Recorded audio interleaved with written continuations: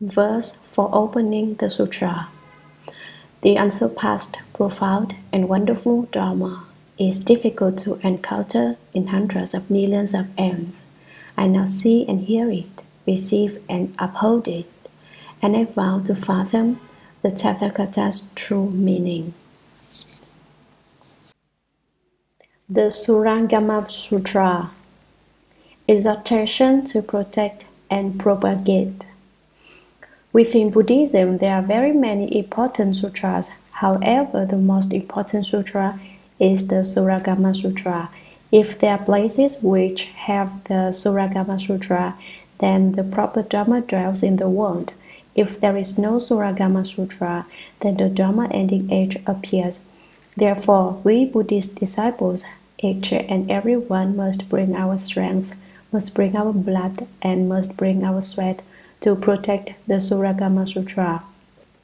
In the Sutra of the Ultimate Extinction of the Dharma, it says very, very clearly that in the Dharma Ending Age, the Shurangama Sutra is the first to disappear, and the rest of the sutras disappear after it. If the Shurangama Sutra does not disappear, then the Proper Dharma Age is present. Because of that, we Buddhist disciples must use our lives to protect the Shurangama Sutra, must use vows and resolution to protect the Shurangama Sutra, and cause the Shurangama Sutra to be known far and wide, reaching every nook and cranny, reaching into each and every dust-mote, reaching out to the exhaustion of empty space and the Dharma Realm. If we can do that, then there will be a time of proper Dharma radiating great light. Why would the Shurangama Sutra be destroyed? It is because it is true. The Shurangama Sutra is the Buddha's true body. The Shurangama Sutra is the Buddha's Sharira. The Shurangama Sutra is the Buddha's true and actual stupa and shrine. Therefore, because the Shurangama Sutra is so true, all the demon kings use all kinds of methods to destroy the Shurangama Sutra. They begin by starting rumors, saying that the Shurangama Sutra is phony. Why do they say the Shurangama Sutra is phony? It is because the Shurangama Sutra speaks too truly, especially in the sections of the 4 decisive deeds, the 25 sages describing perfect penetration, and the states of the 50 skandha demons. Those of off-center persuasions and externally oriented ways, great demons and strange freaks are unable to stand it. Consequently, there are a good many senseless people who claim that the Shurangama Sutra is a forgery. Now, the principles set forth in the Shurangama Sutra are on the one hand proper, and on the other in accord with the principle, and the weird demons and strange freaks, those in various cults and sects, all cannot hide away their forms. Most senseless people, in particular wise scholars and garbage-collecting professors, tread upon the holy reed with their extremely scant and partial understanding. They are confused and unclear, lacking real erudition and true and actual wisdom. That is why they falsely criticize. We who study the Buddha Dharma should very deeply be aware of these circumstances. Therefore, wherever we go, we should bring up the Shurangama Sutra. Wherever we go, we should propagate the Shurangama Sutra. Wherever we go, we should introduce the Shurangama Sutra to people. Why is that? It is because we wish to cause the proper Dharma long to dwell in the world. If the Shurangama Sutra is regarded as true, then there is no problem to verify its truth. Let me say that if the Shurangama Sutra were phony, then I would willingly fall into the hells forever through all eternity for being unable to recognize the Buddha Dharma, for mistaking the false for true. If the Shurangama Sutra is true, then life after life in every time I make the vow to propagate the great Dharma of the Shurangama, that I shall in every time and every place propagate the true principles of the Shurangama. Everyone should pay attention to the following point.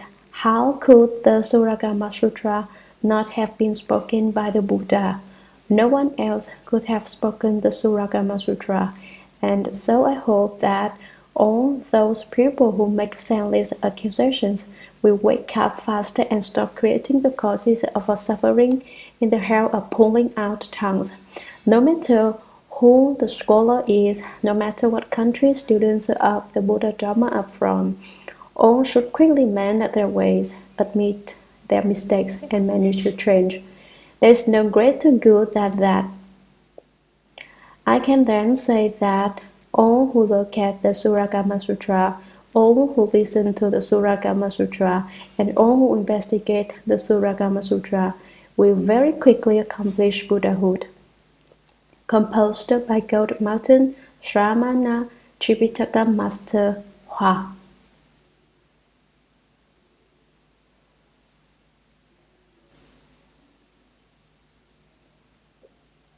The Shurangama Sutra, The 10 Doors of Discrimination, Volume 1, Chapter 1.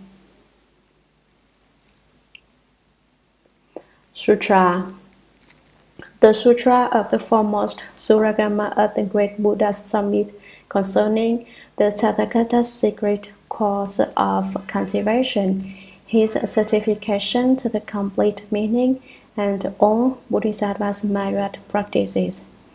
Commentary. These words are the complete title of the sutra. All but the word sutra are the specific designation which differentiates this sutra from others. The word sutra is the general designation for all the discourses of the Buddha. The sutra titles in the Tripitaka are divided into 7 classes, which are more broadly divided into 3 kinds of single titles, 3 kinds of double titles, and complete titles. The 3 kinds of single titles are 1. Sutra titles that refer only to pupil. The Buddha speaks the Amitabha Sutra is an example of this kind. The Buddha and Amitabha are both pupil. Only people are named in this title. 2. Sutra titles that refer only to dharmas. The Maha Parinirvana Sutra is an example. Nirvana is the dharma of non-production and non-extinction. 3. Sutra titles that contain only analogies. The title Brahmanet Sutra refers to the analogy discussed in that sutra. In the circular curtain, the netting of the great Brahma king. The 3 kinds of double titles are 4.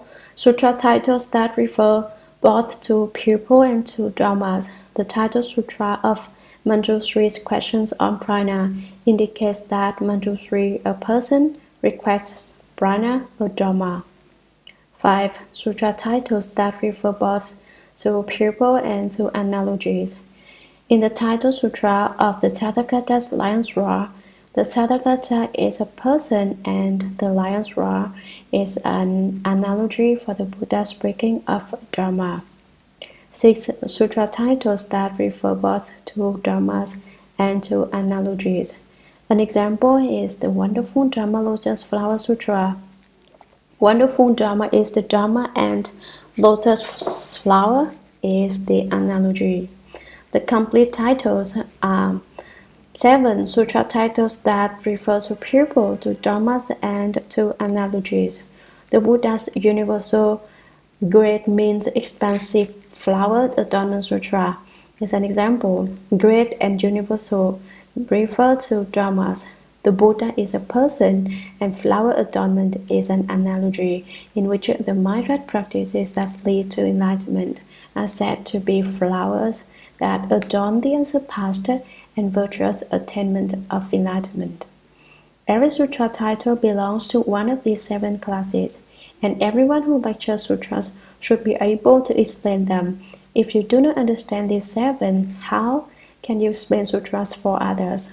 How can you teach others to become enlightened when you yourself have not awakened? You should not be like people who decide to call themselves Dharma masters, after reading a book or two, despite the fact that they can't explain even one of the 73 types of sutra titles, or the fivefold mysterious meanings, or a single door of the 10 doors of discrimination. That is truly a case of premature exuberance. By speaking sutras and lecturing Dharma without having reached a true understanding of them, these people send most of their listeners to their house, and they themselves fall too. Once in their house, neither they nor their followers know how they got there. How pitiful! Only after reaching a genuine understanding and gaining genuine wisdom in the study, the Buddha Dharma can one teach and transform living beings without making mistakes. To explain the inexhaustible principles contained in the Shurangama Sutra, I will use the 10 doors of discrimination of the Sancho worthy leader school rather than the fivefold mysterious meaning of the Tiantai heavenly vista school. The Sancho and the Tiantai are two great schools of Buddhism in China. Some Dharma masters who lecture sutras have studied only one of the two schools, and so their explanations do not always reach the level of perfect penetration without obstruction. The 10 doors of discrimination of the Central School are the generation explanation of the title, the causes and conditions for the arising of the teaching, the division in which the sutra is included and the vehicle to which it belongs, the examination of the depth of the meaning and the principle, the expression of the teaching substance, the identification of the appropriate individuals able to receive the teaching, the similarities and differences between the principle and its implications, the determination of the time, the history of the transmission and translation, the specific explanation of the meaning of the text. The general explanation of the title. The Sutra of the Foremost Shurangama of the Great Buddha Summit concerning the Tathagata's secret cause of cultivation, his certification to the complete meaning, and all Bodhisattvas' myriad practices is the complete name of this sutra. The word great has 4 aspects and refers to a great cause, great meaning, a great practice, and a great fruition. The great cause is a secret cause. It differs from other causes in that ordinary people do not know of it. Adherents of externalist religions do not understand it, and those of the 2 vehicles, south hearers and Pratyeka Buddhas, have not awakened to it. Thus it is great. The great meaning is the complete meaning, the culmination of one's cultivation of the way leading to certification. The great practice includes all the Bodhisattvas' myriad practices. The great result is the foremost Shurangama. Because of these 4 kinds of greatness, the specific title begins with the word Da, great. Buddha comes from a Sanskrit word that was transliterated into Chinese as for Tuoye and subsequently abbreviated to for. Although many people think the word for is Chinese for Buddha, it is in fact only the first syllable of the full transliteration of the Sanskrit for Buddha. Buddha means enlightened, awakened. There are 3 kinds of enlightenment: enlightenment of self, enlightenment of others, and the perfection of enlightened practice. The Buddha is enlightened. His state of being is different from that known to ordinary unenlightened people. To be enlightened oneself is not enough. However, one must also enlighten others. The enlightenment of others involves thinking of ways to cause everyone else to become enlightened. Within the enlightenment of self and the enlightenment of others, there are various stages and myriad distinctions. There are, for instance, small enlightenments which are not complete, and there is great enlightenment which is total. The Buddha has, by himself, realized great enlightenment, and he also causes others to obtain great enlightenment. When one has perfected both the enlightenment of self and the enlightenment of others, one obtains the perfection of enlightenment and practice. The Buddha has perfected the three kinds of enlightenment, and so is adorned with myriad kinds of virtuous practices. The three enlightenments perfected, the myriad virtues complete, thus is he called the Buddha. Someone may wonder why people believe in the Buddha. It is because we ourselves are Buddhas, that is, fundamentally we are Buddhas, but at present we are confused and unable to attain certification as Buddhas. The reason I say we are basically Buddhas is that the Buddha himself said, all living beings have the nature, all can become Buddhas. It is only because of polluted thinking and attachments that they are unable to attain certification. The polluted thoughts of living beings shift to the north, south, east, and west, above and below. They suddenly pierce the heavens, suddenly drill to the earth. They reach to every conceivable place, and their number is incalculable. Do you know how many polluted thoughts you have in a single day? If you do, you are a bodhisattva. If not, you are still an ordinary person. People become attached to possessions and constantly make distinctions of me and mine. They are unable to put aside material objects or physical pleasures. That is my airplane. That is my car, the very latest model, you know. One is attached to whatever one possesses. Men have masculine attachments, women have feminine attachments. Good people have the attachments of good people. Bad people have the attachments of bad people. No matter what the attachments are, those who have them cannot let them go. They keep grabbing, taking, and hanging on, getting more and more attached.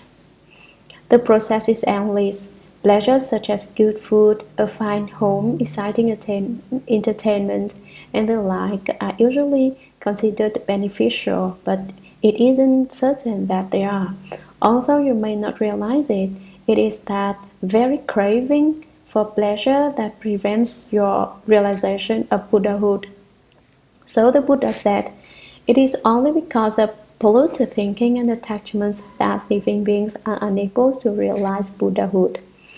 In the Shurangama Sutra, the Buddha said, Buddhi is the ceasing of the mad mind. The mad mind is explained as the false egocentric mind, the mind fond of status, the mind full of vain hopes and illusions, the mind that looks down on others and cannot see beyond its own achievements and intelligence. Even someone who is really ugly will consider himself to be very beautiful. Such strong attachments as these are dissolved when the mad mind is made to cease. That ceasing is Bodhi. It is an awakening to the way. It is an enlightenment that is a first step toward the realization of Buddhahood. If you can cause the mad mind to cease, then you are well on your way. Of the three kinds of enlightenment, the Arhats and Pratyeka Buddha's enlightenment of self distinguishes them from ordinary unenlightened people. Pratyeka Buddhas awaken to the way by cultivating the 12 links of conditioned causation. Arhats awaken to the way by cultivating the Dharma door of the four sagely truths. Bodhisattvas differ from Arhats and Pratyeka Buddhas in that they resolve to enlighten and to benefit others. Ultimately, the Arhats, the Pratyeka Buddhas, and the Bodhisattvas are simply people who have cultivated to the point of realization. How many people are we speaking of? We could be speaking of one person who cultivates to become first an Arhat, then a Pratyeka Buddha, and then a Bodhisattva by means of the 6 paramitas and the myriad practices. Such a person embodies all 3 levels. Someone else, however, may cultivate to the level of arhatship and then not want not want to go on. Once he himself has understood, such a person says, I myself have already become enlightened. I understand I can ignore everyone else. He is a selfish person. He comes to the heart of the accomplishment of a hardship, and it does not occur to him to continue down the path to practical Buddhahood. Others continue to practical Buddhahood but do not consider progressing further. So one can say there are one person, or one can say there are three people. A Bodhisattva, however, one who enlightens himself and others, cultivates the six paramitas and the magnificence of the myriad practices, and he can continue to progress until he reaches the perfection of the Bodhisattva way. The stage is said to be the perfection of enlightenment and practice. It is the realization of Buddhahood. The Buddha state of perfect enlightenment and practice distinguishes him from the Bodhisattva. These three kinds of enlightenment can be discussed at length. When one practices them, many distinctions appear. Within realizations are further realizations. Within distinctions are further distinctions. The process is extremely complex. The summit is the highest point. The crown of the head is in summit. Above that is heaven. It is sometimes said of people that the top of the head touches heaven and the feet touch the earth. Such people are indomitable. Together, the word crown of the great Buddha refers to the top of the great Buddha's head. How big is the great Buddha? The size is the 6-foot high Buddha image, you wonder. The size of the 6-foot high Buddha image, you wonder. No, a Buddha image is like a mere drop in the ocean or one fine mote of dust in a world system. There is nothing greater than the great Buddha. He is great and yet not great. That is true greatness. Who is he, you ask? He is the Buddha who pervades all places. There is no place where he is and no place where he is not. No matter where you say he is not there. Wherever you say he is not, he is there. What size would you say he is? There is no way to calculate how great he is, and so he is truly great. So great that he is beyond greatness. How can one be beyond greatness? No greatness can compare to his. His greatness is the most great. Who is he then? The great Buddha. Who is this great Buddha? He is you and he is me. But I am not that great. And as far as I can tell you, neither are you. As far as I can tell, neither are you. How can you say he is you and me, you ask? How can you talk about it like this? If he did not have any connection with you and me, it would not be necessary to discuss him. How am I that great, you ask? The Buddha nature is great and it is inherent in us all. Just that is the incomparably great Buddha. Now we are not only speaking of the great Buddha, we are referring to the crown of his head, his summit. And the great Buddha summit refers to the appearance of yet another great Buddha. How big is that Buddha, you ask? The Buddha is invisible. He is referred to in the verse that we recite before reciting the Shurangama mantra. The transformation atop the invisible summit poured forth splendorous light and proclaimed this spiritual mantra. What is invisible can be said not to exist. How can one refer to the existence of a great Buddha when he cannot even be seen? What cannot be seen is truly great. If it weren't so big as to be invisible, why do you suppose you couldn't see it? Little things are invisible, not big ones. Really? The sky is big, but can you see all of it? No. The earth is vast, but can you see its entire surface? No. What is truly great cannot be seen. The great Buddha's invisible summit emits a light. How great is the light? Think it over. Could a great Buddha emit a small light? Naturally, the light he emits is so great it illuminates all places. Does it shine on me? It has shone on you all along. Then why am I not aware of it? Do you want to know of it? When the mind is pure, the moon appears in the water. When the thoughts are settled, the sky is without a cloud. If your mind is extremely pure, the Buddha's light will shine on you and illumine your mind like the moonlight deeply penetrating clear water. If your mind is impure, it is like a puddle of muddy water through which no light can pass. The mind in samadhi is like a cloudless sky, a state that is inexpressibly wonderful. If you can truly purify your mind, then you can obtain the strength of the Shurangama Samadhi. Saddharkata is a Sanskrit word. It means thus come one. There is nothing which is not thus, and nothing which is not come. Thus refers to the basic substance of the Buddha Dharma, and come refers to the function of the Buddha Dharma. Thus refers to a state of unmoving suchness. Come means to return and yet not return. It is said, thus unmoving, come and come again, come and yet not come. Did he go? No. Did he come? No. Therefore, it says in the Vada Sutra that the Saddharkata does not come from anywhere, nor does he go anywhere. He does not go to you, nor does he come to me. Yet he is right there with you and right here with me. Saddharkata is one of the 10 names of the Buddha. Originally, every Buddha had 10,000 names. In time, these 10,000 names were reduced to 1,000 because people got confused trying to remember them all.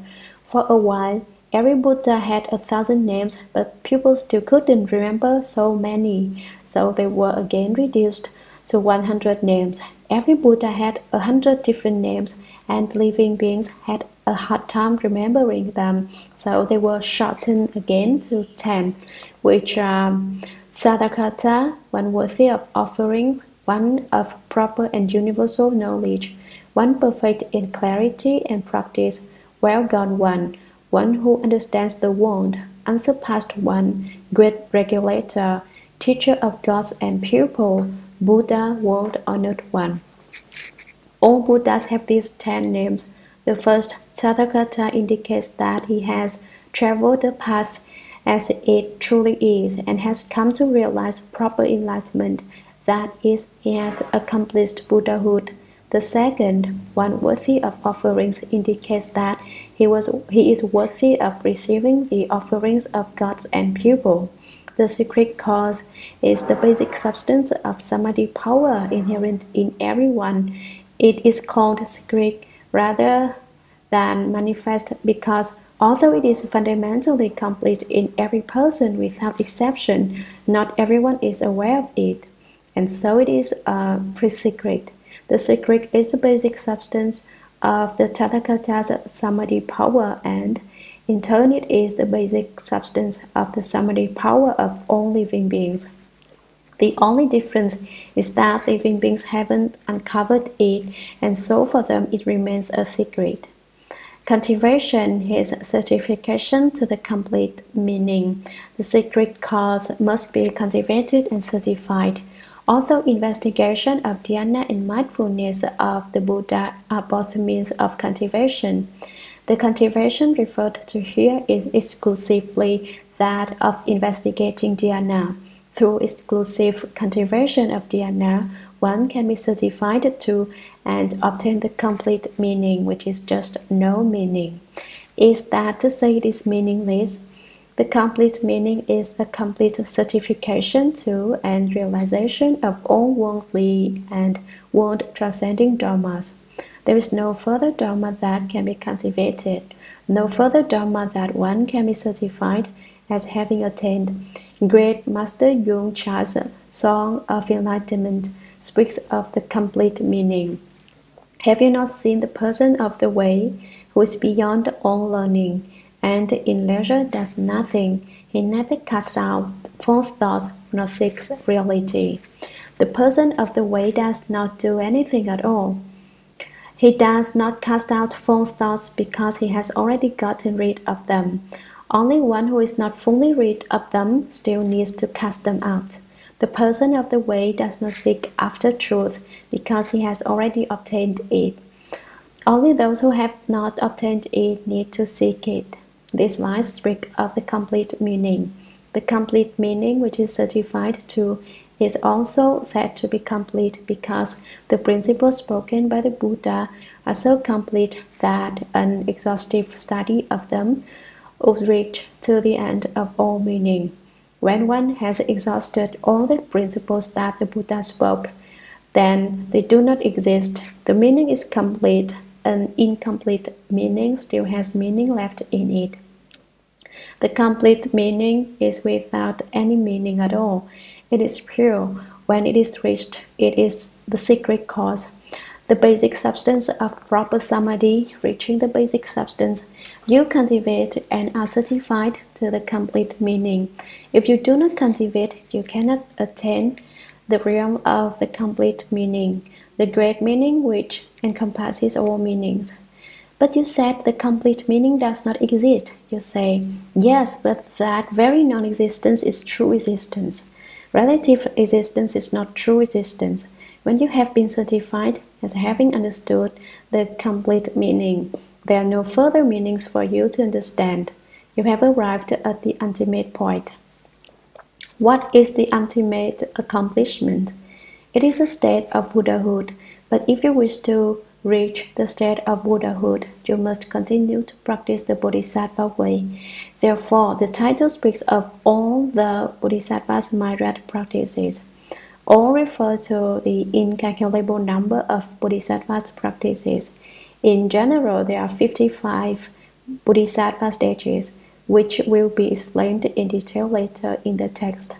They include the 10 faiths, the 10 dwellings, the 10 practices, the 10 transferences, the 4 aiding practices, the 10 grounds, and equal enlightenment, which comes before the wonderful enlightenment of Buddhahood. At each position are millions of Bodhisattvas. The 55 stages do not refer to a mere 55 Bodhisattvas, but rather to 55 levels through which the meatless Bodhisattvas pass. The myriad practices are the numerous ways in which Bodhisattvas cultivate. There are said to be 84,000 Dharma. Paramita, a Sanskrit word, literally means arrived at the other shore. It means to completely finish whatever you do. If you decide to become a Buddha, then the realization of Buddhahood is a paramita. If you want to go to a university and get a PhD, obtaining the degree is a paramita. If you're hungry and want to eat, then to get full is paramita. If you're sleepy, then to lie down and go to sleep is paramita. The Sanskrit word paramita is transliterated into Chinese as bo luo mi. Bo luo is Chinese for pineapple and mi means honey. So the fruit of paramita is said to be sweeter than the pineapple. Bodhisattvas cultivate the 6 paramitas. They are giving, moral precepts, patience, vigor, dhyana, concentration, and prana. There are 3 kinds of giving: the giving of wealth, the giving of dharma, and the giving of fearlessness. As to wealth, although money is one of the things people love most, it is also the dirtiest thing in the world. Just consider how many hands it passes through and how many germs it gathers. In Buddhism, money is considered unclean. First of all, its source is often unclean. It may have been stolen or embezzled. I've earned every penny of my money, someone may complain, is clean. Even if your money comes from legitimate sources, you still can't deny that the money itself is filthy and covered with germs. Even so, everyone still likes it. A lot of people spit on their fingers when they count money. when they pass it back and forth, making it highly suspect as a carrier of infectious diseases. But in spite of its filth, no one is afraid of getting too much money. If you gave someone all the money in America, he would not think it was too much. But when you have a lot of money, you also have a lot of problems. You can't get to sleep at night. You are kept busy figuring out where to put it. Since money keeps you so preoccupied, it is basically not a good thing. But even though it is not a good thing, most people love it and cannot give it up. One who can give away money practices the paramita of giving and is cultivating the Bodhisattva way. It is not easy for people to give. Their hearts are the junction of yin and yang, the battleground of the reason and desire. For instance, someone sees someone else in bitter straits without a bit of food, and being a principled person, he decides to give the poor person $1. He reaches into his pocket, but suddenly his desire seizes him and he starts to have second thoughts. Wait a minute, I can't give him that $1. It's the last bit of change I've got. If I give it away, I won't have any money for the bus and I have to walk. I can't do it. His first impulse was to be generous to someone else, but it was followed immediately by a second thought, his own welfare. So he puts his money back in his pocket and doesn't give it away. That's the way it goes. It happens the same way on a large scale as it does on a small scale, all the way from a penny to $1 million. The first thought is to give, the second thought concerns oneself. The giving of wealth is not easy. Some people even go so far as to think, I'd be stupid to give money to you. Why don't you give yours to me?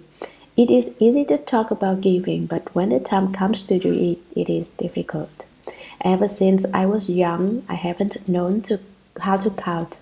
Whenever I got some money, I gave it away. If I had $1, I gave that. If I had $2, I gave them both away. I didn't want money. Most people would consider my behavior very stupid because I didn't know how to help myself out. I only knew how to help others. By benefiting others, one brings forth the heart of a bodhisattva, and those who bring forth the heart of the bodhisattva benefit others rather than themselves. They say, it's all right if I have to suffer and endure distress, but I don't want others to suffer. Bodhisattvas always benefit others by practicing good conduct without bothering to figure out if they take a loss. Some people spend all their time making sure they get a bargain. When they set out to buy something, they do a lot of comparison shopping until they come up with the best buy. But what they end up buying turns out to be cheap in more ways than one. Things made of the latest material wrought from scientific experiments, things which look handsome enough but which break as soon as they are used. Although such people think they are getting a good deal, in the end they take a loss. Instead of indulging in such calculated selfish behavior, you should work for the good of others. The lecturing of sutras are explaining of Dharma, the giving of Dharma. It is said, of all the kinds of offerings, the gift of Dharma is the highest. The money you give can be counted, but the gift of Dharma can't be reckoned. If someone comes to a sutra lecture and hears something that causes him to become enlightened, to genuinely understand, can you imagine how great the merit derived from such a gift would be? Because the gift of a sentence of Dharma can cause people to realize Buddhahood. It is the highest kind of giving. The giving of fearlessness takes place, for example, when you bring calm to the victims of robbery or fire or any other catastrophe that causes them to be terrified or panic-stricken. You can calm them and comfort them by saying something like, "Don't be afraid, no matter what the problem is, it can eventually be resolved." The second paramita practiced by Bodhisattvas is keeping moral precepts. This refers to the precepts and rules, which are one of the most important aspects of the Buddha's teachings. What are precepts? Precepts are the rules of moral conduct that Buddhist disciples follow. The precepts stop evil and guard against mistakes. When you maintain precepts, you don't indulge in any bad actions, but instead you conduct yourself properly and you offer up your good conduct to the Buddha. How many kinds of precepts are there? Lay people who have taken refuge with the Triple Jewel, the Buddha, the Dharma, and the Sangha, and who wish to make progress should take the 5 precepts. The 5 are not to kill, not to steal, not to commit sexual misconduct, not to lie, and not to take intoxicants.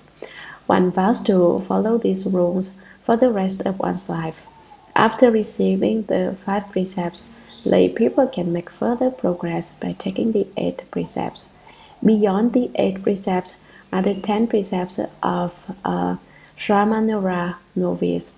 After receiving the Shramanara precepts, to become fully ordained, to become one who has left the home life, one can take the 250 precepts of a bhikshu monk or the 348 precepts of a bhikshuni nun. There are also the 10 major and 48 minor bodhisattva precepts. The first 10 are called major because one cannot repent and reform for violation of any of these 10. If one violates the minor precepts, it is still possible to change one's forms and begin anew. When the Buddha was about to enter Nirvana, his disciple Ananda asked him 4 questions, one of which was this: when the Buddha was in the world, he was our master. After the Buddha enters Nirvana, who will be our master? The Buddha told him, "After I enter Nirvana, you should take the precepts as master." He was indicating that people who live the home life, all bhikshus and bhikshunis, should take the precepts as master. Lay people who seek to receive precepts should certainly seek them for one who has left the home life. When the precepts are transmitted, the precept substance must be bestowed upon the recipient by a bhikshu. According to Buddha's precepts, bhikshunis cannot transmit precepts.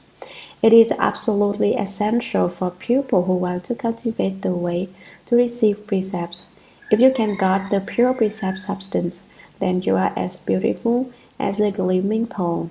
Vinaya Master Hsuan, proclaimer of the way, who lived on Trungnan Mountain during the Tang Dynasty, held the precepts so well that gods made offerings of food to him. The virtue of the precepts is very great. If you study the Buddha Dharma without receiving the precepts, you will be a leaky bottle. To keep the precept is to patch the leaks. The human body has outflows, it leaks. If you maintain the precepts for a long time, eventually there will be no outflows. This Shurangama Dharma assembly, in which the sutra is now being explained, offers a combination of study and practice. The schedule is strenuous, from 6 a.m. to 9 p.m. daily, much more rigorous than regular school. But this is a school for ending birth and death. It is a school of complementary practice and understanding. From the study of the Shurangama Sutra, we derive understanding and we practice by investigating dhyana. Through the combination of practice and understanding, we can stride forward over solid ground and get the job done without carelessness or negligence. Through your efforts, you may solve the problem of birth and death and obtain extremely great benefit. An example will help to illustrate the value of combining understanding with practice. A blind man and a cripple lived together in a family compound. There were several other people living with them and helping out. One day, however, everyone else went out, fishing, shopping, doing the sorts of things people like to do. The blind man and the cripple were the only ones left at home. On that particular day, a fire broke out in their house. The blind man couldn't see and had no way to get out. The cripple could see, but he didn't have any legs. What a predicament they were in! Both of them were certainly going to burn to death. At that time, a good and wise advisor gave him some advice. You too can avoid dying. You can get out of this burning house. Why? How? Cripple, let the blind man use your eyes. Blind man, let the cripple use your legs. They followed his advice.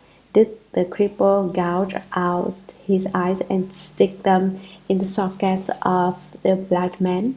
Without a surgeon, such a method would surely fail. To put the blind man's legs on the cripple without a physician would also be difficult. What did they do? They made the best of the situation. The cripple climbed on the blind man's back and told the blind man where to walk. Go left, go right, go straight ahead.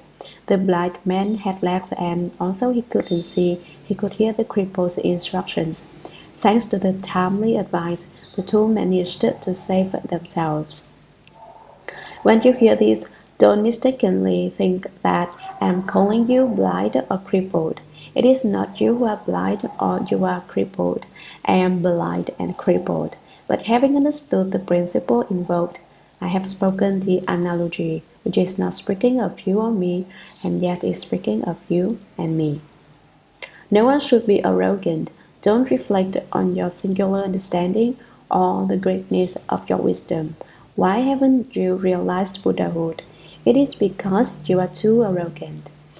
I have so much knowledge, you think, but whatever you learn obstructs you. If you have a lot of knowledge, you are burdened with the obstruction of knowledge. If you have a lot of ability, your ability obstructs you so that you are unable to realize the way. We should get rid of our thoughts of you, me, and him. Let the thoughts settle, relax, purify them, empty your belly. What for?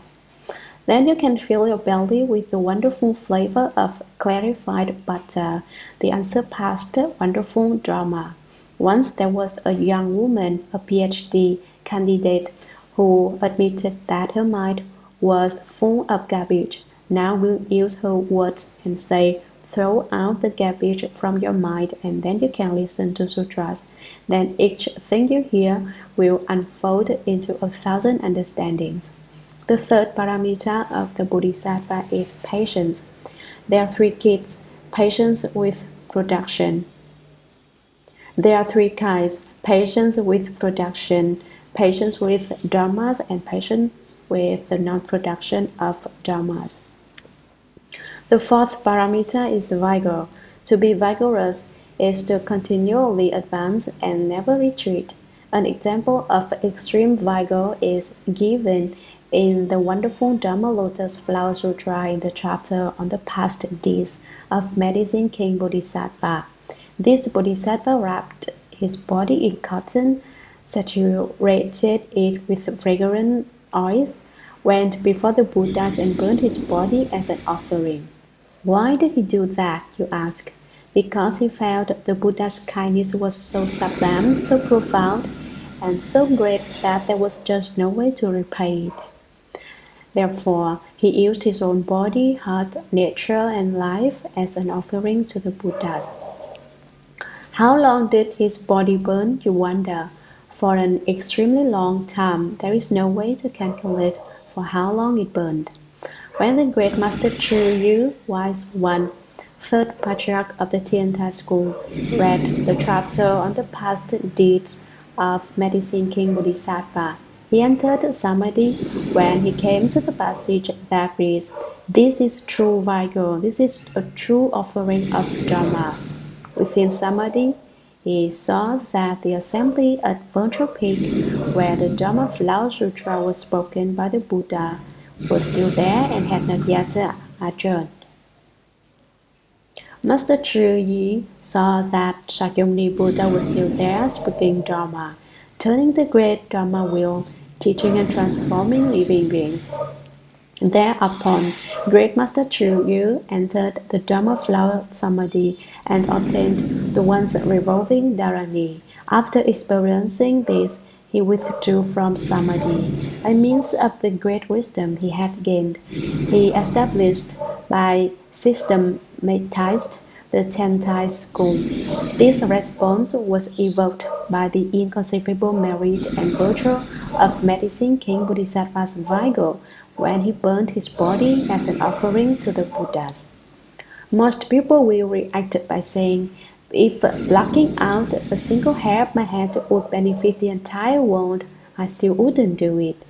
That's because they only know how to benefit themselves and not how to benefit others. They can't be called vigorous. The fifth paramita is dhyana concentration, also called dhyana samadhi. There are 4 dhyanas and 8 samadhis. The 9 successive stages of samadhi are discussed in the text of the Shurangama Sutra, so they will not be dealt with in detail now. I will explain the 4 dhyanas briefly. The first dhyana is called the state of joy apart from production. In the first dhyana, one's pulse stops. The second dhyana is called the state of joy from achieving samadhi. Here, one's samadhi is more solid than the first dhyana. In the second dhyana, one's breath stops, but this does not mean death. It is instead another realm of consciousness. The outer breath ceases and an inner breath comes to life. Ordinary people can use only their external breath. If a person can breathe internally, he can avoid death. He can live as many years as he wants. However, one can live so long as to turn into a useless corpse-guarding ghost obsessed with the need to protect his stinking skin back of a body. The third dhyana is called the state of wonderful bliss detached from joy. Most people who cultivate like to experience joy. However, the bliss experienced in the third dhyana, which is detached from joy, is extremely wonderful. In this dhyana, conscious thought ceases. The fourth dhyana is called the state of pure renunciation of thought. Here, all thoughts are abandoned. One can know what is happening in the heavens and among people, but one should not become attached to the experience. Entering the samadhi of the fourth dhyana represents only the first step in cultivating the way. One should not think that accomplishing the fourth dhyana is a special attainment. It is just the first step forward realizing Buddhahood. It is not even the accomplishment of the first stage of arhatship. The sixth paramita is prana. Prana is a Sanskrit word that may be translated as wisdom. Most people consider mundane intelligence to be wisdom. It is not. Intelligence is worldly knowledge such as that derived from the study of science, philosophy, and the like. Wisdom refers to the world transcending wisdom that realizes Buddhahood. This is prana. The word prana is not translated because it contains many meanings and thus falls within the 5 kinds of terms not translated, which are terms that are secret, terms that have many meanings, terms that refer to something not existing in the translator's country, terms that traditionally have not been translated, and terms that are honorifics. This list was first drawn up by Venerable Master Hsuan Hua in the Tang Dynasty. There are 3 kinds of prana: literary prana, contemplative prana, true appearance prana. Literary prana refers to the wisdom contained in the sutras. Contemplative prana refers to the wisdom gained through returning the light and illumining within, through reversing the here to hear the self-nature. It arises When your eyes don't gaze outside but look within, with the light of wisdom of contemplative investigation, you can illumine and break through all darkness within you. When that happens, you become very clear and pure inside and are no longer burdened with filth. True appearance prajna, the most wonderful, inconceivable kind of prajna, is synonymous with the complete meaning, of which the sutra speaks. The true appearance has no appearance, and yet there is nothing left without an appearance. If you say that it has no appearance, everything thereupon appears. Thus it is the true appearance. If you understand this, you are right next to the Buddha. You are but a step away. The Vada Sutra says, all that has appearance is empty and false. If you see all appearances as no appearance, then you see the Tathagata. Everything that has an appearance is false. If, while in the midst of appearances, you can understand that they have no appearance, then you see the Buddha. You understand the basic substance of the Dharma and penetrate to the Dharma source. To see the source of all Dharmas is to see the Buddha. Such an experience is easy to talk about, but difficult to attain. You can't understand just by hearing lectures. You must think of a way to travel that road.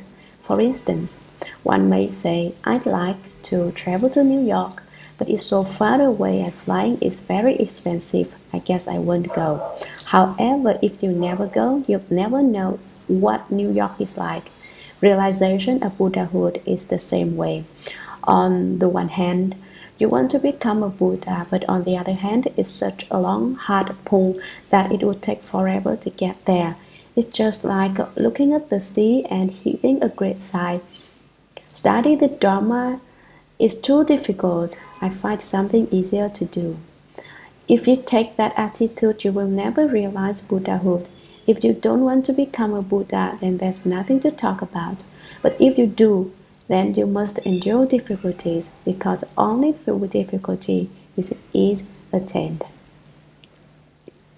In China it is said, if the winter's cold did not pierce to the bone, how could the plum blossoms be so fragrant? The extremely sweet-smelling plum blossom of China blossoms in midwinter. As a result of enduring the bitter cold, the blossoms have an exquisite fragrance. Every living being is endowed with the true appearance of prajna, but like the secret cause of this sutra, it is not yet manifest within them, and they are unaware of their own inheritance. We do not realize the prajna of our own nature, its inherent true appearance. And so we are as if poverty-stricken within the Dharma. Prajna is the wisdom we have always had. We should open this treasure room of wisdom, and then our original face will appear. As long as we don't know that we are endowed with true appearance prajna, we carry an undiscovered gold mine inside us. To discover the gold mine is not enough, however. We have to use manpower to mine the gold before it can be used. The sutras tell us that the gold mine of prajna exists within each one of us, but unless we mine the gold, it's not much use to know about it. We must put in the work and vigorously resolve to cultivate. Then we can mine the prajna and our inherent Buddha nature will appear. The Buddha said, all living beings have the Buddha nature and can realize Buddhahood. But one cannot say, the Buddha said, I am a Buddha, so I am a Buddha even without cultivating. This is to know the gold is there and yet not bother to dig it from the ground. This has been a general explanation of the 6 paramitas of the Bodhisattva. Everyone can decide to be a Bodhisattva and cultivate the Bodhisattva's practices. If you carry out the deeds of a Bodhisattva, then you are a Bodhisattva with an initial resolve. Bodhisattvas do not selfishly say, only I can become a Bodhisattva. You can't be a Bodhisattva. You can't compare to me. Not only can everyone become a bodhisattva. For most Shurangama is a Sanskrit word that means the ultimate durability of all phenomena. All phenomena refers to everything, all the mountains, rivers, the great earth, buildings, people, and things, as well as all creatures born from worms, from eggs, from moisture, and by transformation. When one plumps all things to their unchangeable source, one obtains the basic substance of samadhi, the samadhi of the secret cause. When one obtains the samadhi of the secret cause, one can then be certified as having attained the complete meaning. When one is certified as having attained the complete meaning, one then cultivates the 6 paramitas and the myriad practices of a bodhisattva and thereby attains the great practice. When one has attained the great practice, one can then accomplish the samadhi of the ultimate durability of all things, which is the great result. The great Buddha Summit then refers to the wonderful advantages of the 4 kinds of greatness: the great cause, the great meaning, the great practice, and the great result. They can also be called the wonderful cause, the wonderful meaning, the wonderful practice, and the wonderful result. However, wonderful doesn't describe them completely, and so the word great is used. The ultimate durability of all phenomena refers to samadhi. Without samadhi, the body and mind are distracted and do not work in harmony. You may decide to go south, but your legs refuse to obey. You end up walking north. Or you may want to do good deeds, but you lose control and somehow end up committing crimes instead. A lack of consistency or constancy in carrying things out is also evidence of a lack of samadhi. In studying the Shurangama Sutra, everyone should be firm, sincere, and constant. You should firmly resolve, I am determined to study until I understand the principles of the Shurangama Sutra. You shouldn't stop in the middle of the road and turn around to go back. You shouldn't hit the drum to adjourn the meeting prematurely. Do not draw the line when you've come only halfway. Don't say, I've studied so many days and haven't understood yet. This is extremely difficult material. I don't think I study it anymore. With sincerity, you can study in earnest and can keep your mind on what you are doing. You are so delighted by study that all worries are forgotten. You study so industriously that you forget to eat. When you lie down at night to sleep, no thoughts arise other than those of the doctrines in the sutra. With constancy, you don't study for a few days and then back out, feeling that studying the Buddha Dharma is dry and uninteresting. You don't decide to go play in the park or find some good entertainment. You don't think of excuses. There's no practical value in studying this stuff. It's antiquated in this scientific age. And then run away. Without constancy, you lack ultimate durability. With the cultivation of these 3 firmness, sincerity, and constancy, you can be ultimately durable and gain samadhi power. With samadhi power, you will not be turned by states. You won't be controlled by your environment.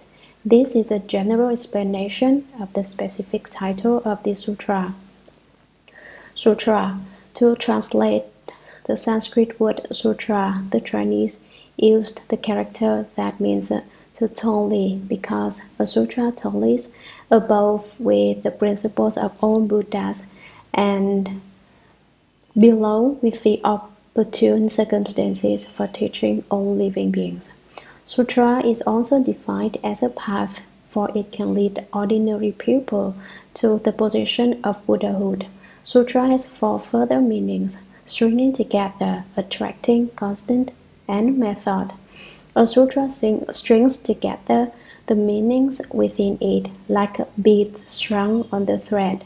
It attracts the beings for whom the teaching will be opportune. The sutras present the dharmas appropriate to the particular needs of beings, as medicine is prescribed to cure specific illnesses. The sutra is like a magnet, and living beings are like the iron filings which are attracted to the magnet. The Shurangama Sutra is like a magnet, so it is called durable. But the Shurangama Sutra is even stronger than the magnet. It can keep people from falling ever again. Thus, it gathers in living beings so that they cannot possibly fall again into the realms of the hells, or turn into hungry ghosts, or change into animals. They are magnetized so that even if they want to run away, they can't. Even if they want to fall, they won't be. People come to listen to a sutra lecture, and once they've heard, they become magnetized. They hear one passage and they want to hear the next. This makes sense, they exclaim. I like the flavor, it's really sweet. Sutras are said to be constant because from ancient times to the present day they have not changed. Not one word can be added or taken away. They are permanent and unchanging. The sutras are said to be methods, for they are revered by beings in the past, present, and future because they contain methods to cultivate the way, realize Buddhahood, and teach and transform living beings. The Buddhist canon is composed of 12 divisions. All 12 may be found within each sutra. The 12 divisions are prose, reiterative verses, bestowal of predictions, causes and conditions, analogies, past events, present lives, broadening passages, previously non-existent dharma, unrequested dharma, interpolations, and discussions. The first of the 12 divisions consists of the prose sections of the sutras. In Chinese, literally the long lines. The second division is the reiterative verses, consists of verses that rephrase the meanings expressed in the prose sections of the sutras. The third division is bestowal of predictions. In the sutra, Shakyamuni Buddha may tell a bodhisattva, in such and such an age you will become a Buddha. Your name will be such and such. Your lifespan will be so long, and in such and such a country you will teach living beings. An example is Dipankara, burning lamp, Buddha's bestowing the prediction of Buddhahood upon Shakyamuni Buddha in a former life. On the coarse ground, Shakyamuni Buddha cultivated the Bodhisattva way so sincerely in his search for the Dharma that once he spread out his hair to cover the mud. Why did he do that? Once in a former life, when Shakyamuni Buddha was walking down the road, he noticed a bhikshu walking toward him. He didn't know the bhikshu was actually a Buddha. The road that lay between them was muddy and full of puddles. If that old bhikshu walks through all this water, he's bound to get drenched, thought the future Shakyamuni Buddha, and out of his respect for the triple rule, the ascetic lay down in the mud and water. He used his body as the mat on top of the water and invited the old monk to walk on his body to cross the puddles. There was a small portion of the puddle still exposed, and fear the old bhikshu would have to step in the mud. He loosened his hair and spread it out over the mud for the bhikshu to walk on. Who would have guessed that the old bhikshu was a Buddha? The Buddha, whose name was Dipankara, was pleased to witness such a sincere offering, and he said, "So it is, so it is. You are this way, and I am also this way." The first "so it is" meant, "You have but now made an offering to me by lying down and allowing me to walk over the top of your body." The second "so it is" meant, "In the past I was this way too. I also cultivated the Bodhisattva way." His meaning was, "You are correct." And then Dipankara Buddha gave him a prediction, saying, "In the future you will become a Buddha named Shakyamuni." Why did Dipankara Buddha offer this prediction? Because he was moved by the sincerity of the future Shakyamuni Buddha's heart, and so although he usually paid no attention to other people's affairs, he took notice of this gesture and gave him a prediction of Buddhahood. The fourth division of the sutra explains the causes and conditions that lie behind the speaking of various dharmas. In the fifth division, analogies are used to make clear the wonderful aspects of the Buddha Dharma.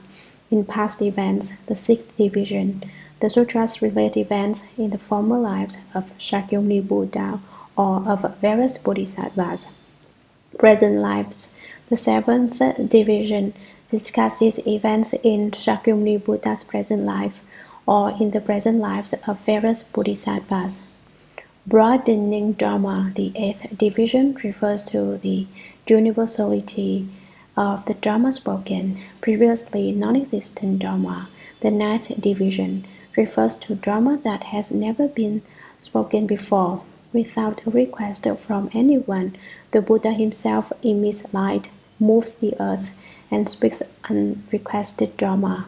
The 10th division, interpolation, the 11th division, refers to verses that express meanings that have no connection with the passages preceding or following. The 12th division is discussions. A verse says prose and reiterations, interpolations, bestowal of predictions, unrequested Dharma, causes and conditions, past lives, analogies, discussions, never been before. These life-broadening passages make up 12 divisions. The Shastra of Great Wisdom explains them in row 33. Each sutra has within it these 12 divisions. This is not to say that there are only 12 volumes in the Buddhist canon, but that every section of the sutra text falls under one of these divisions. Causes and conditions are for the arising of the teaching.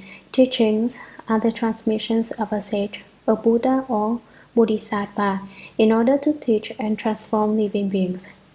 The teaching arises from causes and conditions, and these come from living beings.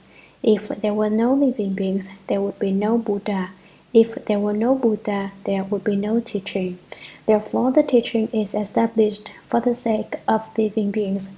The causes and conditions are the reasons for the teaching. They cause living beings to end birth and death. This is the reason Shakyamuni Buddha appeared in the world. The Dharma Flower Sutra says, "The Buddha appeared in the world because of the causes and conditions of one great matter." What is this matter?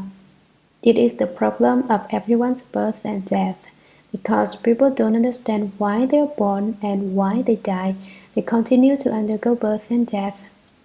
Shakyamuni Buddha appeared in the world to cause living beings to understand why they are born and why they die. Where did you come from when you were born? Where will you go after you die? Once born into the world, living beings are busy all their lives finding places to live, clothes to wear, and food to eat. They become so preoccupied with pursuing food, clothing, and shelter that they have no time to solve the problem of birth and death. This is how ordinary people carry on. They say, "We must work hard and keep busy to get 2 meals, clothes, and a place to live." Nobody is busy figuring out how to end birth and death. They don't think about it. They don't wonder, why did I come into this world? How did I get here? Where did I come from? When you meet someone, you say, "Where are you from? How long have you been here?" But people never ask these questions of themselves. They have forgotten where they came from, and they have forgotten where they are going. They forget to ask themselves, where am I going to go when I die? It is just because people have forgotten to ask themselves this question that Shakyamuni Buddha came into this world to urge us to investigate the problem of birth and death. The Dharma Flower Sutra says further that the Buddha appeared in the world to cause living beings to give rise to the Buddha's knowledge and vision, to display the Buddha's knowledge and vision, to become enlightened to the Buddha's knowledge and vision, to enter the Buddha's knowledge and vision. Originally, all living beings inherently possess the Buddha's knowledge and vision. Their wisdom is identical to the Buddha's. But in a living being, the wisdom is like the gold in the mine mentioned above. Before the mine is excavated, the gold is not evident. Once you realize the existence of your inherent Buddha nature, you can cultivate in accord with the Dharma. You can excavate the mine and extract the pure gold that contains no slag or impurities. Where is our inherent Buddha nature? Where is our inherent wisdom? The Buddha nature is found within our afflictions. Everyone has afflictions and everyone has a Buddha nature. In an ordinary person, it is the afflictions rather than the Buddha nature that are apparent. Afflictions are like ice. Our wisdom is like water. Our Buddha nature is like a moisture which is present in both ice and water. So too, the Buddha nature is found within both wisdom and affliction. But while moisture is common to both the ice and water, their physical properties differ. A small piece of ice is hard and can harm people if you hit them with it. In the same way, you can injure a pupil by giving rise to afflictions. But a small amount of water is harmless if you pour it over somebody. In the same way, a wise person, by the sound of his voice, can make people happy even when he's scolding them. If you use your affliction to make trouble for others, your great ignorance will ignite as soon as you speak to them. In fact, you may upset someone so much that the two of you come to blows, and certainly someone will be injured. People can return to the original source if they can change their afflictions into wisdom. The change is analogous to the melting of ice. You can't say that the ice is not water, for the ice melts into water. You also can't say that the water is not ice, for water can freeze into ice. Their common quality is their moisture. In the same way, no one can argue that living beings are not the Buddha, or that the Buddha is not a living being. The Buddha belongs to living beings, and living beings belong to the Buddha. You should understand this doctrine. You need only change and melt the ice. This is to be useful to people. I say that water can't harm people, but someone may argue that everyone is aware of the danger of drowning and the danger brought by floods. It is true that a lot of water can harm people, but in the analogy, I referred to a small amount of water. If you want to come up with unreasonable objections, the possibilities are endless. You should grasp the meaning and not be obstructed by the particulars. Without faith, your genuine wisdom won't ever manifest. Genuine wisdom arises out of genuine stupidity. When the ice turns to water, there is wisdom. When the water freezes into ice, there is stupidity. Afflictions are nothing but stupidity. If you are thoroughly clear, then you are without afflictions. In lecturing the sutras, I refer to principle. Don't try to use specifics to criticize principles. The two are different. You should continue to listen, and when you have heard a lot of Dharma, you will understand. Having only heard a little, you are unable to put it together. What is he talking about? You wonder. I don't understand. You've never heard it at all before. How could you understand? If you could understand the Dharma without ever having heard it before, your wisdom would be truly exceptional. Perhaps you have heard it in the past, but this is the first time for you in this life. The first time you hear it, it seems familiar. But even then, hearing it is a gradual process. In the same way, if you meet someone for the first time, he may seem familiar to you, but it takes several meetings before you can easily recognize him. Once you understand that your nature is the Buddha nature, You can change your afflictions into Bodhi. To realize Bodhi means to become enlightened. Enlightened to the fact that you should not be attracted to anything, should not be attached to anything. If you have attachment, you cannot become enlightened. A Bodhisattva is not the same as you. Although he has attachment, he is not enlightened. If you have no attachments, you'd be enlightened.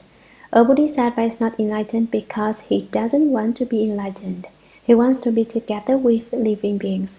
But your thoughts are not the same as the attachments of a Bodhisattva, for he can't forsake living beings and he sees everyone as good. For this reason, he doesn't want to be enlightened. One with the heart of a Bodhisattva wishes for the welfare of others and is unconcerned for himself. A Bodhisattva would willingly descend into the house and undergo limitless sufferings if it would cause people to realize enlightenment. If there are good things to eat, he tastes a little bit and then gives the food to others. In the same way, he has already tasted a bit of the flavor of enlightenment and wants to give everyone a taste. To taste of the flavor of enlightenment, you must sever your afflictions. When you are without afflictions and devoid of ignorance, wisdom comes forth and you become liberated. That is to give rise to the Buddha's knowledge and vision. Once you give rise to the Buddha's knowledge and vision, once you've excavated the gold mine, then you need to display the Buddha's knowledge and vision. You still need to work hard, just as it takes manpower to bring up the gold. First, you must get rid of the dirt, and then gradually you remove the gold from the sand. To display the Buddha's knowledge and vision, you instruct living beings in how to be truly vigorous. Displaying requires cultivation, sitting in meditation and investigating Chen every day until one day, while you are sitting, your contemplation will suddenly penetrate through and you will become enlightened. You will understand, oh, originally it was thus. Originally it was all just this way. You will have truly solved the questions of human existence. This is to be enlightened to the Buddha's knowledge and vision. The Buddha's knowledge and vision are not to be mistaken for the knowledge and vision of living beings. Living beings use their knowledge and vision to give rise to incessant false thoughts. Deep attachments cause them to become afflicted by the least impoliteness. How can you be so mean to me? You say. In fact, people will inevitably be good to you if you are truly good to them. It is not that people are not good to you, but rather that you have not been good to them. If you understand this doctrine, then no one can be mean to you. One hand claps, but makes no sound. Only two hands clapping can make a sound. Everyone bows to the Buddha with utmost respect because the Buddha is truly good. This is why no one is not good to the Buddha. I don't believe it. Someone may say, some people slander the Buddha. People who slander the Buddha can't even be counted as pupil. They simply don't understand how to be pupil, and so they slander the Buddha, the Dharma, and the Sangha. They don't understand the basic question of their own lives. If they knew how to be human, they wouldn't slander the Triple Jewel. We should enter the Buddha's knowledge and vision once we are enlightened to them. This also takes work.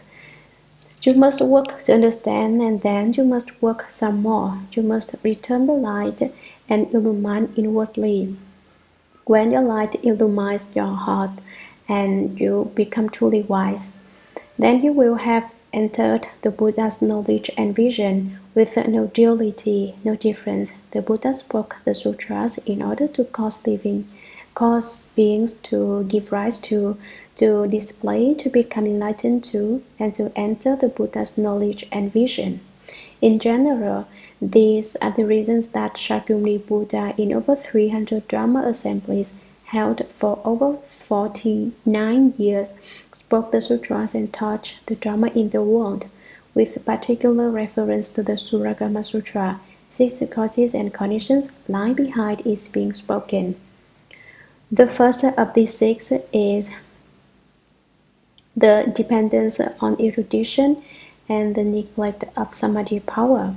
The Buddha's disciple and cousin Ananda was very learned. He read widely and he was very knowledgeable. He followed the Buddha for several decades and could remember the Dharma spoken at every Dharma assembly. His memory was so keen that once he heard something, he never forgot it. Ananda didn't have to force himself to remember, it came very naturally. Often, however, learned people force themselves to remember the principles they read in books, and they come to rely upon their learning. Look at me, is their attitude. I know more than all of you. I have PhDs in science, philosophy, and literature. Why? I have more than 100 PhDs. Although Ananda's ability to learn came naturally, he also relied on it too much and he neglected developing his samadhi power. He thought samadhi was not important. I know a lot of things and I have wisdom. That's sufficient. Samadhi power isn't important. It is said that through samadhi one develops wisdom, but I already have wisdom, so he forgot about samadhi. The Shurangama Sutra was spoken for Ananda's sake, precisely because he didn't have sufficient samadhi power. He had not done the work for meditation required to develop it. When others were sitting investigating dhyana, Ananda would go read a book or write instead. The wonderful quality of the Shurangama lecture and cultivation session in which this sutra is being explained is that it combines the actual practice of sitting in meditation with the understanding gained from the study of the sutra. You can practice meditation in accord with your new understanding. Through the application of effort, you can become enlightened, but it is essential both to develop samadhi and to acquire learning. In other words, Ananda hadn't cultivated true appearance prajna. He thought he could realize Buddhahood through literary prajna alone. He thought that since he was the Buddha's cousin, the Buddha who had realized Buddhahood would certainly help him realize Buddhahood too. Thinking that it didn't really matter whether he cultivated or not, he ended up wasting a lot of time. One day, as the Shurangama Sutra relates, Ananda went out to receive alms by himself. He took his bow and went from house to house. While walking alone on the road, he encountered the daughter of Matangi. Ananda was particularly handsome, and when Matangi's daughter saw him, she was immediately attracted to him, but she didn't know how to snare him. So she went back and told her mother, "You absolutely must get Ananda to marry me. If you don't, I'll die." Now the mother, Matangi, belonged to the religion of the Kapilas, the thorny-haired, and she cultivated this religion's mantras and dharma devices, which were extremely effective. Since Matangi really loved her daughter, she used a mantra of her sect, a mantra that they claimed had come from the Brahma heaven to confuse Ananda. Ananda didn't have any samadhi power, so he couldn't control himself. He followed the mantra and went to Matangi's daughter's house, where he was on the verge of breaking the precepts. The first 5 precepts prohibiting killing, stealing, sexual misconduct, lying, and the taking of intoxicants. And Ananda was about to break the precept against sexual misconduct. The Buddha knew about it as it was happening. Realizing his cousin was in trouble, he quickly spoke the Shurangama mantra to break up the former Brahma heaven mantra of the Kapila religion. Ananda's confusion had made him as if drunk or as if he had taken dope. He was totally oblivious to everything, but when the Buddha recited the Shurangama mantra, his power woke Ananda up from his confusion, and there he was wondering how he had gotten himself into such a situation. He returned, knelt before the Buddha, and cried out in distress, I have relied exclusively on erudition and have not perfected any strength in the way. I haven't any samadhi power. Please, Buddha, tell me how the Buddhas of the 10 directions have cultivated so they were able to obtain samadhi power. In reply, the Buddha spoke the Shurangama Sutra. This was the first reason that it was spoken. The second reason it was spoken was to warn about those with insane wisdom who cherish deviant thoughts. There are many intelligent people in the world who, despite their intellectual ability, do not follow proper paths, but instead use their knowledge in ways that harm people. This is deviant thought. They harbor deviant thoughts and have no desire to put an end to them, because they think they are correct. They outsmart themselves and act in a very confused way. The sutra issues a warning about them. There is a proverb that says, intelligence is helped by hidden virtue. Hidden virtue leads you to enter the path of intelligence. Those who do not practice hidden virtue but make use of intelligence alone will be defeated by their own intelligence. People are intelligent because in past lives they undertook virtuous practices. Perhaps they studied hard in past lives, or they read many Buddhist sutras, but intelligence is established by doing this good work in secret. It is hidden virtue that others do not see.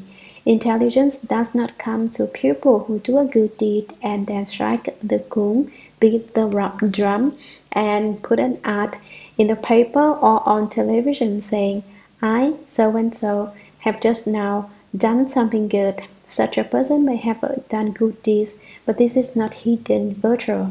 Good deeds that are done unknown to anyone are hidden virtue. They are genuine good deeds. So it is said, good done hoping others will notice it is not true good. Evil done fearing others will discover it is great evil. People who want the good they do to be known haven't done genuine good. They're just being greedy for a good reputation.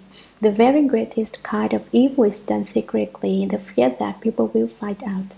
Hidden virtue practiced in the past may endow us with intelligence, but if we don't use our intelligence correctly, if we don't practice hidden virtue and do good deeds, but instead do evil, our intelligence defeats us, and we defeat our intelligence. It becomes merely a petty knowledge, a petty intelligence, not true intelligence. For example, the great general Cao Cao in the Three Kingdoms period in China was extremely intelligent, but as deceptive as a ghost. But great Emperor Yao in China was said to have divine wisdom. Wise people are sometimes even called gods. But one should not view gods too highly in the Buddha Dharma. They do not hold a very high position. They are simply Dharma protectors whose job is to protect the triple jewel of the Buddha, the Dharma, and the Sangha. One of the great good who falls will join the ranks of evil. One of great good who falls will join the ranks of evil. If someone who does great evil recognizes it and changes, he can be considered a person of great good because he has had the courage to change. However, when someone who ordinarily does good deeds decides to do evil and cheat people because he doesn't notice any particular response to his former conduct, he thereby becomes a very evil person, since he is one who clearly knows what is right and intentionally does wrong. A person with insane wisdom does upside down things, improper things, and still feels he is correct. He may go so far as to commit murder and say, if I hadn't killed that man, he might have killed others. But because I have killed him, he won't kill anyone else. In truth, the victim was not a potential murderer at all, but the killer had a grudge against him. This is deviant thought. Someone basically in error makes up a rationale for his behavior. He makes up a fine story to avoid the judgment of the courts. Although he is wrong, he is very convincing and he wins the case. This is insane wisdom. The Shurangama Sutra warns people against making arguments based on Devon thoughts. It warns people who do this not to cherish Devon thoughts, not to be convinced that they are right, but to change their ways and to correct their thinking so they may return. The third reason for the speaking of the sutra is to point to the true mind and manifest the basic nature. The Shurangama Sutra points directly to our mind so we may see our nature and realize Buddhahood. What is this mind? It is the true mind which cannot be seen. The heart within your chest that you can see is merely the flesh heart, the only function of which is to keep you alive. It is not the true mind. It certainly cannot lead you to genuine understanding. If the heart within your chest were the true mind, it should be able to accompany you when you die. However, the person's body remains after death and the flesh heart is still within it. So the flesh heart is not your true mind. Your true mind is the Buddha nature. Where is the Buddha nature? It is not outside or inside or in the middle. The sutra text will explain this principle in great detail. The sutra will also explain the 10 instances of manifesting the seeing nature, that is one's true mind. This is the third reason the sutra was spoken, to point out the pure nature and bright substance of the eternally dwelling true mind, which neither comes nor goes, neither moves nor changes. It is the basic substance, without defilement. Its nature is pure, its substance bright. The fourth reason the sutra was spoken is to display the samadhi of the nature and to exhort us to actual certification. There are many dharma doors in the cultivation of samadhi.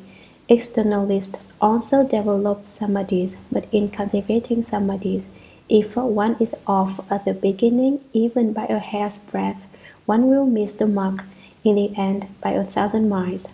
Therefore, it is necessary to cultivate proper samadhi and to avoid cultivating deviant samadhi. The samadhis cultivated by externalists are deviant samadhis, not proper samadhis, because their samadhis are not the proper samadhi of the true mind, of the true nature. They will never achieve sagehood, no matter how long they cultivate. It is said, when the nature is in samadhi, demons are subdued and every day is blissful. When false thoughts do not arise, everywhere is peaceful. Why do people have demonic obstacles when they cultivate? Why do karmic obstacles arise? It's just because people's natures lack samadhi. If the nature is in samadhi, all demons can be subdued. There are many kinds of demons. This sutra explains 50 kinds of skandha demons. Actually, there are many demons: heavenly demons, earth demons, human demons, ghost demons, and wind demons.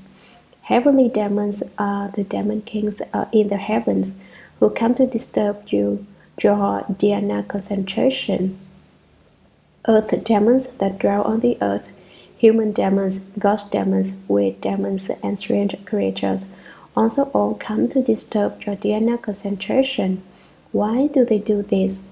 Because before you attain Buddhahood, you are a member of the demon's family. When you decide to leave the family of demons, cultivate dhyana concentration and birth and death, and break through the turning wheel, the demons are still fond of you. They love you and can't let you go. Therefore, they come to bother your spirit and disturb your dhyana concentration. If you have no concentration power, you can be turned by the demon's deeds and end up following them. If you have concentration power, you won't be turned.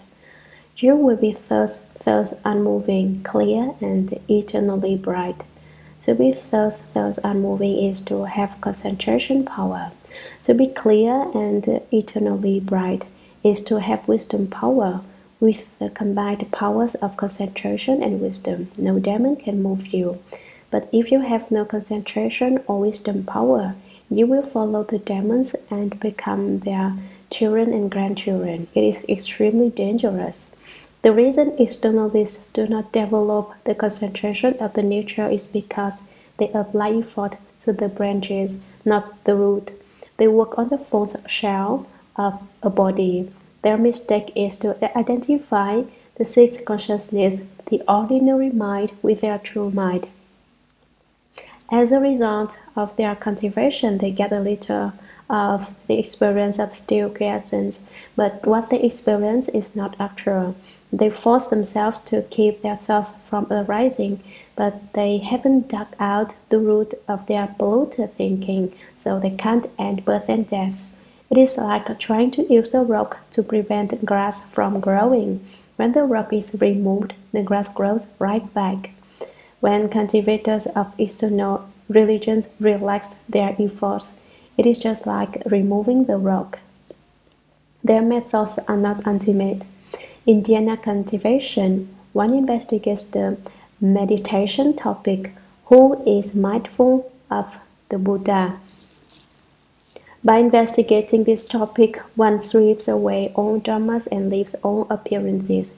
In seeking for who, one penetrates to the root of all polluted thinking and rips it out. If you use this method, the day will come when your contemplation will suddenly penetrate through and you will suddenly become enlightened.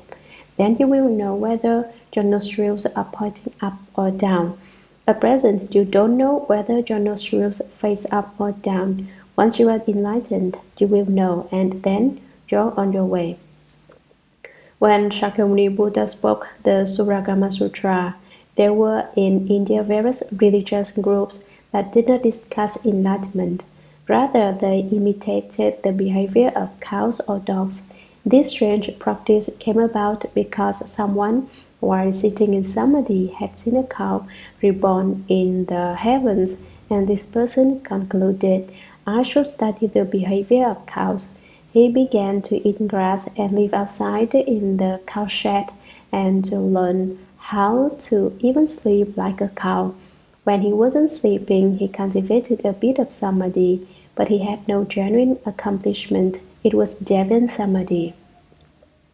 Another religion of that time came about because someone had a confused dream in which a dog was born in the heavens. This person decided that if he imitated the behavior of dogs, he too would be born in the heavens.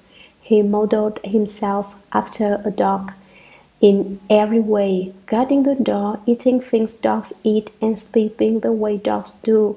But in the end, such cultivation did not bring ultimate accomplishment. Another old cultivator of another religion cultivated the no-thought samadhi, in which he didn't think of anything. He was without polluted thinking, and finally, in his cultivation, he was born in the no-thought heaven. But birth in the no-thought heaven is not ultimate, and eventually he fell.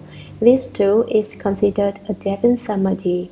All these methods taught by externalists are not ultimate, not fundamental. They are not cultivation of the self-nature, our origin.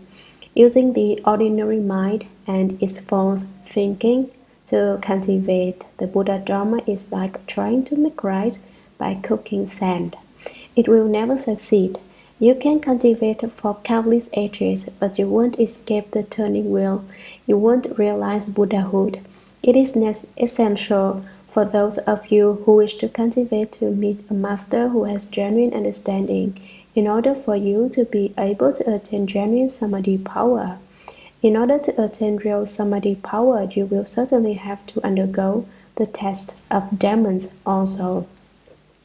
As I mentioned earlier, there are many kinds of demons. There are external demons and internal demons. The external demons are not too difficult to subdue, but the demons produced in our mind, your own mind, are hard to defeat.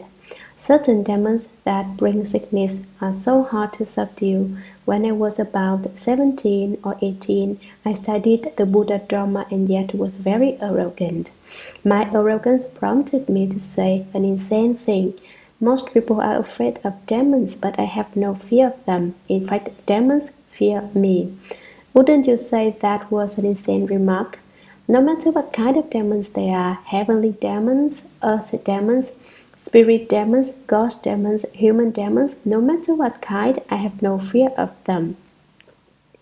After I finished sprouting off, what do you suppose happened? I was attacked by a sickness demon, and then it was I who feared the demons, not the demons who feared me, because sickness inhibits one's movements like a yoke and chains.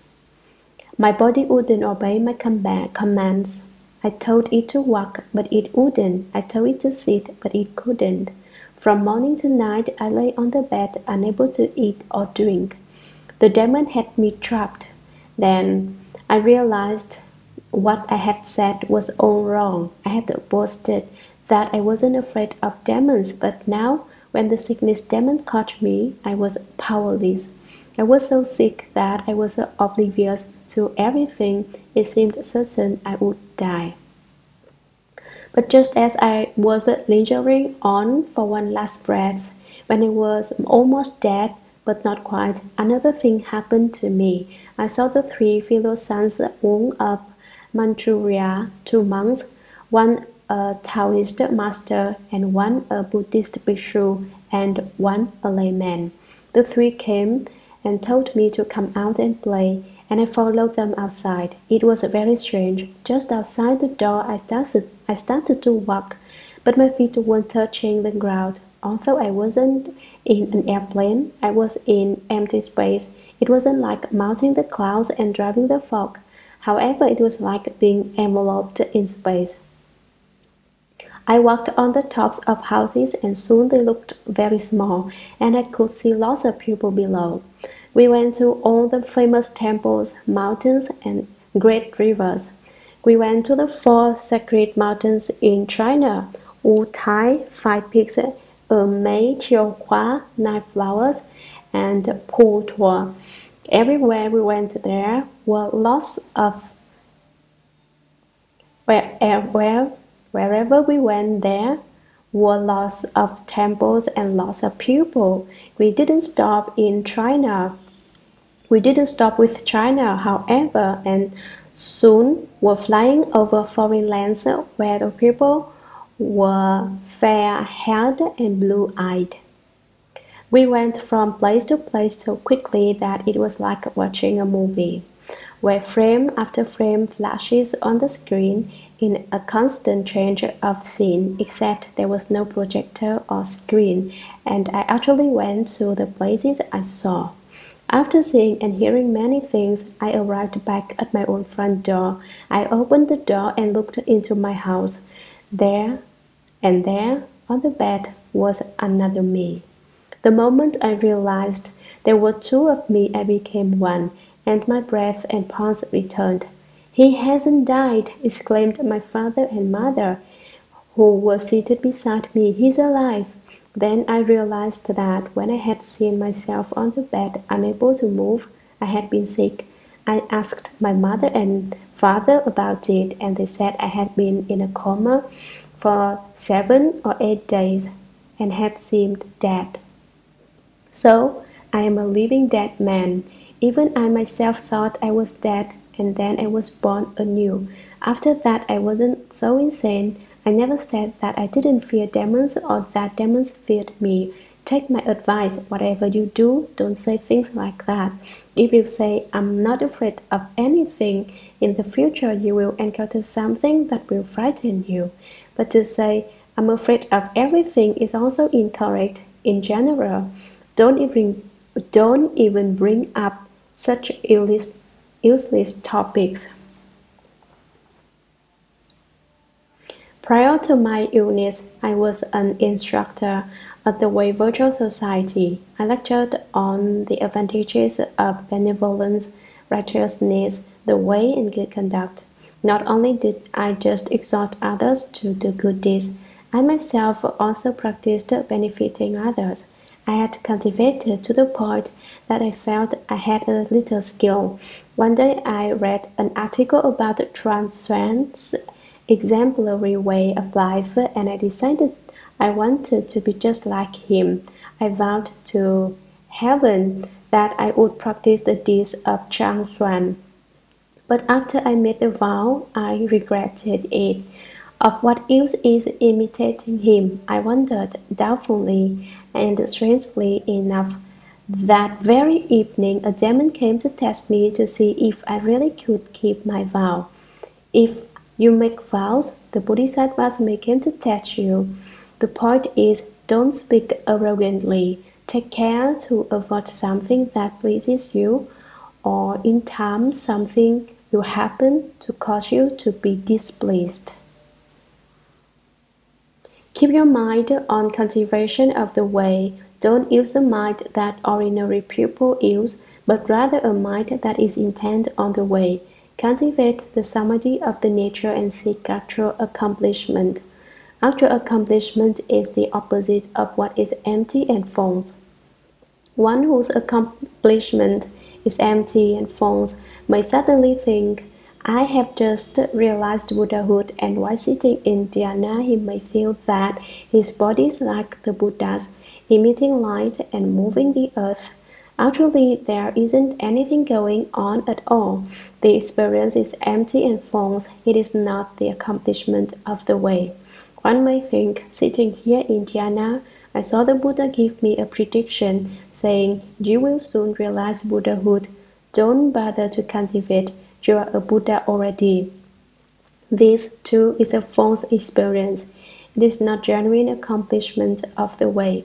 Shakyamuni Buddha accomplished the way beneath the Bodhi tree. He sat there for 49 days, and then one evening he saw a star and awakened to the way. Strange indeed, strange indeed, strange indeed, he said.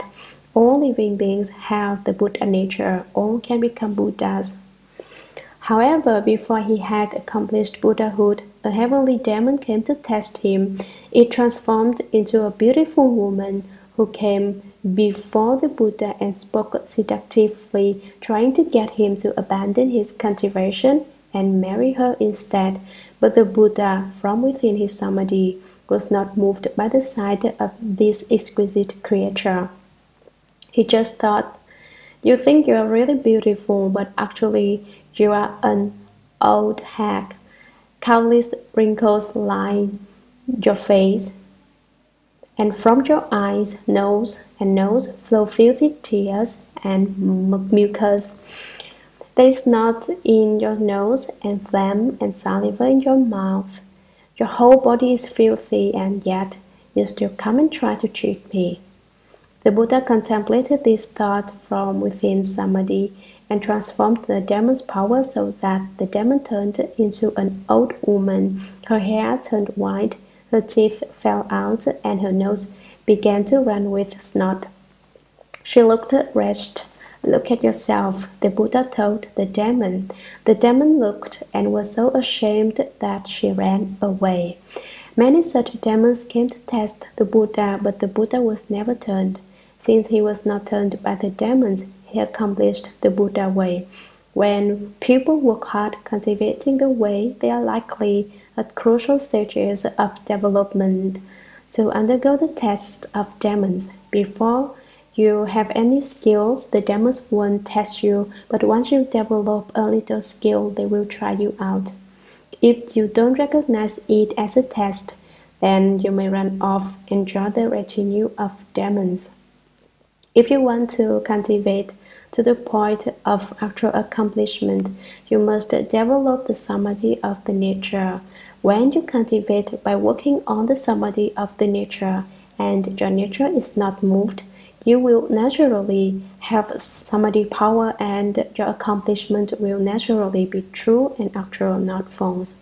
If you are moved by demons, then your samadhi is not true and proper, but is rather a devon samadhi which will not lead you to Buddhahood.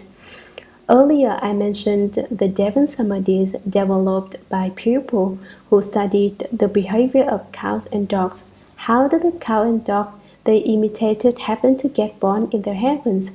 In a former life, the cow had cultivated the 10 good deeds, but before that it had done many bad things.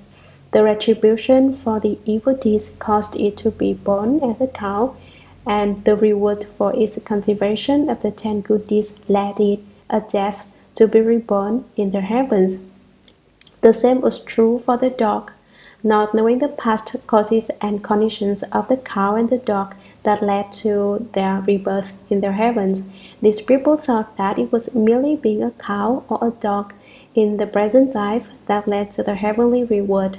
So they blindly imitated the behavior of cows and dogs.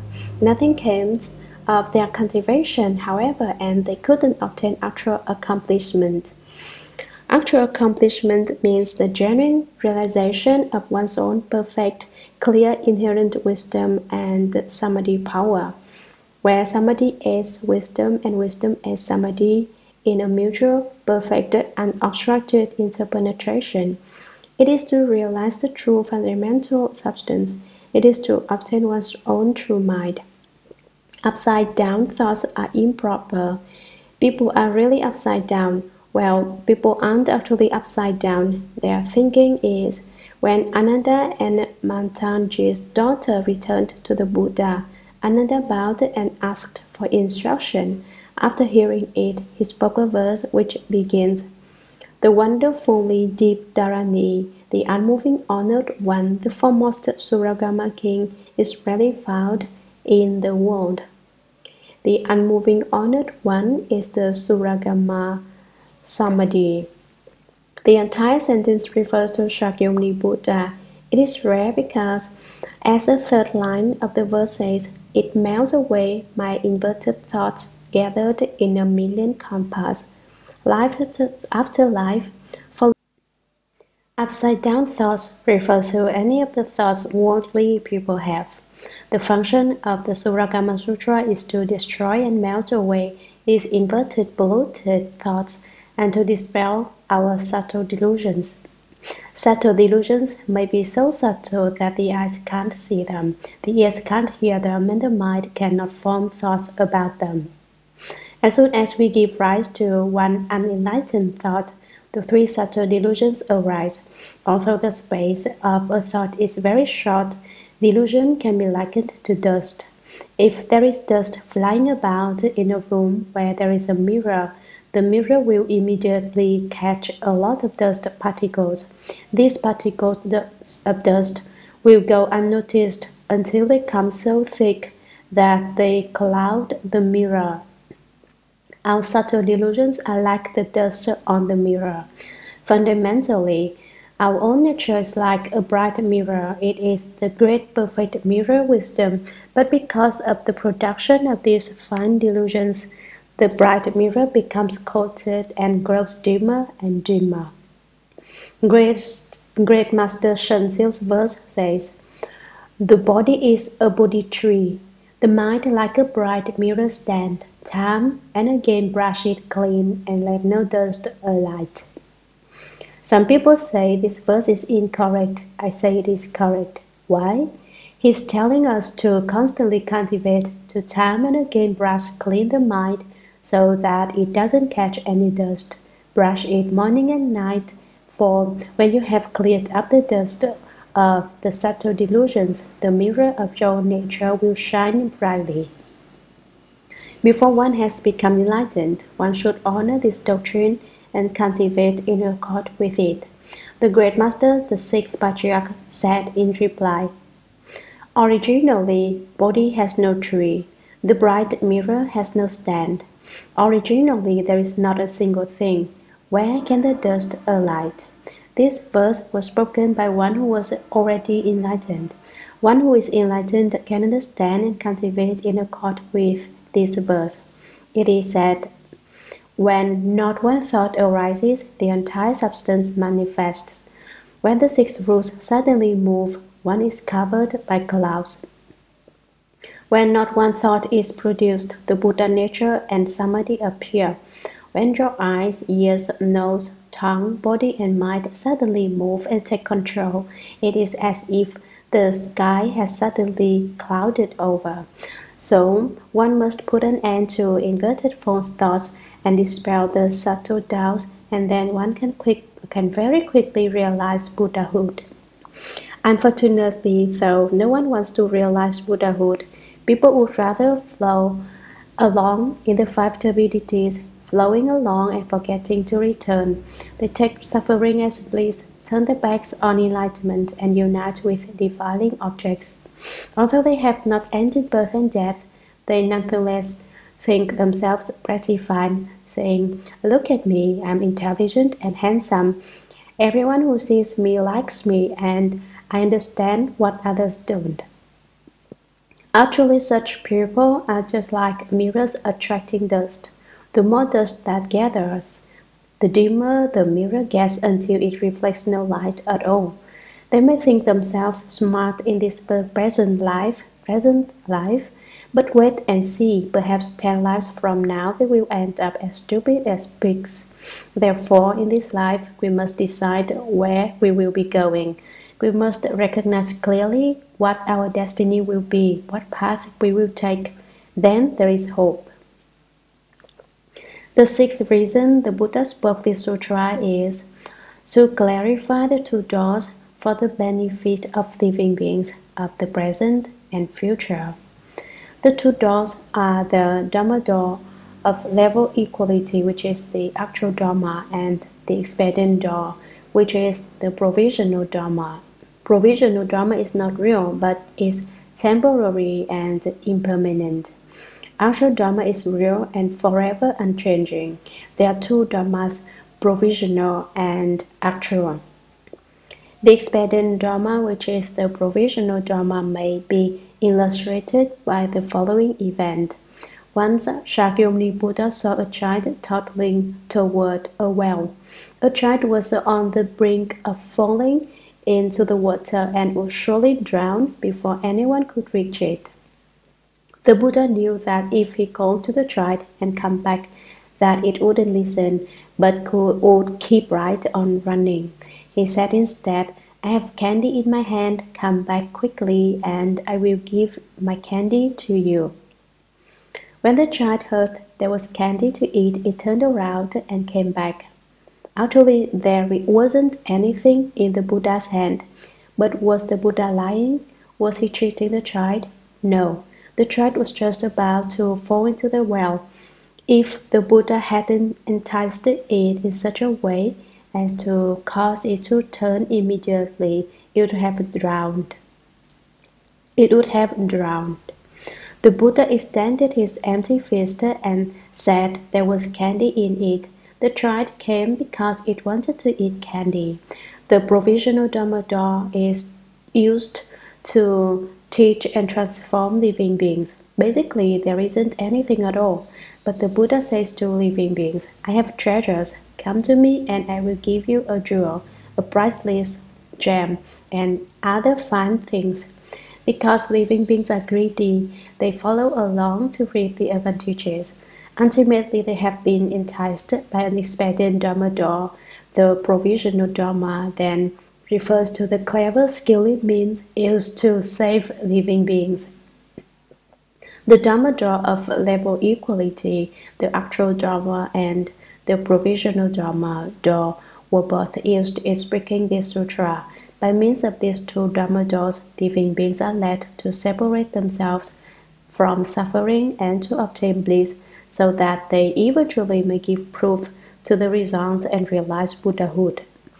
The two doors benefit living beings of the present and future. The present here can refer to the time when the Buddha taught, and it can also refer to now. Living beings of the present and future can obtain the benefit of being enriched by the Dharma.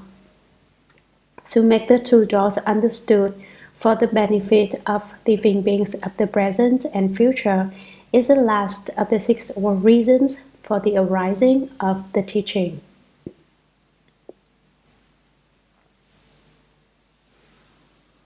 the division in which the sutra is included, and the vehicle to which it belongs.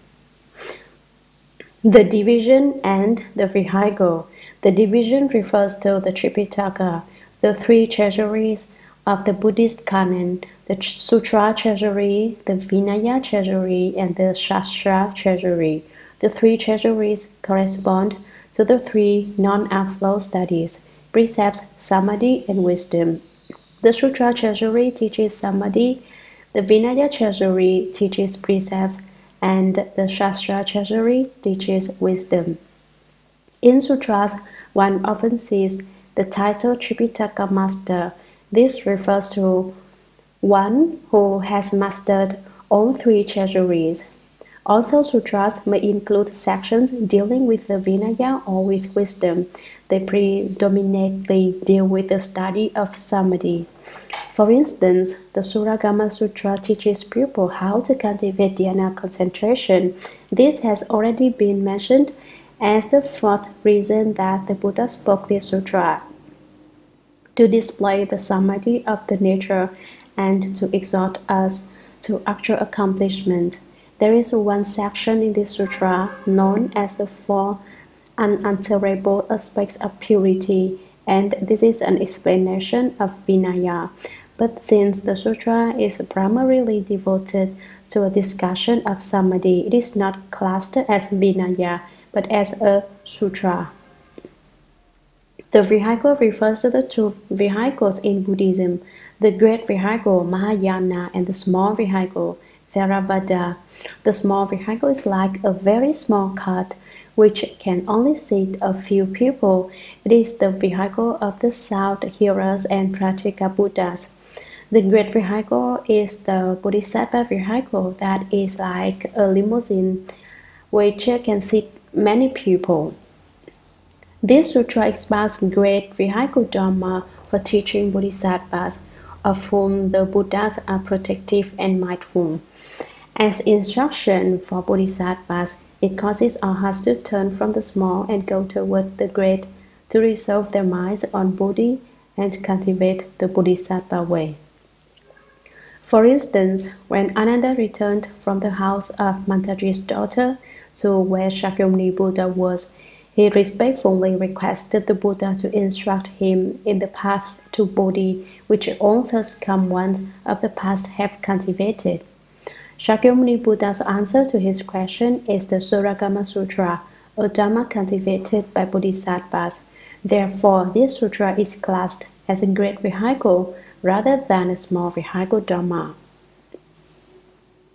The depth of the meaning and principle. To which of the teachings do the principles discussed in the sutra belong? The Tiantai school describes the following four teachings: the storehouse teaching, the connecting teaching, the separate teaching, the perfect teaching. The storehouse teaching or Tripitaka teaching refers to the dharmas of the small vehicle. It includes the Abhidharma and the Agama Sutras. Agama is sometimes interpreted as incomparable Dharma, but even so, it is still the teachings of the small vehicle. The connecting teaching connects with the storehouse teaching that precedes it and with the separate teaching that follows it. The separate teaching differs from what comes before and after it. It is not the same as the connecting teaching that precedes it, nor the perfect teaching that follows. The fourth of the teaching, as described by the Tiantai, is the perfect teaching. Of these four, the Shurangama Sutra belongs to the separate teaching. The central school makes 5 divisions: the small teaching, the beginning teaching, the final teaching, the sudden teaching, the perfect teaching. The small teaching coincides with the storehouse teaching of the Tiantai division. The beginning teaching includes both the connecting and the separate teachings of the Tiantai. The final, sudden, and perfect teachings are all contained in the perfect teaching division of the Tiantai. Although the names differ, the principles are the same. The small teaching refers to the small vehicle teachings. The beginning teaching refers to the beginning of the Great Vehicle teaching. It was spoken for those who understood only the emptiness of pupil and had not yet realized the emptiness of dharmas. They were not yet free of their attachment to dharmas. The final teaching is the Great Vehicle Dharma. It is for those who understand the emptiness of pupil and the emptiness of dharmas. The doctrine of the Great Vehicle, speaking of the emptiness of pupil and dharmas, I am reminded of a story that is on the public record. When Shakyamuni Buddha lived in the world, people often asked him to accept vegetarian meal offerings. Following the meal, it was customary for the host to go before the Buddha, bow and request Dharma.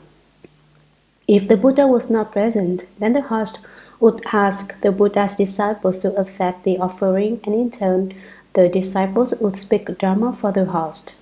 One day, the Buddha and his great bhikshus left the Jeta Grove at the city of Sravasti, where they were living, and went out to accept an offering of food, leaving behind only one small Shramanura, novice monk, to watch the door. After the Buddha had departed, an upasaka layman came to the monastery to request that a member of the Sangha come and accept offerings at his home on behalf of the Tripajur. Finding that the bhikshus and the Buddha had all gone out, he said to the one small Shramanura who is left, "That's okay, I'll invite you, Shramanura, to come and accept my offering. Come with me." The small Shramanura nervously consented to accompany him, nervous because he had never gone out by himself to accept an offering before. He'd always gone with the other bhikshus. Once he found himself obligated to speak Dharma, he realized he didn't have any idea what to say. Although this concern weighed on him, he accompanied the host who had so sincerely asked him to go and accept the meal offering. After they had eaten, the inevitable happened. The host very respectfully turned to the small Shramanura, bowed deeply and requested Dharma. As an expression of his sincerity, the host kept his head bowed as he knelt before the small Shramanura, waiting for him to speak Dharma. There sat the small Shramanura staring at his host prostrate before him. And then what do you suppose happened? Without uttering a word, he slipped off his chair, tiptoed outside, and beat a hasty retreat back to the Jeta Grove. Naturally, he felt ashamed at having eaten his fill and then run away without speaking the Dharma.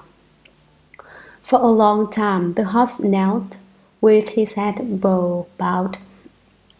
But finally, having heard nothing, he lifted his head to steal a peek, and he saw that there was no one in the seat before him. The small Shramanura had disappeared. At the moment he saw that the Shramanura was gone, he became enlightened. He awoke to the emptiness of pupil and the emptiness of dharmas. "Ah, so that's the way it is," he exclaimed, and wished immediately to seek certification of his enlightenment. Naturally, he headed for the Jeta Grove in search of the small Shramanura. Meanwhile, the small Shramanura, petrified that his host would pursue him in quest of the Dharma, had run back to the Jeta Grove, headed straight from his room, slammed the door, and locked himself in. Who would have guessed that not long after he had locked the door, he would hear a knock? The little Shramanura stood frozen with fear without making a sound on the other side of the door. He was totally panic-stricken. After all, he had eaten the host's food, and now the host had come demanding the Dharma. His nervousness reached such an extreme that at the height of his anxiety, suddenly he became enlightened and also awakened to the emptiness of pupil and the emptiness of dharmas. This story illustrates that it is not certain under what circumstances one will become enlightened. Perhaps you will become enlightened by getting nervous, or perhaps happiness will cause you to become enlightened. Any experience you stumble on may bring enlightenment. Some hear the sound of the wind and become enlightened. Some listen to the flow of water and become enlightened. Some become enlightened upon hearing a wind drum. Others upon hearing a bell ring. I have heard all those things many times. Why haven't I become enlightened? You may ask. How should I know why you haven't become enlightened? You must wait for enlightenment until your time arrives, just as you must wait for food to be cooked before you can eat it. You must wait for the opportunity to repent. When the opportunities are ripe, then anything you run into can cause you to become enlightened. The patriarchs of the past in China have become enlightened under many different circumstances. It is only necessary that you continue to cultivate and investigate the Buddha Dharma with determined and concentrated effort. If you do that, then one day you will become enlightened. If you are already enlightened, so much the better. If you aren't enlightened, you should go slowly and wait. Don't be nervous. Don't be so anxious that you can't sleep or eat. The final teaching is for those who have awakened to the emptiness of pupil and dharmas. It is the entrance into the great vehicle teaching. The final teaching instructs bodhisattvas. It is not, however, the ultimate teaching. It is surpassed by the sudden and perfect teachings. The perfect teaching explains the unobstructed perfect interpenetration of all things. Everything is originally the Buddha. The Dharma Flow Sutra, a perfect teaching, says that all living beings will become Buddhas in the future. That sutra says, if people who are very scattered and confused enter a stupa or temple and say Namo Buddha but once, they can all realize the Buddha's way. When people enter stupas or temples to bow to the Buddha, they should be sincere and intent upon what they are doing. But here, the Dharma Flow Sutra refers to an insincere person who enters a temple and casually recites Namo Buddha. Due to just that one recitation of Namo Buddha, he will become a Buddha in the future. I am reminded of another story that is a matter of public record. When you recite the Buddha's name, you should transfer the merit to all living beings. You shouldn't just recite for your own sake. When you recite the name of a Buddha even once and dedicate the merit and virtue from your recitation to all living beings, you thereby increase the merit and virtue of the recitation, and you make it penetrate without obstruction. Once Shakyamuni Buddha went to a certain country to collect alms, accompanied by all of his disciples except Mahamaugalyayana, only to find that no one there would give them offerings. Neither the king nor his government officials nor the citizens made offerings to the Buddha or his disciples. Later, however, when Mahamaugalyayana arrived in that country, there was a complete change of heart. The king, the officials, and all the citizens very respectfully gathered around to welcome Mahamaugalyayana and to bow to him. They beseeched him to let them know what he needed so they could make offerings to him. The Buddha's disciples did not understand why the Buddha, one of such great virtue, received no offerings from the people of this country, while when the Buddha's disciple arrived, the whole town turned out to greet him and everyone made offerings to him. What's the meaning of this? The disciples asked the Buddha. The Buddha told his disciples, the great officials and the citizens made no offerings to me because in the past life I failed to set up conditions with them, and consequently we have no affinity with one another. Once long ago, ages prior to this one, Mahamaud Galyayana was a firewood gatherer. One day, while picking up firewood, he bumped against a nest of bees, and they swarmed out to attack him. Mahamaud Galyayana simply recited the Buddha's name and made a vow saying, Namo Buddha, you bees, don't sting me. In the future, when I have realized the way, you will be the first ones I take across to Buddhahood. Renounce your evil thoughts and stop harming people. As a result of this vow, the bees did not sting him. Eventually, the queen bee became the king of this country, and the drones and workers became the officials and citizens. When Mahamaud Galyayana, now a bhikshu, came to this city, the former bees whom he had to take across all bowed and welcomed him. Such is the power of his former vow. Taking this situation to heart, we should always establish wholesome affinities by being kind to everyone. We should vow to lead all people and all creatures to Buddhahood. A vow is invisible, but living beings have the equivalent of a radio receiver and their minds, so they can tune into it. A vow is not tangible or visible, but beings will instinctively know if you are good to them. You should resolve to rescue all living beings. Anyone who maintains this frame of mind will have affinities wherever he goes.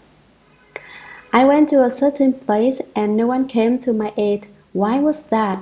Someone may ask. It is because you didn't develop any affinities with the people there in the past. Creating affinities is especially important for cultivators of the way. So it is said, if you haven't harvested the fruit of Bodhi, first create affinities with living beings. How? By being good to everyone. Why is this necessary? Living beings are the Buddha. Being good to them is simply being good to the Buddha. If you are not good to them, you are not being good to the Buddha. Every thought ought to arise for the sake of living beings. Every good deed should be done for the sake of all living beings. One should also owe one's strength to the good deeds, such as the resolve of a great vehicle Bodhisattva. Don't be a small vehicle self-ending a heart who only takes himself across to enlightenment and doesn't take others across too. If you can see all living beings as Buddhas, living beings will see you as a Buddha. If you see all living beings as demon kings, living beings will see you as demon king. It's just like putting colored glasses on. If you put on green glasses, everything you see is green. If you wear red glasses, everyone turns red. Not only that, but the way you see others is the way they see you. That's why I said earlier that living beings have radio receivers in their minds, which let them tune into each other. Don't think the other person is not aware of your bad thoughts. Although he may not actually know what you're thinking, his self-nature senses it. Being good to people is yang light, not being good to people is yin shadow. The meanings and doctrines of the Shurangama Sutra are as deep as the sea. Although some people claim to have fathomed the depths of the ocean, actually its depth varies so much from place to place that it's impossible to say just how deep it is. The doctrines of the Shurangama Sutra are the same way. It's not easy to fathom them. Each person gains his or her own particular advantages from the sutra. From person to person, the advantages differ, but all come forth from the wisdom of the sutra. Because the sutra is deep, the wisdom we can obtain from it is great, and the samadhi power we gain is durable. So it is called the ultimate durability of all things. If each of us obtains something from the sutra, are its meanings and doctrines diminished? No, the meanings and doctrines are like water in the sea. When someone goes to the shore and dips out a bucket full of water, the amount of water left in the sea is still great. If another person takes some water for his purposes, the water in the sea is still abundant. The sea is inexhaustible and unending. The doctrines of this sutra are also inexhaustible and unending. When you become enlightened, the sutra's doctrines are still as complete as they were before your enlightenment. You can extract any amount of wisdom, but the wisdom obtainable from the sutra remains the teaching substance. All Dhamma spoken by the Buddha have a teaching substance. What is the substance of this sutra's teaching? It consists of words, sentences, writings, and sound. Manju Sri Bodhisattva suggests to the Buddha that when the third karma appears in the world, the true teaching substance of this region resides only in sound. The region meant is the Saha world, our world of suffering. However, sound alone cannot be considered the substance of the teaching. Wind and water also make sounds, but they cannot be called the substance of the teaching. More specifically, then the substance of the teaching consists of sound, words, sentences, and writings. The sound is that of the Buddha's first speaking this Dharma. Once it was spoken, sound became words, and the words formed sentences which were then written down. Once it was written down, the teaching became available, so the sutra's teaching substance is composed of sound, words, sentences, and writings. The teaching substance can be divided into 4 doors. The first is the door of accompanying phenomena. In this case, the sound, words, sentences, and writings. The Shurangama's teaching substance is based also on the door of consciousness only, and on the door of returning to the nature which is not concerned with appearances but returns directly to the nature. The sutra also takes the door of unobstructedness as its teaching substance. The door of consciousness only discusses how the 3 realms arise only from the mind, and the myriad dharmas only from consciousness. Shakyamuni Buddha contemplated the conditions to see which dharmas he should use to rescue beings. Then, from within consciousness, he spoke the Dharma to teach and transform living beings, and their consciousness gained the benefit. This is the door of consciousness only, taking consciousness only as the substance of its teaching. The door of returning to the nature is completely interpenetrated without obstruction. In it, the consciousness disappears and returns to the nature. Returning to the nature is also the substance of the teaching. What is the door of non-obstruction? The former doors include both phenomena and noumena, with the door of returning to the nature being noumena. When the 4 doors combine, phenomena are non-obstructive. This non-obstruction, then, the perfect fusion and unobstructedness of all phenomena and of noumena comprises this sutra's teaching substance. Individuals are able to receive the teaching. This refers to the living beings who are taught and transformed, to whom is the teaching of this sutra directed. The Shurangama Sutra causes sentient beings, causes sentient and insentient creatures to perfect all wisdom at the same time. Both sentient and insentient beings can realize Buddhahood. Those who are taught specifically here are the sound hearers, once enlightened to conditions, and those with something left to learn. Sound hearers or hearts hear the Buddha's sound and awaken to the way. They cultivate the Dharma door of the 4 truths: suffering, accumulation, extinction, and the way. Once enlightened to conditions are Pratyeka Buddhas, born at a time when there is a Buddha in the world. They cultivate the 12 links of conditioned causation and awaken to the way. When there is no Buddha in the world, Pratyeka Buddhas are called solitary enlightened ones. Solitary enlightened ones live deep in the mountains, in the remote valleys, where they hide away in caves. There they watch the myriad things between heaven and earth continually live and die. In the spring, the 100 flowers open. In the autumn, the yellow leaves fall. Watching these changes, they awaken to the way.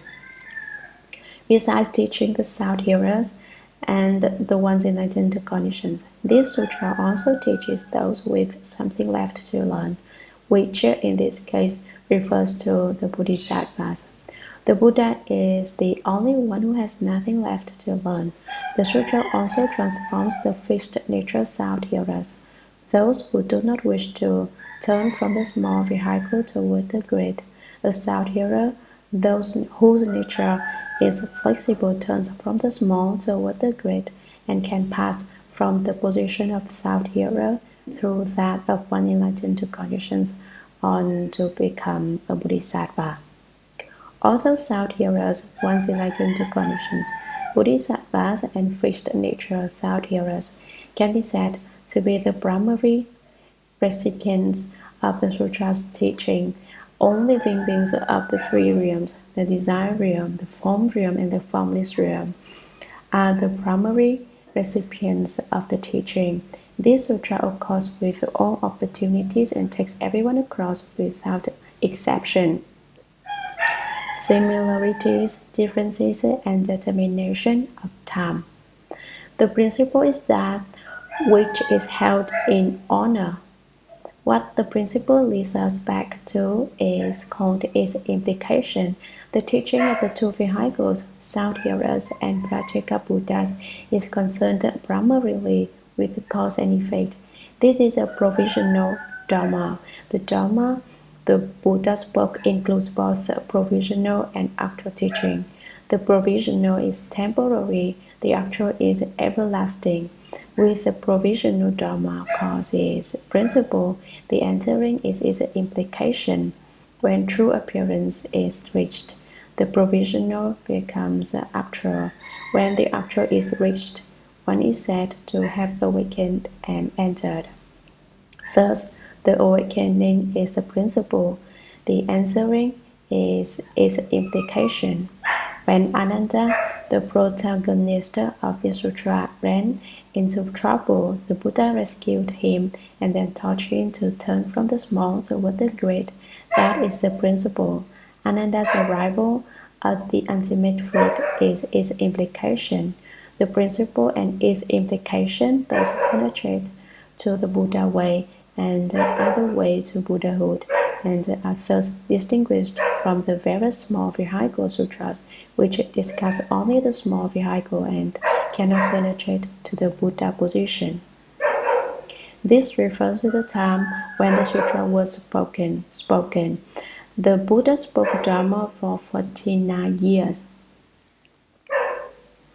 When he spoke the Shurangama Sutra, King Prasenajit was 62 years old, and since the Buddha and King Prasenajit were the same age, this would place the sutra in the Prana period.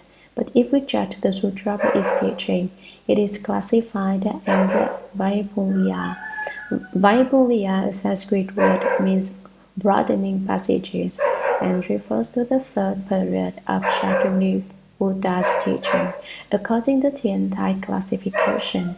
Therefore, the previous classification of this sutra as a final teaching, according to Xianshou classification, was correct. The history of the transmission and translation.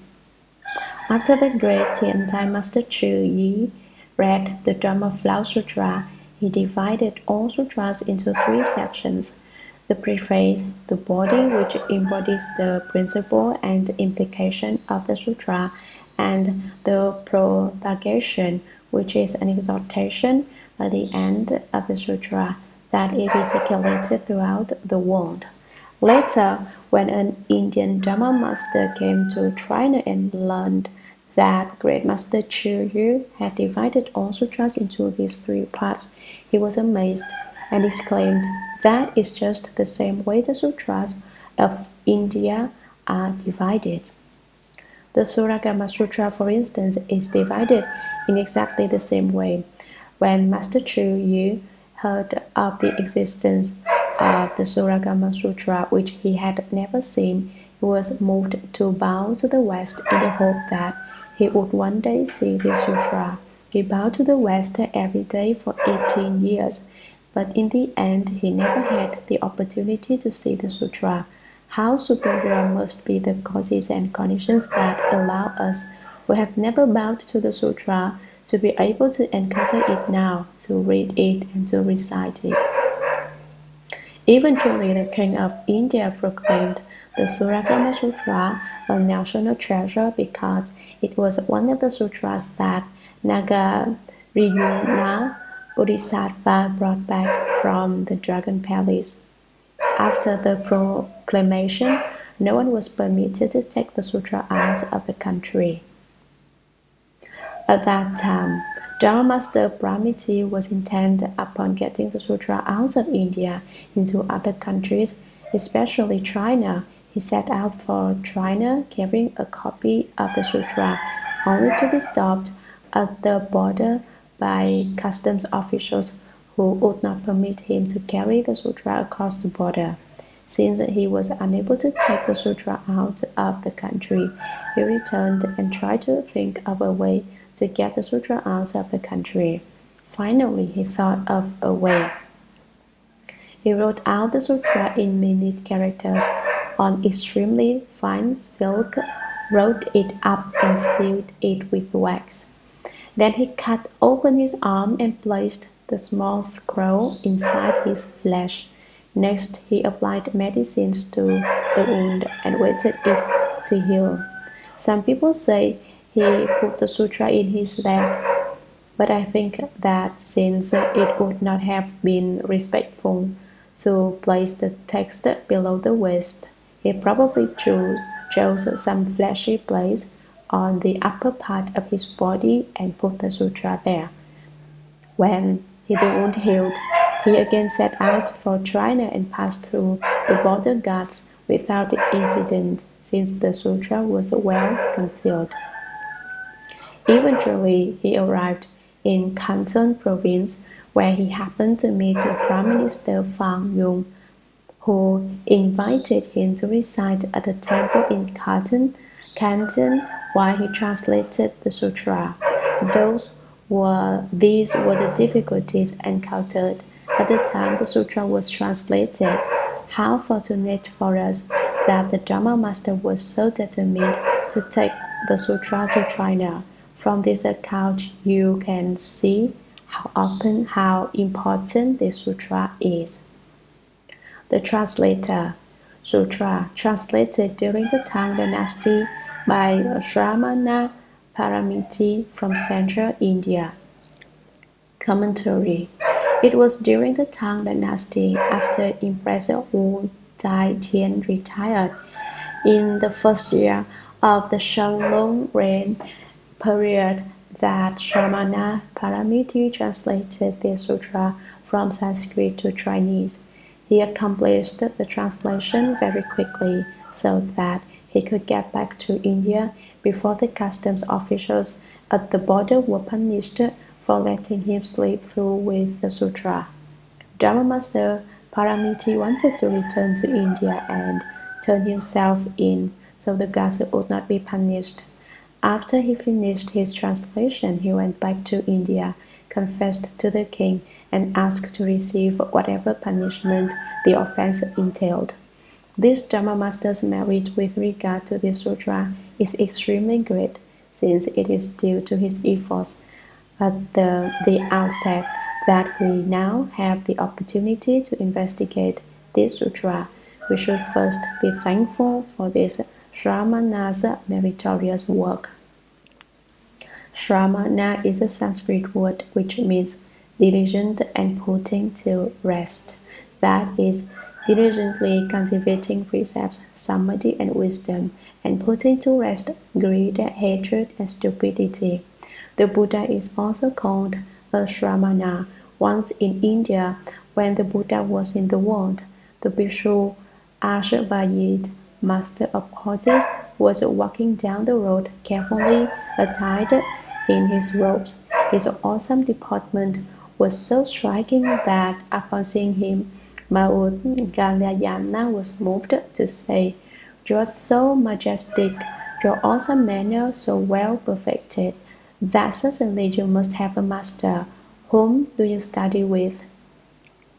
Bhikshu Yashvayit said, "All dharmas arise from conditions. All dharmas cease because of conditions." The Buddha, the great Shramana, often spoke of this.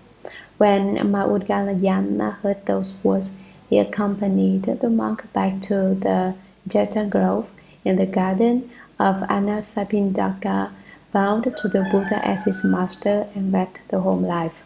Each of us should study the conduct of a Shramana. In order to cultivate precepts, samadhi, and wisdom diligently, like the Shramana, we would first take refuge with the Triple Jewel, and then receive the 5 precepts to refrain from killing, from stealing, from sexual misconduct, from lying, and from taking intoxicants. After receiving these precepts, we should actually put them into practice, which means we should never violate them. The 5 precepts are extremely important. Strict adherence to them will ensure rebirth in the realm of humans. If you cultivate the 5 precepts, you won't lose the opportunity to be born a person. Someone may say, however, I understand why one should not kill. After all living beings have the Buddha nature. All can become Buddhas, so every living being's life should be spared. I also understand why stealing is not good, and that it is important to refrain from indulging in sexual misconduct and lying. But why are intoxicants included within the 5 precepts? I've always enjoyed drinking and smoking. Everybody drinks. Everybody smokes. What's wrong with it? In fact, I'm seriously considering dropping my study of the Buddha Dharma just because of this prohibition against intoxicants. You should stop and think about it instead of just following the crowd. Others enjoy smoking, and so you join them. Others enjoy drinking, and so you drink too. You get caught up in such company and do the things they do until eventually you get the habit as well. Most people don't have great phones, but rather just slight phones and little problems. But just on account of these slight problems, you would consider cutting short your study of the Buddha Dharma. How stupid that would be! How stupid that would be! Do you want to know why there is a prohibition against wine? I'll tell you a true story to clarify this point. There was once a man who liked to drink. He took the 5 precepts, but afterwards he didn't keep them. How did this happen? One day he thought, perhaps I'd have a little drink of wine. He took out a bottle and had a few swallows. He was accustomed to having something to eat with his drink. So he set the bottle down and went outside to look for something to eat. He noticed that his neighbor's chicken had strayed over into his yard. Good, he thought, it will make a good tracer, and he snatched up the pullet. At that point, he broke the precept against stealing. Once he'd stolen it, he had to kill it before he could eat it, and so he broke the precept against killing. Once the chicken was cooked, he used it to trace down his wine, and soon he was roaring drunk, thus breaking once again the precept against the use of intoxicants. About that time, there was a knock at his door. It was the neighbor woman in search of her chicken. I haven't seen it, he blurted out. thereby breaking the precept against lying. A second glance at the neighbor woman revealed her beauty to him, and aroused by an overwhelming sexual desire, he raped her. Afterwards, he was sued. Now, all this came about because he wanted to drink. Just because he had a few drinks, he subsequently broke the other 4 precepts and got into a lot of trouble. Intoxicants cause one to become confused and scattered, and so they are the object of one of the Buddhist prohibitions. A person who is drunk lacks self-control with no forewarning. He can find himself suddenly in the heavens, suddenly on earth. He mounts the clouds and drives the fog. He'll do anything because it causes one to lose all inhibitions. It is included among the 5 precepts.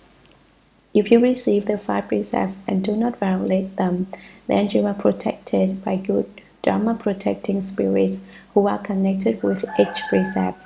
If you break the precepts, the good spirits leave and no longer protect you.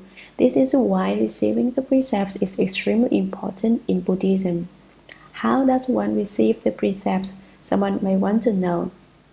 Merely reading in a book that one must not kill, steal, commit acts of sexual misconduct, lie, or take intoxicants does not count as taking precepts. Nor is it possible to go before the Buddhas, light some incense, and make some incense burns on your body and receive the precepts in that way. No, it is not done that way. If a layperson wishes to receive the 5 precepts, he must certainly find a high Sangha member of great virtue to certify that he, the Sangha member, has transmitted the substance of the precepts to the layperson. The Sangha member tells the layperson that from now on he or she is one who has received the precepts. The merit gained by receiving and maintaining the precepts is inconceivably great and wonderful. But in order for it to be in accord with Dharma, one must go before a Sangha member to seek and receive the precepts. In addition to cultivating the precepts, the Shramana cultivates samadhi. There are many kinds of samadhi that could be discussed, but in general, if you are not moved by any external experience, you are in samadhi. How can one obtain samadhi? First, you must become quiet by sitting in meditation and investigating dhyana. The reason why most people go restlessly back and forth east today and west tomorrow is that they have no samadhi. In the morning to the gate of Chin, in the evening to the court of True, they run all over because they don't have any samadhi. To obtain samadhi, you must work hard, and as you do, you may have many different experiences. But in the midst of these experiences, you should take care not to let them turn you around. That is samadhi. If an experience changes your state of mind, you have no samadhi. For instance, if you receive a letter containing bad news and it makes you worry, you have no samadhi. You don't pass the test. Or if you encounter some happy situation and you go chasing after it, you have no samadhi. If you are faced with a displeasing experience and you get angry, you also have no samadhi. You should be neither happy nor sad, neither exhilarated nor mournful. You have to have samadhi is to do things without getting emotional, but to use your weak mind instead. By cultivating samadhi, you can open your wisdom. If you have no samadhi power, then you have no wisdom power. Without the strength of wisdom, how can you study and practice the Buddha Dharma? Where do samadhi power and wisdom power come from, you ask? They come from precepts.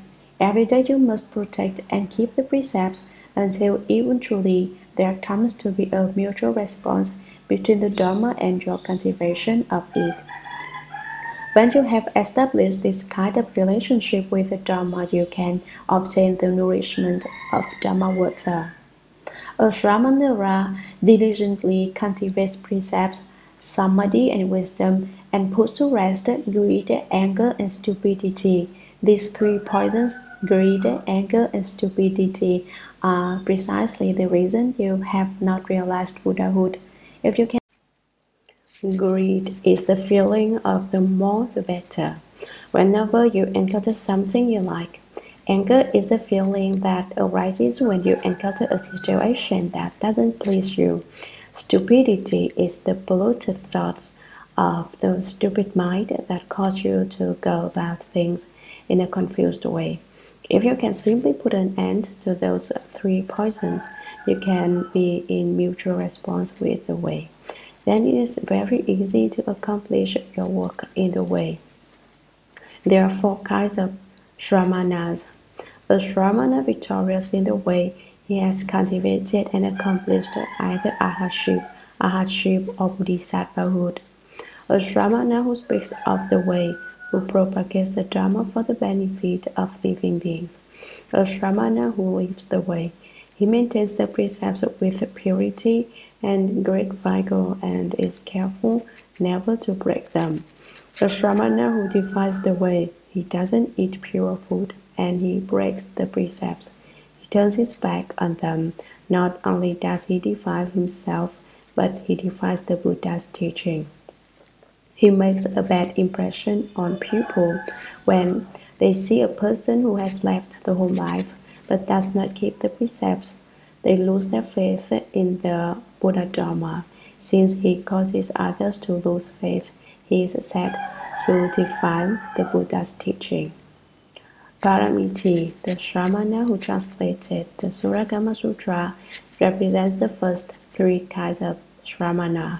He is victorious in the way, he speaks of the way, and he lives the way.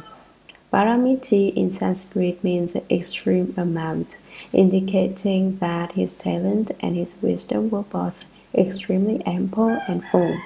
Dharma Master Paramiti translated the Shurangama Sutra, and as director of translation, he stood at the head of more than 200 Dharma Masters who had assembled to work on the translation. The work has done a church monastery and large monastery in the city of Khartoum. Because of the great merit and virtue involved in directing the translation of the sutra, the translator and the history of transmission and translation are discussed as the ninth door before the text itself is explained. The reviewer, certifier, and editor. Sutra reviewed by Shramana Magashikara from Udiyana. Commentary. Dharma Master Paramiti was assisted by a Shramana from Udiyana, a place in India. Before it was converted to housing, Udiyana had been an imperial flower garden, so in translating the word to Chinese, the character for carambola, a kind of flower, was used.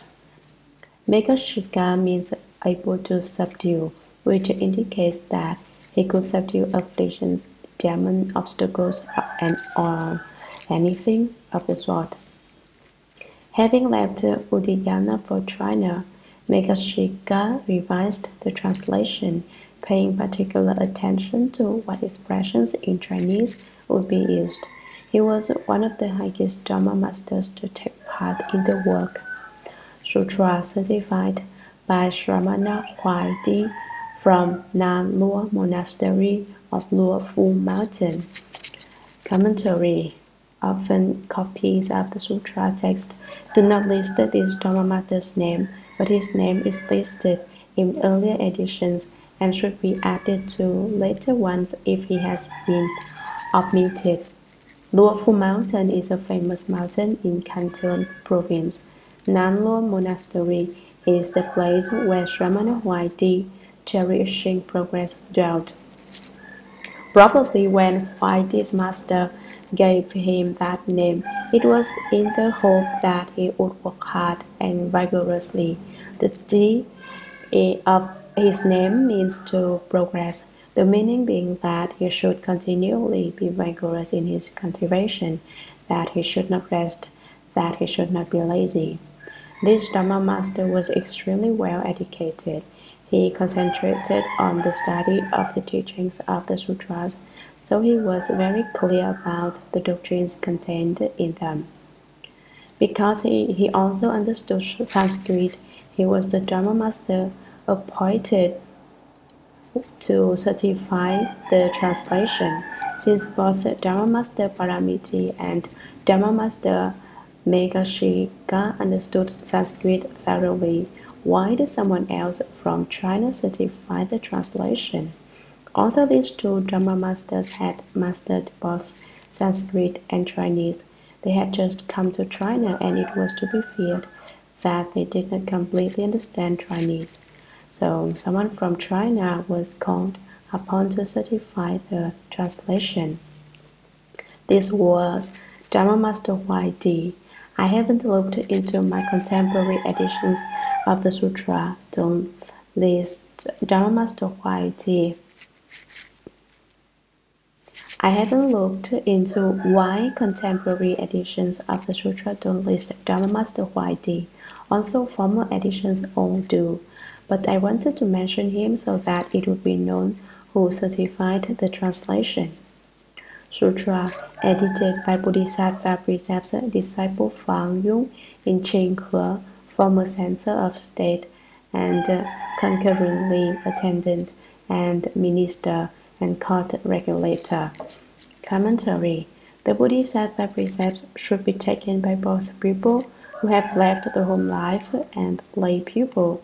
The sutra that sets forth the Bodhisattva precepts, the Brahmanet Sutra, says, whether as king of a country or as a great official, when one is initiated into one's position, one should take the Bodhisattva precepts.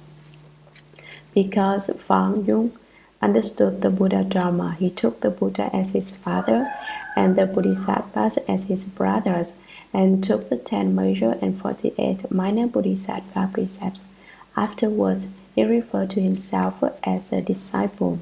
He received the Bodhisattva precepts and then he became the censor of state, which means that whenever the country was in error, he reported it.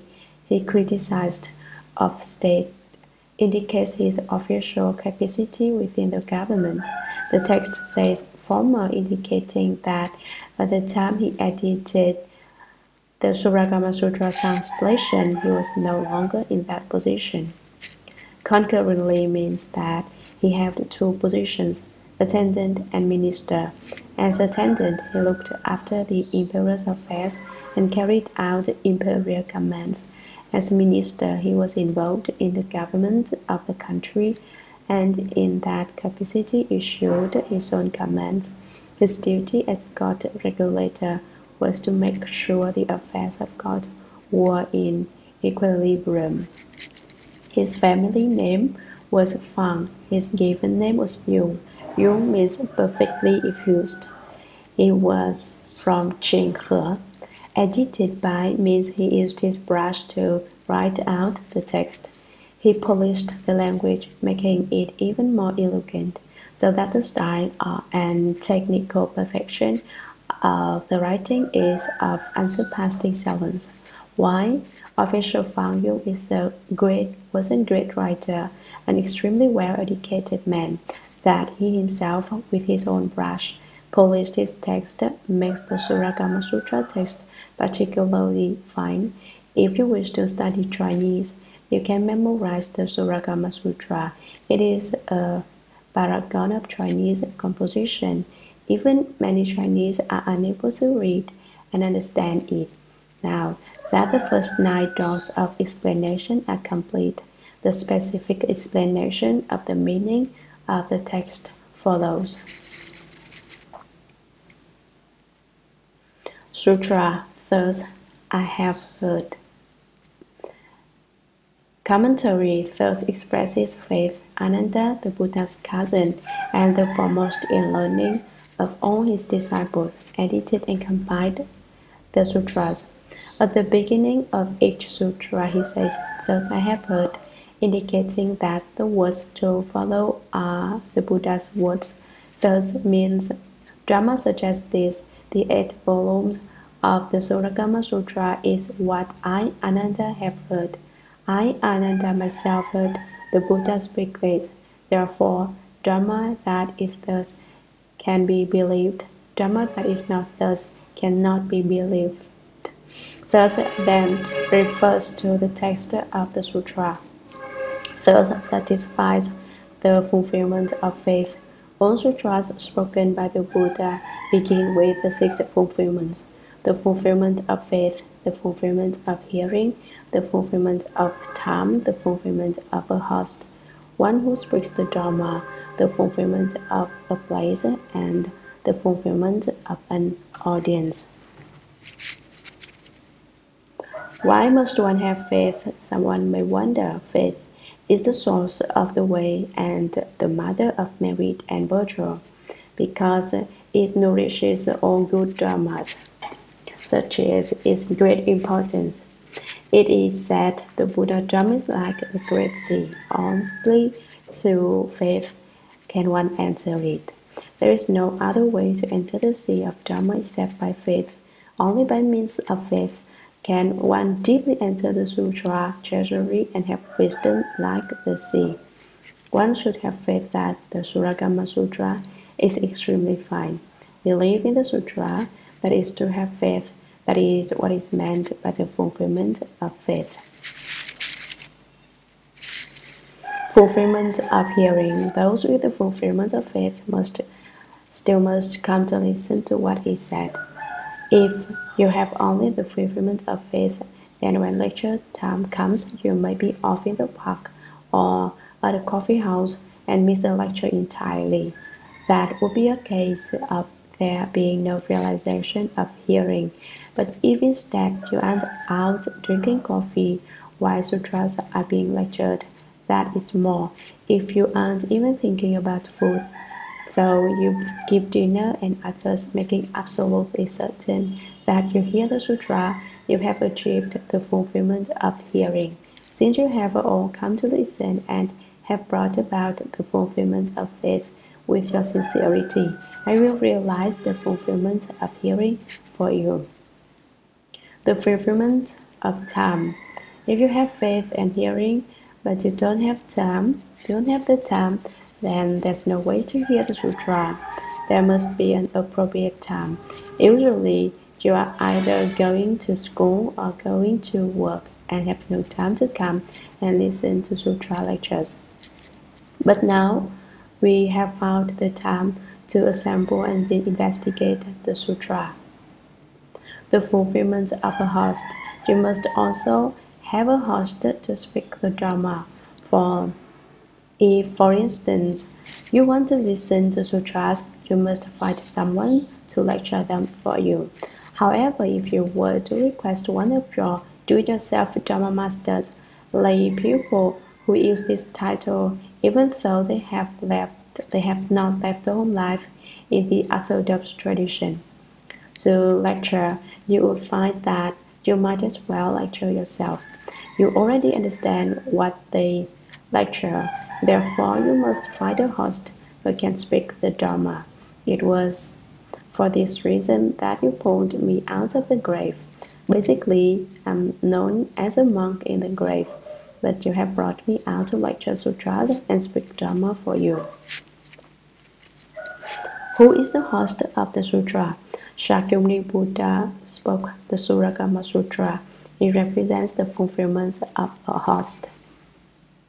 The fulfillment of a place. Once there is a host to speak the Dharma, then everything is ready for Dharma to be spoken, right? You ask. No, you still need a place to lecture the sutras. What about the park? It's big enough. We could go there for lectures. That might work for a day or two, but by the third day, the authorities would prevent it. This is a public park, they would say. You can't occupy it like this, so you have to find somewhere appropriate to bring about the fulfillment of a place. The fulfillment of an audience. Finally, there must be people who come to listen.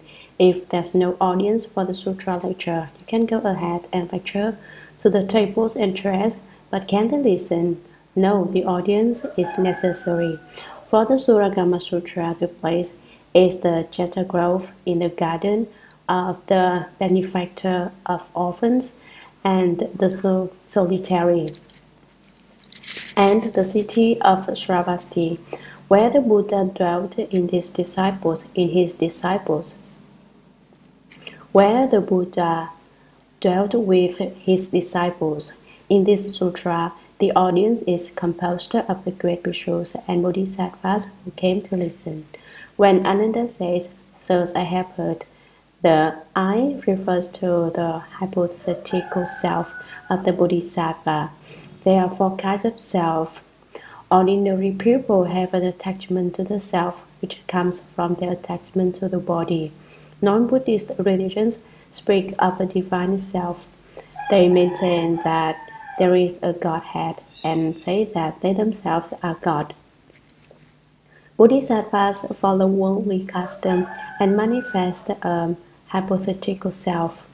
The Buddha have the true self of the body, of the Dharma body. The ordinary person is attached to his body and feels that it is his real self. Actually, the body is but a temporary dwelling, like a hotel. You can live in a hotel for a while, but eventually you will have to move. You can't stay forever. Ordinary people do not understand this principle.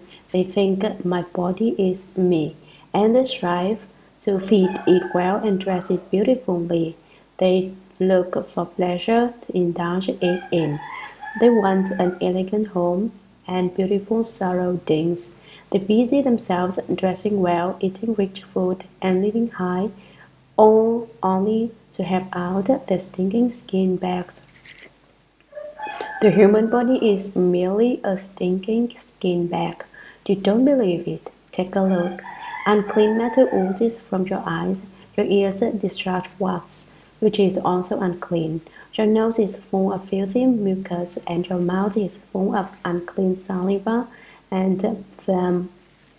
If you don't bath for 4 days, your body begins to sink, and if you perspire, it becomes full in just a day or two. Feces and urine are also filthy. Impurities are constantly being discharged from the 9 bodily apertures of the eyes, ears, nostrils, mouth, anus, and urethra. They are all unclean. What is there to love about your body? You may dress it in finery, dab it with perfume, slave for it for all day, applying lipsticks, rouge, and powder, as some women are wont to do, all for the sake of the false shell of the body. No matter how good the food, it still turns into excrement. Decorating the body is just like decorating a toilet with beautiful material. No matter how elegant the toilet turns out, it is still a place to deposit filthy things. Would you say the insides of the human body are clean? Tell me, what's so good about your body? When the time comes to die, it retains no sentiment for you. It doesn't say, "You've been so good to me, I'll live a few extra days and help you out." It can't do it. So what good is the body after all? Nonetheless, the ordinary person is attached to his body and takes it as himself. "This is my body," he says. "You hit me. I can't allow that. How dare you insult me?" Ultimately, who is that me? He doesn't even know who he is, and yet he says others are insulting him or hitting him. He hasn't recognized his original face and thinks the flesh body is me. The spirit and the self-nature are the true self, but he has not found them. He can't see them. He doesn't even know enough to look for them. He just assumes he's doing the right thing by slaving for the sake of his body. If your primary concern is to get the better half of things for yourself, you haven't figured out life right. Anyone like that won't be able to make things add up. He's busy for the sake of himself to the exclusion of all else. Therefore, a Bodhisattva is never busy for himself. He is busy for the sake of others. If people want his help, he will give it to them regardless of the circumstances. Non-Buddhist religions speak of a divine self. What is the self? They say it is God. There are many varieties of this kind of self, but they will not be discussed at this time. What is the hypothetical self of the Bodhisattva? Ananda says, "Thus I have heard." However, Ananda is enlightened. At the time he recalls the Buddha's words for us, he has already attained a hardship, and so he no longer has any I, any ego. And in saying "I have heard," he is simply following worldly custom and assuming a hypothetical self in order to be comprehensible to ordinary people who have an attachment to the self. Bodhisattvas do not have the characteristic of a self. They recognize the ordinary attachment to the self as false, and they seek the true self of one's own nature. It is from the false self that you can arrive at the true self. For only if you recognize the false can you find the true. If you don't recognize the false as false, how can you find the truth? Why are we now investigating the Buddha Dharma? It is because we are searching for true principle. Why do we seek true principle? Because we know that everything in the world is false, and we want to find the truth within falsity.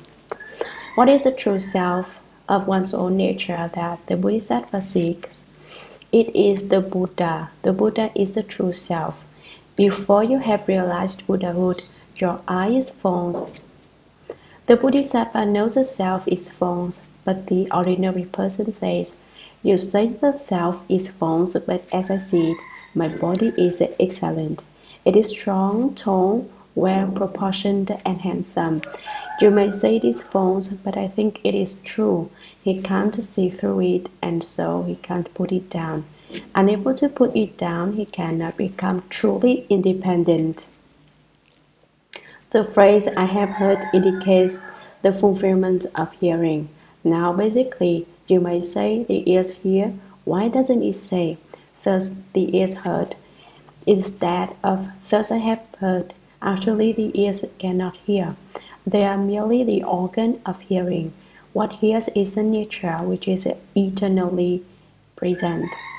It is the mind that heard. What it heard was the Dharma which is thus. Which Dharma is thus, you ask? It is the Shurangama Sutra that Dharma Master Paramiti wrote out on sheer silk, placed in an incision he made in his arm, carried to China, and translated into Chinese. Now it has come to America, where it has been translated into English. It is what Ananda himself heard the Buddha speak. It is what the Buddha has transmitted to China. It is not something that Ananda as an individual put together and made. It is the Dharma the Buddha spoke. All sutras that the Buddha spoke begin with the 4 words, "Thus I have heard." There are 4 reasons for that. After the Buddha had entered Nirvana and it came time to compile the sutras, Ananda ascended the high seat to speak Dharma. He immediately manifested the appearance of entering Samadhi and sat there for perhaps 5 minutes without speaking. Once he had entered Samadhi, his appearance became identically with the Buddha's. He was endowed with the 32 marks and 80 subtle characteristics of a Buddha. He emitted light and moved the earth. The great assembly of disciples immediately gave rise to 3 doubts. 1. Some thought that Shakyamuni Buddha had come back to life because they saw that Ananda had taken on the perfect features of the Buddha. The disciples had probably been thinking so much about the Buddha that their brains were a bit murky, and so they jumped into this conclusion. 2. Some thought that the reason Ananda now had such perfect features was that he, Ananda, had himself realized Buddhahood. 3. Some thought a Buddha had come from another region. It isn't Shakyamuni Buddha, and Ananda hasn't become a Buddha, they thought. Perhaps it is a Buddha from the north, south, east, and west, from one of the 10 directions. But as soon as Ananda said, "Thus I have heard," the 3 doubts of the assembly were suddenly resolved.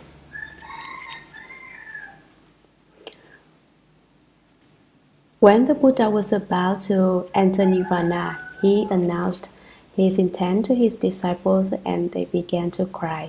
Ananda, who was the Buddha's cousin, cried the hardest of them all. He sobbed and wept probably until his tears washed his face clean. Finally, the Venerable Aniruddha approached him and said, "Don't cry. You can't cry. Since the Buddha is about to enter Nirvana, you should ask him what to do about things after he's gone." "What things should I ask about?" Ananda said. The Venerable Aniruddha replied, "In the future, the sutras will be compiled. You should ask what was to begin them with." Second, Aniruddha continued, "When the Buddha is in the world, we live with the Buddha. When the Buddha enters Nirvana, where will we dwell? Ask the Buddha that." Third, we now rely on the Buddha as our teacher. After the Buddha enters Nirvana, whom should we take as our teacher? We have to have a teaching and transforming guide, a teaching host. Fourth, when the Buddha is in the world, he is able to discipline and subdue the bad-natured bhikshus. After the Buddha enters Nirvana, how should they be dealt with? The proper thing for you to do is to go ask the Buddha these 4 questions. Ananda agreed. He went to the Buddha and asked, "When the Buddha is in the world, we take the Buddha as our master. After the Buddha enters Nirvana, whom should we take as master?" The Buddha answered, "Take the precepts as your master. Bhikshus and bhikshunis should take the precepts as master." "When the Buddha is in the world, we dwell with the Buddha," Ananda said. "When the Buddha enters Nirvana, where shall we dwell?" "When the Buddha leaves the world, you should dwell in the 4 applications of mindfulness." The Buddha answered, "The 4 applications of mindfulness are: contemplate the body as impure, contemplate feelings as suffering, contemplate thoughts as impermanent, and contemplate dharmas as being without self. If you contemplate the body as impure, you won't love the body. If you contemplate feelings as suffering, you can't be greedy for pleasure. If you know thoughts are impermanent, you won't become attached to the polluted thoughts that arise in your mind. The dharmas that are without the self are the 5 skandhas or heaps: form, feeling, thinking, activity, and consciousness." Third, Ananda said, "In the future, when the sutras are compiled, what words should we begin them with?" The Buddha answered, "Use these 4 words: 'Thus I have heard.' These words and the 6 fulfillments represent the completeness of the sutra's meaning and certify that the sutra was spoken by the Buddha." "I have just one more question," said Ananda. "When the Buddha is in the world, he can control the bad-natured bhikshus. But when the Buddha enters Nirvana, what is to be done about them?" The Buddha said, "As to the bad-natured bhikshus, ignore them and they will go away. Pay no attention to them. Don't talk to them. Don't sit with them. In general, treat them as despicable. Ignore them. If no one pays any attention to them, they won't be able to do anything, no matter how evil they may be. Bad-natured bhikshus are people who have left the home life and who say and do unprincipled things." When the Buddha was in the world, there were 6 bhikshus who were very bad. You shouldn't think that every person who lives a home life is good. There are also many unruly people among the Sangha. The Buddha instructs us to ignore them and they will go away. Keep silent and pay no attention to them. In that way, you can subdue them. The Buddha had many disciples who were old cultivators, senior members of the assembly who had much more weight virtue than Ananda. Ananda had just recently attained the fourth stage of arhatship, while among the assembly were many who had long been fourth stage arhats. If Ananda had simply spoken the sutras, most of them would not have paid him due respect. But by saying, "Thus I have heard," he made it clear that what they were about to hear was not a sutra spoken by Ananda himself, but rather a sutra he heard the Buddha speak. Therefore, no one could argue. Everyone knew that Ananda had the most excellent memory and could remember in their entirety all the sutras the Buddha had spoken during his 49 years of teaching without getting them confused or mixed up in any way. Ananda was born on the day of the Buddha's enlightenment. He heard everything the Buddha taught during the last 29 years of his life and remembered every single word of it.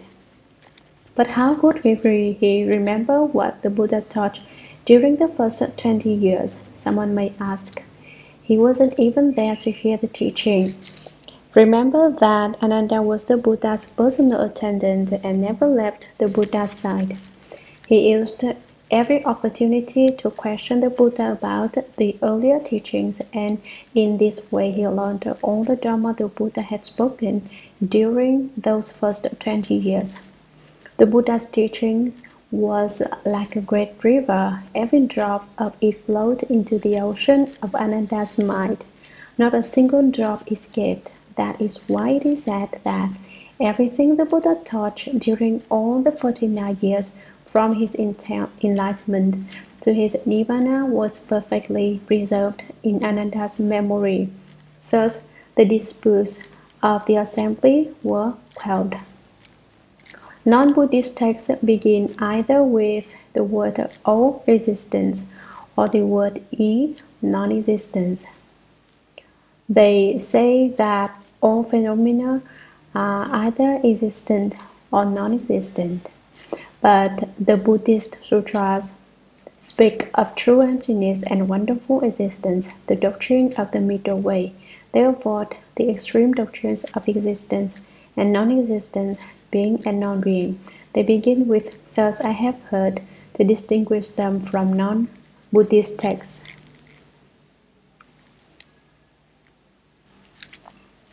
Sutra. At one time, the Buddha dwelt at the city of Shravasti in the sublime abode of the Jeta Grove. Commentary. At one time refers to the time when the Shurangama Sutra was spoken. It was the appropriate time to speak the sutra. Why wasn't the specific year, month, and day and time recorded, you ask? Since the calendars of India and China did not coincide, there was no way to fix the time the Shurangama Sutra was spoken, so the simple phrase "at one time" was chosen. Of the six fulfillments, at one time brings about the fulfillment of time, and the Buddha as the host who speaks the Dharma is the fulfillment of a host. If you want to become a Buddha, you must learn what a Buddha is like. What is a Buddha like? A Buddha is happy from morning to night. He doesn't worry. He doesn't give rise to afflictions. He sees all living beings as Buddhas, and so he himself has realized Buddhahood. If you can see all living beings as Buddhas, you too are a Buddha. What does the word Buddha mean? The word Buddha means enlightened. The Buddha has perfected the three kinds of enlightenment: enlightenment of self, enlightenment of others, and the perfection of enlightenment and practice. This has been explained above. In this sutra, the terms of the three kinds of enlightenment are called basic enlightenment, initial enlightenment, and ultimate enlightenment, but these are simply different names for the enlightenment of self, the enlightenment of others, and the perfection of enlightenment and practice. In Buddhist sutras, there are many places where the names vary but the meaning is the same. You should not fail to recognize something just because the name is different. If someone changes his name, you won't know he is being referred to when someone mentions him by his new name. But when you meet him face to face, you'll say, "Oh, it's you." The three kinds of enlightenment of the Buddha are the same way. If you haven't investigated the Buddha Dharma deeply, then you won't know what basic enlightenment, initial enlightenment, and ultimate enlightenment are.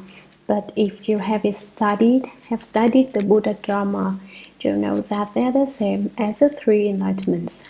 That is a general explanation of the word Buddha. If the word Buddha were discussed in detail, it could not be completely explained in 3 years, let alone 3 months. Now I have no alternative but to explain it for 3 minutes and let it go at that. That is because Americans lack speed. They want everything to be done fast.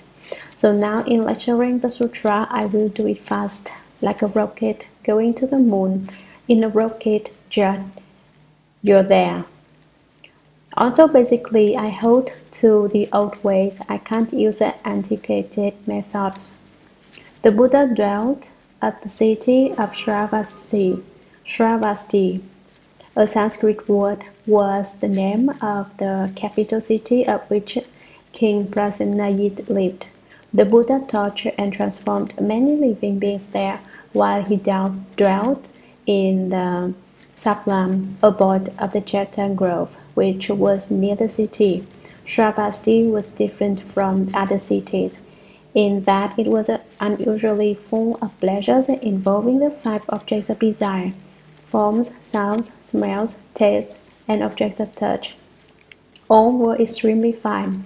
As to forms, there were probably many beautiful women, and the city itself was undoubtedly very colorful. As to sounds, the music was probably extremely beautiful. As to smells, there was Indian curry, for instance, which we also have in this country, and which can be smelled for quite a distance when it is cooking. As to flavors, there was ghee, a delicious milk product. As to objects of touch, they probably had the finest silks, the epitome of elegance in Shravasti. The city had abundance and affluence, and the people had the virtues of education and freedom. Thus, Shravasti is interpreted as meaning abundance and virtue. The people were well educated, well read, and experienced. They were endowed with intelligence, penetrating insight, and scholarship. They were also a free pupil. They were not bound by others. Once there was a Dharma master who went to seek instruction from an elder Dharma master. When he arrived, he put on his robe and sash, opened his kneeling cloth, knelt before the elder Dharma master, and asked for instruction. "What instruction do you want from me?" asked the old master. "I am seeking freedom," came the reply. "Who's binding you up?" the old master asked. As soon as he heard the question, the young Dharma master realized that no one was binding him, and he immediately became enlightened. "I am already free," he realized. "What am I doing seeking further freedom?" That realization brought about his enlightenment. If I were to speak instruction in how to obtain freedom, and someone were to tell me that I'm not bound up, would I become enlightened? You ask. That's different. Your time has not yet arrived. Your potential has not yet matured. When it does, one sentence will cause you to awaken, to connect suddenly and penetrate through to enlightenment. The people of Shravasti were free which means that their cultivation made it easy for them to realize the way.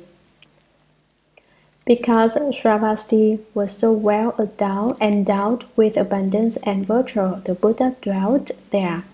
The sublime abode of the Jeta Grove is a Jeta Grove in the garden of the benefactor of orphans and the solitary, mentioned at the beginning of the Vara Sutra. In Shravasti, there lived a great elder named Sudatta, who was endowed with many blessings. No one knew the extent of his wealth. One day, a friend said to Sudatta, "A Buddha is at such and such a place speaking Dharma." The moment Sudatta heard the word Buddha, his hair stood on end and he was beside himself. "I want to go see the Buddha right now," he said immediately. Because of his wish to see the Buddha shone his light on Sudatta, although he was a good distance away. It was the middle of the night, but because the Buddha's light was shining on him, Sudatta thought it was already dawn, so he arose and set out to see the Buddha. Since it was actually the middle of the night, the city gates were still locked, but by means of the power of the Buddha's spiritual penetrations, the gates opened of themselves when Sudatta arrived and closed behind him again as he went out. He reached his destination, saw the Buddha, and hear the Buddha speak Dharma, was inexpressibly happy. Then he asked the Buddha, "You have so many disciples, where do they live?" At that time, there wasn't any sublime abode of the Jeta Grove. The Buddha said, "I haven't any permanent residence. I will build you a monastery," said the elder. "I will make a place for you." Since he was wealthy, he could speak with authority. "As soon as I return, I will find a place and begin construction." When he got back to Shravasti, he looked everywhere until he eventually found Prince Jeta's garden, which was about 1.5 miles outside the city. He saw that the garden was the most appropriate place to give the Buddha, but it belonged to the prince, so he went to negotiate. "Why do you want to buy my garden?" Prince Jeta asked. "I'm going to build a place to invite the Buddha to live in," replied the elder. "All right," Prince Jeta said in jest. "Cover the grounds of the garden completely with gold coins, and I will sell it to you." It never occurred to the prince that Sudatta would actually do it. Who would have guessed that Sudatta would return and take all the gold coins from the family storehouses to the gardens to be laid out on the grounds? "I was just kidding," cried the prince when he saw the gold-laden ground. "How could I sell you my garden? You shouldn't have taken me seriously." "You are a prince now," replied the elder Sudatta. "In the future you will be the king. A king does not speak in jest. You can't joke with me. Whatever you say should be just as it is. You can't refuse to sell." When the prince heard that, there was nothing he could do. "Very well," he said. "You have covered the ground with gold coins, but you didn't cover the trees. Here's what we will do. We will divide it. The ground you covered is yours, but the trees are mine. However, I don't want them for myself. I'll make a gift of them so you can provide a place for the Buddha." The elder Sudatta had no choice but to accept Prince Jeta's conditions. So the place was named the Jeta Grove in the garden of the benefactor of orphans and the solitary. Sudatta was also known as Anathapindaka, the benefactor of orphans and the solitary, because he took pleasure in helping widows, widowers, orphans, and the solitary, that is, elderly couples who had no children. His virtuous deeds earned him a title awarded to elders of great virtue. How is Prince Jeta's name explained? Prince Jeta was born on the day his father, King Prasenajit, returned victorious from a battle with a neighboring country. So the child was given the name Jeta, victorious in war by his father, the king. This is the history of the Southland abode of the Jeta Grove. Sudatta invested large additional sums of money in the construction of the Southland abode. Sutra, with a gathering of great bhikshus, 1250 in all. Commentary. The gathering of great bhikshus together with the great arhats and the bodhisattvas of the 10 directions mentioned below bring about the fulfillment of an audience. The sutras spoken by the Buddha are not confused or disconnected. They were spoken casually. Every sutra has its 6 fulfillments at the beginning because only when these 6 are brought about can a Dharma assembly be established and the Dharma be spoken. Great bhikshus are different from small bhikshus. Great bhikshus are at the stage in their cultivation where they are just about to attain enlightenment. Bhikshu is a Sanskrit word that has 3 meanings: mendicant, frightener of Mara, and destroyer of evil. A bhikshu is a mendicant who takes his bow out into the streets to collect alms. He does not go only to the wealthy and avoid the poor, or vice versa. A bhikshu must practice equality in his alms rounds, which means he must go strictly from door to door and to no more than 7 houses. So it is said, one should not avoid the poor and go to the rich, nor ignore the lowly and seek out the honorable. When someone ascends the precept platform to receive the bhikshu precepts, he faces 3 masters and 7 certifiers. The 3 masters are the precept transmitter, the Kammadana, and the teaching transmitter. The 7 certifiers act as guarantors that, as a monk, the bhikshu will not violate the rules of pure eating or break the precepts. When the precepts are transmitted, the Kammadana asks, "Have you already resolved to attain Bodhi?" The answer is, "I have already resolved to attain Bodhi." He also says, "Are you a great hero?" The answer to be given by the preceptee is, "Yes, I am a great hero." When the questions have been answered in this way, an earth-traveling Rakshasa ghost, a being of our world, who records good and evil, says, "Now the Buddha's retinue has increased by 1, and Mara's retinue has decreased by 1. The earth-traveling Rakshasa transmits this news to a space-traveling Yaksha ghost, who in turn transmits the news through space to the 6th desired heaven, where Mara dwells. When Mara, who is king of the heavenly demons, hears the news, he is terrified. That is why the second meaning of bhikshu is the frightener of Mara. A bhikshu is also a destroyer of evil, because he breaks up the evils of ignorance and afflictions. Since the word bhikshu has 3 meanings, it falls in the category of terms not translated because they contain many meanings, and according to the rules of translation as set down by Dharma Hsuan Hua during the Tang Dynasty in China, it is left in Sanskrit.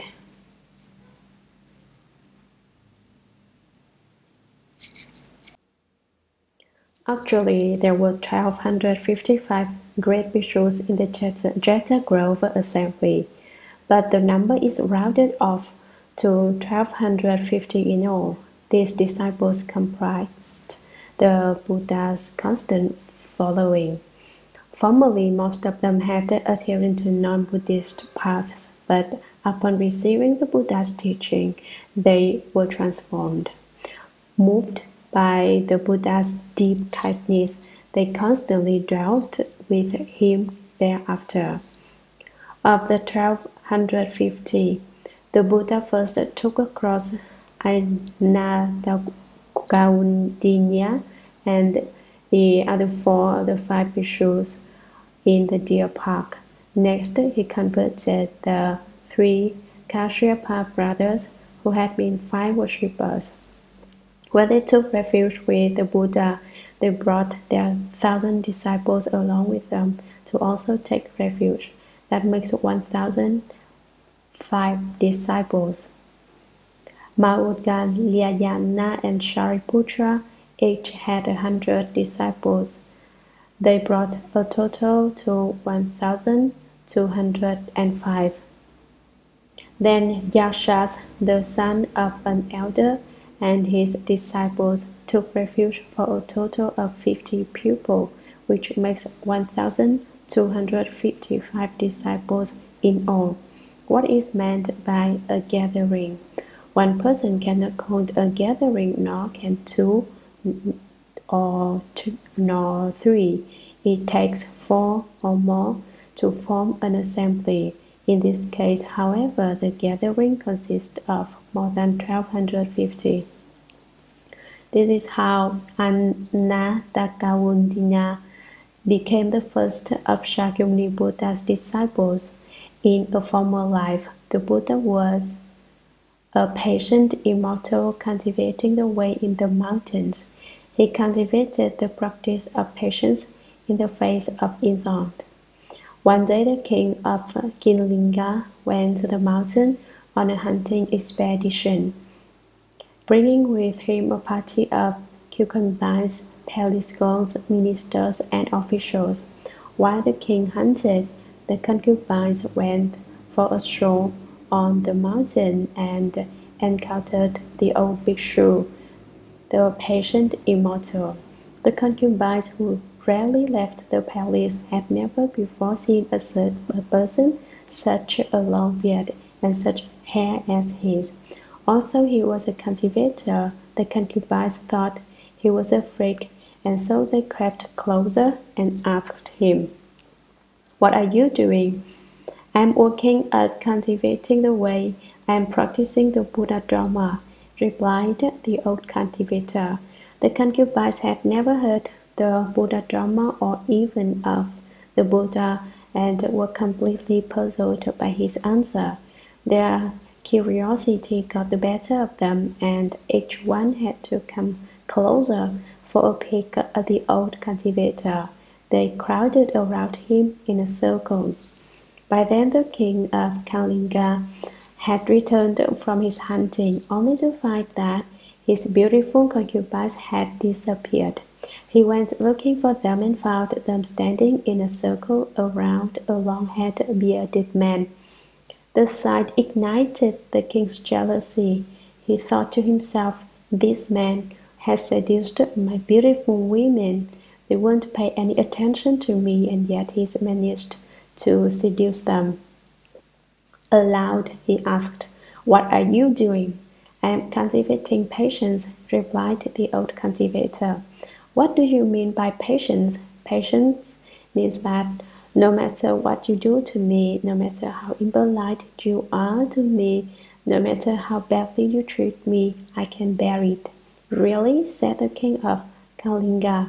"Is that truly the way you are? I don't believe you can do it. If you truly have patience, why did you seduce my women?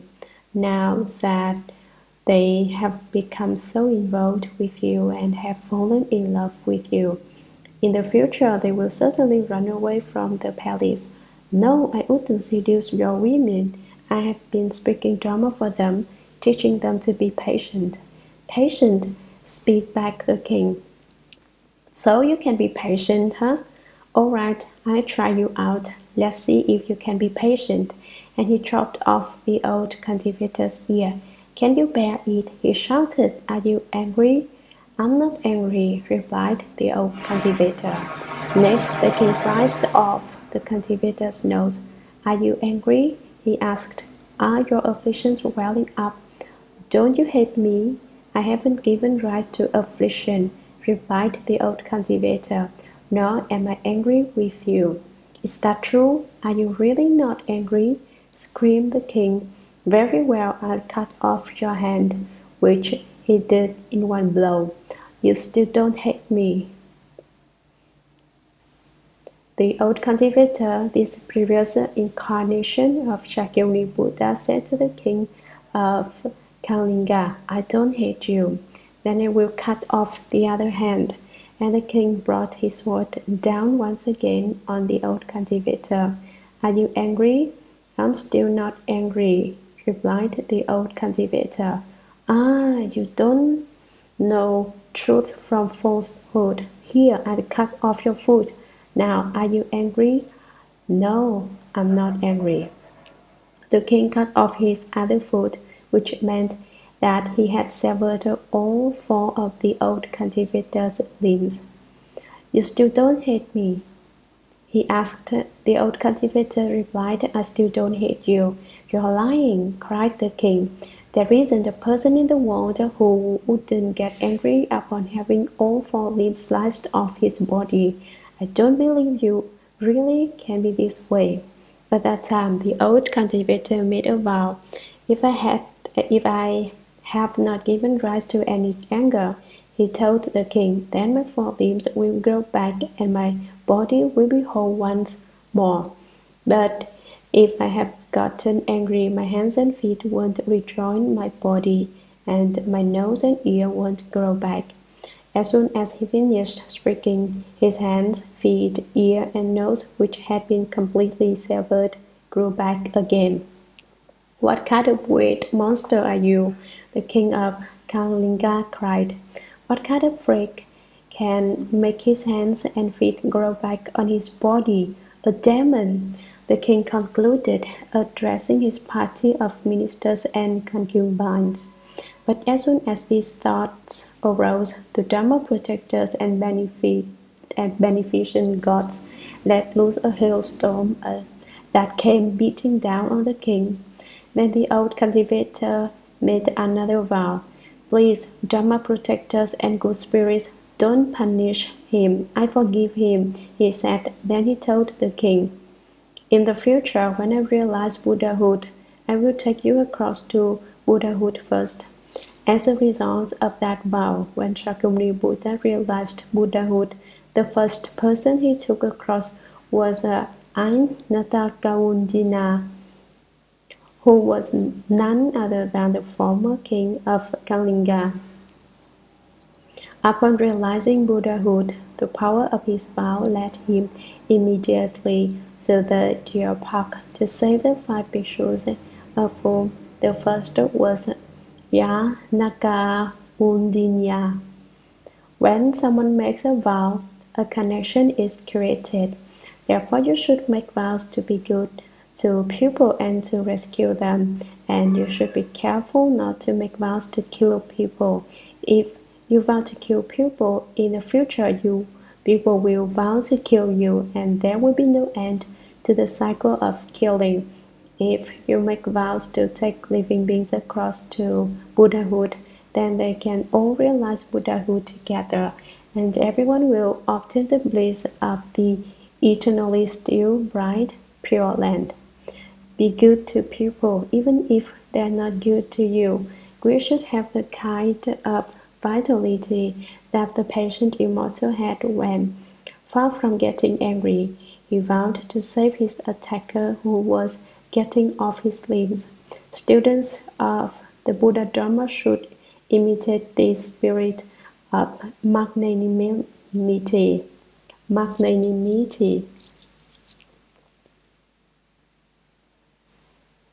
Sutra. All were great arhats without outflows, disciples of the Buddha, dwellers and maintainers.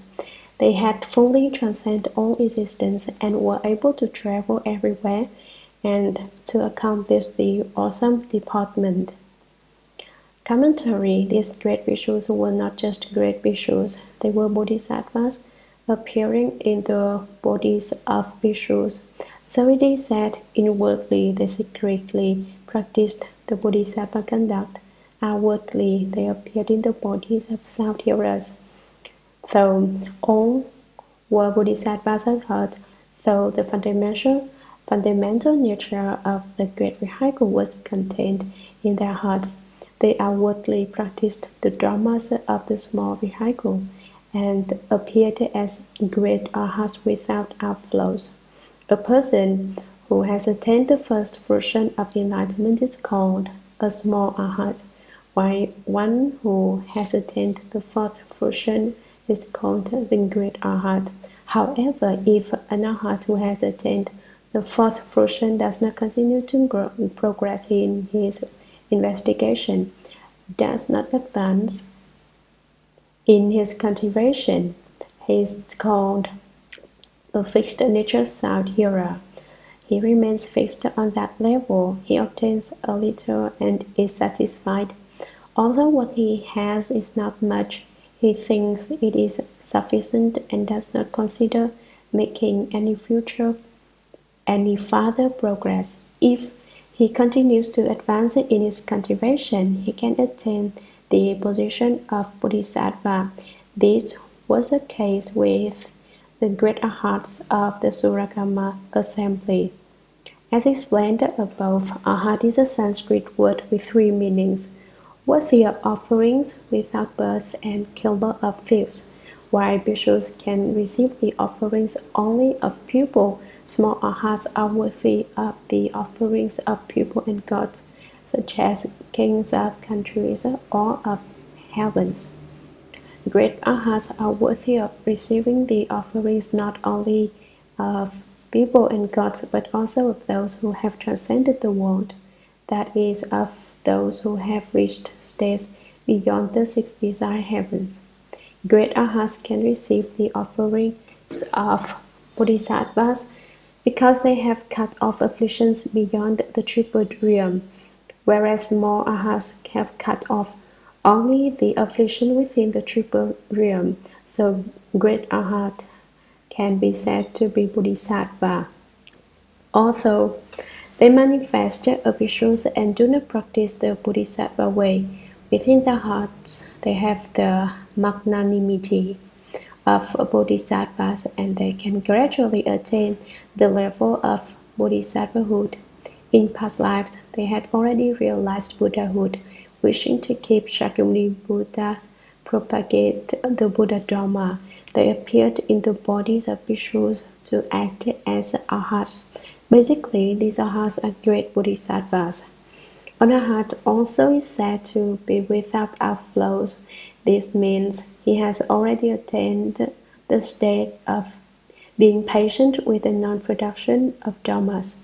An arhat is also called a killer of thieves because he has completely killed the thieves of ignorance. People who have attained the fruition of the way have no outflows of desire, no outflows of existence, and no outflows of ignorance.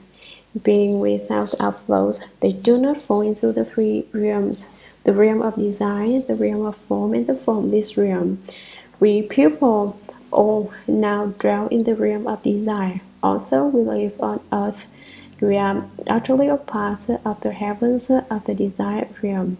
It is called the desire realm because the people in it have thoughts of desire and longing which they are unable to stop. There are two kinds of desire: the desire for material objects and the desire for sex. By the desire for material objects is meant greed for all enjoyable things. For instance, if you don't have a house, you want to buy a house. Once you have a house, you think about buying a better one. That is the desire for houses. Or perhaps you want a good car at first. Perhaps you buy a beat-up car, but when you drive it around, people look down on you, so you decide to buy a better car, but you still do not invest in the latest model. Once you compare your cars to the newest model, however, you feel your present car isn't good enough, so you invest in a new one. That is the desire for cars. Eventually, your desire reaches the point that once you have the latest model car, you decide to buy an airplane. Once you have an airplane, you decide to invest in ships. The desire for material objects never ends. You never say, "I've had enough. I'm satisfied. I don't want any more. I'm not greedy for anything, for any more things. Where does desire come from? It comes from ignorance. Desire for sex is something you would probably understand without my speaking about it. It refers to being greedy for beauty. It too cannot be satisfied. One wife is not sufficient. He has to have two. Then two are not enough. He needs three. Some men keep 10 or 20 wives. How do you suppose one person can respond to so many? Emperors often had several hundred or several thousand women gathered in the palace. Wouldn't you say that was extremely unfair? Now, in democratic countries, men are allowed only one wife. The practice of polygamy is prohibited, but there are still many people who sneak out and become involved in illicit affairs. Driven by their desire for sex, many men and women sneak out to carry on wanton relationships. They do not follow the rules. Besides the outflow of desire, there is the outflow of existence. This outflow occurs in the heavens of the form realm, which are beyond desire. By existence is meant the existence of everything and anything. People who are greedy for existence and cannot maintain control have outflows whenever there is a lot of something. The greatest of the three kinds of outflows is the outflow of ignorance. Ignorance is the basic root of affliction. With the outflow of ignorance, the outflows of existence and of desire arise. If ignorance disappears, all the other two are also cut off. Disciples of the Buddha. The Chinese word for disciple can also mean son, but here it refers not to Rahula, the Buddha's son, but to the great bhikshus, the great arhats spoken about above. The Dharma Sutra says, when living beings receive the Buddha's precepts, they enter the Buddha's position. When the state is identical to great enlightenment, they are truly the Buddha's disciples. Living beings who have received the Buddha's precepts have the qualifications necessary to realize Buddhahood. When their enlightenment comes, they are called disciples of the Buddha. The Dharma Flower Sutra says, because they come forth from the Buddha's mouth and are born by transformation from the Dharma, they are called disciples of the Buddha. What does it mean to be born by transformation from the Buddha's mouth, you ask? As a result of being taught and transformed by the Buddha, they became enlightened and thus were born from the Buddha Dharma. For example, a day you took refuge with the Triple Jewel was your new birthday, the beginning of a new life. Those of you who have taken refuge with the Triple Jewel are the Buddha's disciples. As dwellers, they dwelt within the Buddha Dharma, and as maintainers, they relied on the Buddha Dharma in their cultivation. Specifically, in terms of Shurangama Sutra, they dwelt in the treasury of the Tathagata and maintained the ultimately firm samadhi. You should protect and maintain the sun samadhi and not allow it to become scattered or lost. The term abode, one who has a monastery, literally refers to someone who dwelt in and maintained the Buddha Dharma, because it is his work to cause the Buddha Dharma to continue and not to be cut off, so hand it down and to allow it to spread, to perpetuate the Buddha's name. The Buddha's wife, like the great arhats of the Shurangama assembly. The arhats had fully transcended all existence. That is the 25 realms of existence found in the Triple Realm. and were able to travel everywhere and to accomplish the awesome deportment. They had the ability to live in any land in the 10 directions, not just in our Saha world, because they were arhats and had spiritual penetrations and transformations. They could fly or walk as they pleased. If they could go anywhere, why haven't I ever seen in America, you may ask. Even if they had to come to America, you wouldn't have been able to see him or know of it, because at the time the Buddha was in the world, you hadn't even been born yet. They were able to perfect the awesome deportment. Wherever they went, they had an awesomeness that people feared and a deportment that people wished to imitate.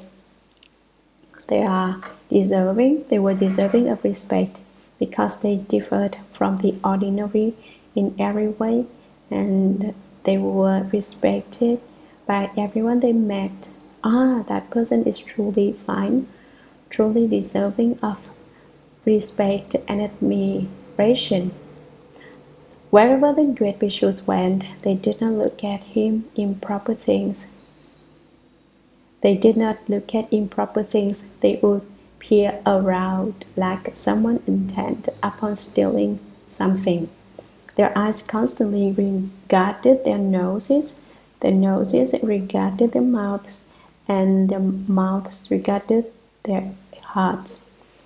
When they walked, their gaze did not extend beyond 3 feet in front of them. In this way, they returned to the light to illumine within. So awesome was their bearing that they never indulged in grossness or horseplay, never giggled or joked. They were very refined and sutra. They followed the Buddha in turning the wheel and were wonderfully worthy of the bequest. Stern and pure in the Vinaya, they were great exemplars in the 3 realms. Their limitless response bodies took living beings across and liberated them, pulling out and rescuing those of the future so they could transcend all the bonds of dust. Commentary is 4 sentences praised for kinds of admirable virtues that characterize the practice of the arhats. The first sentence praises the arhat's virtue of wisdom. The second praises the maintenance of the precepts and rules. The third praises the virtue of kindness, and the fourth, the virtue of compassion. They followed the Buddha in turning the wheel. The arhats constantly followed the Buddha, not just to serve the Buddha or provide for him, not just to offer the Buddha a towel or to bring the Buddha a cup of tea in order to be filial to the Buddha. It's not simply that they attended upon the Buddha, they helped him turn the wheel.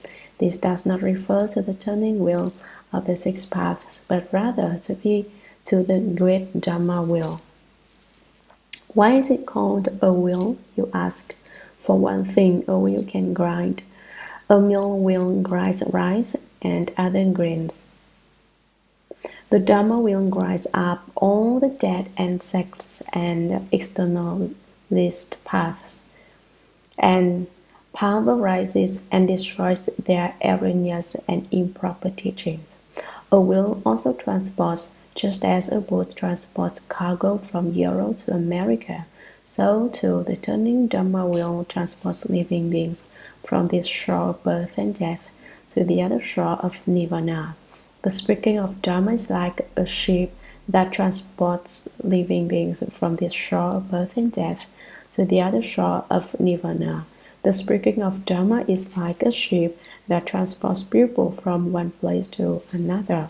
They were wonderfully worthy of the bequest. They had all attained inconceivable states and so were wonderfully worthy. Worthy means that because of the inconceivable states they had accomplished, they were capable of receiving and had the authority to receive the Buddha's final bequest. That is the last instructions he gave everyone about what to do after his nirvana. It's like an ordinary family. When the father is about to die, he tells his sons and daughters that what they should do in the future, how they would cultivate and handle matters. The Buddha also commands his disciples, telling them, you should work in this way. You should go to that place and turn the Dharma wheel to teach and transform living beings. That is called the bequest. The great bhikshus were worthy to receive the Buddha's final instructions because they all had an inconceivable wisdom and could turn the Dharma wheel to benefit themselves and benefit others. This sentence praises the wisdom that enabled them to teach and transform other people and caused them also to have wisdom. This sentence praises the Arhat's virtue of wisdom. Stern and pure in the Vinaya, they were great exemplars in the three realms. Stern means severe in demeanor, exacting, and not the least bit haphazard. It means they were honorable and awesome. They were forbidding, so that when you were in their presence, you dared not laugh or be rambunctious or disobedient. You also did not dare let your eyes wander around because the great Arhats were so severe. They were clear and pure because they had ended evil and had rid themselves of all bad habits. Pure can also mean that they had severed the delusions arising from views, the delusions arising from thoughts, and the myriad subtle delusions like dust and sand. And it means they were also without ignorance. Pure and clear and pure, they had no filth left. They were devoid of evil. How can one become devoid of evil, you wonder? Cut off the evil. It is said, however, the purity referred to here is free even of the concept of cutting off evil. If you still remember how you cut off evil, then you are not yet pure. If you remember that on such and such a day you cut off a certain amount of evil, and such and such a time you also cut off a certain amount of evil, then you are not yet pure. Why? You still have dirty things in your mind. If you are pure, all these things are forgotten. When they are absolutely non-existent, you have attained purity. Vinaya is a Sanskrit word which means good healing. It is fully able to cure your faults. Stern and pure in the Vinaya means the great Arhats, through actual practice, had perfected and attained the Dharma which caused faults. They were great exemplars, unsurpassable standards in the three realms, the desire realm, the realm of form, and the formless realm. They were guides and masters of gods and people, and so this sentence praises the great Arhat's virtue of maintaining the precepts. Their limitless response bodies took living beings across and liberated them. Response bodies are also called transformation bodies. Originally, the great Arhats didn't have response bodies, but they created them by transformation in infinite amounts. There might be 3,000 of them, and at another time 5,000 or 10,000, 100,000, a million, a billion. Why are response bodies brought forth? Is it so that the great Arhats can go about displaying spiritual penetrations to let people know that they have them? No, the great Arhats create the response bodies to teach and transform living beings who need to taken across to enlightenment. For living beings who should be taken across by a Buddha, they manifest the body of a Buddha and speak Dharma for their sake. For living beings who should be taken across by a practical Buddha, or by a Brahma king, or by Chakra, or by a bhikshu or a bhikshuni, they manifest those response bodies to take those beings across. Like a Kwanzaa Bodhisattva, who is extremely kind to those with whom he has karmic ties, and greatly compassionate toward those who are at one with him, Great arhats manifest numberless response bodies to cause beings to leave suffering and to obtain bliss. They enable them to be at peace and to experience the bliss of attaining what they like. Kindness can bestow happiness, and the great arhats were extremely kind and compassionate, pulling out and rescuing those of the future so they could transcend all the bond of dust. What is meant by pulling out? Say, for example, that someone gets both feet stuck in the mud, so that each time he pulls one foot out, the other foot gets stuck deeper until eventually he can't take another step.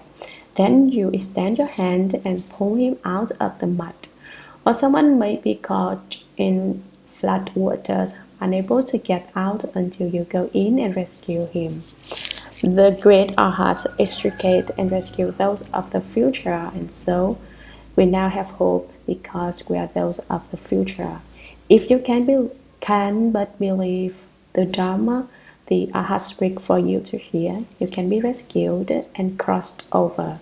You and I are numbered among those of the.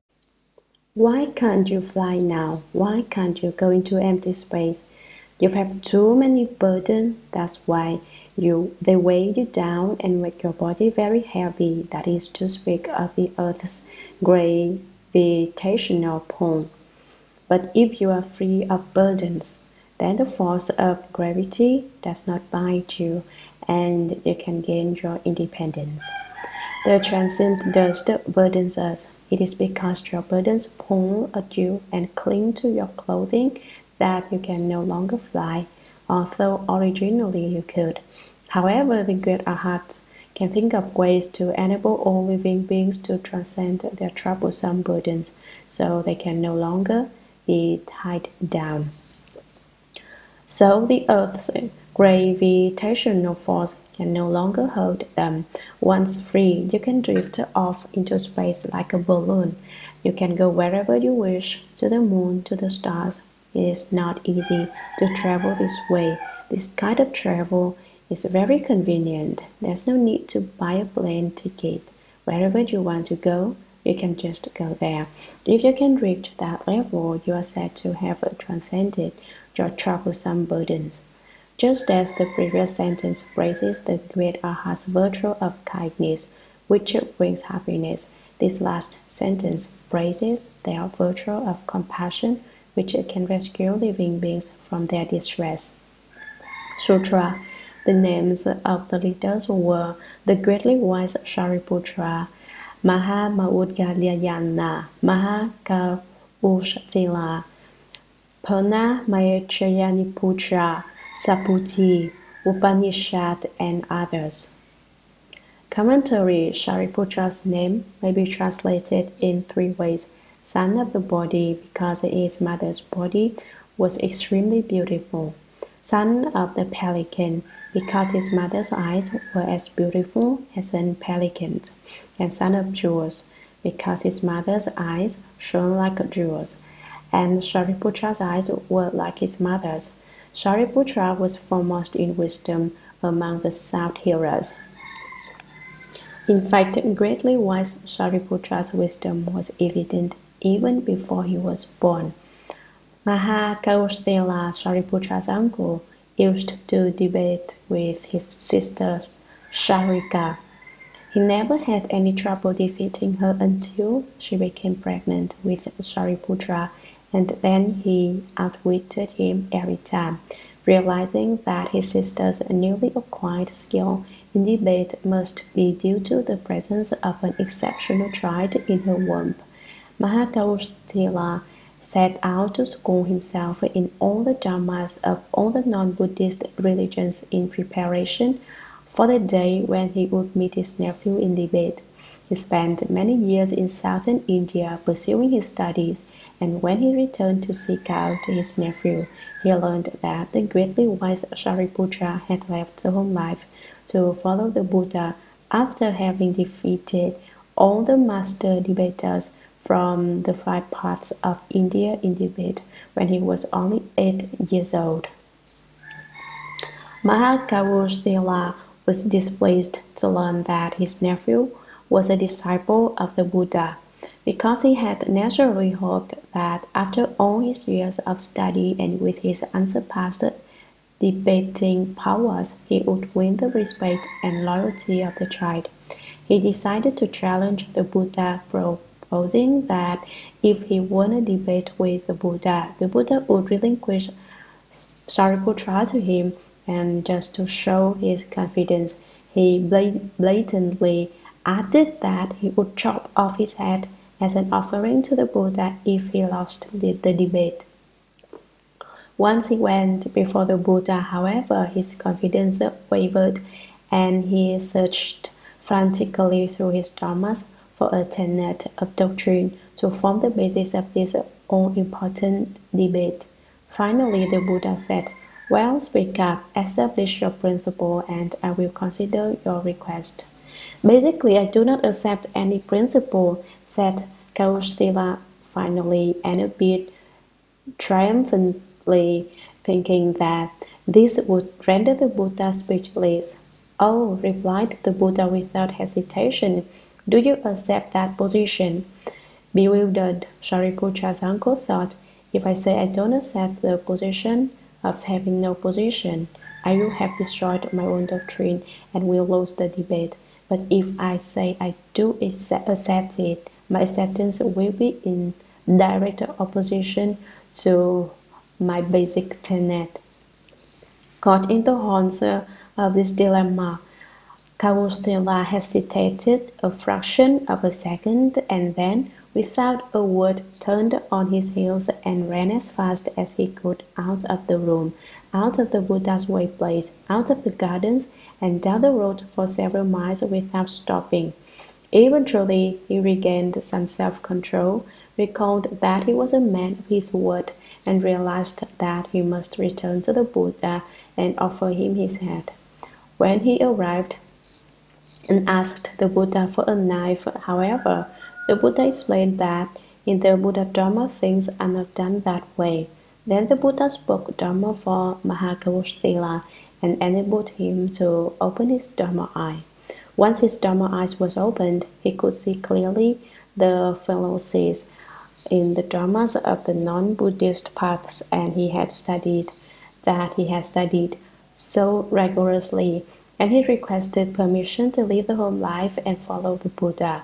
Mahakaustila's name means big knees. Some say his ancestors' kneecaps were big, and some say that Kaustila's own kneecaps were big. In general, large kneecaps were a family trait.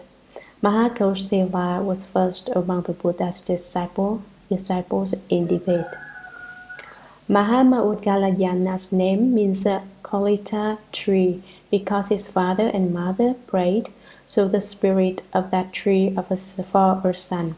He was foremost among the disciples in spiritual penetrations. Purnamechyayan Niputra. Another Sanskrit name means son of fullness and compassion. Purna, which means full, refers to his father's name, which meant fulfilled vows. Mechayani, which means compassionate woman, was his mother's name. Putra means son. What was his particular talent?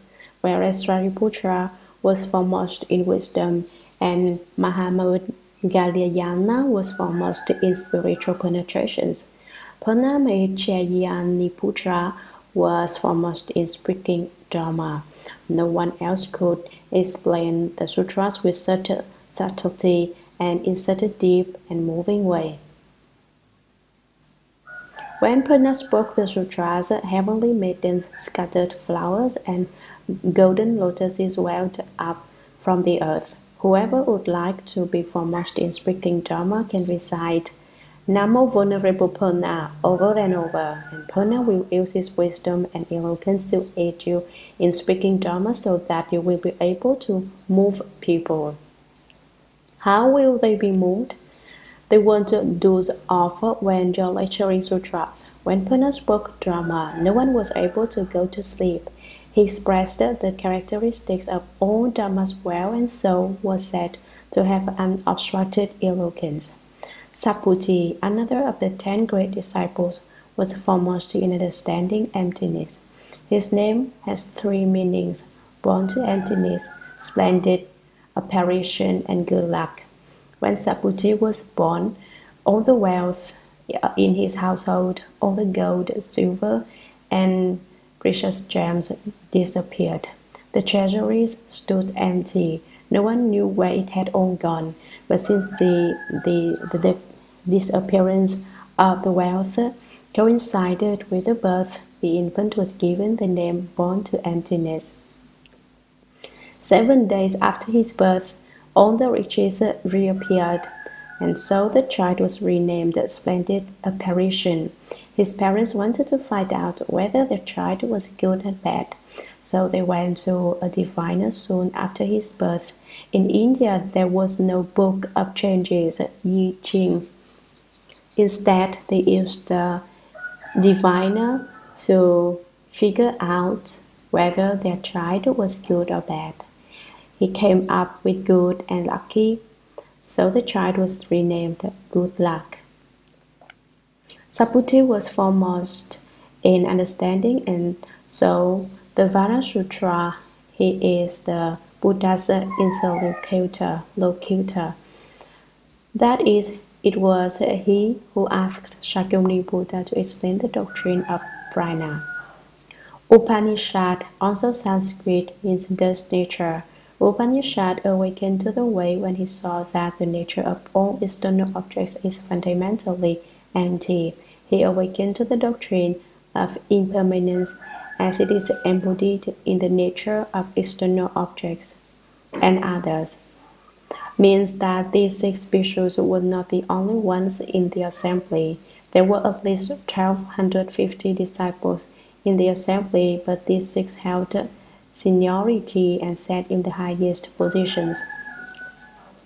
Thus, they are mentioned by name to represent the assembly of great arhats and great bhikshus.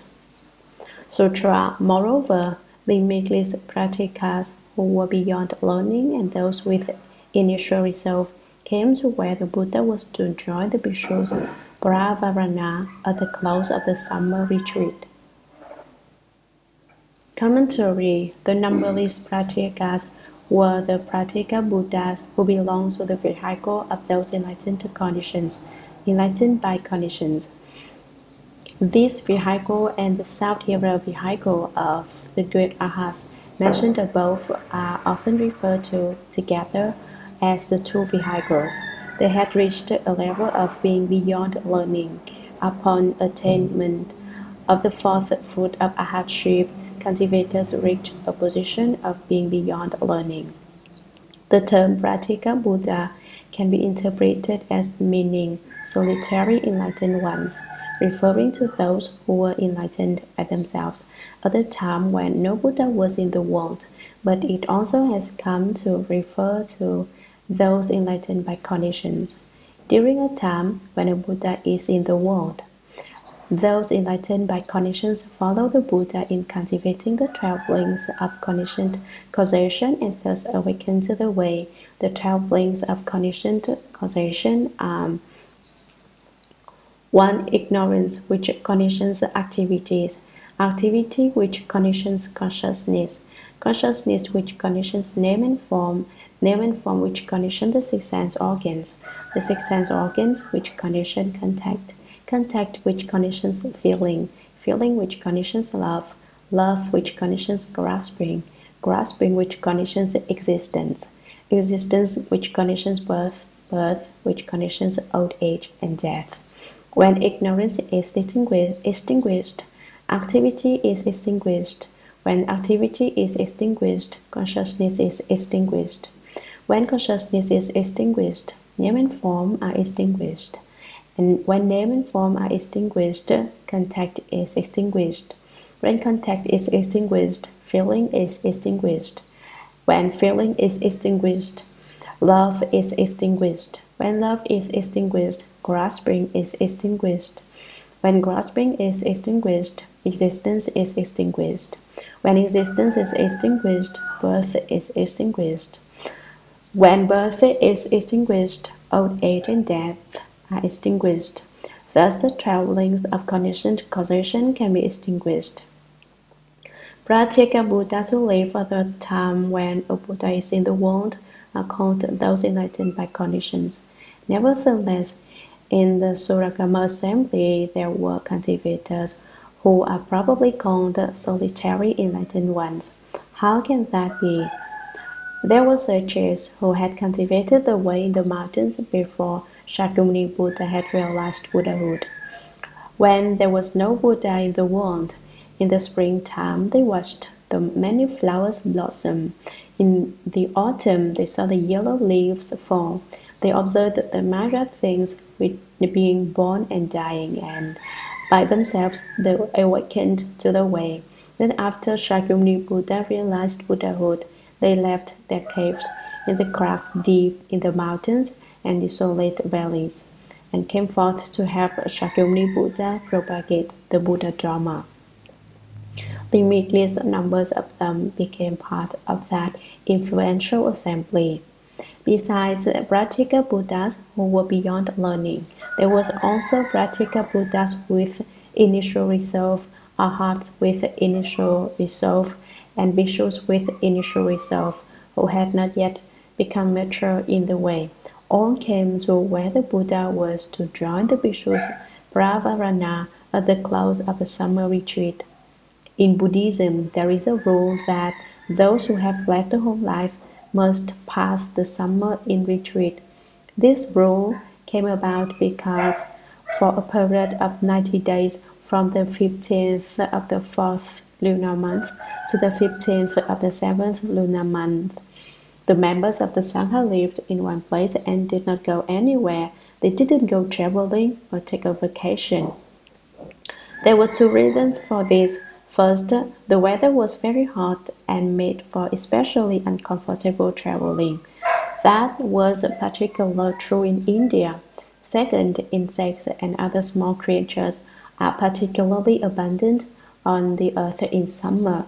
To avoid stepping on them and squashing them to death, to nurture compassion for all living beings and to protect them, the bhikshus and bhikshunis and the Buddha lived in one place and did not go out. At the close of the summer retreat refers to the end of the 90-day period of seclusion.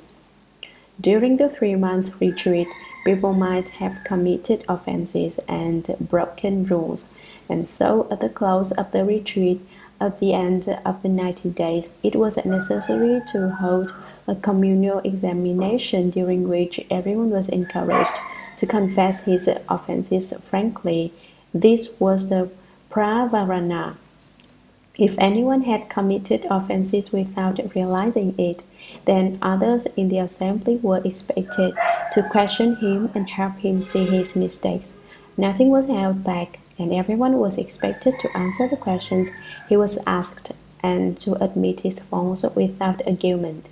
This discussion was carried on in an open, orderly fashion without anyone giving rise to afflictions or becoming angry when his errors and faults were pointed out. In this way, they rid each other of their faults. This kind of communal examination was designed to cause people to change their errors and move toward the good. Everything that had happened before became a dead issue, and everything that happened from that day onward was like a new life. People were encouraged to do things that benefit body and mind and not to do sutra. Bodhisattvas from the 10 directions who designed counsel in order to resolve the doubts in their minds were respectful and obedient to the awesome but compassionate one as they prepared to seek the secret meaning. Commentary. Besides the two vehicles of South-hearers and those enlightened by conditions, there were also bodhisattvas from the 10 directions in the Shurangama assembly. The 10 directions are north, south, east, west, northeast, southeast, northwest, southwest, and above and below. I would expect there to be bodhisattvas from the 8 directions and from above, you may say. But do bodhisattvas also come from below? Yes, Earth Star Bodhisattva, for example, watches exclusively over things below us. I discussed the word Bodhisattva in the introduction, so now the explanation will be brief. Bodhisattva is a Sanskrit word. Bodhi means enlightenment and sattva means sentient being. A bodhisattva is one who enlightens those with sentience.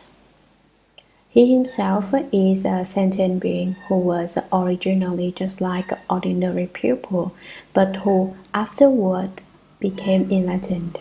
Bodhisattvas have attained the enlightenment of self and can enlighten others. They can benefit themselves and benefit others, but their enlightenment is not yet perfect. So they are called bodhisattvas. How many bodhisattvas came from the 10 directions, you ask? An incalculable number. What did they get together for? Did they come together to cause a commotion, to see a play, to go to a fair? No, they came because there were some things they did not understand. They desired counsel in order to resolve their doubts in their minds. They had questions. They wanted to ask about doctrines they could not understand. What doctrines in particular? The doctrine of the secret meaning, which refers to the secret cause spoken of in this sutra. They were respectful and obedient to the awesome but compassionate one as they prepared to seek the secret meaning. The Bodhisattvas did not understand the doctrine of the secret cause. Therefore, they came wishing to learn of the Dharma door of the secret cause that leads to the complete meaning. Do you mean that the Shurangama Sutra that is now being explained is a sutra which even Bodhisattvas don't understand? You ask. It is true that the Bodhisattvas desired counsel to resolve their doubts because they do not understand the doctrines of the sutra. But if you now understand and become enlightened, then you are bodhisattvas too. Don't disdain yourselves. You don't say, how can I understand doctrines which bodhisattvas didn't understand? I'd better quit now. It is just because these are doctrines that bodhisattvas don't understand that you are now being taught to understand. We have karmic connections with Shakyamuni Buddha and with the Dharma that he proclaimed and that remains in the world. So we now have the opportunity to come to understand doctrines that even the Bodhisattvas had not understood. We are now in an advantageous position, even though we have been born after Shakyamuni Buddha spoke the Dharma. Who knows how long a road those Bodhisattvas in the Shurangama assembly had to travel to get there?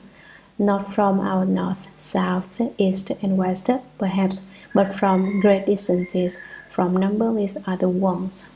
Now we have encountered this sutra, we have great gurus and great affinities that enable us to listen to this Dharma. Don't be afraid and think that since Bodhisattvas didn't understand it, you shouldn't attempt to study it. That's a mistaken attitude. Sutra. Then the Tathagata arranged his seat, sat quietly and peacefully, and for the sake of everyone in the assembly, proclaimed the profound and mysterious. Those in the pure assembly at the banquet of Dharma obtained what they had never obtained before. Commentary then refers to the time when the Shurangama Sutra was spoken. It was a time when the conditions were appropriate, a time when the Shurangama Sutra, when the Shurangama mantra was about to be proclaimed. The Tathagata arranged his seat. Tathagata, one of the 10 titles of the Buddha, has been explained already. Arranged his seat means that he opened his sitting cloth, spread it out, and sat down on it. Sat quietly and peacefully means that the Tathagata sat in purity, in the manner of one absorbed in dhyana, that is, still consideration. Peacefully means at ease. He did not knit his eyebrows together, straining to display the pose of one meditating, but was very relaxed. with a faint trace of a smile on his face, making those who saw him feel happy. This quiet, peaceful style pleased those who looked at him and made them become resolved to learn from him. And for the sake of everyone in the assembly, why did the Buddha arrange his seat and sit quietly and peacefully? It was because he wished to enter samadhi and, in peace and quiet, contemplate the basic natures of living beings. In the assembly, there were 1,250 bhikshus, countless practical Buddhas who were beyond learning, Bodhisattvas from the 10 directions, and many more, countless hundreds of thousands of myriads of millions who circumambulated the Buddha. Although the number of people attending our Dharma assembly is not nearly as great, the assembly is still vast because there are limitless boundless numbers of ghosts and spirits who have come to join us. Countless ghosts are outside listening to the Dharma, and vast numbers of spirits are standing outside protecting this place. If you don't believe it, take a look. You won't be able to count how many there are. Proclaimed the profound and mysterious. Proclaim means to explain clearly and teach. Profound refers to the deep secret cause. Mysterious and wonderful refers to the complete meaning. He teaches the Dharma door of the secret cause that leads to the complete meaning. If the Buddha did not speak about the secret cause, you would have no way to know of it. If the Buddha did not explain the complete meaning, you wouldn't be able to understand it. The mysterious and wonderful is whatever you don't know. What you already know you consider quite ordinary, but if you see something you have never tasted before, you'll want to have a taste of it no matter what. The Bodhisattvas came desiring to understand the doctrine more fully, and Shakyamuni Buddha, knowing what was in the minds of those in the Dharma assembly, proclaimed the profound and mysterious principle. Those in the pure assembly at the banquet of Dharma obtained what they had never obtained before.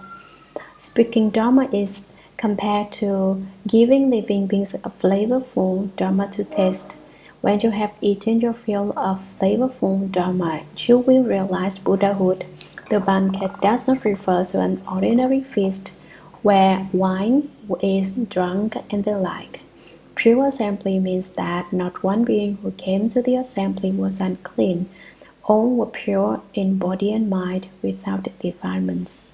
They did no evil and respectfully offered up good conduct, since they did not engage in any improper or unwholesome behavior.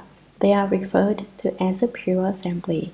This is the first time they had heard the wonderful Dharma, and so what they obtained was unprecedented.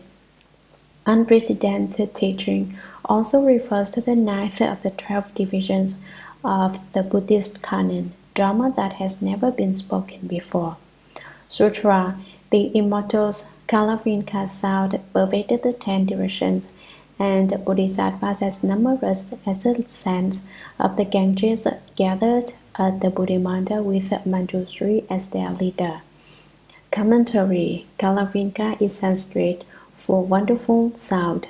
It is the name of a bird whose cry can be heard at a great distance, even while it is still in the egg. Once the bird is hatched, its call can be heard even more clearly, and the sound is very pleasing to the ear. Here, the reference is not to the bird's call, but to the sound of the Buddha's voice, which is as pleasing, clear, and penetrating as the Kalavinkas. The Buddha is called the Immortal because in the past, Shakyamuni Buddha cultivated as a patient immortal, and upon realizing enlightenment, he was known as the Great Enlightened Golden Immortal. The Buddha's voice pervaded the 10 directions. It can be heard everywhere. For example, the Buddha spoke Dharma in India, and we in America can hear it. Under the right conditions, it can be heard more clearly than a radio, and it arrives faster than a telegraph message. Once the Buddha's disciple, Mahamaugalayana, who was foremost of the Buddha's disciples in spiritual penetrations, became curious to know just how far the Buddha's voice reached. So he used his spiritual penetrations to travel east through numberless, unreckonable lands, through hundreds of thousands of millions of Buddha lands. But when he had reached a land an enormous distance away, he still could hear the Buddha speaking Dharma as if it was spoken right into his ear. It was still perfectly clear. The inhabitants of that far-off eastern land were huge. The shortest of them was 30 or 40 feet tall. Maudgalayana arrived at lunchtime, and the bowls they were using were as large as our houses. The amount they ate far surpassed what we consumed. Maudgalayana perched on the edge of one of the bowls and stood watching the giants eat. Eventually, one of them noticed him and exclaimed, "Oh, where did that human-headed bug come from?"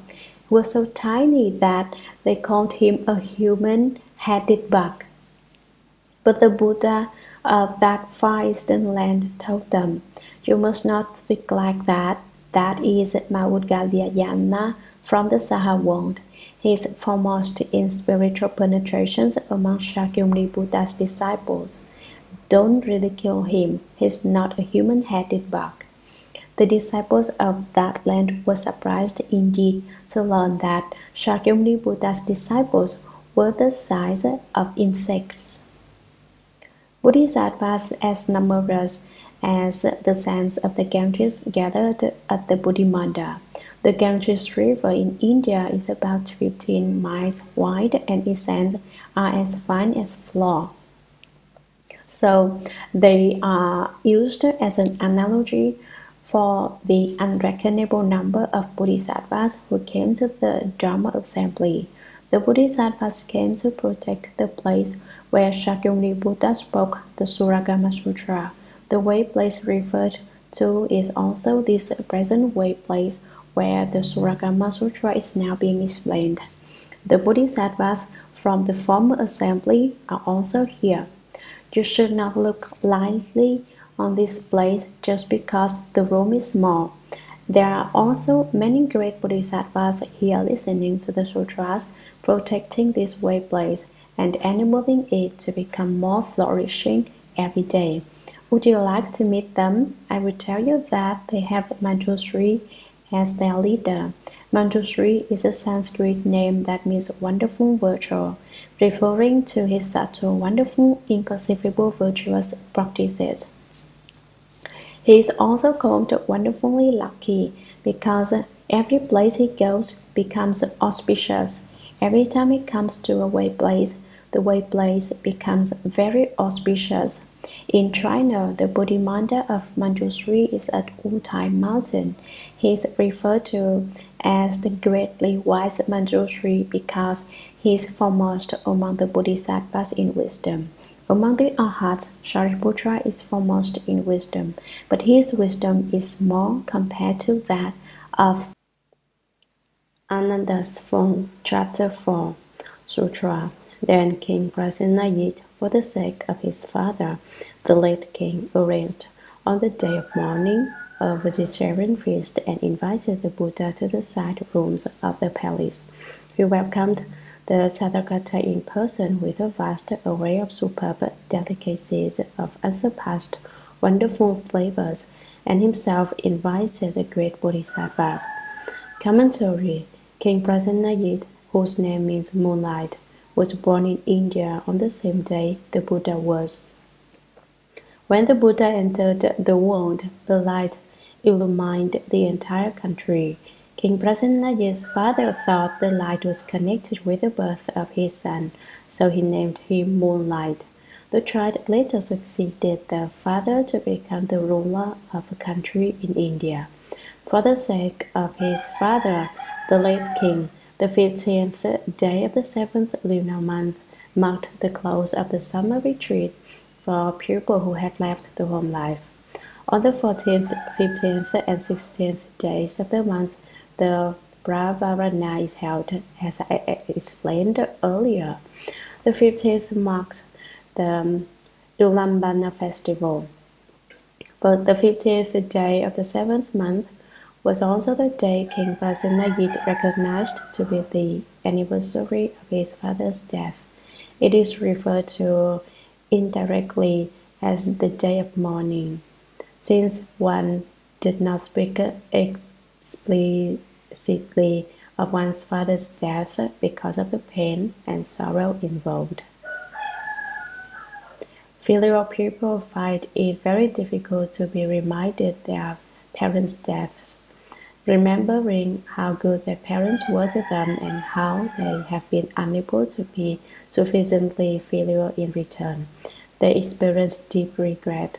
Although mention of the anniversary of King Prasenajit's father's death was avoided, everyone knew of it, and the king chose that day to make offerings to the triple jewel and to do various good deeds. One does good deeds and makes offerings on such a day in order to rescue one's father and mother from the house and rescue and secure for them rebirth in the heavens. When Mahamaugalyayana first obtained the 6 spiritual penetrations, he went exploring to find out where his mother was and discovered that she had fallen into the house. Why had his mother fallen into the house? It was because when she was alive, she liked to eat seafood and most especially enjoyed fish eggs. How many lives do you suppose there are in a mass of fish eggs? A vast number. Because she ate quantities of fish eggs, thereby taking a vast number of lives, and because she did not believe in the triple jewel, because she did not believe in the Buddha, did not believe in the Dharma, and did not respect the Sangha, she fell into the house upon her death. And then even Maudgalyayana, with his 6 spiritual penetrations, could not save her. It upset Maudgalyayana to see his mother in the house enduring so much suffering. His samadhi power was shaken, and so he used his spiritual penetrations to go to the house, and he took with him a bowl of rice which he gave to his mother. When his mother was alive, she had been very stingy. If she was asked to give a little money, her heart and liver began to ache, and her very flesh hurt. It is said that parting with money is like cutting off a piece of one's own flesh. That's the way it was with her. She couldn't bear to give it up. As a result of her stingy habits, what do you suppose she did when her son brought her the bowl of food? He grabbed it with her left hand and covered it with her right hand. Why did she cover it? She was afraid someone would steal her food. The place was full of ghosts, but she found a spot where there were none, and she stealthily took a bite of food. Who would have guessed that as soon as she put the food in her mouth, it would turn to burning coals, so that she couldn't eat it? Why was this? She was a hungry ghost, and like all such ghosts, had a stomach as big as a mass drum and a throat as narrow as a needle. As a result, she couldn't eat. Even when she tried, her karmic obstacles caused the food to turn to fire. Confronted with this situation, Maudgalyayana, despite his spiritual penetrations, was powerless. He had no mantra to recite, and so he returned to his teacher. He used his spiritual penetrations to bring himself before the Buddha. He knelt and said, "My mother has fallen into the house. I have come seeking the Buddha's compassion to help me rescue her." The Buddha answered, "Your mother has fallen into the house because She slandered the triple jewel, was not respectful toward the triple jewel, and did not believe in the triple jewel. You can't save her by yourself, Maudgalayana. You must rely on the united strength of the Sangha of the 10 directions in order to save your mother. On the 15th day of the 7th month, you should make an offering of the finest vegetarian foods and drinks that have not been tasted by anyone before being offered to the Buddha and the Sangha. By making this offering, the weight karma of the virtuous high Sangha members of the 10 directions will then be able to save your mother. Otherwise, there is no way you can save her. On the appointed day, Mahamaudgalyayana did as the Buddha had instructed. He asked the great virtuous high Sanghas of the 10 directions to come and rescue his mother. He prepared a vast array of superb delicacies of unsurpassed wonderful flavors and made offerings to the Buddha. His mother was reborn in the heavens as a result of the strength of the greatly virtuous ones of the 10 directions. Since that time, the Ulambana festival has become an annual celebration, a day upon which anyone can rescue his parents of 7 lives past. Ulambana is a Sanskrit word which means rescuing those who are hanging upside down. This refers to the extreme suffering of the ghosts in their house who are as tormented as one hanging upside down would be. The Ulambana is performed especially for releasing those undergoing the painful suffering of being hungry ghosts and enabling them to be reborn in the heavens.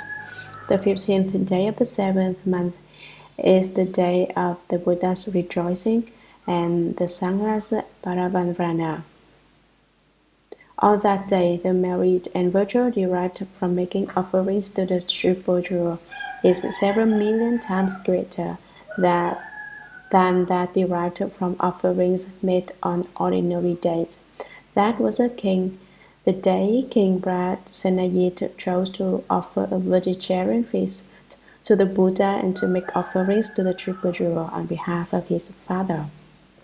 No meat was served, nor any of the 5 edible members of the Elohim family: onions, leeks, garlic, chives, and shallots. For all of those foods make people murky and confused. He invited the Buddha to the side rooms of the palace. Why wasn't the banquet held in the main hall? The main hall was where orders were signed, governmental matters were carried on, and where humane and beneficent policy making took place. The side rooms were reserved for banquets. He welcomed the Tathagata in person with a vast array of superb delicacies of unsurpassed wonderful flavors. The king himself went out to welcome the Buddha. The banquet consisted of the finest array of foods and drinks, vegetarian dishes that were cooked to perfection, and their flavors were the funniest to be had. And himself invited the great Bodhisattvas. The king himself signed the invitation, or perhaps he himself went to invite them, saying, "I wish to request the presence of all the great Bodhisattvas to come and accept my offerings." He invited all the great Bodhisattvas, as many as the sands of the Ganges River. How much food do you suppose he had to prepare for such a gathering? It must have taken a lot of money, but King Prasenajit was probably not stingy like Maudgalyayana's mother, so he prepared a great offering. Sutra. In the city were also elders and lay people who were also prepared to feed the Sangha at the same time, and they stood waiting for the Buddha to come and receive offerings. Commentary.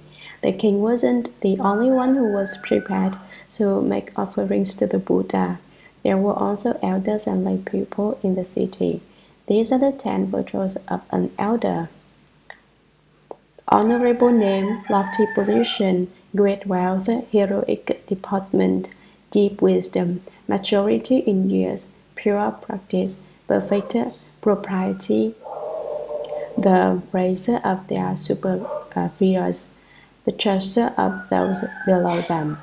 They are perhaps the royal blood or of otherwise noble birth. They hold high-ranking positions as officials. They are really rich. Their awesome air is stern and severe. Their sanguine energies are powerful and sure. They are courageous, wholesome, magnanimous, and forthright. They are decisive and never procrastinate.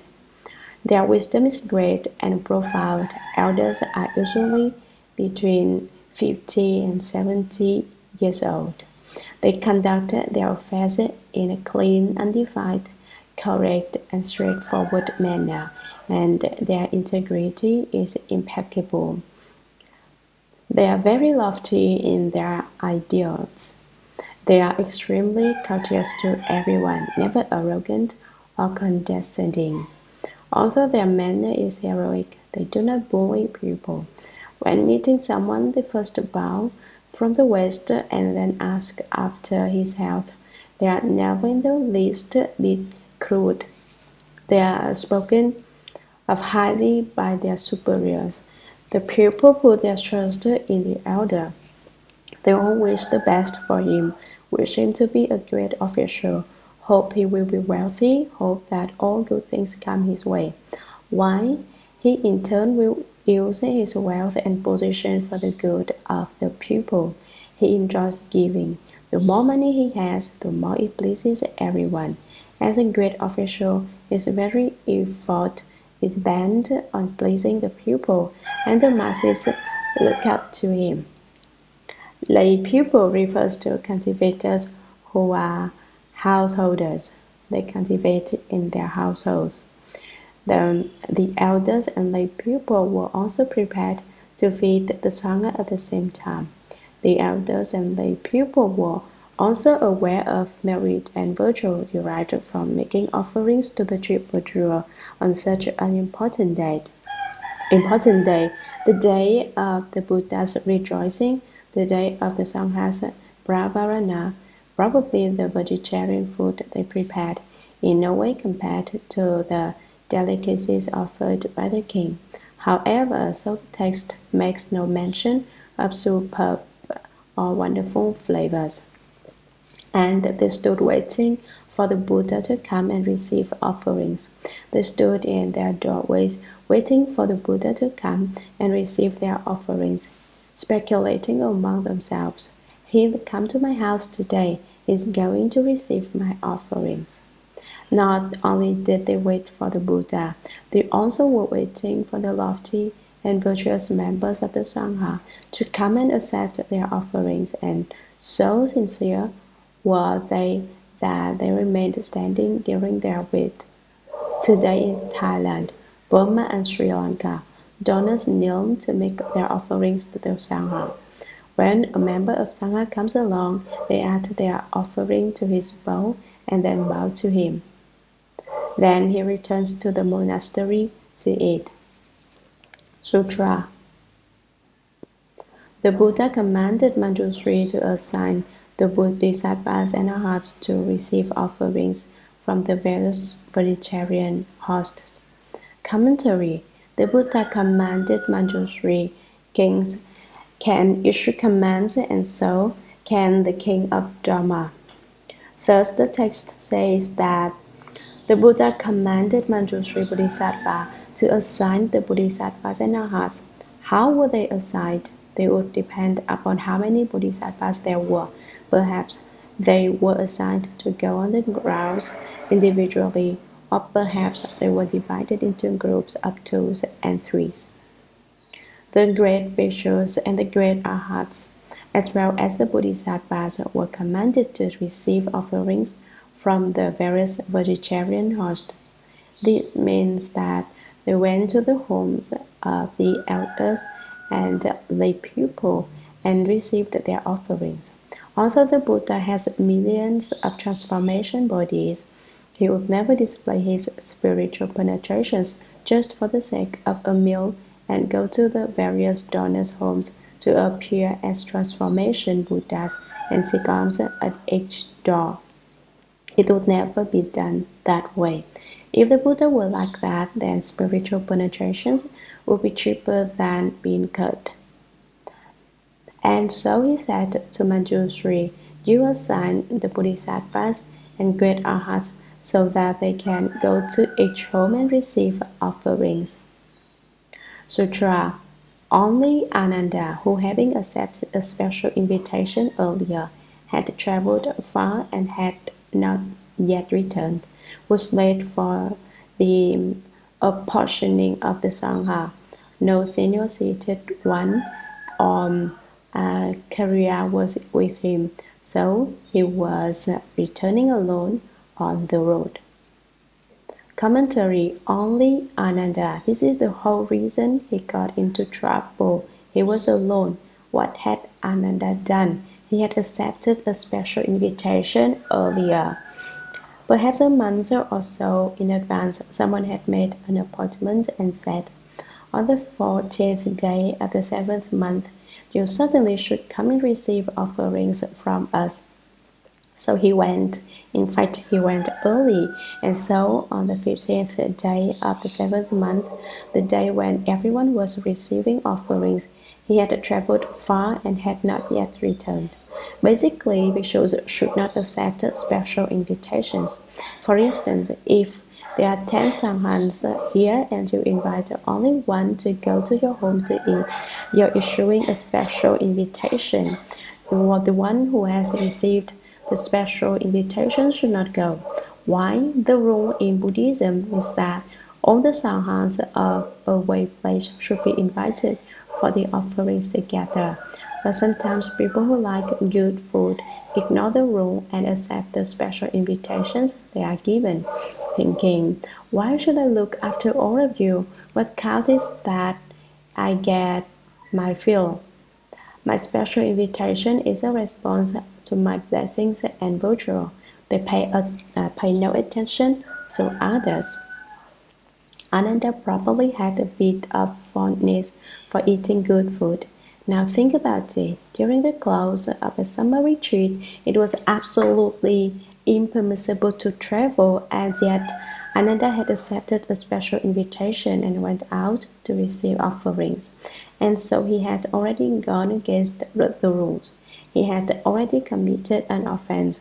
He was invited for the 14th of the month, and so he probably went on the 13th. After eating on the 14th, he stayed a night, planning to return early the next day, and he was late for the apportioning of the Sangha. He didn't make it in time. No senior seated one Acharya was with him, so he was returning alone on the road. People who have left the home life should go in twos and threes. The three would perhaps consist of a young bhikshu, a senior bhikshu, and an Acharya.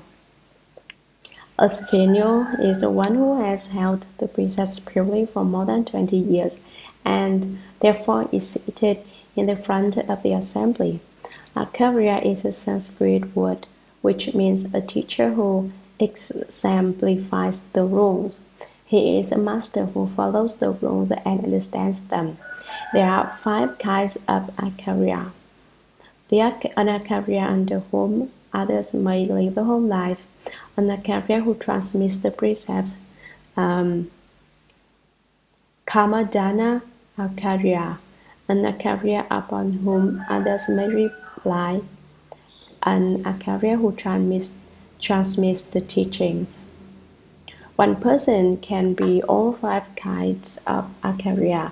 A person who is qualified to lecture the sutras and speak Dharma is an Acharya who transmits the teachings. He may also have a way place where people may draw near him to study and practice, which makes him an Acharya upon whom others can rely. He may also teach people the rules and transfer merit to them every day before the Buddhas, asking the Buddhas to wash away their karmic offenses and to cause their guilt roots to increase. That makes him a Karmadana Acharya. He may teach others how to request the precepts, what to say when they receive them, and how to reveal violations of precepts or other offenses before he bestows the precepts upon them. Then he is an Acharya who transmits precepts. He may receive people as left-home disciples, in which case he is an Acharya under whom others can live the home life. An Acharya is one who helps you realize the way. He aids you in your cultivation of the way. He stands beside you and admonishes you. Don't commit offenses. That is an Acharya. But Ananda didn't have a senior-seated one or Acharya with him in order to help him guard the mind and be apart from offenses. And so he walked right into trouble. The worst thing he did was to be out returning alone on the road. Basically, people who have left the home life should always travel in pairs. If you truly have somebody power, then to do things on your own is not a problem. But if your somebody power is not sufficient, then it is very easy to encounter a demonic obstacle. It is very easy to be affected by external states. These days, there were many young monks who travel around by themselves, and that's very dangerous. Still, we should all thank Ananda. If he hadn't gone out alone and gotten into trouble, how could he have come to understand the Shurangama Sutra? We wouldn't have any opportunity to understand the sutra ourselves, because Shakyamuni Buddha wouldn't have been presented with the opportunity to speak the Shurangama Sutra to teach us how to cultivate samadhi. The fact remains that Ananda benefited us a great deal by his action. Sutra. On that day he had received no offerings, and so at the appropriate time Ananda took up his begging bowl, and as he traveled through the city, begged in successive order. Commentary. Since he had failed to return in time for the apportioning of the Sangha for that day's vegetarian offering, he had received no offerings, and so at the appropriate time Ananda took up his begging bowl. Bowl is patra in Sanskrit, meaning a vessel of appropriate measure. It contains enough, but not more than enough, to satisfy one's needs. As he traveled through the city, he begged in successive order. He went from house to house in Shravasti, from door to door. Since some give more and some give less, it is necessary to stop at more than one house, but according to the rules, one does not stop at more than 7 houses. If after stopping at 7 houses, one has not received any offerings, one must do without food that day. Sutra. As he first began to beg, he thought to himself that down to the very last Dhanapati, who would be his vegetarian host, he would not question whether they were clean or unclean, whether they were Kshatriyas of honorable name or Chandalas. By practicing equality and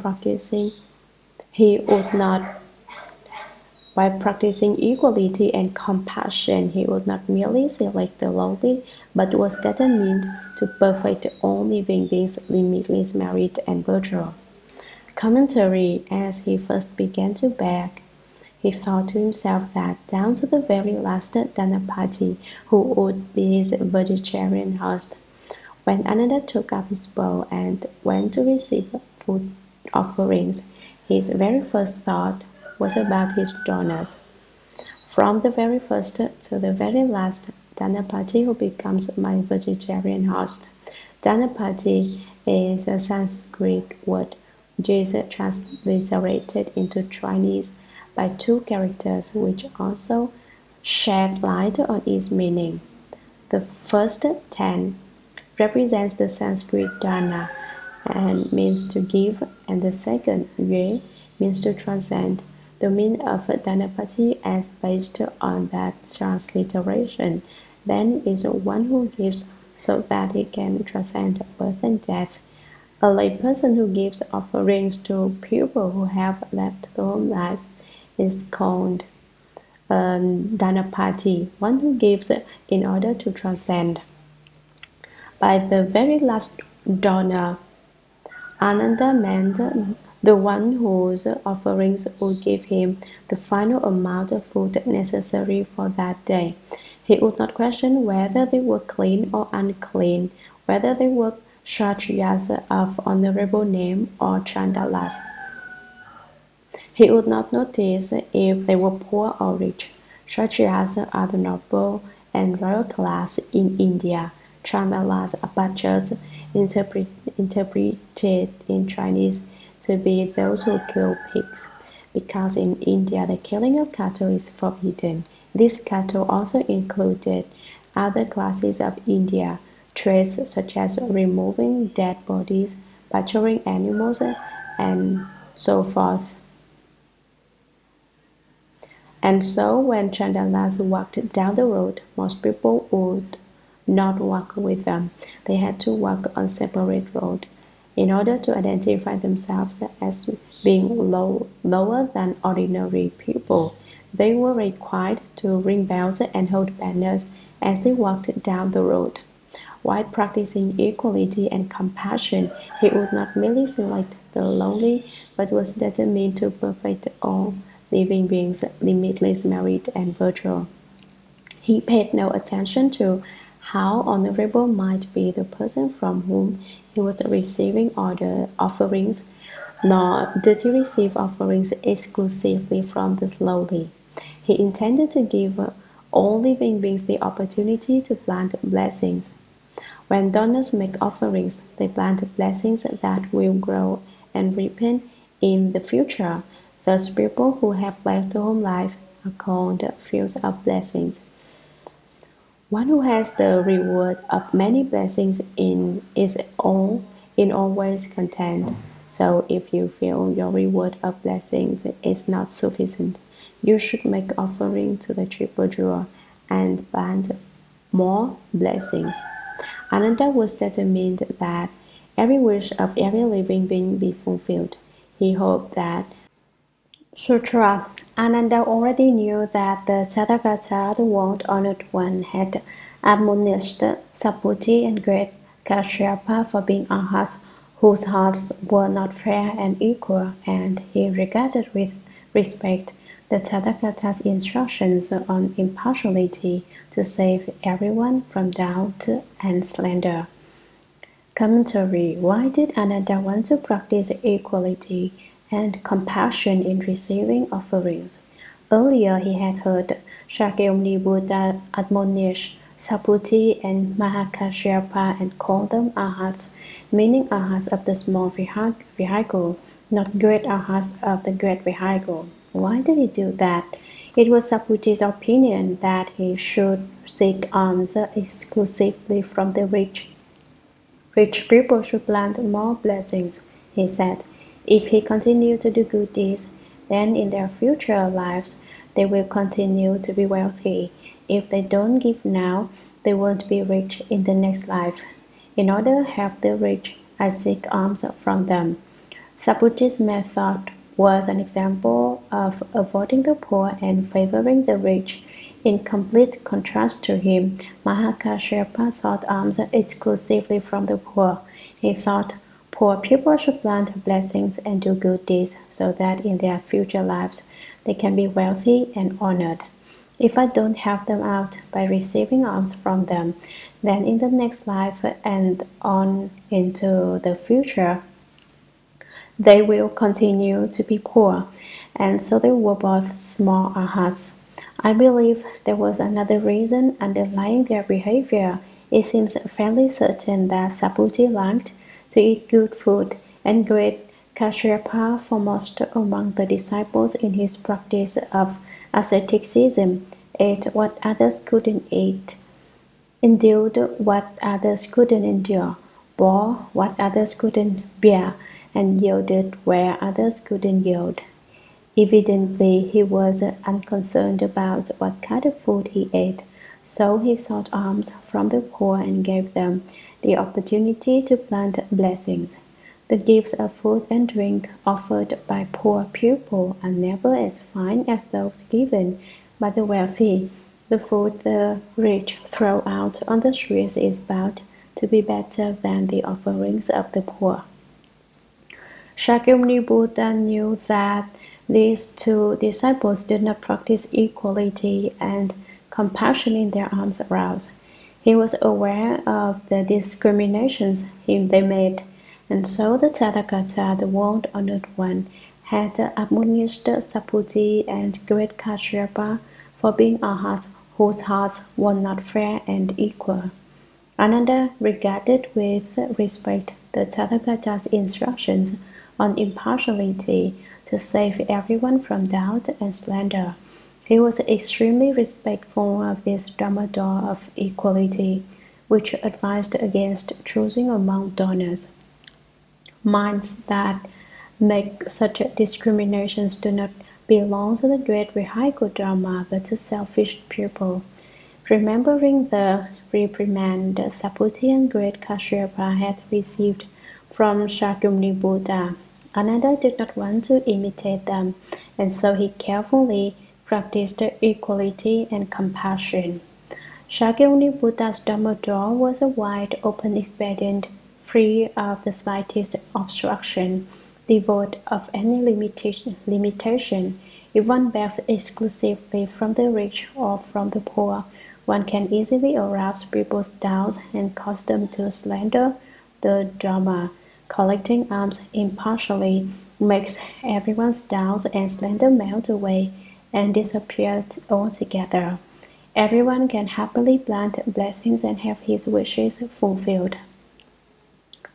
Sutra. Having crossed the city moat, he walked slowly through the outer gates, his manner stern and proper as he honored with propriety the method of obtaining food. Commentary. Shravasti was surrounded by a moat just like those found around some ancient cities in China. Water was kept in the moat at all times to form a protection for the city. Once Ananda had crossed the moat, he arrived within the confines of the great city of Shravasti. Having crossed the city moat, he walked slowly through the outer gates, his manner stern and proper, as he strictly respected the rules for obtaining vegetarian food. Ananda was dignified, with eyes straight ahead and at the same time extremely respectful. In this way, he slowly passed through the outer gates of the city. He exhibited an awesome manner and model deportment. He didn't look at improper spectacles, nor did he eavesdrop. All the time that he held his bow, he displayed the utmost propriety and respect for the Dharma of receiving, not daring to be the least bit casual or lax as he traveled through the streets. Sutra. At that time, because Ananda was begging in sequential order, he passed by a house of prostitution and was waylaid by a powerful artifice. By means of a mantra of the Kapila religion, formerly of the Brahma heaven, the daughter of Mataji drew him on to an impure mat. Commentary. At that time, Ananda was being stern and proper, honoring with propriety the method for obtaining food. Because Ananda was begging in sequential order, by going door to door, house to house, he passed by a house of prostitution and was waylaid by a powerful artifice. It was not real, but was something conjured up. The daughter of Mataji had urged her mother to make use of a mantra which allegedly had come from the gods of the Brahma heaven and had been brought down to the human realm. But it was phony, it was empty and false, so it is called an artifice. Mataji is a Sanskrit name interpreted to mean vulgar lineage, indicate that she was not honorable. Her daughter's name was Prakriti, which is Sanskrit for basic nature. Ananda was snared by a mantra of the Kapila religion, formerly of the Brahma heaven. Mataji had learned her false mantra from members of the stony-haired religion. In fact, the mantric device was falsely named because it was not really a transmission from the Brahma heaven. Its proponents just claimed it was, and in that way got people to believe in them. However, the recitation of the mantra was able to turn Ananda's spirit and soul upside down, and he fell into a stupor as if asleep, dreaming or drunk.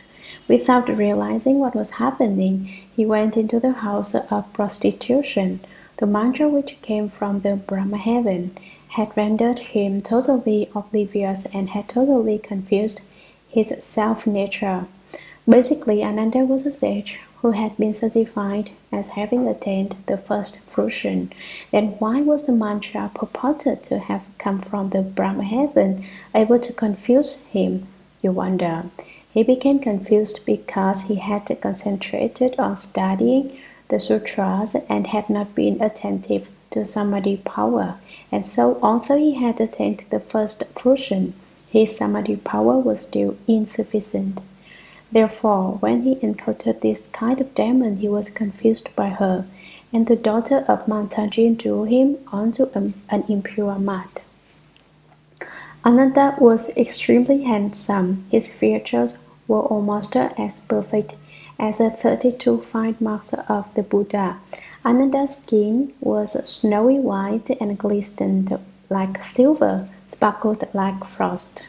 Most Indians had dark complexions, but Ananda's skin was extremely soft, supple, smooth, and especially fair. That is why Mataji's daughter was infatuated with Ananda the moment she laid eyes on him and went running to tell her mother that she wanted Ananda. "He is a disciple of the Buddha," her mother said. "How can you want him? He is a bhikshu and cannot marry. You can't have him." "That doesn't make any difference to me," replied her daughter.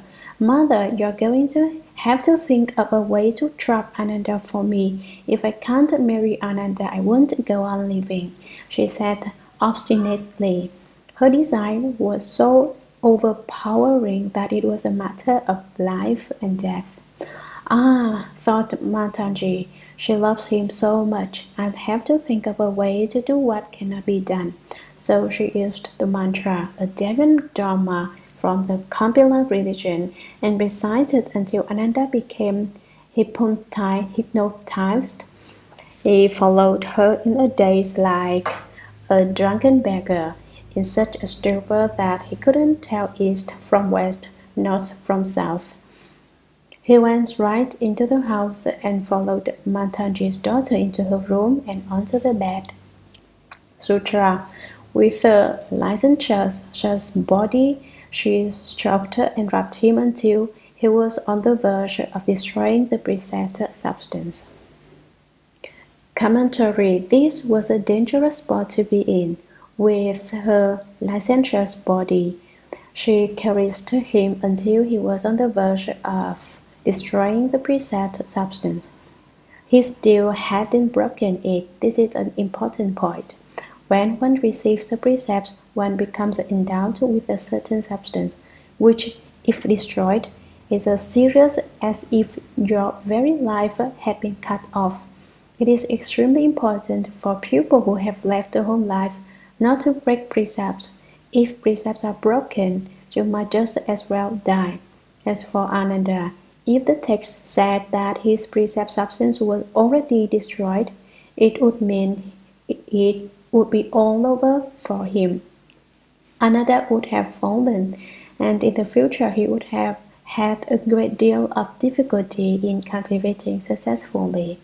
Why did Mantaji's daughter have such a compelling attraction for Ananda? It stemmed from the fact that Ananda and Mantaji's daughter had been married to one another in 500 former lives. Because they had been a married couple in so many former lives. As soon as she saw Ananda this time, her old habits took over and she fell madly in love with him. Ananda had been her husband before and she was determined to have him for her husband again. Because those seeds passed down life after life, she was now willing to sacrifice everything, even her very life, for the sake of her love for Ananda.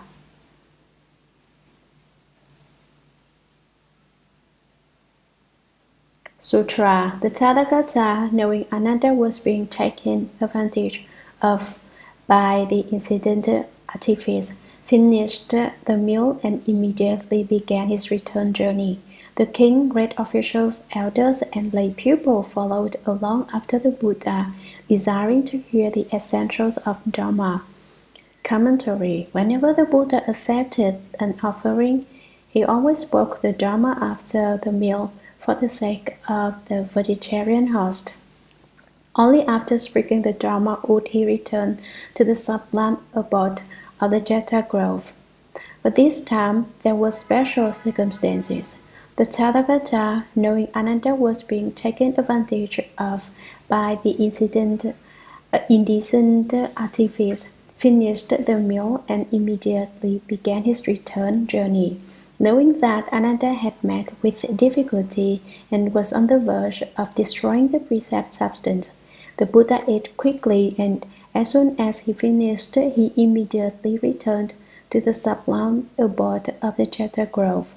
In fact, I imagine he did not eat very much, since his beloved disciple and cousin and personal attendant was in trouble. The Buddha thought, my attendant is being waylaid by demons. He's been captured by demons. How can this be? The king, great officials, elders, and lay people followed along after the Buddha, desiring to hear the essentials of the Dharma. Everyone knew that there was some important reason why the Buddha had not spoken Dharma for the vegetarian host after the meal. They thought that the reason for the hasty retreat would certainly be announced, so everyone, the king, the officials, the elders, and the lay people followed the Buddha back to the sublime abode of the Jeta grove. Why? Everyone had forgotten everything else but the single-minded desire to understand whatever important principle of Dharma was about to be spoken. They didn't know what had come up that was so unusual. Everyone was anxious to hear what the Buddha would say. Sutra. Then the world-honored one emitted 100 rays of jeweled and fearless light from his crown. Within the light appeared 1,000-petaled precious lotus, upon which was seated a transformation body Buddha in full lotus posture, proclaiming a spiritual mantra.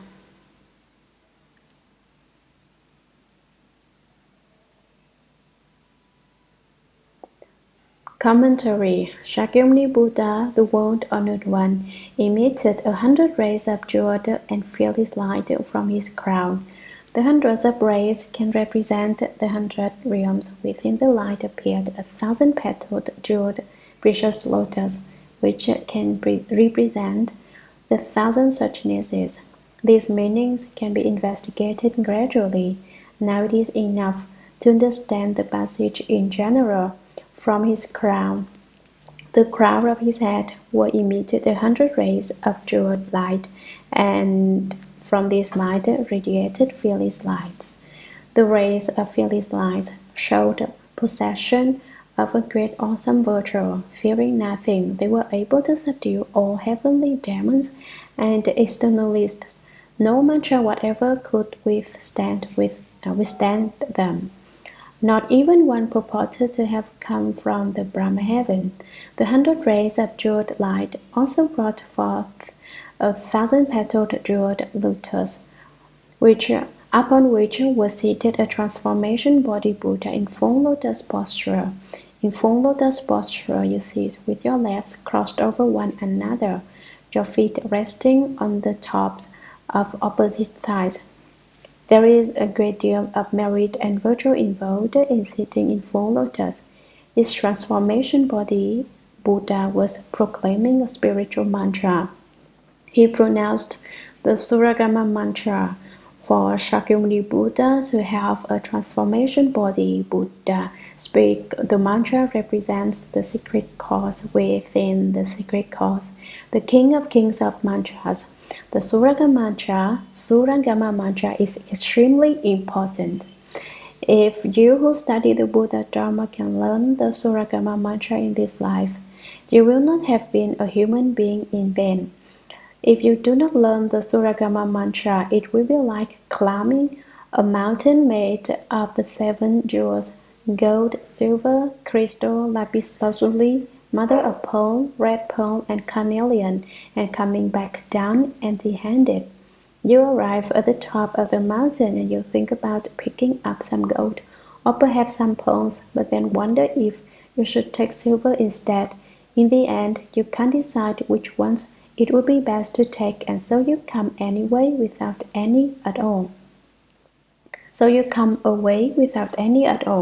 That is the situation of people who can't memorize the Shurangama mantra. So I hope that everyone will, at the very least, study hard enough so that they are able to recite it from memory. Not to speak of several weeks' effort, it is worth several years' effort if needed. It is extremely valuable, and this opportunity you have now to encounter it is extremely rare, very hard to come by. It is the unsurpassed, profound, subtle, wonderful Dharma. There is nothing higher, nothing deeper. The Buddha used the Shurangama mantra to save Ananda, who had already attained the first version of Arhatship. Now, if you ordinary people do not rely on the Shurangama mantra, how can you end birth and death? Therefore, each of you should resolve to take my advice in this. I will tell you a story that illustrates the merit of sitting in full lotus posture.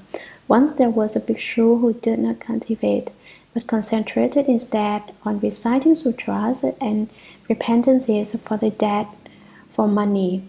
Whenever someone died, he would accept requests to take the deceased across the sea of suffering by reciting sutras, by performing repentances. One day he was returning to the monastery after having spent the day reciting sutras for the deceased. He passed a house with a dog in the yard. The dog began to bark at him, and he overheard the wife inside the house say to her husband, "Go see who it is." Then the bhikshu saw the husband peer out the slit in the curtain and replied, "Oh, just that ghost who peddles sutras and repentances." He passed on by, but the words echoed in his ears. Why had that man called him a ghost who peddles sutras and repentances?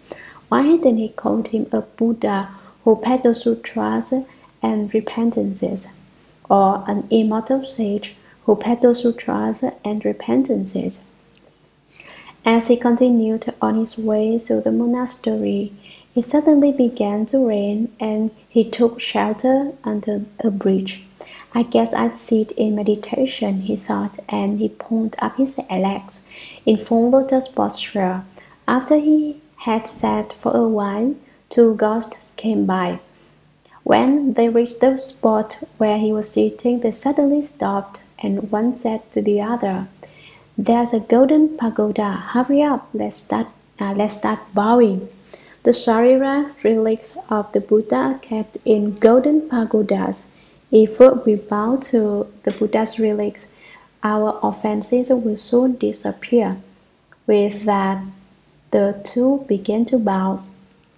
After they had bowed for a while, the letter of the ghost who peddled sutras and repentances started to hurt, and in order to be more comfortable, he released the full lotus posture into half lotus, that is, with the left leg above, the right leg beneath, and the left foot resting on the right thigh. The next time the two ghosts came up from above, they noticed something strange. "Hey," said one of the other, "that golden pagoda just turned into a silver pagoda. Do you see that?" "So what?" said the other. "Silver pagodas are still something special. We should keep bowing." So the two of them kept bowing. They bowed for about half an hour, or maybe it was only a few minutes. There was no clock, so there's no way to know. Soon enough, the bhikshu's legs hurt again. He unfolded them and lazily stretched them out, just like some people do when they are tired of sitting in meditation. "I think I'll lie down," he thought, but just then the two bowing ghosts caught a glimpse of their pagoda turning into a pile of mud.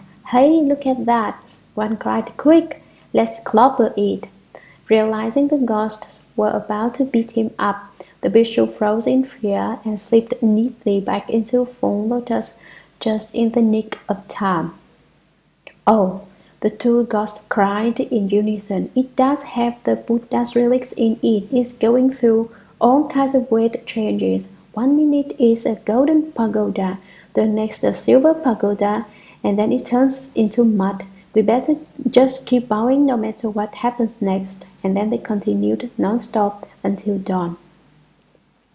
The incident had a lasting effect on the ghost who peddled sutras and repentances. He sat there thinking, "If I sit in full lotus, there is a golden pagoda. If I sit in half lotus, there is a silver pagoda. And if I don't sit at all, there's nothing but a pile of mud. I had better start to cultivate, to stop peddling sutras and repentances."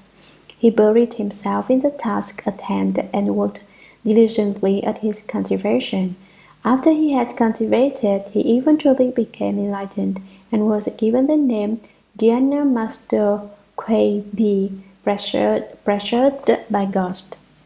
Because if it hadn't been for those two ghosts who were threatening to beat him up, he might have continued to procrastinate and never sutra.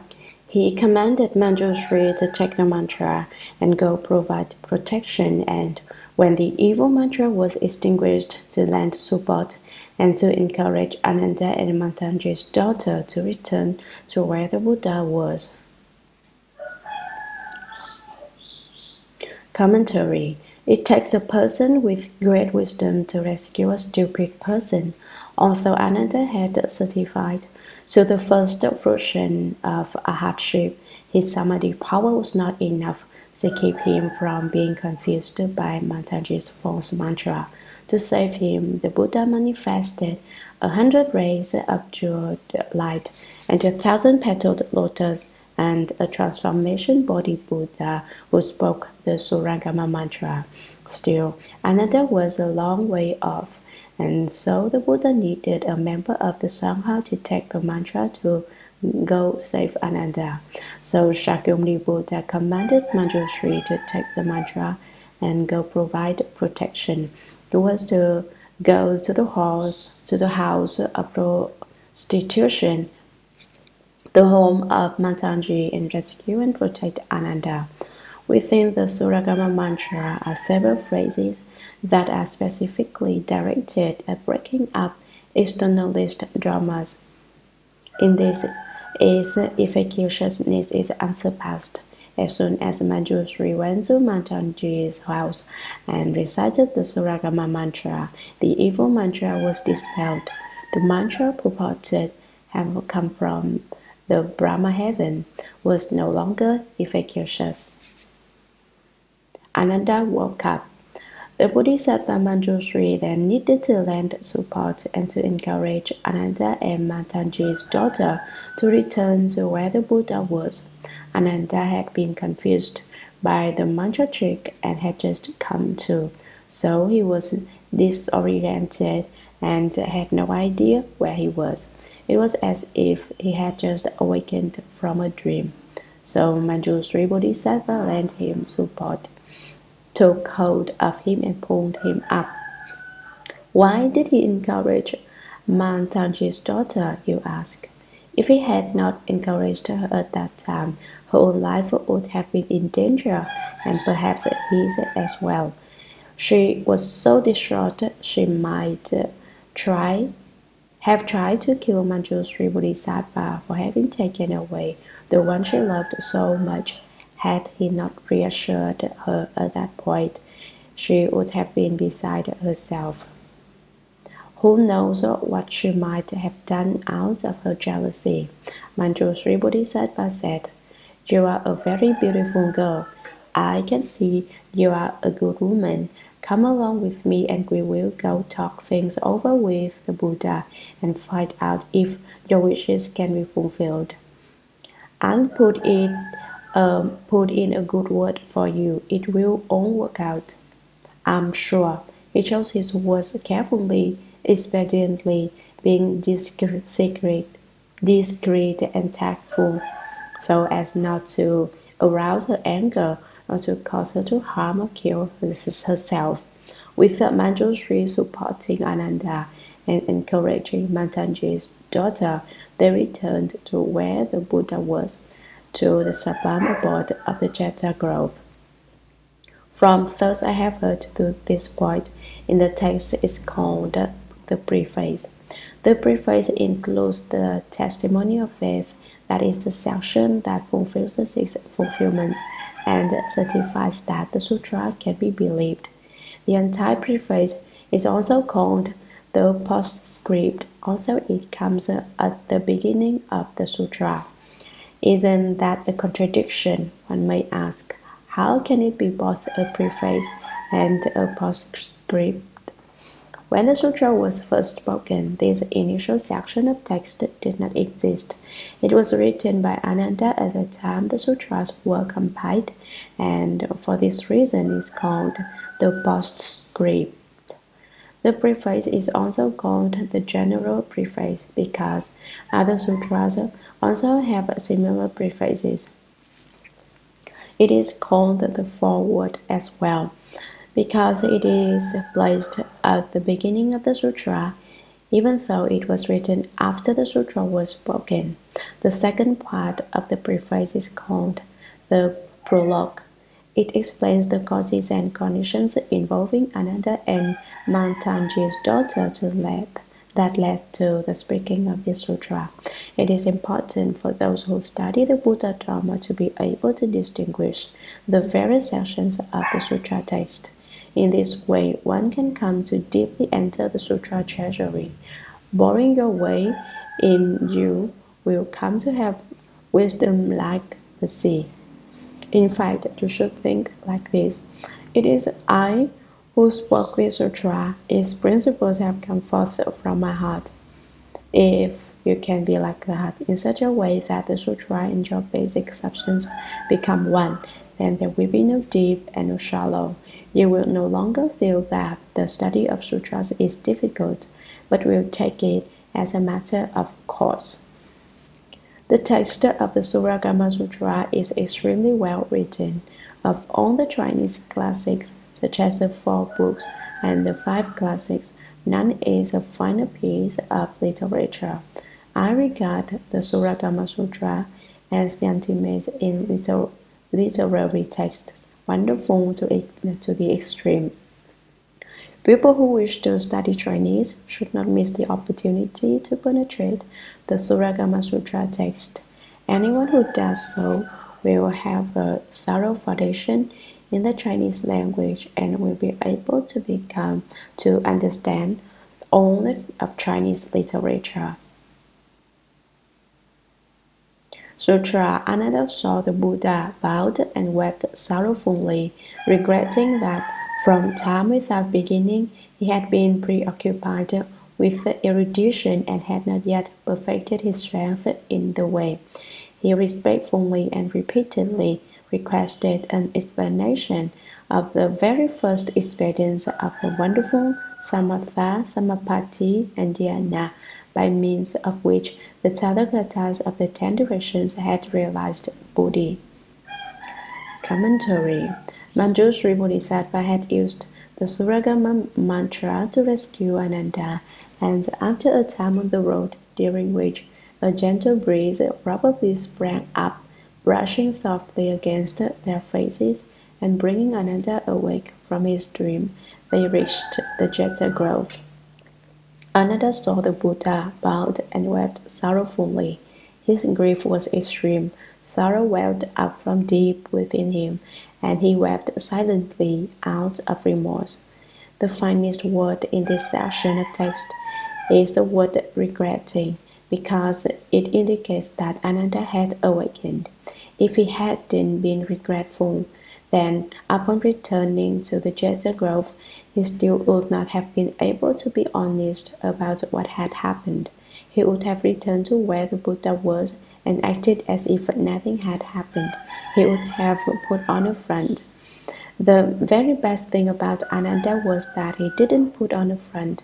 He came back, faced the Buddha, and bowed without any pretenses, because he knew he had to correct his errors and change his ways. He wanted the Buddha to teach him new paths.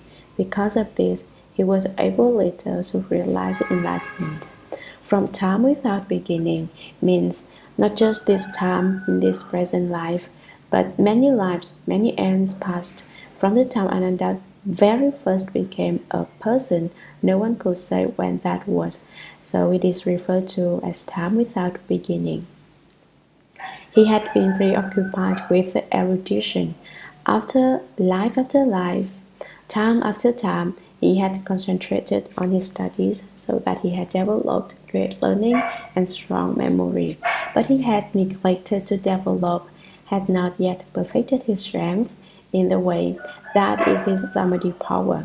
His samadhi power was very meager, extremely immature.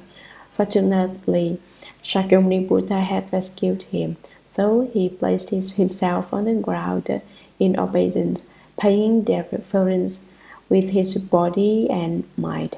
He respectfully and repeatedly bowed over and over again, without being the least bit lazy about it. He requested of Shakyamuni Buddha that the Buddha explain the principle by which the Tathagatas of the 10 directions had realized Buddhi. He didn't ask the Tathagatas, the first comers of the 10 directions, to speak. He should not misread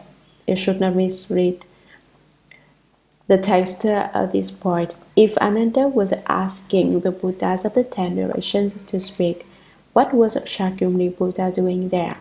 He was Shakyamuni Buddha's disciple. Would he have ignored what was right before him and gone seeking instead for some distant Buddhas of the 10 directions? No, the text means that he turned to Shakyamuni Buddha and asked him to explain what doctrine the Tathagatas of the 10 directions had relied on to become enlightened.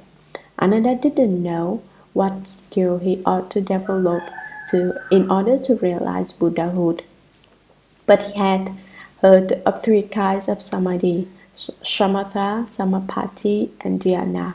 So he brought them up and referred to them each as wonderful in order to emphasize them.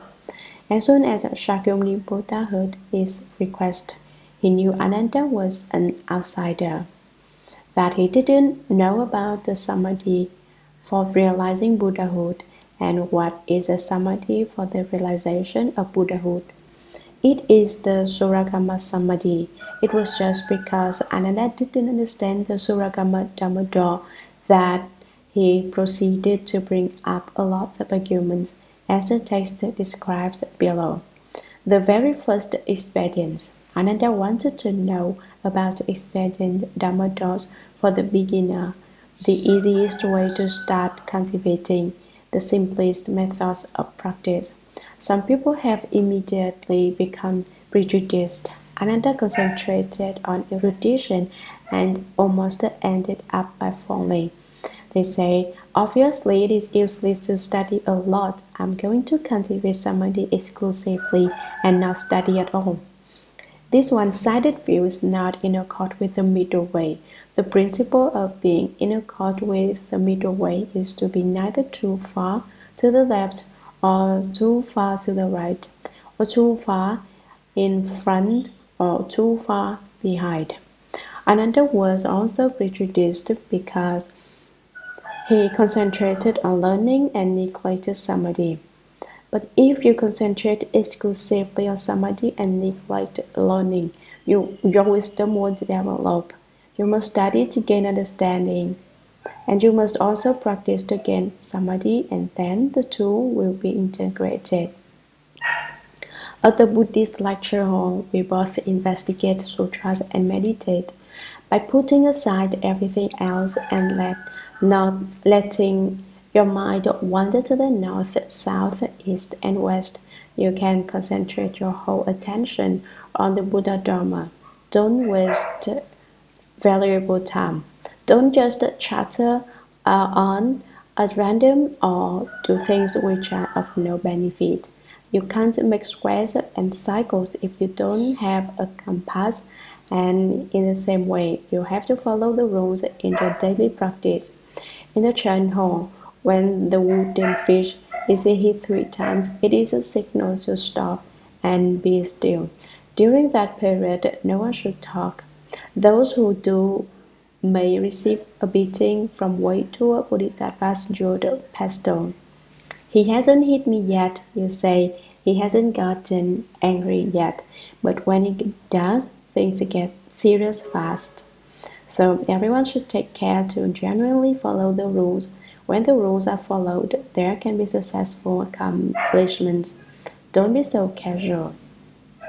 The people in this assembly are basically very well behaved, but just in case some may have forgotten the importance of the rules, I'm mentioning them once again.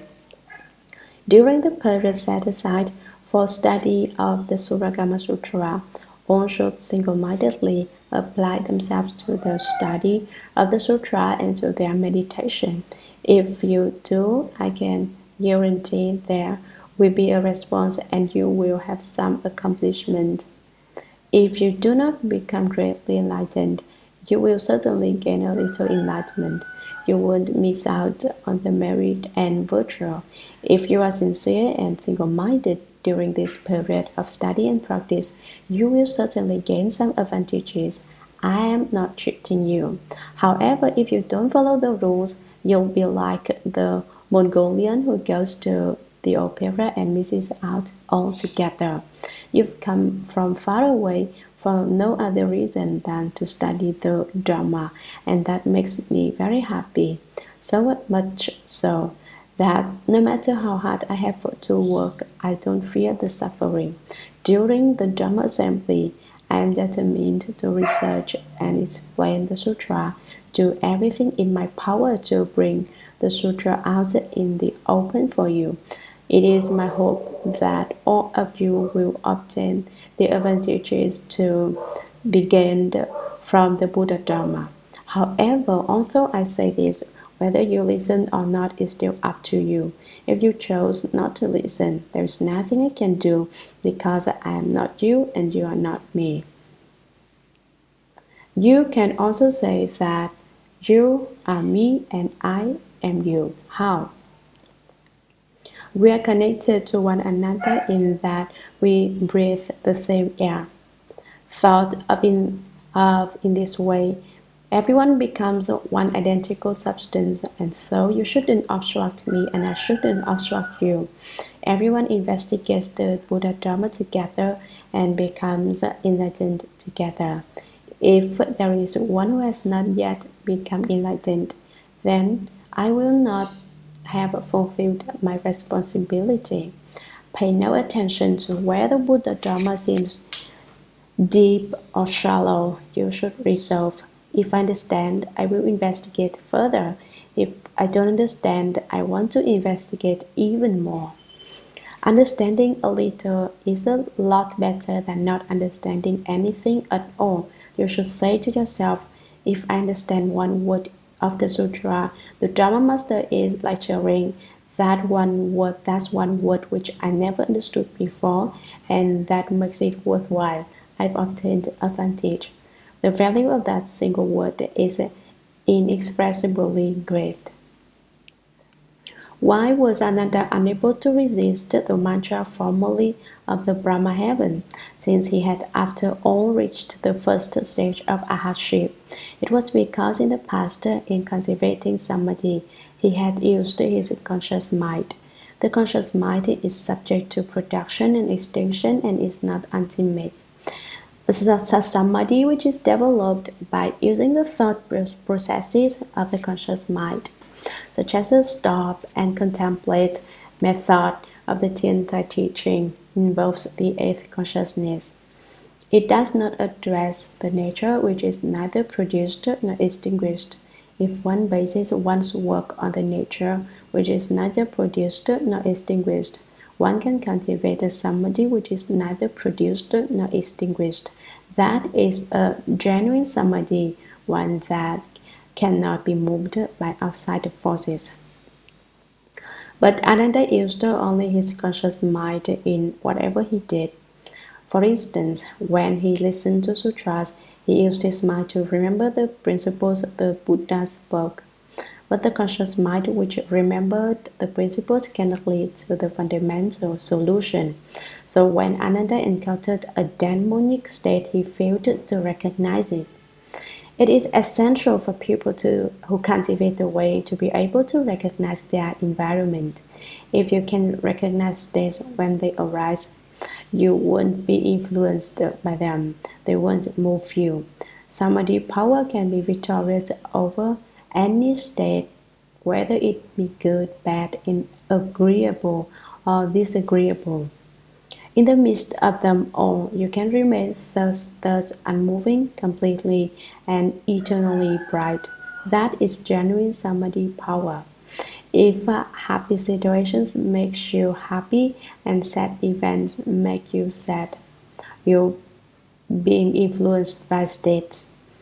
If you keep jumping from joy to anger to sorrow to happiness, you're being influenced by states. Not to be influenced by external states is to be like a mirror. When something appears, it is reflected. When it passes, there is stillness. The basic substance of the mirror is always bright. It cannot be divided. To have samadhi power and to move is to have genuine wisdom, thorough understanding. It is very important to understand this. Shamatha is a Sanskrit word which is interpreted to mean still and pure. However, it is a stillness and purity which is forced. One attains a kind of samadhi by deliberately forcing the mind to have samadhi power and not to strike up false thinking. It is not the ultimate samadhi. It is merely a kind of expedient device cultivated by those of the small vehicle. At the very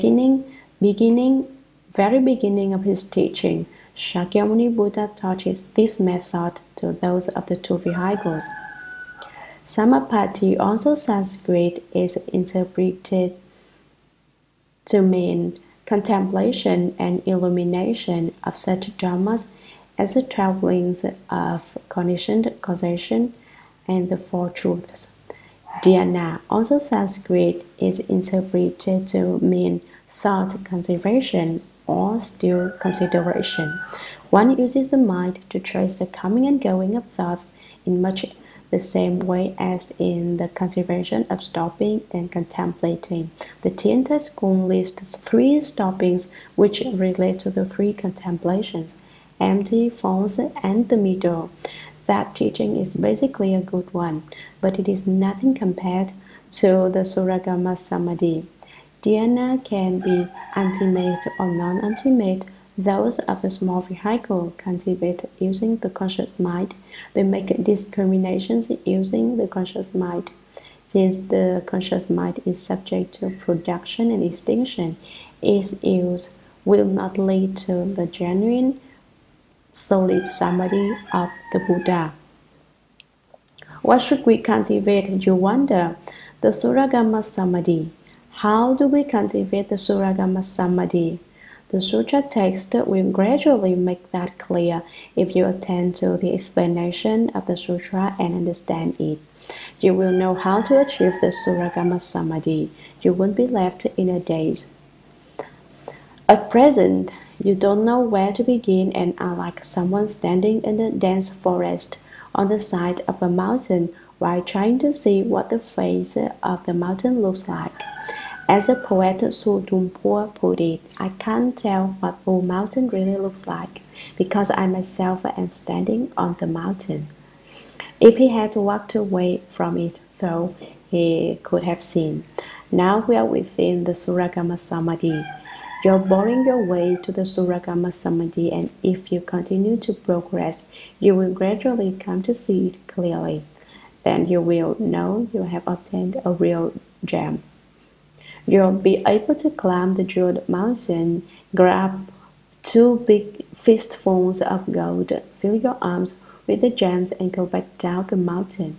Even if you continually take from it, the supply will never be exhausted. It will be an endless supply, more than you could ever use in a lifetime. In the future, you sutra. At that time, Bodhisattvas as numerous as the sands of the Ganges, great arhats, pratyeka's, and others from the 10 directions were also present.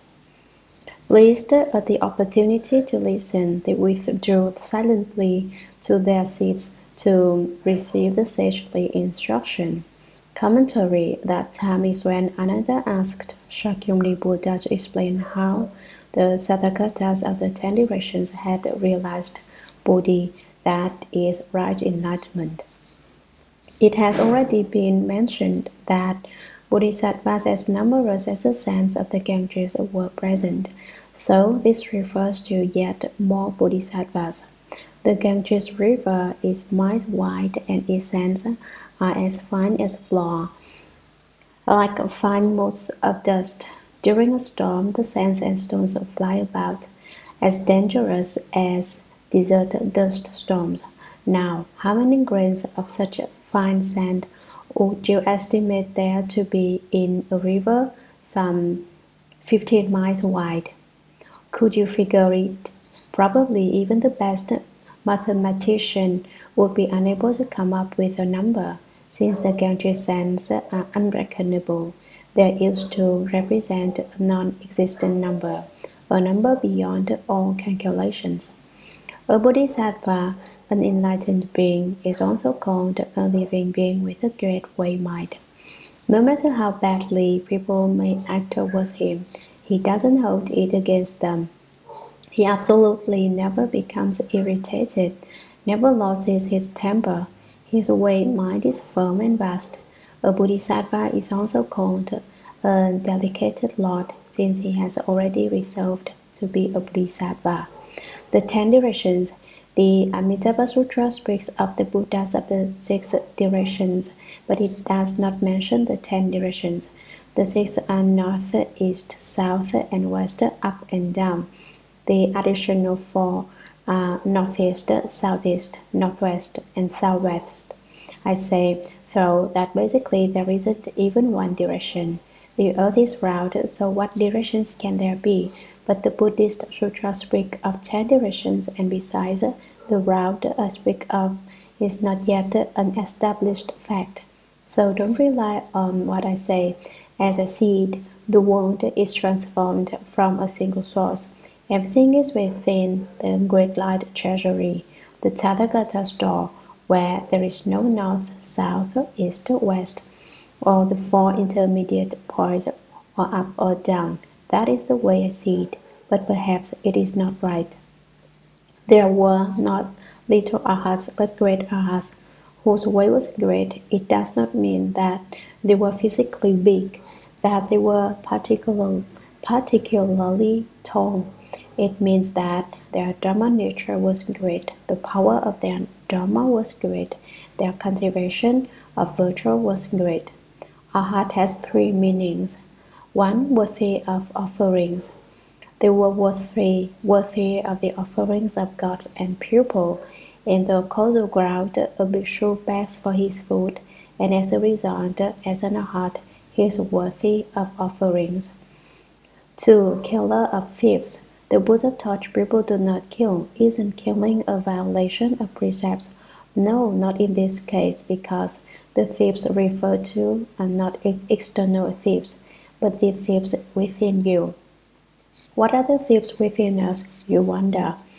There are the thieves of ignorance, the thieves of affliction, and the six thieves, the eyes, ears, nose, tongue, body, and mind, and beckon known to you. They rob you, they beckon on to you, they rob you. You don't realize it, but when your eyes look at things, your essential energies were originally full. But once you start looking at a lot of things, the thieves which are your eyes steal your valuable treasures. When you listen to things all the time, then your hearing nature disperses and your vital energies are stolen away. You shouldn't say, my eyes are my best friend and my ears always help me out. My nose smells things and my tongue distinguishes tastes. They are all very helpful. No, these six thieves steal your unsurpassed true treasures. They plunder the wealth of your household without your even realizing it. You've got a thief for a neighbor, but don't even realize it. You say, don't blame him for stealing my things. This is a very, very important point I am making. Don't be mistaken and think I am just joking. If you hadn't lost these things, you would have realized Buddhahood long ago. Look into it, think it over. You feel you haven't lost anything? Well, I know that the things you have lost are priceless treasures no money could buy. You've lost them, and you still think everything is just fine. My eyes can see so far clearer than anyone else, you say, and think that this is good. But the more clearly you see, the more essential energy is lost. At this point, you say, Dharma Master, one of your lectures is more than enough. You haven't said anything that has the least bit of principle to it. Since you haven't yet understood what I say, of course you are going to think it lacks principle.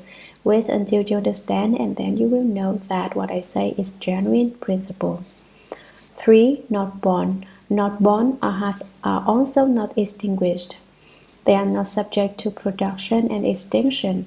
They have attained the patience of the non-production of dharmas. They do not have to undergo birth and death again. That is, they have done what had to be done and do not undergo any further existence.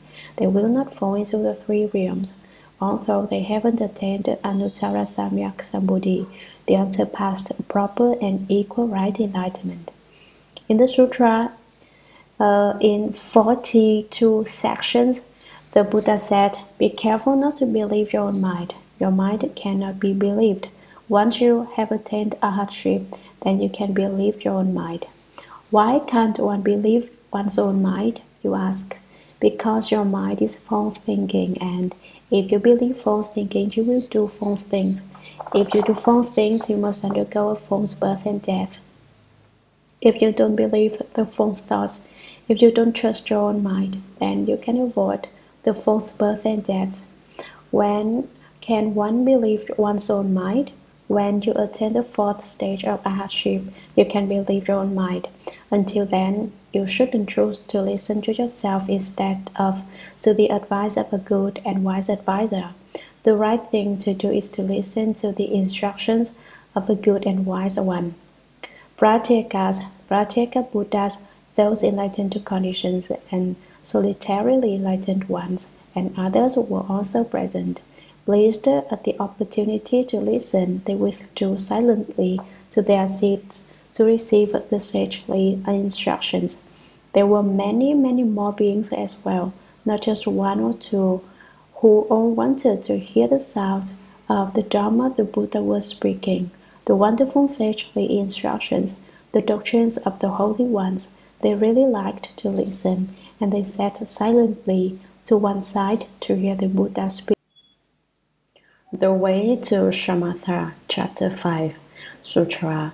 In the midst of the great assembly, the world-honored one then extended his golden arm, wrapped Ananda's crown, and said to Ananda and the great assembly, "There is somebody called the king of the foremost Shurangama of the great Buddha summit, replete with the mantra practices. It is a path wonderfully adorned, and the single door through which the Tathagatas of the 10 directions gained transcendence. You should now listen attentively." Ananda bowed down to receive the compassionate instruction humbly. Commentary. Originally, this section appeared later in the text, but the elder Dharma Master Hsuan Hua saw that it did not fit well there, and so he moved it to this place. I have also looked into this several times, and I agree that this section of text should appear here. It does not seem appropriate in the other place. It does not tie with what proceeds and follows it there. Here it fits in sequence. Then means when the great Arhats and the great Bodhisattvas, as many as the sands in the Ganges River, had all assembled from the 10 directions, wishing to receive the sage the instruction, and when Ananda had implored the Buddha to explain the initial expedients of cultivation by which the Tathagatas of the 10 directions had attained wonderful shamatha, wonderful samapatti, and wonderful dhyana, it was then that the world-honored one extended his golden arm and rubbed Ananda's crown.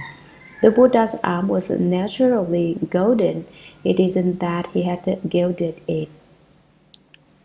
In Buddhism, rubbing the crown of the head represents compassionate, loving protection for living beings. Now the Buddha too speaks of love, but this is not the ordinary love. Rather, it is a compassionate, universally passive love which protects all beings and causes all their demon obstacles to disappear. It is not the selfish, emotional love which most people refer to. Take careful note of this point. Of all the kinds of love in the world, the strongest is parents' love for their children.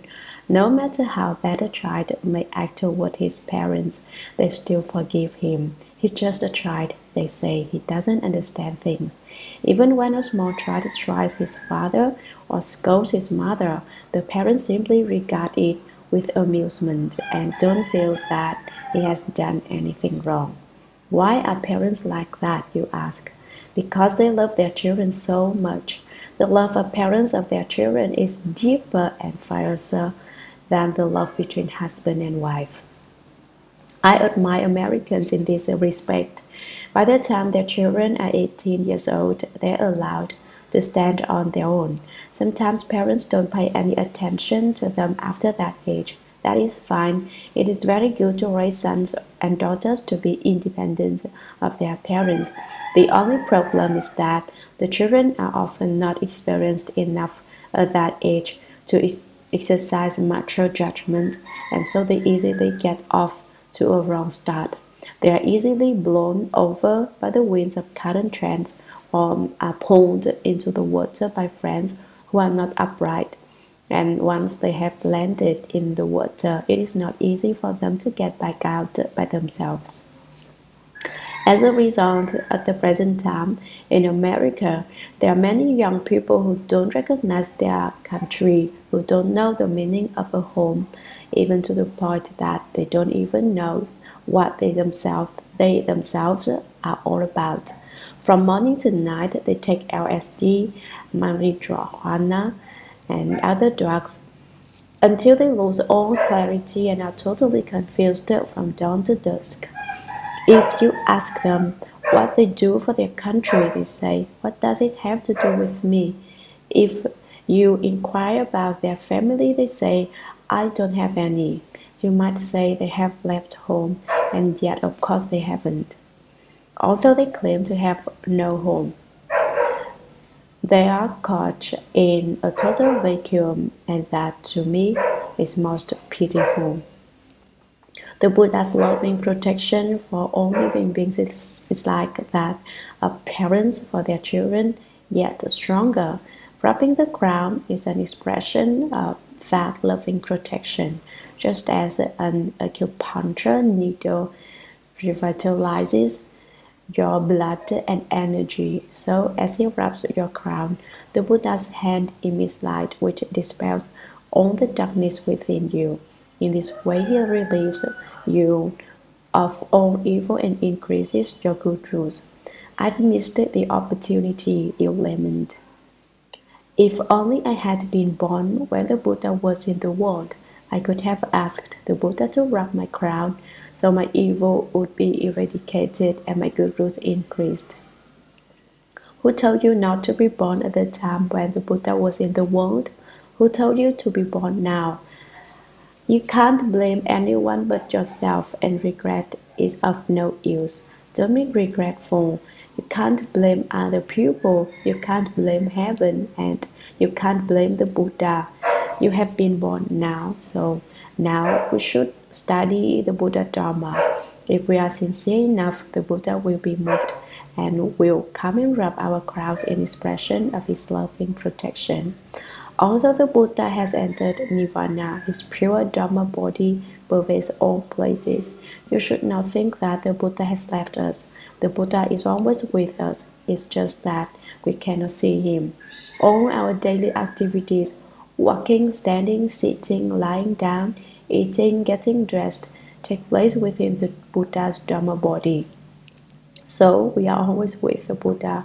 It is just that the eyes of ordinary people haven't the spiritual penetration to see the Buddha. The Buddha rubbed Ananda's crown and said to Ananda and the great assembly, there is a samadhi called the king of the foremost Shurangama at the great Buddha summit, replete with myriad practices. It is a path wonderfully adorned, and the single door through which the Tathagatas of the 10 directions gained transcendence.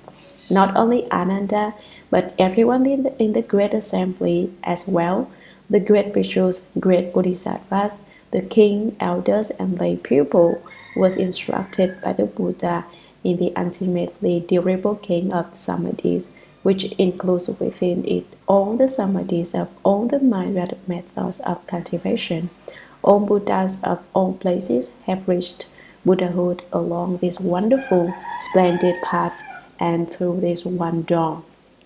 You should now listen attentively, listen carefully, pay attention. The Buddha told Ananda, don't be nonchalant when you listen to me speak sutras.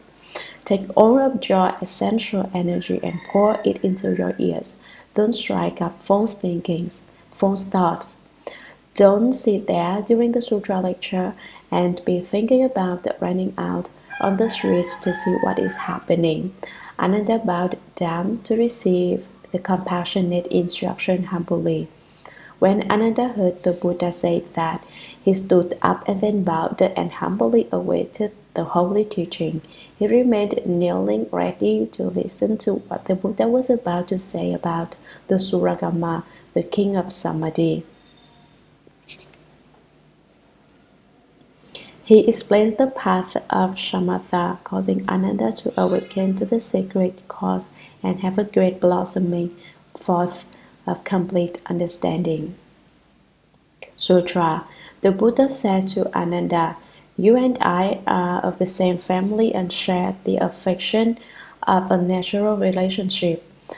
At the time of your initial resolve, what were the outstanding characteristics which you saw in my Dharma that caused you to suddenly cast aside the deep kindness and love found in the world? Commentary. Ananda waited humbly to receive the Buddha's compassionate instruction. But first, the Buddha questioned him about his reasons for living the whole life. The Buddha said to Ananda, you and I are of the same family and share the affection of a natural relationship. Ananda and the Buddha were paternal first cousins. The Buddha was saying, "You and I are like brothers." One speaks of the affection of a natural relationship because in the world, natural relationships take precedence over everything else. Such relationships form a natural cycle. After being a son or daughter, you become a father or mother, and then you become a grandfather or grandmother. And if you are filial to your father and mother, your children will be filial to you. If you aren't filial to your parents, your sons and daughters won't be filial to you. It is said, of all the kinds of good practices, filial piety is the first. Of all the myriad evils, licentiousness is the worst. In China, filial feeling is considered the root of goodness, its most fundamental form. There are 24 paragons of filial virtue in Chinese history, among whom some of the most notable were Tan Xiang, Meng Zhong, and Wang Xiang. Tan Xiang's father and mother were sick and wanted some sweet melon to eat, of a kind grown in northern China. However, it was winter and the snow was heavy on the ground, so how could there be any melons? Tan Xiang planted a melon seed in the frozen earth, stretched out on top of it to warm the ground, and began to cry. "How can I get this melon to grow quickly so I can harvest it for my parents?" he lamented. He cried and cried until suddenly something very strange happened. It is not certain whether it was a response evoked from a bodhisattva or from a Buddha or from a ghost or spirit, but right then and there a melon grew, blossomed, and bore fruit for Tan Xiang to harvest and carry home to his parents. A miraculous response to his one true thought of sincere filial regard. So it said, Tan Xiang cried for melons. Meng Zhong's parents wanted some bamboo shoots to eat, and unable to find any, he began to weep. He wept until he suddenly saw tender bamboo shoots sprouting in the spots where his tears had fallen. Such strange events are incomprehensible. Don't try to use your thinking mind to figure them out. Meng Zhong's tears sprouted the bamboo. In the dead of winter, Wang Xiang's parents both fell ill and wanted some carp to eat. Wang Xiang didn't have any money to buy fish, and all the waters were frozen over, so he opened his clothing and lay down on the ice. In northern China, the ice gets very thick in the winter, but his warm skin melted the ice through. It was his plan to fish for a carp through the hole, but suddenly a carp jumped out of the hole all by itself. Wang Xiang hurried home with it and told his parents what had happened. "We won't eat the carp," his parents decided, "because it is probably the son or grandson of the Dragon King who sent it to us." Although they didn't eat the carp, their illness was cured nevertheless. Wang Xiang lay down to catch a carp. True filial conduct can move heaven. Sons and daughters should pay particular attention to the practice of filial piety. The great Emperor Hsuan of China was so filial that elephants were moved to blow for him and birds did his wedding. At the time of your initial resolve, what were the outstanding characteristics which you saw in my Dharma that caused you to suddenly cast aside the deep kindness and love found in the world? The Buddha asked Ananda what first made him decide to renounce worldly love and live the home life. What good states of mind did he experience that led to his resolve? In this world, the kindness of parents is very great, and the love between couples is particularly intense. If people could transform the love which exists between married couples into love for the study and practice of the Buddha Dharma, then there wouldn't be anyone who didn't realize Buddhahood. Unfortunately, most people can't do that. If you can, that is inconceivably fine. What made Ananda pay no further attention to his parents' deep kindness or his wife's emotional love? What made him totally disregard everything except following the Buddha and living the whole life? Sutra. Ananda said to the Buddha, I saw the Tathagata's 32 characteristics, which were so supremely wonderful, so incomparable, that his entire body had a shimmering transparence, just like that of crystal. Commentary. Speak up quickly, the Buddha said. Don't think about it. Just tell me straight out about what made you decide to leave home. Since he was supposed to speak plainly, Ananda said to the Buddha, I saw the Tathagata's 32 characteristics, from the invisible crown of the top of his head down to his level, well-proportioned feet. 32 major and 80 minor characteristics adorn the Buddha's body. These 32 characteristics were so supremely wonderful, so incomparable, finer than anything I'd ever seen, Ananda said. Nothing in the world can compare to the wondrous adornment of your appearance, Buddha. The Buddha's reward body, his entire body, had a shimmering transparence just like that of crystal. Sutra. I often thought to myself that these characteristics cannot be born of desire and love. Why? The vapors of desire are coarse and murky. From foul and putrid intercourse comes a turbid mixture of pus and blood, which cannot give off such a magnificent, pure, and brilliant concentration of purple golden light. And so I thirstily gazed upward, followed the Buddha, and let the hair fall from my head. Commentary. When Ananda often thought to himself that these characteristics cannot be born of desire and love, he used his ordinary discriminating consciousness, his ordinary mind, which is subject to production and extinction. How, he thought, could the 32 special characteristics of the Buddha be born from emotional, lustful desire and thoughts of love? The vapors of desire are coarse and murky. From foul and putrid intercourse comes a turbid mixture of pus and blood. Men and women have intercourse and think it is good, but it actually gives off vapors which are extremely rancid. We can't rely on our bodies born from desire of men and women to give off such a magnificent, pure, and brilliant concentration of purple golden light, the color of distant mountains which constantly illumines the Buddha's body. Thinking this, Ananda thirstily gazed upward, followed the Buddha, and let the hair fall from his head. Ananda forsook one kind of love, his emotional love for his family, and took up another kind. He fell in love with the Buddha's appearance, and that is the reason Ananda left the home life.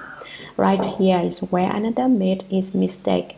He didn't leave home out of a genuine desire to cultivate the way, and after he left home, he concentrated too heavily on studying the sutras. Earlier I said that you should change the love which exists between married couples into a love for the Buddha Dharma, but that doesn't mean that merely by love alone you can put an end to birth and death. What must be done, you ask? You need to genuinely cultivate the way. You have to be mindful of what you are doing at all times and in all places. You must never forget for even a moment to practice and uphold the Buddha Dharma. Early in the morning and late at night, you should be studying the Shurangama Sutra, sitting in meditation and listening to the sutra lectures. Don't have false thinking and don't talk so much, since neither can help you at all in your study of the sutra or your investigation of Chan. You should stake your very lives on the work and sacrifice everything else in order to study Buddhism. Then the understanding you gain will enable you to be genuinely wise and truly intelligent. But since Ananda was solely concerned with loving the Buddha, he didn't cultivate samadhi. He thought, as he confesses in the text, "The Buddha is my older cousin. When the time comes, the Buddha will give me samadhi power." He didn't realize that no one could stand in for him in body or in mind. Ananda was very intelligent, probably more intelligent than any of us, but then he concentrated on studying the sutras at the expense of cultivating samadhi. He was too smart for his own good. He mastered the words, not the substance. He could remember all the Dharma the Buddha had spoken and never got one word of it wrong. But without any samadhi power, he fell under the spell of the Brahma Heaven mantra of Mantanji's daughter. Instead of imitating the Buddha's wisdom, his awakening, and his way virtue, Ananda just modeled himself on the Buddha's appearance. In past lives, he was probably attached to appearances, and so he concentrated on the superficial aspect of things. Although he remembered the sutras the Buddha spoke, he didn't pay a lot of attention to what they said. He was more concerned with the Buddha's appearance, to the point that if on any given day he just saw the Buddha, that was enough to make him happy. Anyone who wants to obtain genuine samadhi power must first cast love aside. But to replace love with hate is another mistake. "I don't love anything," you say. "Despise whoever I see, stay away from me. I want to be alone. I want to cultivate by myself." With this attitude, you'll never obtain samadhi. You must neither hate nor love. It should be as if there were no difference between you and other people. Everyone is equal. If you are one with and equal to other people, who is there to love? Who is there to hate? No one. "I can't manage that." You say that's hard work. If you can work hard, then you can obtain what is true. If you don't work hard, you won't obtain it. Follow the teachings and don't listen to your own thoughts about it. The ordinary mind is the way.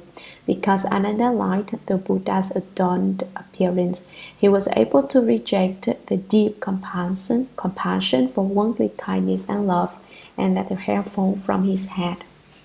When the Buddha was in the world, those who left home under him did not have to shave their heads. The Buddha simply said, "Good man, you are now renouncing worldly life and leaving home. Let your beard and hair fall of itself and let you be robed in the kashaya." As soon as the Buddha said this, the bhikshu's hair and beard would fall out, because the Buddha used his spiritual penetrations to cause it to fall. Now that the Buddha has entered Nirvana, we have to receive the precepts at a precept platform. But when the Buddha was in the world, one became possessed of the precept substance when he spoke those few words, and one was robed in the precept sash.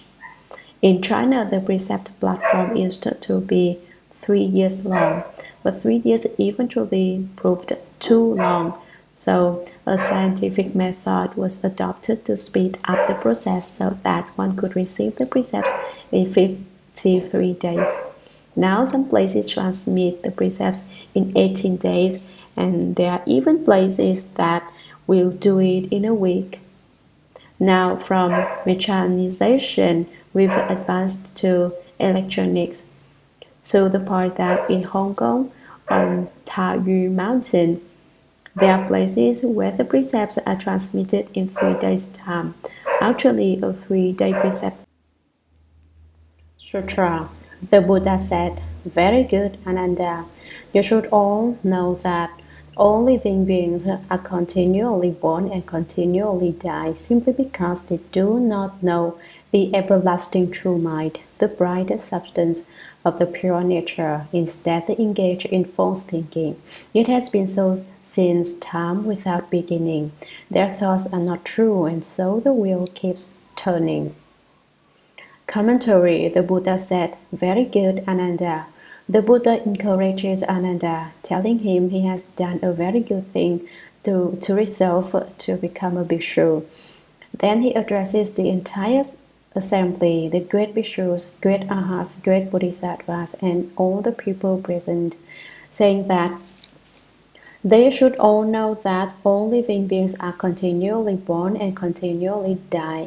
Birth and death are undergone in a continuous succession which never ceases, and we leave behind a pile of bones as large as a mountain. Birth and death, death and birth, birth and death. Where did you come from and where are you going? You don't know. You are dragged about by your karmic conditions, your karmic obstacles. Where will you be born next? Where were you before? You don't even know how you got here, and you don't know where you will go after you die. Where is their birth? Why is there birth and death, you ask? Because you don't understand. Do not know the everlasting true mind, which does not move or waver, which is not produced or extinguished, which is not defined nor pure, and to which there is nothing added or taken away. Because this mind does not move or waver, it is called everlasting. Because there is nothing to be added or taken away from it, it is called true. Merely to know of the true mind is not enough. You must also recognize the bright substance of the pure nature. This is your own self-nature, your Dharma nature. It is clear and pure, and its brilliance pervades and illumines everything, everywhere. But you aren't aware of it. You've forgotten it. It is like a bright pearl hidden in your clothing. The Dharma Flower Sutra tells of a wealthy man whose son was unhappy at home and ran away. But just before he left, his parents, who feared their son would end up penniless and become a vagrant sleeping in the streets, secretly sewed a pearl that grants all wishes into the youth's clothing.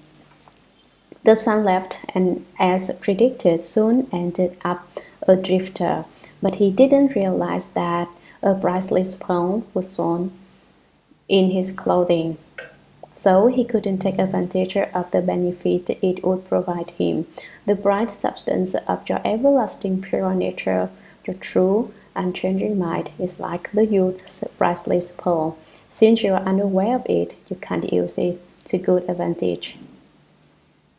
Instead, you engage in false thinking. It has been so since time without beginning. You use the conscious mind, which is subject to production and extinction. Its thoughts are not true, but it takes control of you and makes you murky and confused. It spins you around and pulls you into the mire. Since your actions are based on it, the wheel keeps turning in a perpetual cycle of birth and death. But if your false thinking is cast out and exhausted once and for all, and no more is produced, and you recognize your true mind, your birth and deaths will cease. Sutra. Now you wish to investigate the unsurpassed body and actually discover your nature. You should answer my questions with a straightforward mind, because that is exactly the way the Tathagatas of the 10 directions escaped birth and death. Their minds were all straightforward, and since their minds were consistently that way from the beginning through the intermediate stages to the end, they were never in the least evasive. Commentary. The Vimalakkhati Sutra says, the straightforward mind is the field of enlightenment, and thus the Buddha instructs Ananda, now you wish to investigate the unsurpassed body and actually discover your nature. You should answer my questions with a straightforward mind. Don't think about it, he says. Don't use false thinking to try to figure out how to answer me correctly. Don't approach it as if You were in combat with me and must figure out what maneuver you should make to defeat me, as if these were the material arts where one must decide how to counterattack. The Buddha was concerned that if Ananda tried to answer in a roundabout manner, it would be impossible to arrive at true principle. Why is the straightforward mind the field of enlightenment? At the point when you have not yet given rise to a first thought, that is your true mind, your way mind. This is a state of primary thought, the primary truth that exists prior to the spoken word. As soon as you begin thinking, that is to say, as soon as you strike up false thinking, it is no longer your true mind but work. It is your conscious mind, which is full of second thoughts. Instead of speaking up directly and using your straightforward mind to express yourself, you start thinking about it. I shouldn't say that. If I say that, I'll be wrong. I should say this. But then you think about it again and change your mind again. When you speak, use your primary thought. Why? Because that is exactly the way the Tathagatas of the 10 directions escaped birth and death. There is a verse about the Chinese character sin, mind, which goes, 3 small dots like a cluster of stars, and a hook shaped like a crescent moon, beget animals with fur and horns, yet perfection of Buddhahood comes from it too. The 10 Dharma Realms are not beyond a single thought of the mind. Your thoughts can send you not only into the animal realm but into Buddhahood as well.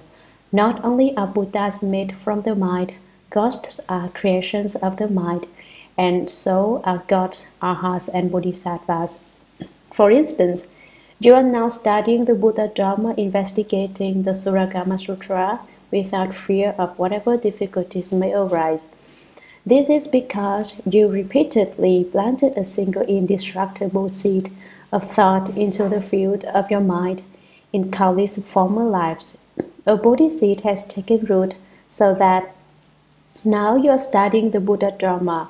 Of course, this single thought of the true mind has been helped along by the conscious mind, which thought over and over, should I study the Buddha Dharma or not? You kept sawing the issue back and forth until finally you cut through it. Their minds were all straightforward, and since their minds and words were consistently that way. The Chinese character 如是 that way refers specifically to the straightforward mind and do not have the same meaning as when they occurred in the open sentence of the sutra where 如是 means thus I have heard. From the beginning through the intermediate stages to the end. The end refers to wonderful enlightenment, the achievement of Buddhahood. The beginning refers to the stage of dry wisdom which precedes the 10 faiths. These positions will be discussed later in the text. The intermediate stages are the long period of cultivation between the stage of dry wisdom and the achievement of Buddhahood through the various stages of Bodhisattvahood to equal enlightenment and then wonderful enlightenment. Through all that time, the Buddhas of the past were never in the least evasive and used only their straightforward minds, and so they became Buddhas. Ananda would not use his straight mind to answer the questions, but would answer in roundabout ways, making it impossible to arrive at any true principles. So the Buddha first wanted to explain him clearly that he should give straight answers and not be muddled about it. Now I am speaking as central Dharma doors for you, said the Buddha. I am explaining how to actually discover your nature, the initial doctrines concerning the realization of Buddhahood. So you can't be casual or do a lot of hedging when you answer me. You must use your straightforward mind to answer me. Sutra. Ananda, I now ask you, at the time of your initial resolve, which arose in response to the Tathagata's 32 characteristics. That was it. What was it that saw those characteristics and who delighted in them? Commentary. The Buddha again questions Ananda. Ananda, I now ask you, at the time of your initial resolve, in making his decision to cultivate the way, when Ananda used his conscious mind to think about the Buddha's appearance, the Tathagata's 32 characteristics, Ananda was taking advantage of the situation. This is the meaning in response to. So the Buddha asks, what was it that saw those characteristics and who delighted in them? Sutra. Ananda said to the Buddha, World Honored One, this is the way I experienced the delight. I used my mind and eyes.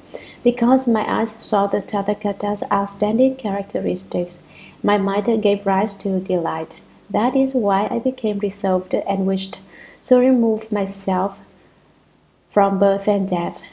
Commentary. Ananda said to the Buddha, World Honored One, this is the way I experienced the delight.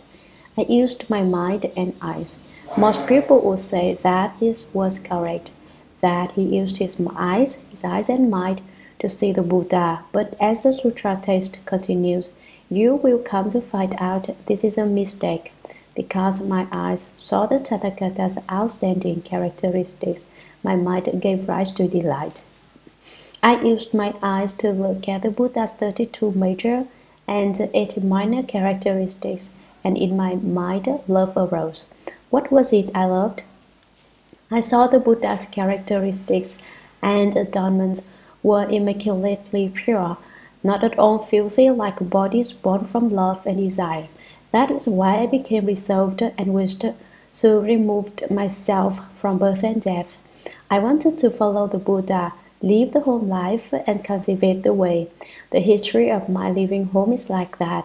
That is how he answered Shakyamuni Buddha's question. Sutra. The Buddha said to Ananda, it is as you say that experience of delight actually occurs because of your mind and eyes. If you do not know where your mind and eyes are, you will not be able to conquer the wearisome dust.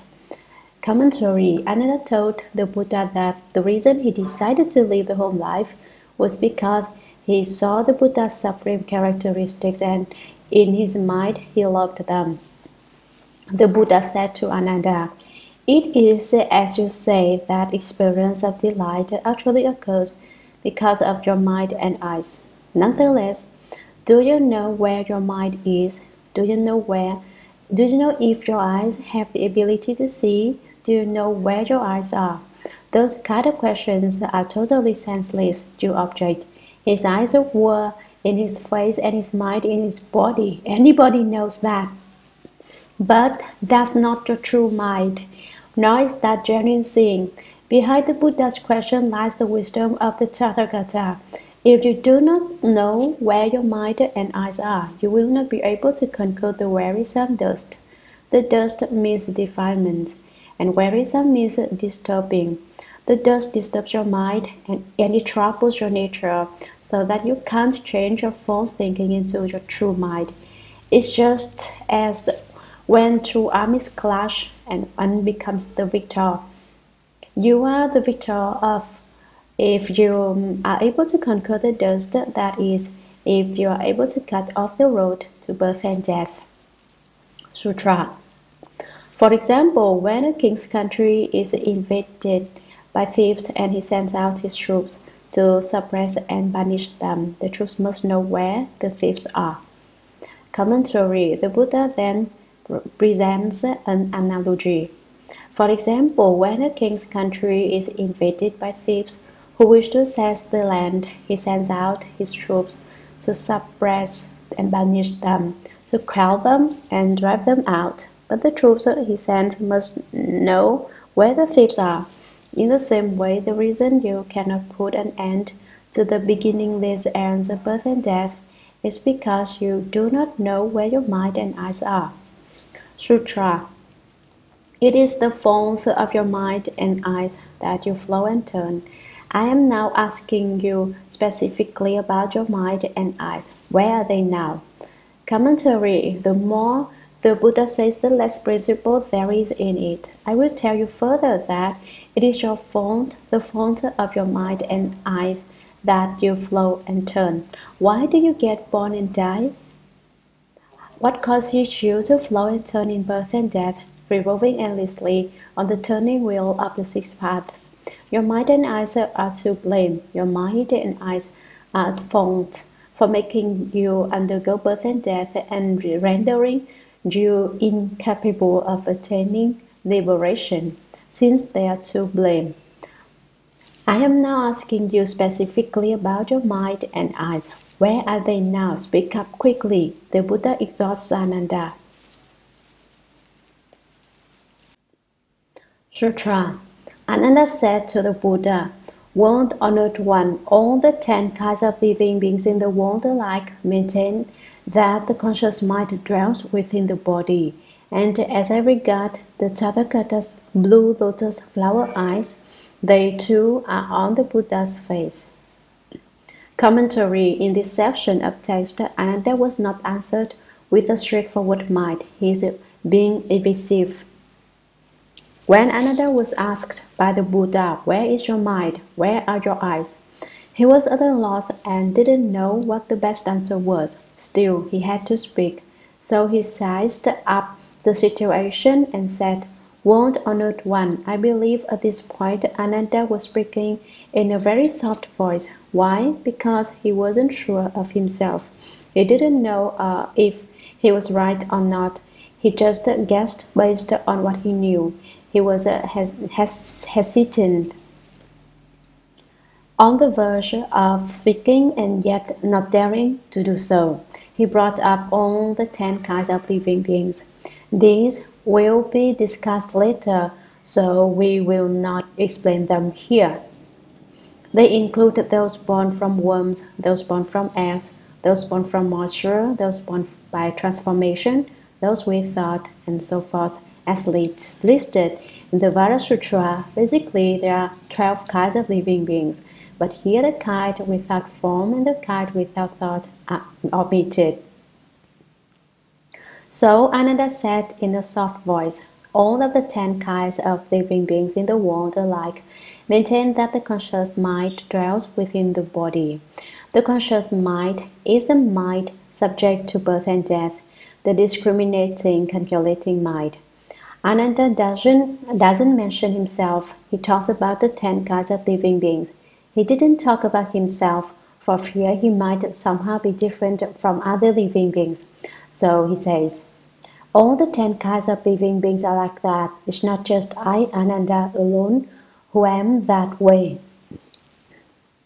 There was a bit of condescension in his tone, implying, after all, everyone knows that the mind is inside. And as I regard the Tathagata's blue lotus flower eyes, they too are on the Buddha's face.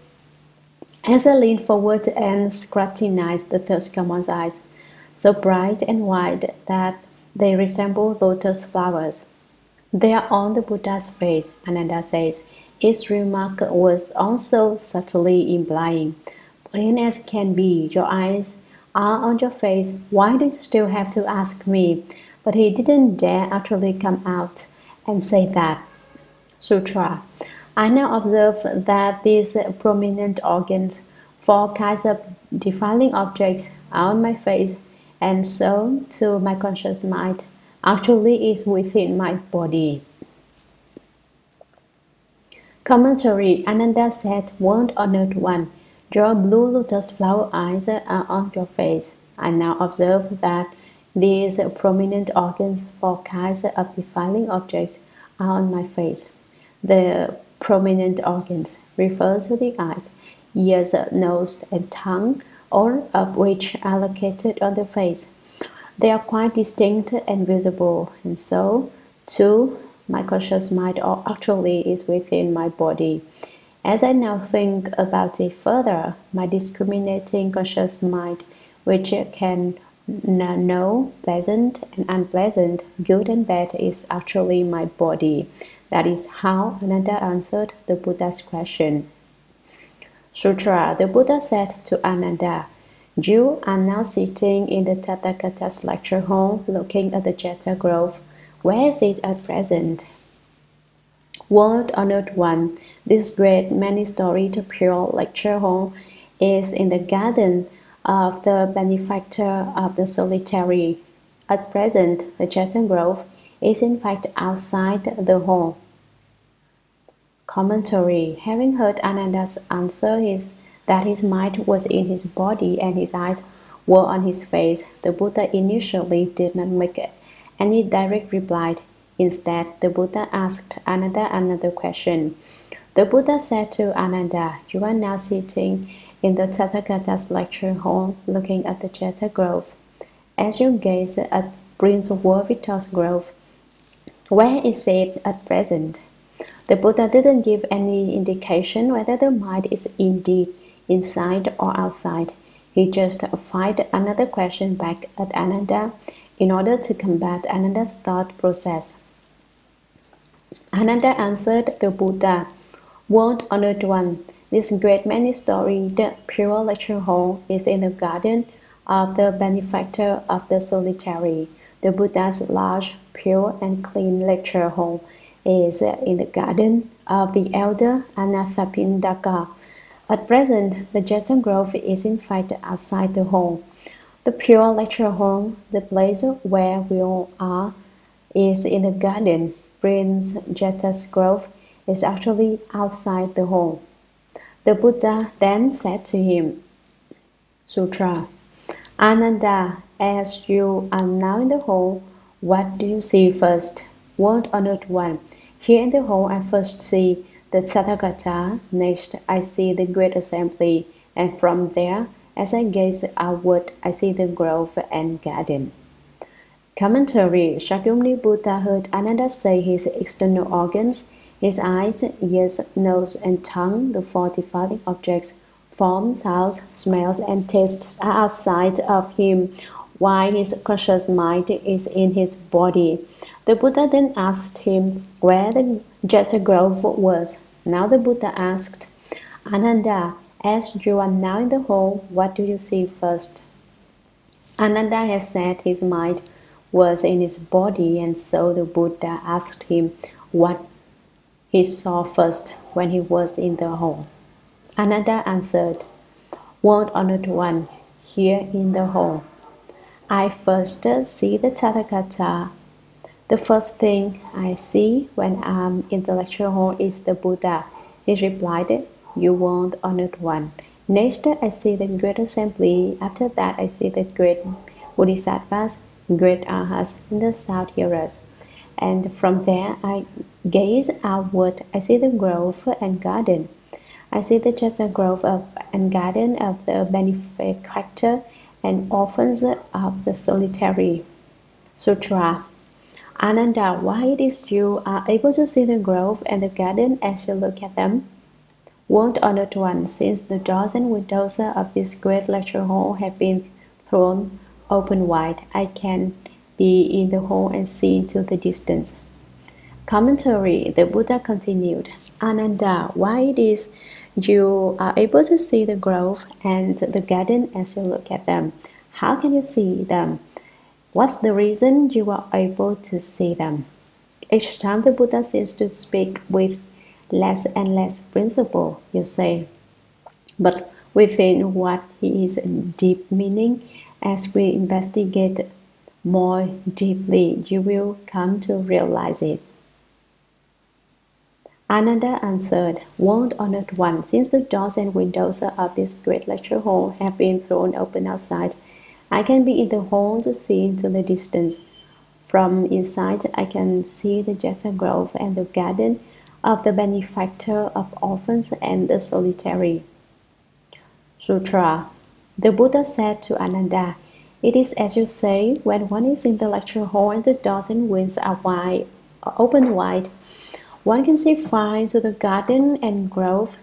Could there be someone in the hall who does not see the Tathagata and yet sees outside the whole? Ananda answered, "Won't or not one to be the whole and not see the Tathagata, and yet see the growth and fountains is impossible." Ananda, you're like that too. Commentary. In this section of text, the Buddha sets up a question to come back on Ananda. The Buddha said to Ananda, "It is as you say, when one is in the lecture hall and the doors and windows are open wide, one can see far into the garden and grove. You are absolutely right. You are inside now, and yet you can see the Jeta grove and the garden of Anathapindaka. Could there be someone in the hall who does not see the Tathagata and yet sees outside the hall? Could there be a living being who doesn't see the first come one, but seeks only the grove and garden outside the hall?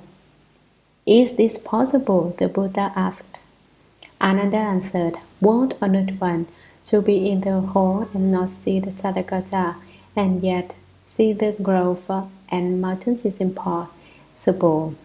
It's impossible. If someone were inside," Ananda says, "he certainly would be able to see the Buddha. There's no way he could see what's outside the hall and not see the Buddha, who's inside the world. Who's inside the hall?" Ananda's answer was very decisive. "Ananda, you're like that too." The Buddha replied. Ananda said it was impossible to be inside and not see the Buddha inside. And the Buddha proceeds to tell Ananda that Ananda himself is just like someone inside the hall who can't see the Buddha but can only see outside the hall. Sutra, your mind is capable of understanding everything thoroughly.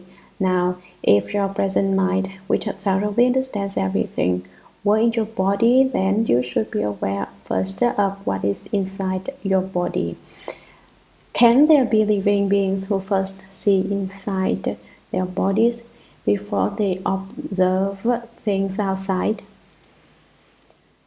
Commentary. It is said that people are the most capable among the Maya things, and that of all their attributes, their minds are most capable. However, your mind, which is capable of understanding everything thoroughly, refers only to the conscious mind. Now, if your present mind, which thoroughly understands everything, were in your body, then you should be aware first of what is inside your body. The Buddha argues that if Ananda's mind is really inside his body, as Ananda says, then he ought to be able to know first of all what the inside of his body is like. In the same way, that person inside the lecture hall is able to see the people inside. But can there be living beings who first see inside their bodies before they observe things outside? They observe things outside. The Buddha asks. The Buddha knew that Ananda had not yet understood, and that they still did not know what the basic substance of the true mind is like. He was still adroitly making use of his false thinking, his conscious mind. So the Buddha continues his explanation. Sutra, even if you cannot see your whole liver, spleen, stomach, still been growing of your nail and hair, the twist of your sinews, and the throb of your palms should be clearly understood. Why don't you receive these things? If you cannot perceive what is inside at all, how can you receive what is outside? Commentary. You say your mind is in your body and your power of seeing is in your eyes. The Buddha tells Ananda, but if your mind with its power to know is inside, you should know what your heart, liver, spleen, and stomach are like. Even if you cannot see them, you should be able to perceive things that are happening on the surface, like the growing of your hairs and your nails and hair. You should be able to know how many fractions of an inch then grow each second. In fact, the twist of your sinews, the throb of your of your pulse, the throb of your palms should be clearly understood. You should know all about them.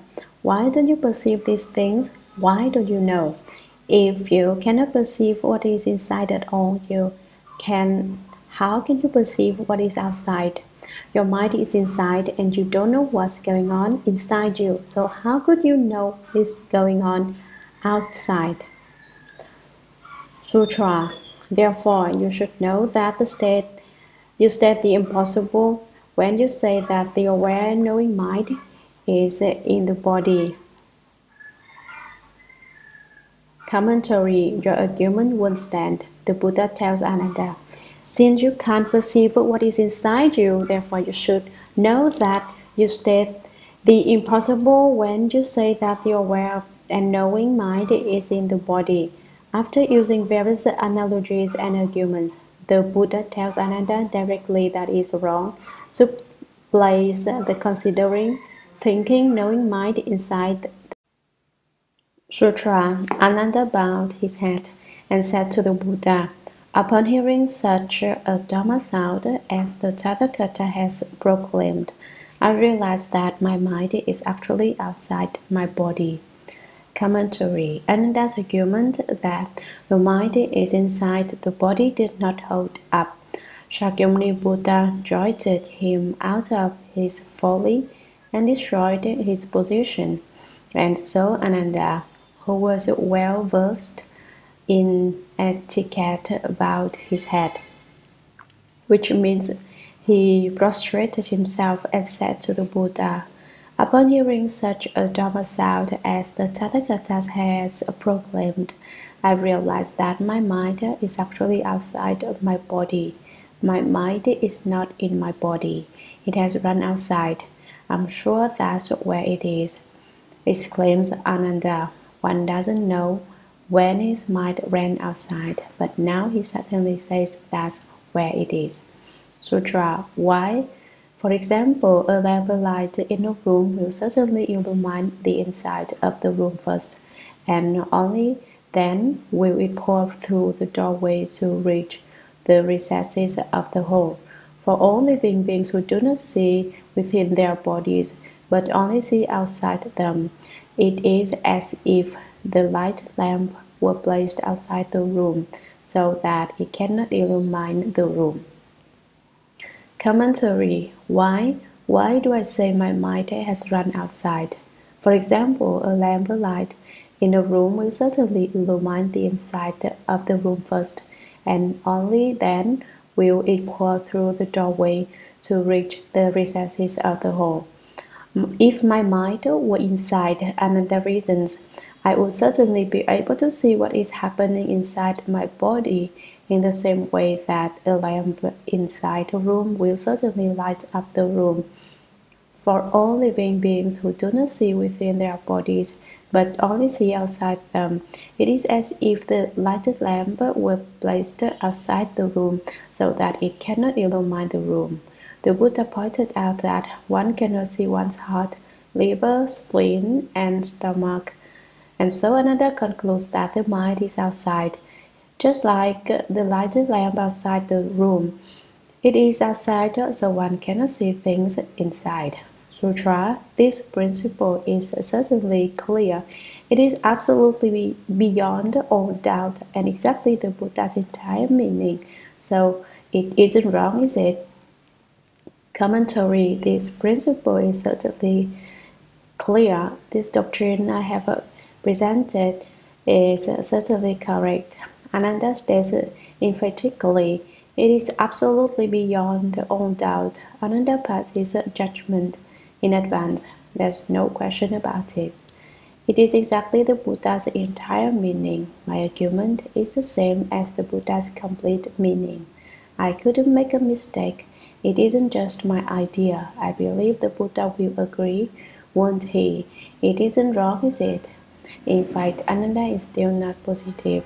I'm pretty sure this is not wrong. Sutra. The Buddha said to Ananda, all these bhikkhus who just followed me to the city of Shravasti to beg in sequence for food have returned to the Jeta grove and are rolling their food into bowls as they eat. I have already finished eating, but consider the bhikkhus. When one person eats, does everyone get full? Ananda answered, no, won't honored one. Why? These bhikkhus are arhats, but their individual lives differ. How could one person's eating cause everyone to be full? Commentary. Ananda felt certain that the Buddha would agree that the mind is outside. Who would have suspected that the Buddha wouldn't even consider the proposal? The Buddha said to Ananda, all these bhikkhus who just followed me to the city of Shravasti to beg in sequence for food have returned to the Jeta grove and are rolling their food into bowls as they eat. They begged from house to house and then returned to the grove of trees donated by Prince Jeta. In India, they ate by picking up pieces of food in their hands and rolling them into bowls, and so this is how the Buddha and his disciples ate. In present-day Burma, bowls are used, but those who have left the whole life still eat their vegetables and rice with their right hand without using a spoon or chopsticks. They take a piece of food in their hand and roll it over and over. Then they eat it. Eating this way is very appetizing to them, so whether it is ultimately very appetizing, I don't know, since I've never tried it. I have already finished eating, but consider the bhikkhus. When one person eats, does everyone get full? I have eaten my fill, but take a look at the assembly. Some bhikkhus have not finished eating. Now, if just one person eats, can the rest get full? If there is any doubt about this principle, we can try it out ourselves tomorrow. Just serve me food and all of you can look on while I eat, and you can see if you get full. That will prove the principle found in the sutra. Ananda answered, no, won't honored one. Why? Having answered in the negative, Ananda was afraid the Buddha might not understand, so he proceeded to give the Buddha a commentary. Why do I say they can't get full? These bhikkhus are arhats, but their individual lives differ. Although they have become enlightened and they all have spiritual connotations, still their bodies are not the same. Their appearances, their faces are all different. If they were all one, then when one ate, all would get full, but they are not one. Each has its own individual life. So how could one person's eating cause everyone to be full?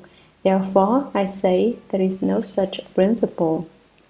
Sutra. The Buddha told Ananda, if your mind, which understands, knows, sees, and is aware, were actually outside your body and mind would be mutually exclusive and would have no relationship to one another. The body would be unaware of what the mind perceives, and the mind would not perceive the awareness within the body. Commentary. The Buddha told Ananda, if your mind, which understands, knows, sees, and is aware, were actually outside your body and mind would be mutually exclusive and would have no relationship to one another. If the mind, which has awareness, which calculates, which discriminates, and which has knowledge and views, were outside the body, then there would be no connection between the two. They'd have parted ways. They wouldn't reside together. Your body would be your body, your mind would be your mind, and your mind would be apart from your body. You pay no attention to my business, they'd say, and I won't pay attention to yours. The body would be unaware of what the mind perceives, and the mind would not perceive the awareness within the body. The body would not be aware of the mind or influenced by it. And if your awareness was within the body, the mind wouldn't know about it. Sutra. Now as I show you my tila cotton hand, does your mind distinguish it when your eyes see it? Ananda answered, so it is, wound honored one. The Buddha told Ananda, if the mind and eyes create a common perception, how then can the mind be outside? Commentary. The Buddha's hands are extremely soft and supple like cotton. Now I will relate a point of physiognomy. If you rub someone's hand and find it to be as soft as cotton, that person has a promising future and will eventually be honorable. Ordinary people's hands are very stiff. I know my hands, for example, are as stiff as a board, not soft like cotton. However, soft hands do not necessarily indicate a great future. The countenance is equally important in this matter. Are the features heroic? Is the person's appearance powerful? In general, women's hands are far softer than men's. If you don't believe it, you can notice next time you have occasion to shake hands with a woman. As for men, I have met only two whose hands were extremely soft. However, during the time I knew them, neither one of them displayed signs of greatness. Their appearances didn't match up. I have one disciple with extremely soft hands. He had never done any physical labor, but he is also very ordinary. A fellow student of mine, who was also a relative, also had extremely soft hands, but before I came to America, he had not done anything of great importance, and I don't know if he has accomplished anything since then. The Buddha told Ananda, now as I show you my tila cotton hand, does your mind distinguish it when your eyes see it?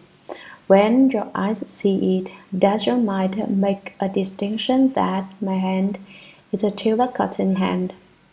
Ananda answered, so it is, wound honored one. Yes, my eyes see it, and my mind distinguishes it. My mind makes a discrimination of fondness. Ah, it says, the Buddha's tila cotton hand is the very finest.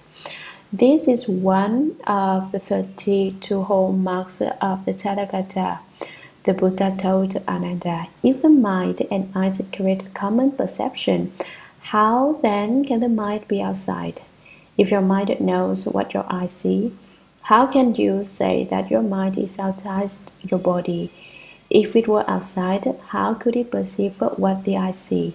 Note, though the Buddha does not say that the mind is inside, it has already been made clear that too is a mistake. Sutra. Therefore, you should know, you state the impossible when you say that the mind which knows, understands, and is aware is outside the body. Commentary. Since Ananda's argument that the mind is inside the body didn't hold up, he revised his contention to say that the mind is outside the body. The wound honored one has used all kinds of analogies to instruct him, but unfortunately, Ananda only knows how to analyze the Buddha Dharma by means of his conscious mind, which is subject to production and extinction. He does not perceive the pure nature and bright substance of the everlasting true mind. So the Buddha once again gives Ananda his critique. Therefore, you should know, you state the impossible when you say that the mind which knows, understands, and is aware is outside the body. You were wrong. The Buddha says, the mind which calculates and understands is not outside your body. Do you understand? You have made a mistake. Sutra. Ananda said to the Buddha, wound honored one, it is as the Buddha has said, since I cannot see inside, my mind does not reside in the body. Since my body and mind have a common awareness, they are not separate, and so my mind does not dwell outside my body. As I now consider it, I know it is in a certain place. Commentary. Ananda considered, here it is again. It is just because he keeps considering that he makes mistakes. Ananda said to the Buddha, World Honored One, it is as the Buddha has said.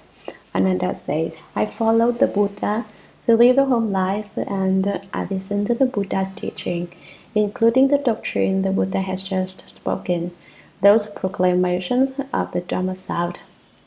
Since I cannot see inside, my mind does not reside in the body.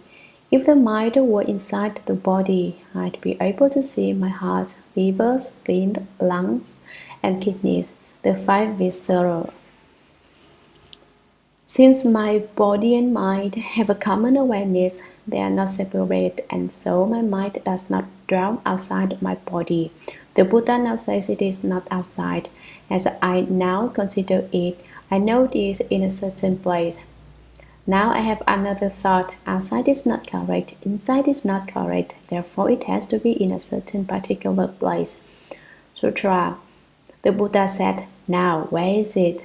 Ananda said, since the mind which knows and understands does not perceive what is inside, but can see outside, upon reflection I believe it is concealed in the organ of vision.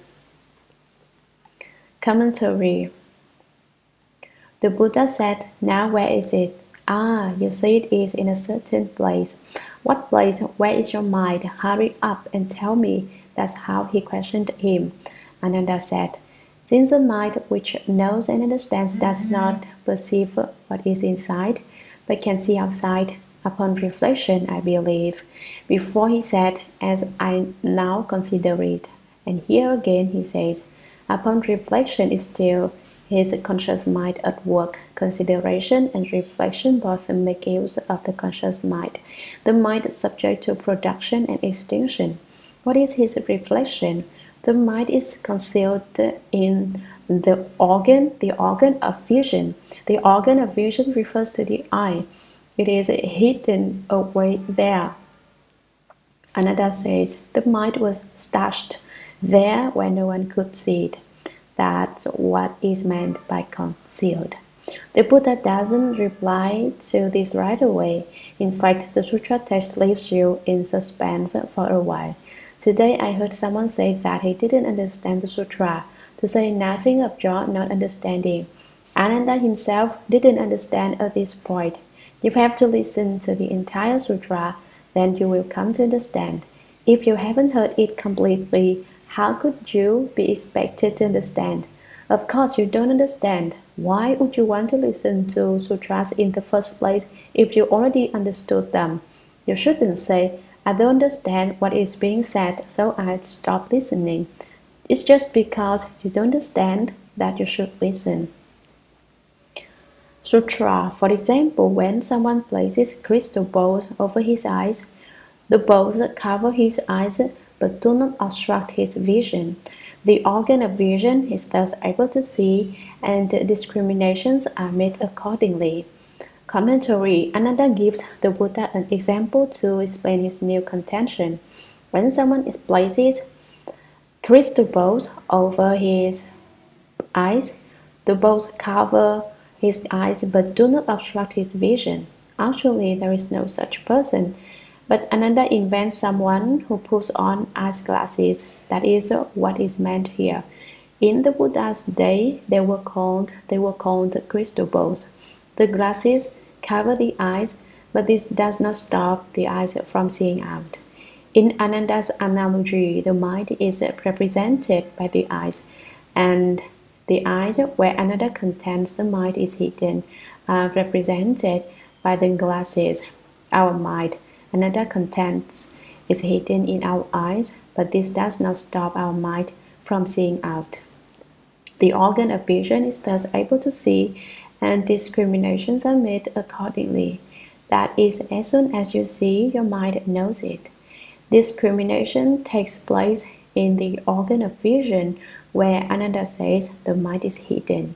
This time the doctrine I have expressed is the right one. Ananda says he still considers himself to be very intelligent. See how smart I am. I have an answer for everything. The Buddha asks me, why does Ananda keep making mistakes? It is because he uses a mind subject to production and extinction, no matter what the circumstances. He always uses his thought processes to consider it from each side. His considerations are grounded in the thoughts of his consciousness, and he recognizes the consciousness to be the true mind. He doesn't know that the true mind neither exists nor does not exist, and that the true mind is a nature. He is like one who gets off on the wrong road, and the farther he goes, the more he has lost his way. And the more he has lost his way, the more he thinks he's on the right road. So now he brings up yet another analogy for the Buddha to pass judgment on. Sutra. And so my mind, which knows, understands, and is aware, does not see within, because it resides in the organ. It can gaze outside clearly without obstruction. For the same reason, it is concealed in the organ. Commentary. And so refers to the doctrine he was just explaining. My mind, which knows, understands, and is aware, does not see within, because it resides in the organ. Why can't I see inside my body? It's because my mind is in my eyes. It can gaze outside clearly without obstruction. For the same reason, it is concealed in the organ. Why can I see outside but not inside? Because it is because my mind, which also refers to vision, the power of seeing, is concealed in the eye, so there is no obstruction when I look outside. Whether Ananda is right in his theory will become clear in the following passages. Sutra. The Buddha said to Ananda, assuming that it is concealed in the organ, as you assert in your analogy of the crystals, if someone were to cover his eyes with the crystals and look at the mountains and rivers, would he see the crystals as well? Yes, won't honored one. If a person were to cover his eyes with the crystals, he would in fact see the crystals. Commentary. Having heard Ananda use the analogy of the crystals, the Buddha said to Ananda, assuming that it is concealed in the organ, as you assert in your analogy of the crystals, suppose it is the way you explain it, the Buddha says, and the mind is concealed in the organ. If someone were to cover his eyes with the crystals and look at the mountains and rivers, would he see the crystals as well when the person in your analogy puts on his glasses in order to see, and he takes a look at the mountains, rivers, and the vast expanse of earth? Does he see his glasses? Yes, won't honored one. If a person were to cover his eyes with the crystals, he would in fact see the crystals. When someone wears glasses, he sees the mountains, rivers, the vast expanse of earth, and he also sees the glasses. That is what the Buddha asked Ananda, and how Ananda answered him. Sutra. The Buddha said to Ananda, if your mind is analogous to the eyes covered with crystals, then when you see the mountains and rivers, why don't you see your eyes? Commentary. The Buddha said to Ananda, you put on glasses and can see the mountains, rivers, and the vast expanse of earth. And you can also see the glasses if your mind is analogous to the eyes covered with crystals. If your mind dwells within your organ of vision, then your eyes are like the glasses in the analogy. So when your mind looks at the mountains, rivers, and the great expanse of earth, then when you see the mountains and rivers, why don't you see your eyes? Someone will say, I see my eyes. I also see my eyes if I look in a mirror. If you could see your own eyes simply by turning your light back to reflect upon yourself, then the Buddha's argument here wouldn't work. But the flesh eyes of an ordinary person cannot see themselves. And although Ananda had attained the first stage of arhatship, his flesh eyes could not look into his own eyes either. So the Buddha asks him, you made up the analogy. Sutra, if you could see your eyes would be part of the external environment. If you cannot see them, why did you say that the mind which understands, knows, and is aware is concealed in the organ of vision, as eyes are covered by crystals? Commentary. Shakyamuni Buddha questioned him further. If you could see your eyes would be part of the external environment. It has already been made clear that Ananda does not see his eyes. But the Buddha was concerned that Ananda would become so confused that he contended he could see his own eyes. So the Buddha points out that if Ananda could see his eyes, that would mean his eyes would be outside of him and not part of his body, and thus the organ of vision would not be able to see. You couldn't say, as you just did, that the organ of vision is thus able to see, and discriminations are made accordingly. If you cannot see them, why did you say that the mind which understands, knows, and is aware is concealed in the organ of vision, as eyes are covered by crystals? If you cannot see your eyes, then how can you contend that your mind is hidden in your organ of vision, the way eyes are covered by glasses? Your analogy of crystals doesn't hold up. It too is incorrect.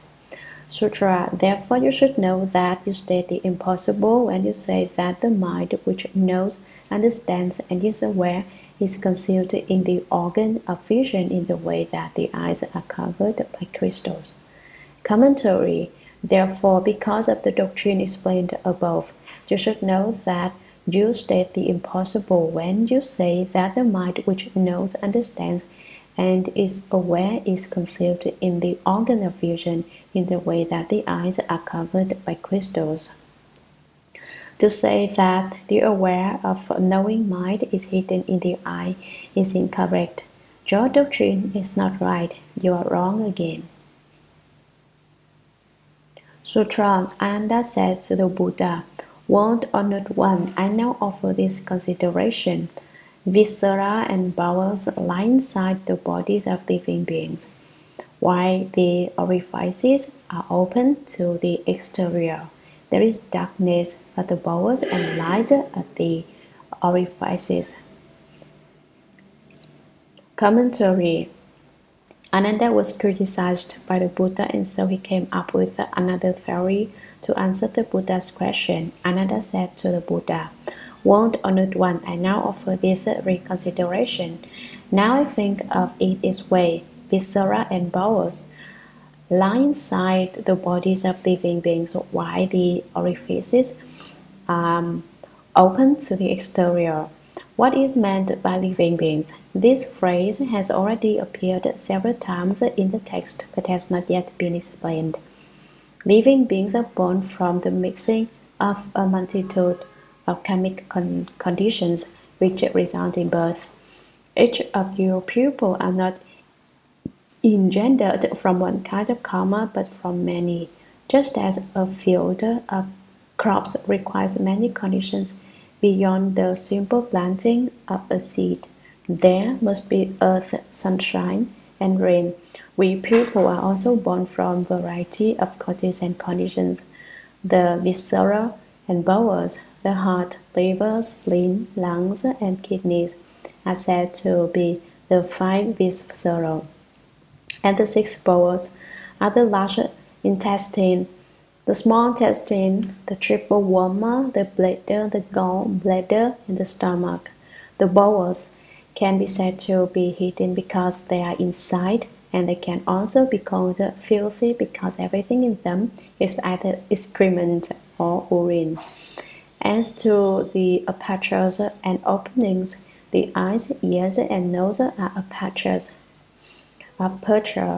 and the eye socket, the entrance to the inner ear, and the nostrils are openings. Then, of course, there is the mouth opening, and an opening which you never manage to fill up. Today you eat your fill, but tomorrow you're hungry again. So you eat again and fill up the opening, but by the following day you're hungry once more. Everything has moved out. Inside there is a constant assimilation of the new and elimination of the old. This process causes people a lot of trouble. Eating is a lot of trouble. Just think of it, if you didn't spend 3 hours a day eating 3 meals. We could use the extra time to lecture sutras or sit in Chen. But because you eat 3 times a day, you are kept extremely busy every day just filling up that mouth opening, but in the end, you'll never fill it up. There is darkness at the bowels and light at the orifices. Since the bowels and viscera are hidden in the body, they are in darkness. How is it one knows external things? Because they are apertures, so there is light. Now Ananda isn't referring to them as eyes in his analogy, but as apertures. Ananda is really smart. He is decidedly intelligent. Sutra. Now as I face the Buddha and open my eyes, I see light. That is to see outside. When I close my eyes and see darkness, that is to see within. How does that principle sound? Commentary. Ananda is more intelligent than we are. We couldn't think of so many ways to answer. How many methods has he come up with already? He has one opinion after another. Whatever the Buddha asks, he has an answer for it. He's always got something to say. He's full of theories and arguments and thoughts and considerations. He was, after all, foremost among the disciples in learning. Where there is no principle, he can expound a principle. He would have made a first-rate lawyer. Now, as I face the Buddha and open my eyes, I see light, that is to see outside. When I close my eyes and see darkness, that is to see within.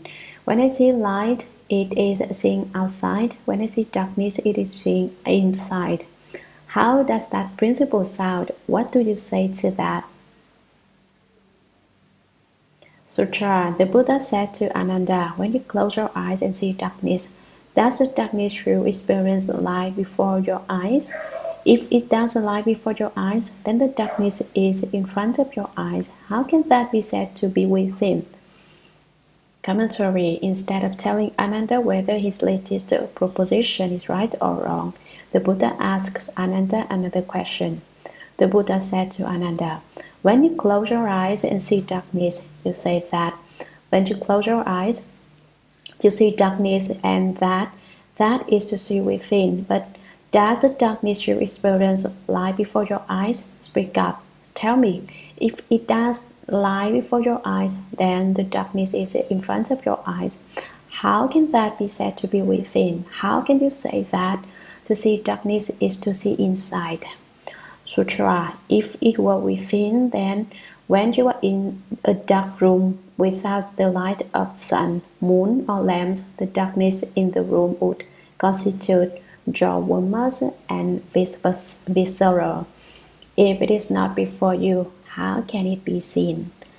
Commentary. If it were within, the Buddha continues, if you reason that the darkness before you is actually your insides, then when you are in a dark room without the light of sun, moon, or lamps, the darkness in the room would constitute your warmth and viscera.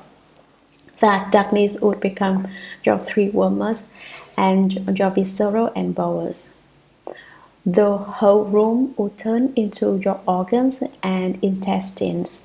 Why it is? Because it is dark, and you've just said that the darkness you see is inside your body. The 3 warmths consist of the upper, the middle, and the lower warmths. The function of these 3 is very important in the body, in the human body. If they become diseased, the resulting illness is not easy to cure. If it is not before you, how can it be seen? If the darkness is not in front of your eyes, how can you see it? You can only see what is before your eyes. How can you see things that are behind your eyes? What about it? The Buddha is demolishing Ananda's latest proposition from every angle, and it's hard to say what line of reasoning Ananda might use to answer him next. Sutra. If you assert that there is an inward seeing, that is distinct from seeing outside. In that case, when you close your eyes and see darkness, you would be seeing inside the body. Therefore, when you open your eyes and see light, why can't you see your own face? Commentary. The Buddha continues his questioning. If you assert that there is an inward seeing that is distinct from seeing outside, suppose that there are two kinds of seeing and that you are able to face inward and see. In that case, when you close your eyes and see darkness, you would be seeing inside the body. Therefore, when you open your eyes and see light, why can't you see your own face? You argue that to see darkness is to see inside your body. Then, when you open your eyes to see outside, why can't you look at your own face and tell me what it's like? What is like? Note that Ananda doesn't protest that he can see his own face in a mirror, which is what someone else did upon hearing this argument. Maybe they didn't have mirrors then. Sutra. If you cannot see your face, then there can be no seeing within. If you can see your face, then your mind that knows and understands and your organ of vision as well must be suspended in space. How could they be part of your body? Commentary. If you cannot see your face, then there can be no seeing within. I just asked you if you can see your face and you didn't have anything to say. But if you can't see your own face with your eyes open, how can you close your eyes and see inside? This is what you have argued, but your contention has no basis in principle.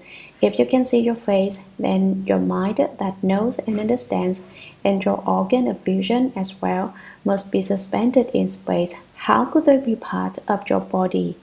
If you say you actually can see your own face, though, then your discriminating mind and your eyes wouldn't be on your face.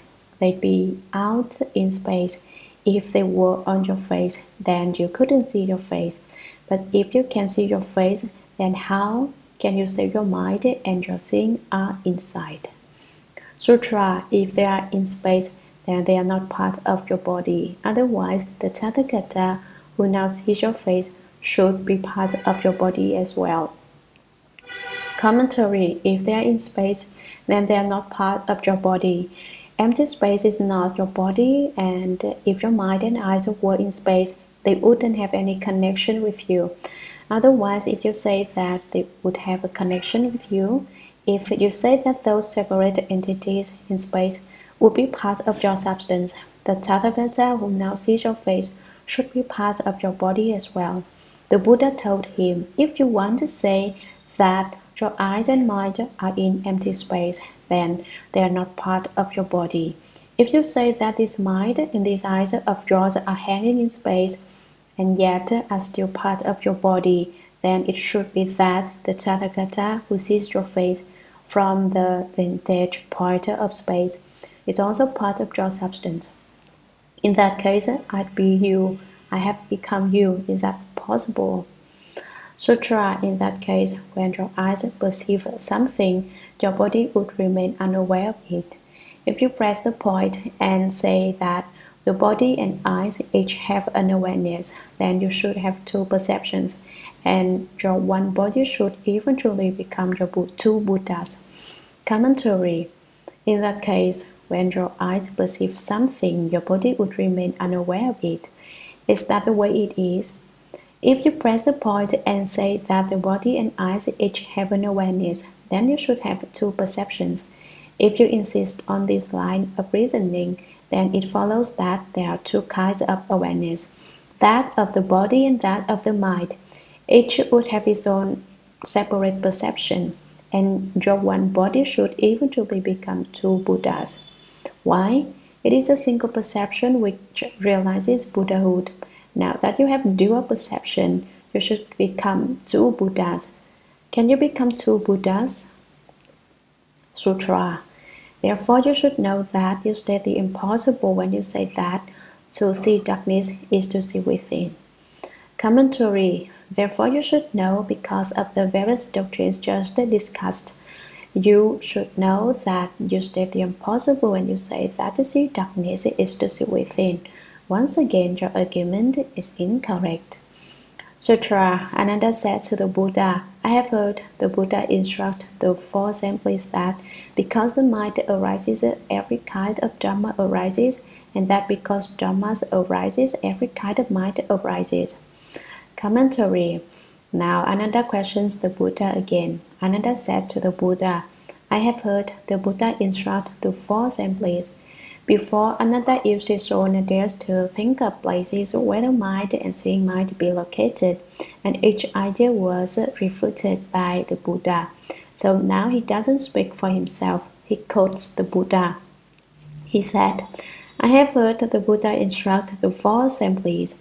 The four assemblies are the bhikshus, bhikshunis, upasakas, and upasikas.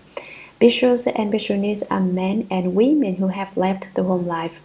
Upasakas and upasikas are men and women at home who have received the five precepts. Upasakas and upasikas are also called lay people. These four groups comprise the four assemblies. Because the mind arises, every kind of Dharma arises. Because you have a mind, the Buddha is speaking of the conscious mind. All kinds of Dharmas arise. This refers to the manifestation within the consciousness of various states of being. Dharmas have no self-nature, but only come into being because of conditions. Because Dharmas arise, every kind of mind arises. Because causes and conditions produce Dharmas, every kind of thought arises. That is what you said, Buddha. This is the doctrine which the world-honored one explained, and so no doubt it is right. Ananda says, now, based on that doctrine of the world-honored one, I have an opinion. What is it? Sutra. As I now consider it, the substance of that very consideration is truly the nature of the mind. Whenever it comes together with things, the mind exists in response. It does not exist in the three locations of inside, outside, and in between. Commentary. As I now consider it, Ananda's thinking again. What is his thinking? What is he thinking? The substance of that very consideration is truly the nature of the mind. The substance of my thought is the nature of my mind. My being aware, my understanding, my knowing, these are the nature of my mind. Wherever it comes together with things, wherever the mind encounters causes and conditions, it joins together with those causes and conditions, and the mind comes into being in response. Whenever there is a joining together, there is the mind, and if there isn't any joining together, there isn't any mind. It does not exist in the three locations of inside, outside, and in between.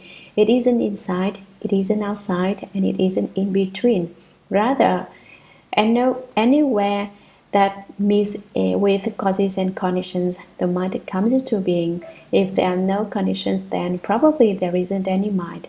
Once again, what Ananda says seems to be right, but isn't. He still has not recognized it clearly. Sutra. The Buddha said to Ananda, now you say that because Dharmas arise, every kind of mind arises. Wherever it comes together with things, the mind exists in response. But if it has no substance, the mind cannot come together with anything. If having no substance, it can yet come together with things that would constitute a 19th realm brought about by a union with the 7th defiling object, and there is no such principle. Commentary. The Buddha fires Ananda's explanation back at him. The Buddha said to Ananda, now you say that because Dhammas arise, every kind of mind arises. Wherever it comes together with things, the mind exists in response. You say that the mind comes into being wherever it comes together with things. If there is no coming together, then of course there is no mind. That's the way you explain it. But if it has no substance, the mind cannot come together with anything. But does its mind you speak of actually have a substance to it? If it has no substance or appearance, it cannot unite with anything. If there were no form or appearance, that would join with that. What would join with what? If having no substance it can yet come together with things, it would be unreasonable to insist that it can unite with things even though it has no substance. But suppose you do insist. That would constitute a 19th realm brought about by a union with the 7th defiling object. And there is no such principle. The 18 realms would turn into the 19 realms. The additional realm would be the one where, as you explain it, your mind comes into being. What are the 18 realms? Eyes, ears, nose, tongue, body, and mind are the 6 organs. Forms, sounds, smells, tastes, touches, and dharmas are the 6 defiling objects. And between the 6 organs and the 6 defiling objects are produced discriminations called the 6 consciousnesses. Altogether, these make up the 18th realms. The 6 organs and 6 defiling objects which face them are called the 12 places or 12 agencies. The 6 consciousnesses of seeing, hearing, smelling, tasting, touching, and mind consciousness are added to make 18 realms.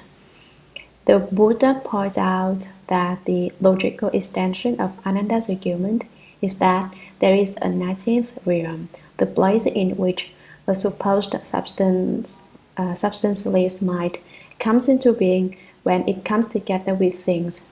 These things the mind joins with would be a 7th defiling object, but there is no such principle. Ananda is wrong again. Sutra, if it does have a substance, when you pinch your body with your hand, does your mind which perceives it come out from the inside or in from the outside? If it comes out from the inside, then once again it should see within your body. If it comes from outside, it should see your face first. Commentary. The Buddha now explains his reason for saying Ananda is wrong again. If it does have substance, the Buddha has just shown it is absurd to say the mind has no substance. But if it does have a substance, if your mind has a mind substance, when you pinch your body with your hand, does your mind which perceives it come out from the inside or in from the outside? Does the mind come forth from within, or does its substance enter in from outside? At first, you maintained that your mind is inside, but now you have stated that it is not inside, outside, or in between. Where, then, does your mind come from when it comes together with things as you say it does? Now I tell you to pinch yourself, and your mind comes together with that. Does your mind which perceives the pinch come from outside or from inside? If it comes out from the inside, then once again you should see within your body. It's already been proven that the mind cannot see inside, since otherwise it will see inside the body. If it comes in from outside, it should see your face first. If your mind is outside, it will be seeing your face before it perceives the pinch. Does your mind see your own face? Ananda got irritated with the Buddha at this point. Sutra. Ananda said, seeing is done with the eyes. The mind's perception is not that of the eyes. To say it sees doesn't make sense. Commentary. Ananda decided that the Buddha's explanation was too illogical, so he thereupon disagreed and began to argue. Ananda said, seeing is done with the eyes. The mind's perception is not that of the eyes. It is the eyes which see things. The mind just knows things. To say it sees doesn't make sense. You said the mind sees it, but that is certainly wrong. That also lacks principle. Before, the Buddha criticized Ananda's idea and said there is no such principle, and now Ananda retorts with the same criticism. You say that If the mind comes from outside, it should see the face, but the mind merely knows things, it doesn't see them. What sees are the eyes. The farther he runs, the farther away he gets. Sutra, the Buddha said, to suppose that the eyes can see is like supposing that the doors of a room can see. Also, when someone has died but his eyes are still intact, his eyes should see things.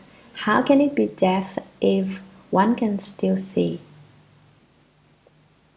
Commentary, the Buddha said, to suppose that the eyes can see is like supposing that the doors of a room can see. Can doors of a room see things? Also, when someone has died but his eyes are still intact, his eyes should see things. How can it be death if one can still see? In fact, of course, once you're dead, your eyes cease to see, though they may still be physically intact. If it were the case that after death the eyes can still see, how can this be death? But this day, dead people's eyes are removed and put in eye banks. They still can be used. What does this prove about the Buddha's contention in the sutra that eyes can't see after death? Although it may be that the eyes can see, they still need to borrow the efficacious quality of the self-nature in order to see. If there is just an eye all by itself, although it has the potential to see, it is devoid of awareness, so it cannot see. You must add the efficacious, bright, aware nature of a person in order to enable it to see. The eyes are like doors or windows. They do not see by themselves.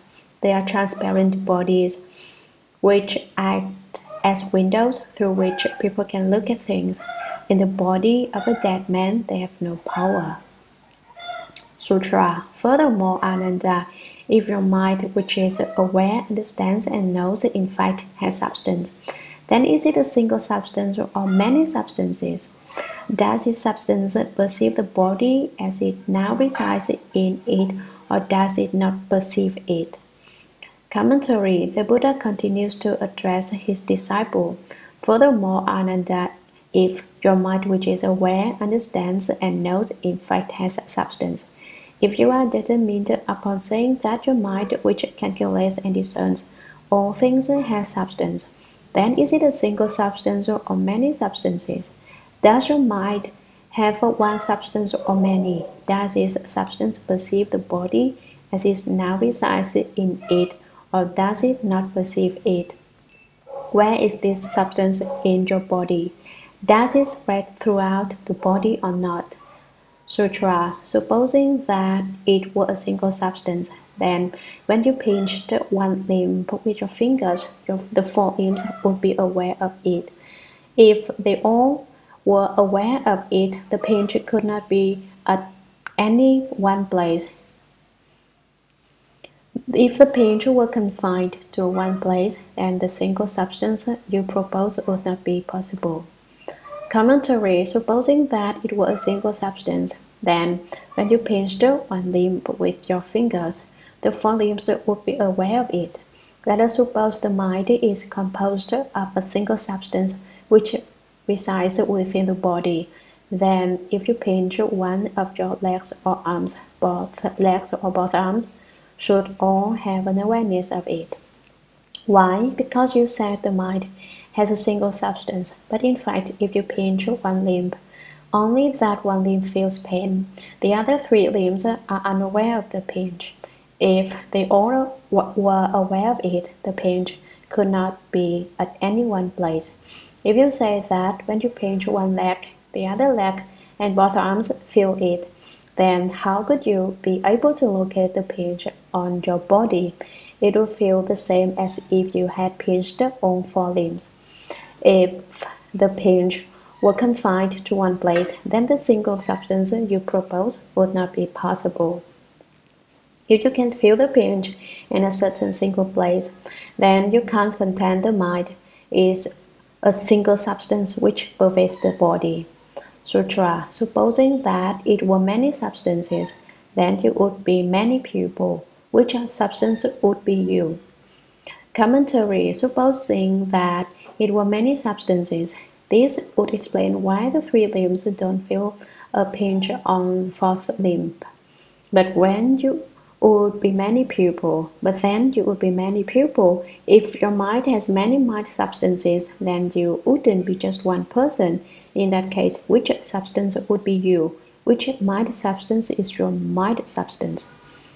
Sutra. Supposing it were a pervasive substance, the case would be the same as before in the instance of pinching. But supposing it were not pervasive, then when you touched your head and touched your foot simultaneously, the foot would not perceive it if the head does. But that is not how you are. Commentary. Supposing it were a pervasive substance, the case is the same as before in the instance of pinching. The Buddha patiently repeats his earlier explanation. If you say that the mind is a single substance that pervades the body, then when you pinch one spot, your whole body should hurt. But supposing it were not pervasive, then when you touched your head and touched your foot simultaneously, the foot would not perceive it if the head does. But that is not how you are. But if you say the substance of the mind does not entirely pervade the body, then your foot would have no feeling when you bump your head. But bump your head or not, your foot still feels things.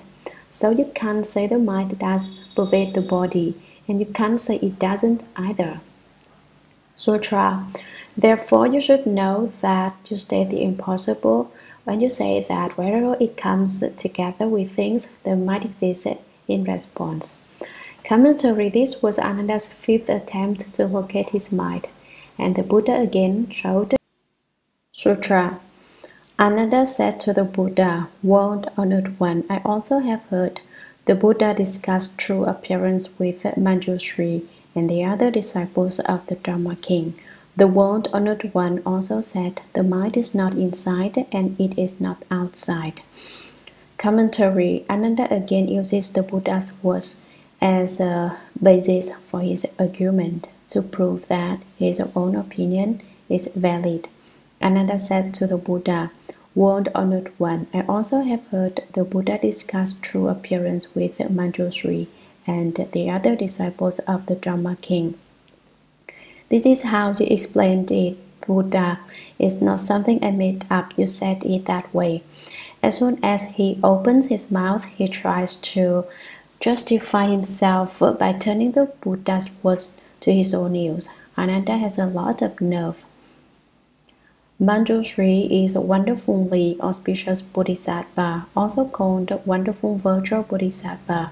The other disciples of the Dharma king include Kuan Yin Bodhisattva, the Bodhisattva who regards the sounds of the world, Mahabharata Bodhisattva, the Bodhisattva of great strength, and other great Bodhisattvas.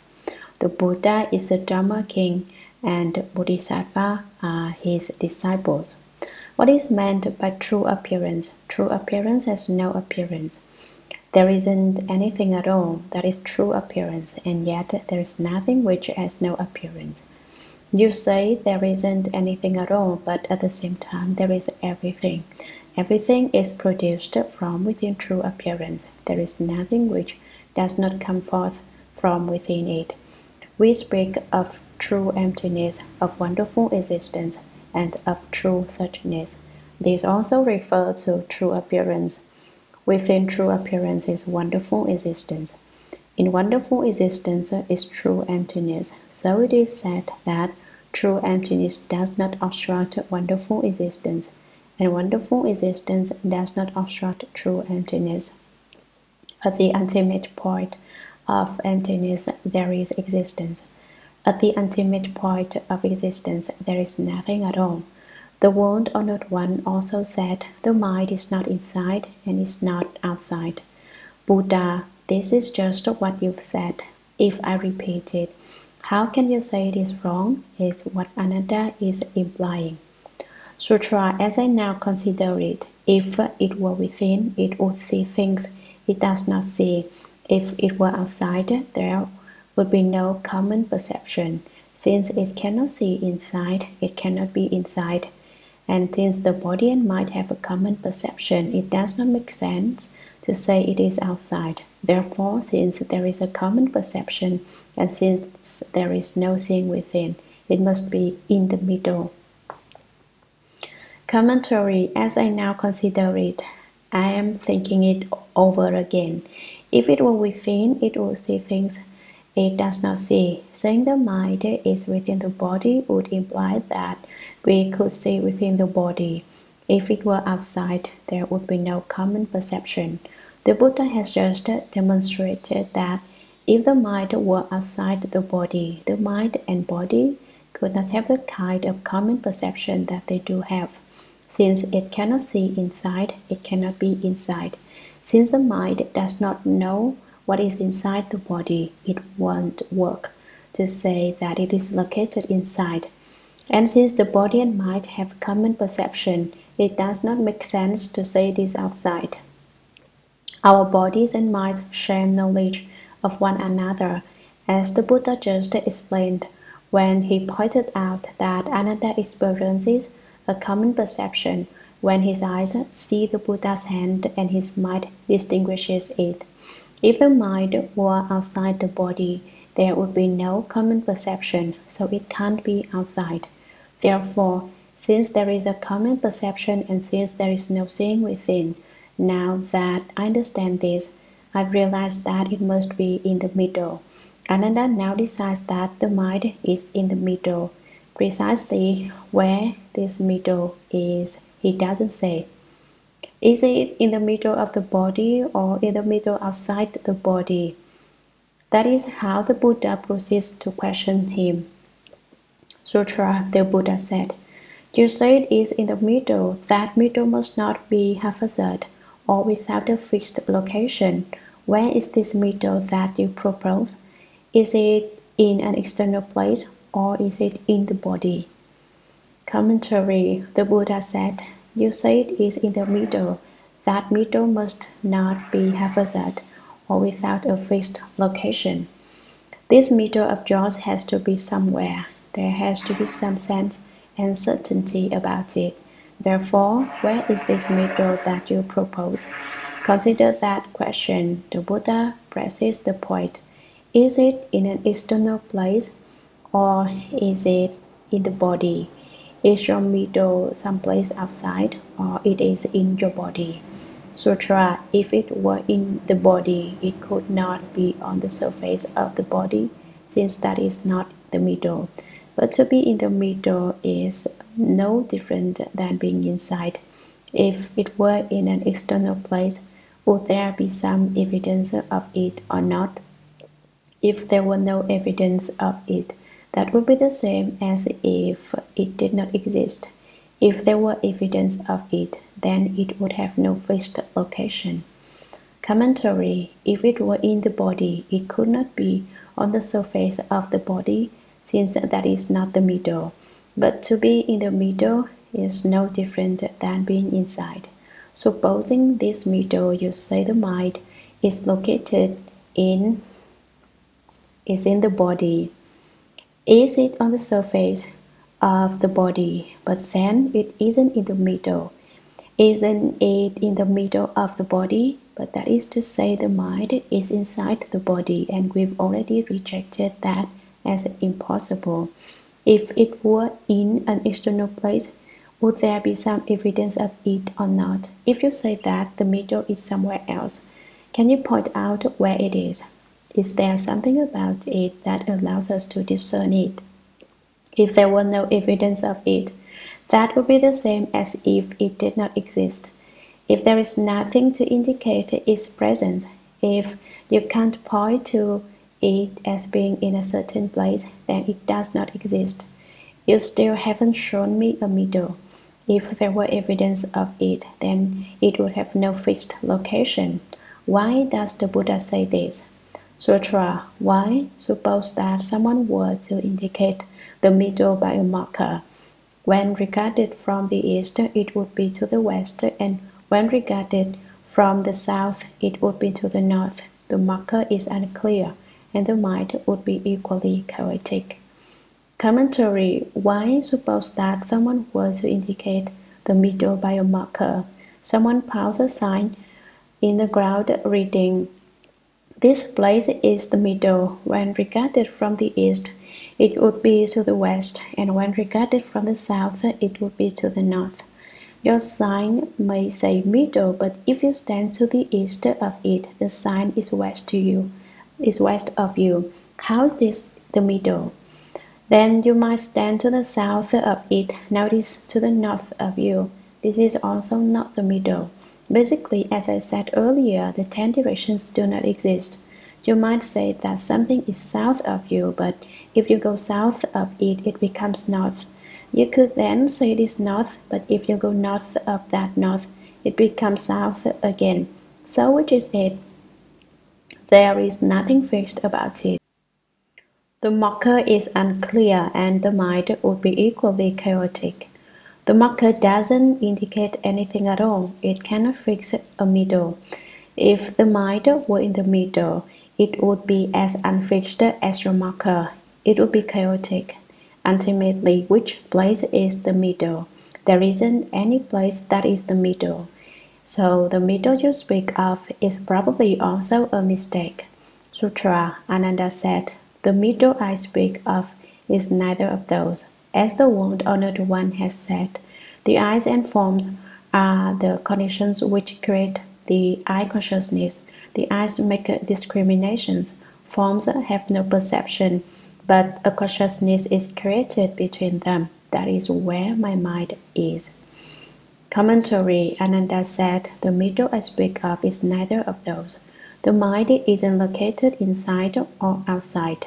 This isn't what I meant, world-honored one."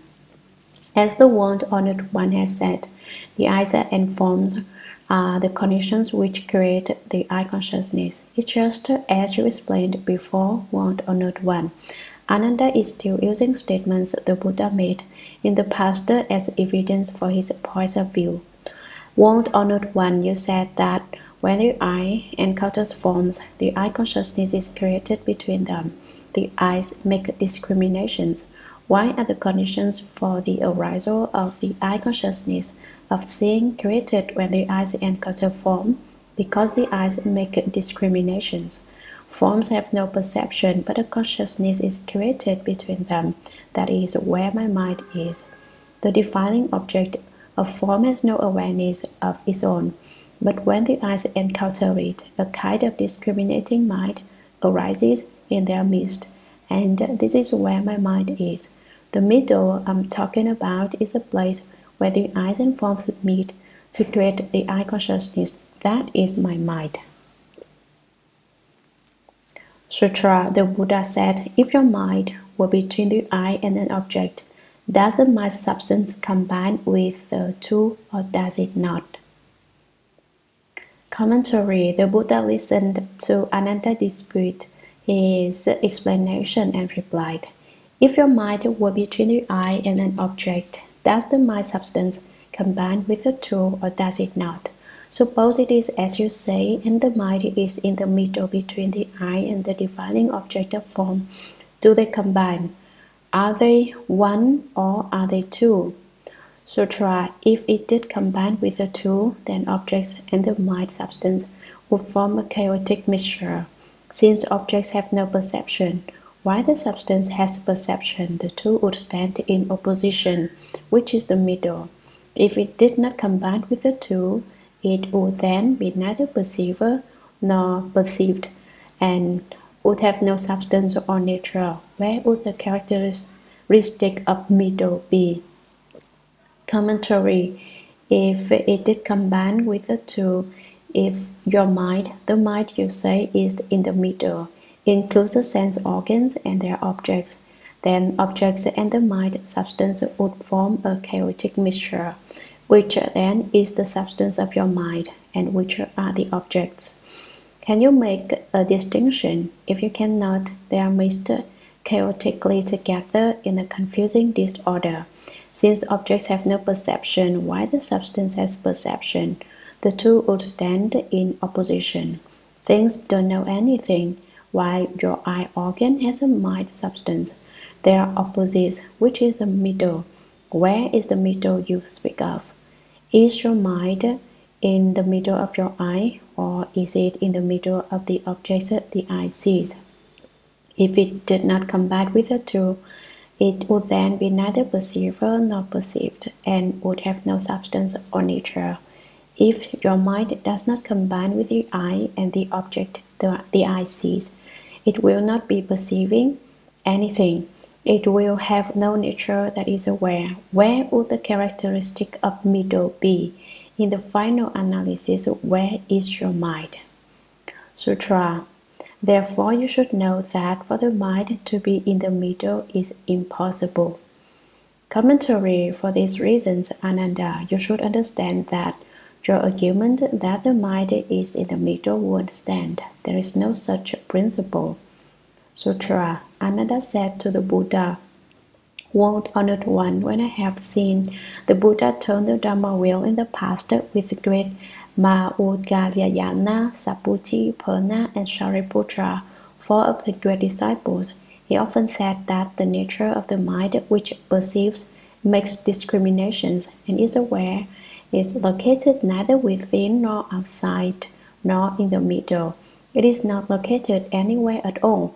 That very non-attachment to anything is what is called the mind. Therefore, is my non-attachment my mind?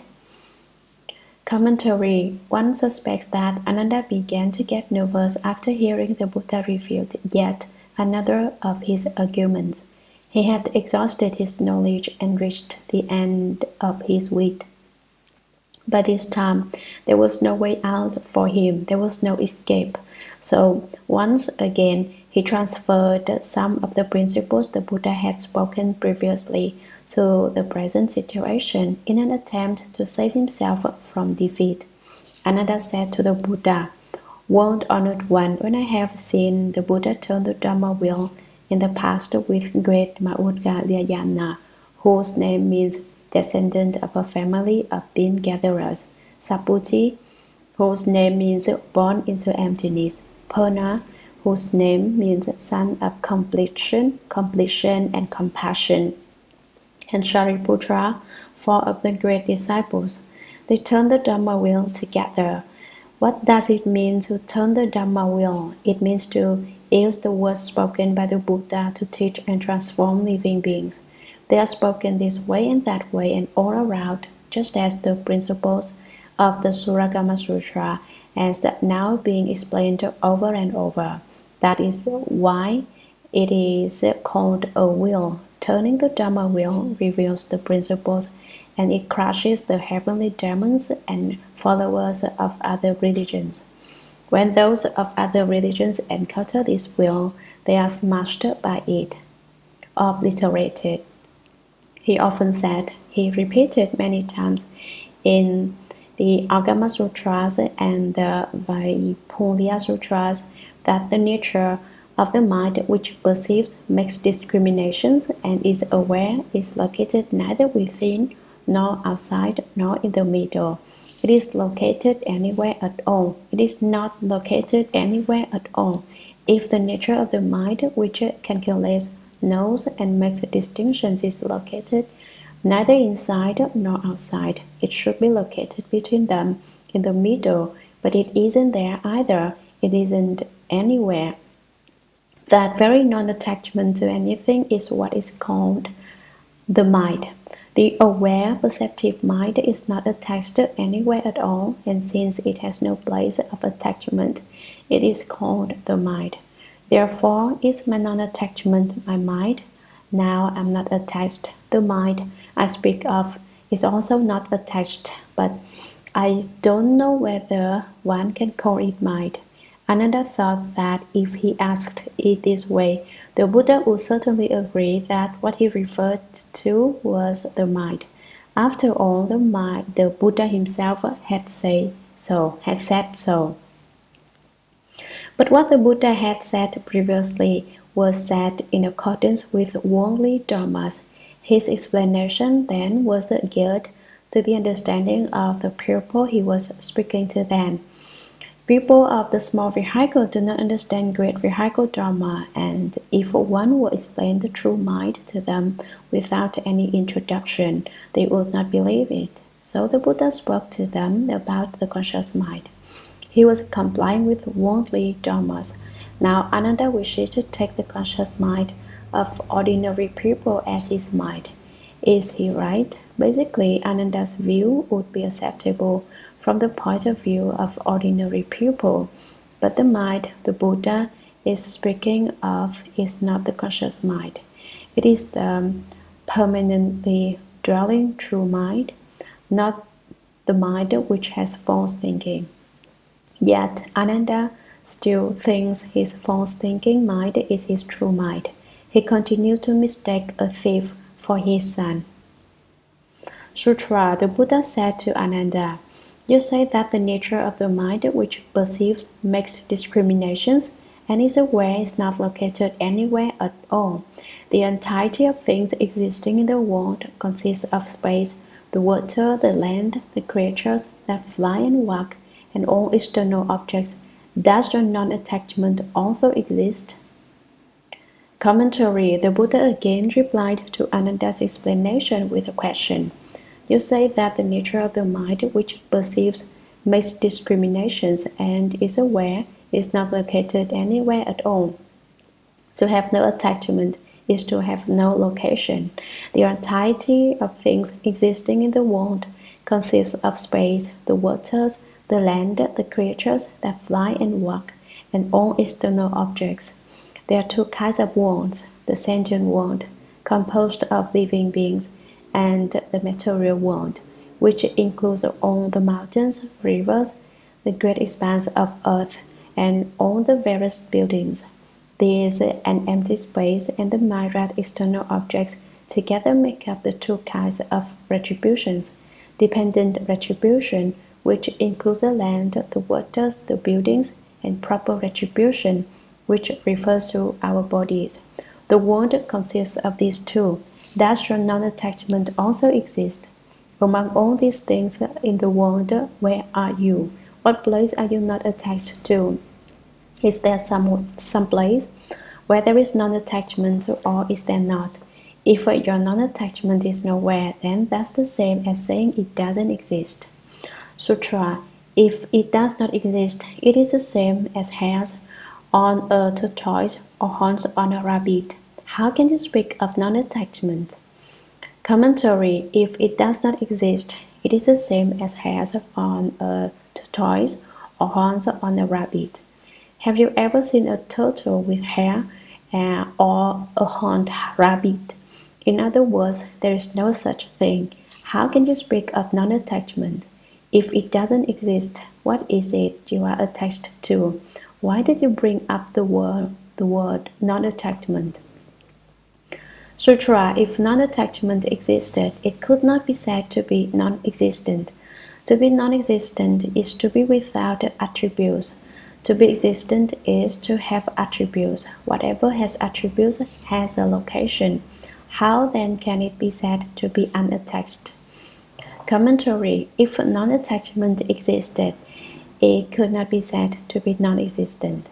You propose that at a certain place there is a certain non-attachment, but you cannot say there isn't anything there. You speak of non-attachment, but if there is a certain thing called non-attachment, then you still have something, and how can you call that non-attachment? But if in fact it doesn't exist, if there is nothing there, why do you want to assign the name non-attachment to it? That is really a case of putting a hat on top of a hat, or riding a donkey in search of a donkey.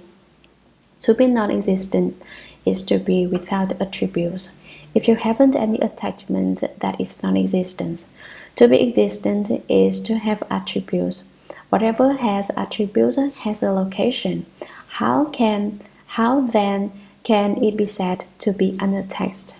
But if it is not non-existent, then it has characteristics, and if something has form and an appearance, it thereby must have a location. If it has a location, how can you say it is unattached? Sutra. Therefore you should know To call the aware, knowing mind non-attachment to anything is impossible. Commentary: Ananda's seventh attempt to locate his mind has failed as well. The Buddha says, therefore you should know, Ananda, to call the aware, knowing mind non-attachment to anything is impossible. To say that your mind is non-attachment won't work either. Your argument won't stand. It is unreasonable. The false consciousness is not the mind. Chapter 5. Sutra. Then Ananda arose from his seat, and in the midst of the great assembly, uncovered his right shoulder, placed his right knee on the ground, respectfully put his palms together, and said to the Buddha. Commentary. During the dialogue with the world-honored one, Ananda had spun in cycles and couldn't escape. He went around and still had not found the right road because he was using his discriminating conscious mind and mistaking it for his true mind. And so, from beginning to end, he was unable to enter into the realm of the mysterious. He didn't measure up. He didn't pass the test. Then Ananda arose from his seat. In the midst of the great assembly, at that time, there were great bishops, great arhats, and great bodhisattvas in the Dharma assembly. He uncovered his right shoulder. This means he let the right side of his robe fall. The way the sash I am now wearing over my robe is designed to leave the right shoulder uncovered. In China, customs are such that exposing one's shoulder would not be considered respectful, but by Indian custom, uncover the right shoulder is a gesture of respect, especially in Buddhism. When he uncovered his right shoulder and placed his right knee on the ground, that represents the purity of body karma. The body cannot create evil karma in that position. He respectfully put his palms together. That represents the purity of mind karma, and said to the Buddha, that represents the purity of mouth karma. Thus the purity of the three karmas of body, mouth, and mind are represented as Ananda requests Dharma of the Buddha. Sutra. I am the Tathagata's youngest cousin. I have received the Buddha's compassionate love and have left the home life, but I have been dependent on his affection, and as a consequence have pursued erudition and am not yet without outflows. Commentary. Now, Ananda thinks over how he has spent his time since he has left the home life. He says, I am the Tathagata's youngest cousin. In Shakyamuni Buddha's family there were 4 kings and 8 sons. His father was one of the 4 brothers, each of whom had 2 sons. Ananda was the youngest of them. I have received the Buddha's compassionate love and have left the home life. I followed the Buddha and left the home life. In leaving home, one leaves the home of ignorance, which could be said to be everyone's house. One leaves the home of the 3 realms, that is, realm of desire, the realm of form, and the formless realm. One leaves the home of affliction, and one leaves the worldly home, that is, the home of one's family. When you leave home, you leave these and many other kinds of homes. But although Ananda left his worldly home, he had not yet severed his emotional feelings. He still had not left the homes of ignorance and affliction, or the home of the 3 realms. But I have been dependent on his affection. Ananda confesses that he has relied too much on his family tie with the Tathagata. He allowed himself to be disobedient sometimes in order to get the Buddha's attention. He would sometimes act like a child and be deliberately rambunctious, or he would purposely not abide by the rules and he expected the Buddha to sympathize with him, to take care of him. And the other consequences have pursued erudition and am not yet without outflows. He concentrated on learning at the expense of samadhi. Ananda had reached the first stage of arhatship, but it is not until the fourth stage that one is without outflows. At the fourth stage, one puts an end to birth and death, does not have to flow back into the three realms, but in the first stage, outflows remain. Sutra. I could not overcome the Kapila mantra. I was spun around by it and sank in the house of prostitution, all because I did not know the location of the realm of reality. Commentary. I could not overcome the Kapila mantra. I was incapable of opposing the mantra that came from the Brahma heaven, which the religion of the yellow head used, that Devin Dharma of those side doors and outside ways. I didn't have enough strength to counteract it and was spun around by it and sank in the house of prostitution. The Devin mantra plunged me into confusion, and I sank as if drowning in the sea.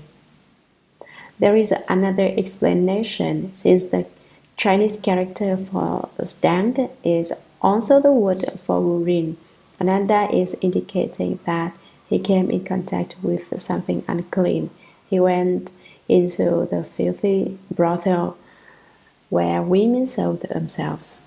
He found himself stuck there as if in a cesspool and could not extricate himself. If the Buddha had not used the Shurangama mantra to rescue him, Ananda would not have had the opportunity to compile the sutras.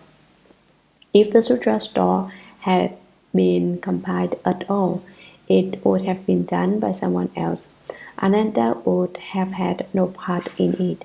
Fortunately, Shakyamuni Buddha used the Shurangama mantra to rescue him, so he was able to compile the Shurangama Sutra and give us a record of these causes and conditions, all because I did not know the location of the realm of reality. The realm of reality is another name for the true mind. Why did I sink in the house of prostitution? Because I did not know where the fundamental true mind is. To this very moment, Ananda is still trying to find a location for the mind. He's being boggled by his own intelligence. He keeps spinning around in it and doesn't know how to get out. Sutra. I only hope that the world-honored one, out of great kindness and pity, will instruct us in the path of shamatha to guide the enchantikas and overthrow the lechas. Commentary. I only hope that the world-honored one, out of great kindness and pity, now I only have one wish, that the world-honored one will extend his great compassion to rescue me from my suffering and bring me bliss. I hope the Buddha will instruct us in the path of shamatha to guide the enchantikas and overthrow the lechas. World-honored one, teacher, not only myself but all those in the great assembly who upon hearing the Dharma have given rise to doubts. Instruct us in how to develop concentration, show us a path to the cultivation of the Dharma door of stillness. Echantika is a Sanskrit word which is interpreted to mean insufficient faith. Echantikas are those whose faith is deficient, and a deficiency of faith is the same as no faith at all. Echantikas are also said to be those who have burnt up their good rules. What is left once their good rules are burnt up? Bad roots. Dharma Master Hsuan once explained the Nirvana Sutra in China before the final volume had arrived from India. In the first half of the sutra, it says that Echantikas have no Buddha nature. Most Dharma Masters then explained the line as meaning that Echantikas cannot become Buddhas. Actually, in the final volume of the sutra, it says that Echantikas can also become Buddhas, but at that time, the final volume of the sutra was not known in China. Nevertheless, when Dharma Master Hsuan came to that passage of text in the first part of the sutra, he did not follow its apparent meaning, but explained instead that Echantikas can become Buddhas. As a result, the other Dharma masters opposed him, were jealous of him, and said that he had had the nerve to contradict the sutra's meaning and had done it just to be different. Actually, Dharma Master Hsuan wasn't saying the sutra was wrong or that the Buddha had spoken incorrectly. He understood the principle behind it, and although he had not seen the final volume of the sutra, he already realized that the Buddha could not have spoken the Dharma this way. But because jealousies had been aroused, no one came to listen to him explain sutras any longer. So he went to Suzhou near Shanghai, to Huqiao Mountain. There he lectured the Nirvana Sutra to the ropes. When he again reached the passage of text that said, Echantikas do not have the Buddha nature, he asked the ropes, I say Echantikas also have the Buddha nature. What do you say? Am I right or not? The ropes on the mountain bowed their heads in silent assent. So it is said, when Sheng, the Venerable, spoke the Dharma, even the ropes bowed their heads. Basically, of course, ropes are senseless things which cannot move, but even so, they agreed with Dharma Master Hsuan's explanation and so bowed their assent. There are reasons for this. I believe there were ghosts and spirits sitting on or sprawled out on the ropes. On second thought, they couldn't have been sprawled out because you have to sit up when you listen to sutras. When the Dharma Master asked his question, the ghosts and spirits were so exuberant in their agreement that they made the ropes shake. Or perhaps in past lives, these ropes had spiritual natures which were now hidden away in the casing of rock, and this is why they could register their agreement. So, when Sheng the Venerable spoke the Dharma, even the ropes bowed their heads. Still, Echantikas are extremely difficult to save. When you elucidate principle for them, they never quite believe you. Hey, they say, who ever heard of such a thing? No matter how well you speak Dharma for them, they don't believe you. They are like a Gautama who took non-acceptance as his doctrine. No matter what you said to him, he wouldn't listen, he wouldn't accept it. That's an Echantika. Lecha is a Sanskrit word which is interpreted to mean a fondness or for defilement. Lechas like unclean places. Lecha also means evil knowledge and views. Most people's knowledge and points of view are good, but these pupils are evil. They are solely intent upon doing wrong. They exude nothing but poisons of fluids, which are not only bad for them, but also influence others to imitate them. So, we people should clean up a bit and not take special pleasure in filth. Ananda asked the Buddha to overcome the lechas and prevent people from falling victim to a fondness for unwholesome places from having such a problem. Sutra. After he had finished speaking, he placed his 5 limbs on the ground along with the entire great assembly. Then they stood on tiptoe, waiting attentively and thirstily to respectfully hear the instructions. Commentary. After he had finished speaking, he placed his 5 limbs on the ground. 5 limbs refer to his 2 hands, his 2 feet, and his head. In Buddhism, this is the most respectful gesture of all. He bowed along with the entire great assembly. Not only did Ananda bow to the Buddha after he finished making his request, everyone in the great assembly followed suit. Then they stood on tiptoe, waiting attentively and thirstily to respectfully hear the instructions.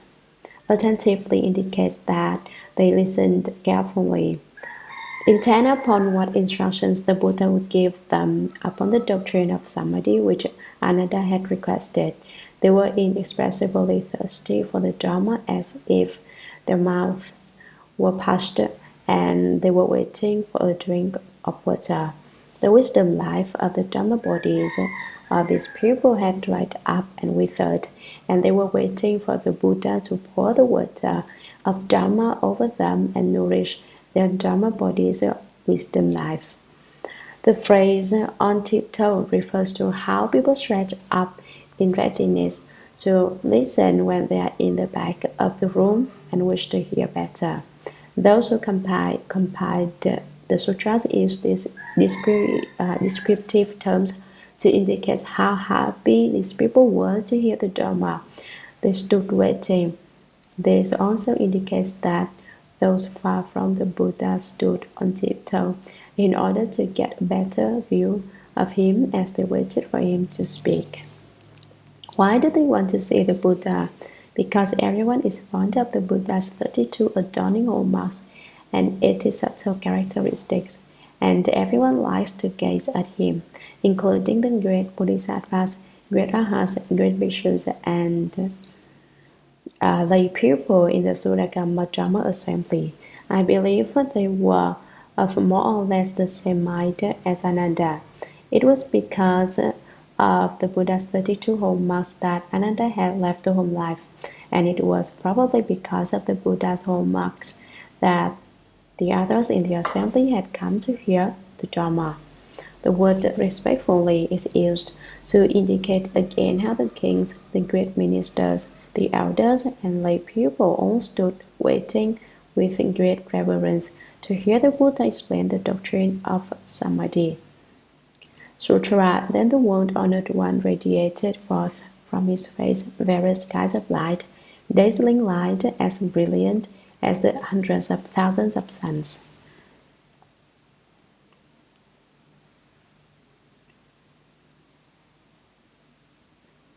Commentary. Then was when Ananda placed his 5 limbs on the ground, and the great assembly attentively, thirstily stood on tiptoe, waiting respectfully to hear the instruction. The world-honored one radiated forth from his face. The Chinese is mian men, literally face door.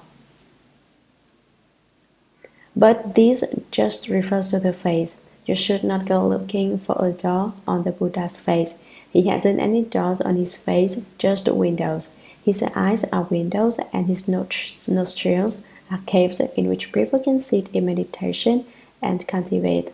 Not only is that possible in the Buddha's nostrils, it can be done in any one of ours as well. If you want to say there is a door, the mouth could be called a door, but there is no reason to stick to every word so closely. The Buddha emitted from his face various kinds of light, dazzling light as brilliant as hundreds of thousands of suns. The Buddha emitted not just one kind, but many kinds of light from his face. In general, there are 5 colors of light, but in the 5 colors, many color combinations can be distinguished. The Buddha's light was more powerful than a lightning flash, brighter than an electric light, as it radiates back and forth. The sunlight in the world we live in is very powerful, but the Buddha emitted light whose intensity was 1,000 times greater than the light of hundreds of thousands of suns. How much light would you say that was?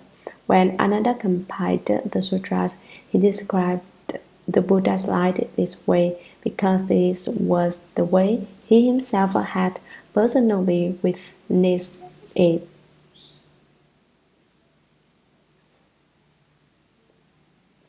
Sutra. The 6 kinds of quaking pervaded the Buddha realms, and thus lamps, as many as fine motes of dust, throughout the 10 directions appeared simultaneously. Commentary. The 6 kinds of quaking pervaded the Buddha realms. All the billions of worlds where there was a Buddha, not only our Saha world, but all the others, experienced the 6 kinds of earthquakes. 3 kinds involve movement: quaking, erupting, and heaving up.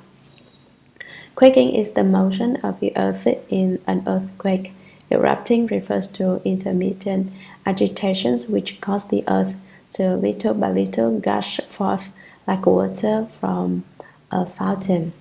Heave up refers to continual violent upward movements of the earth.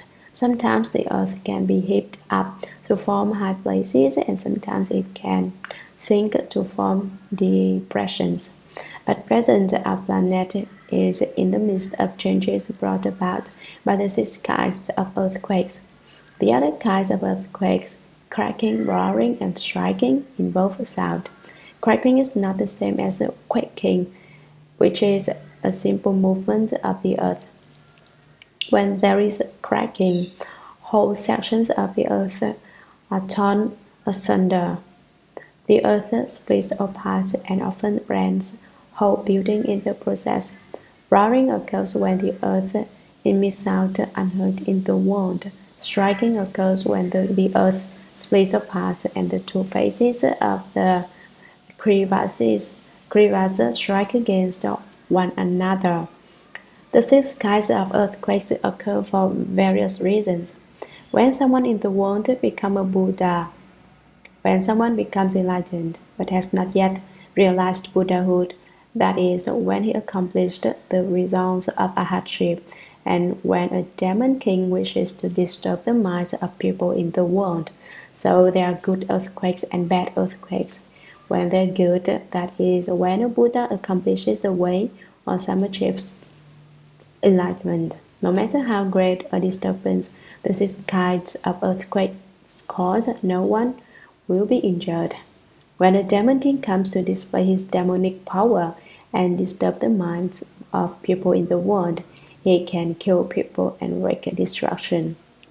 When there is an earthquake in one country and many people perish, and then the same thing happens in another country, that is, a demon king who has decided to flex his muscles, all the people of the world, and extend the scope of his power.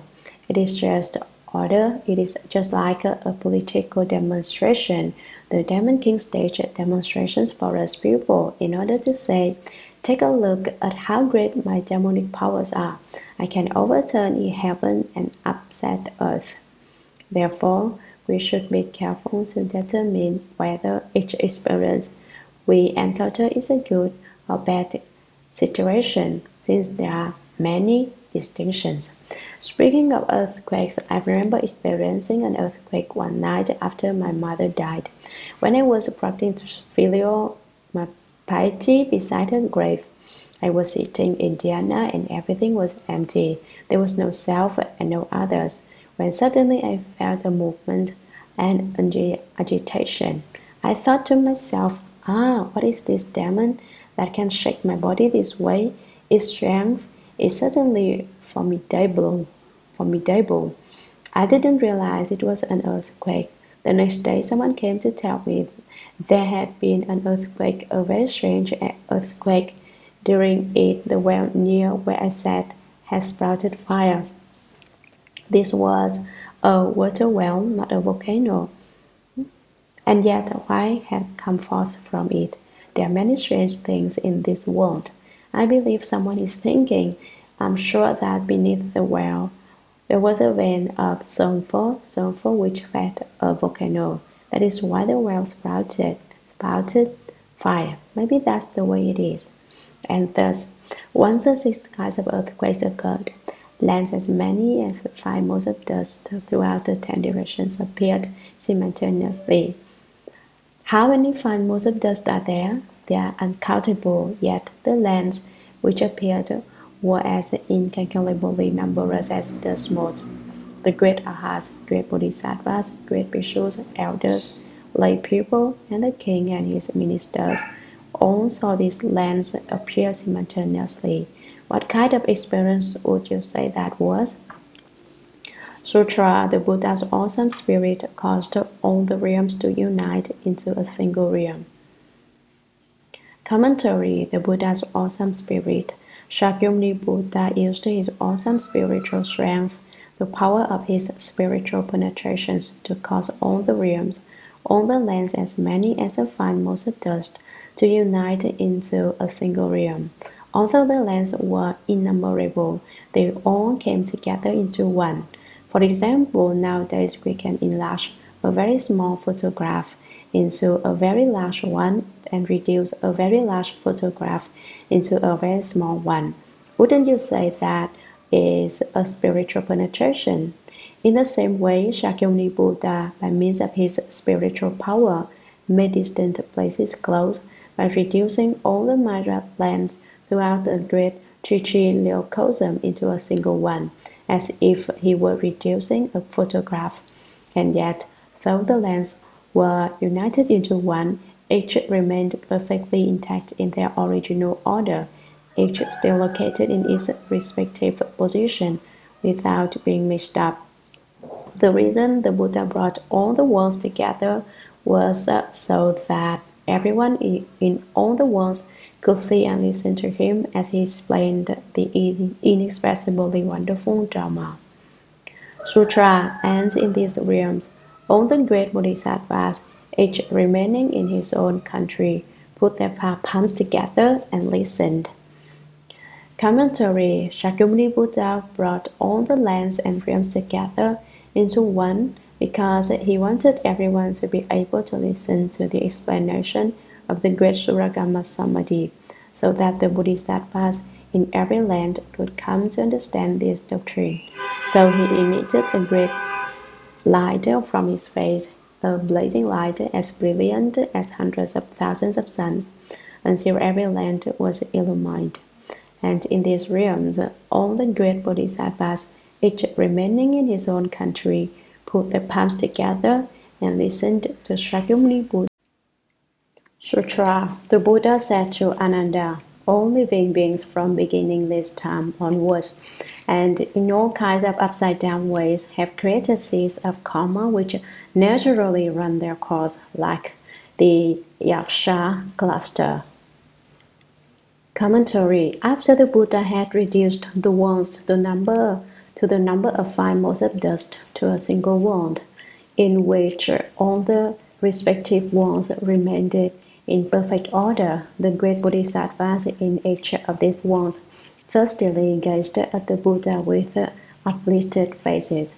Like Ananda, they were inexpressibly thirsty, wanting to drink the Dharma water of Shakyamuni Buddha. All of you have probably experienced a severe thirst. When you're hungry, after a while, the hunger seems to subside a bit, and it's not so severe. But if you are thirsty, perhaps as a result of eating something salty, not having any water to drink is very difficult to bear. Why were the Bodhisattvas so inexpressibly thirsty?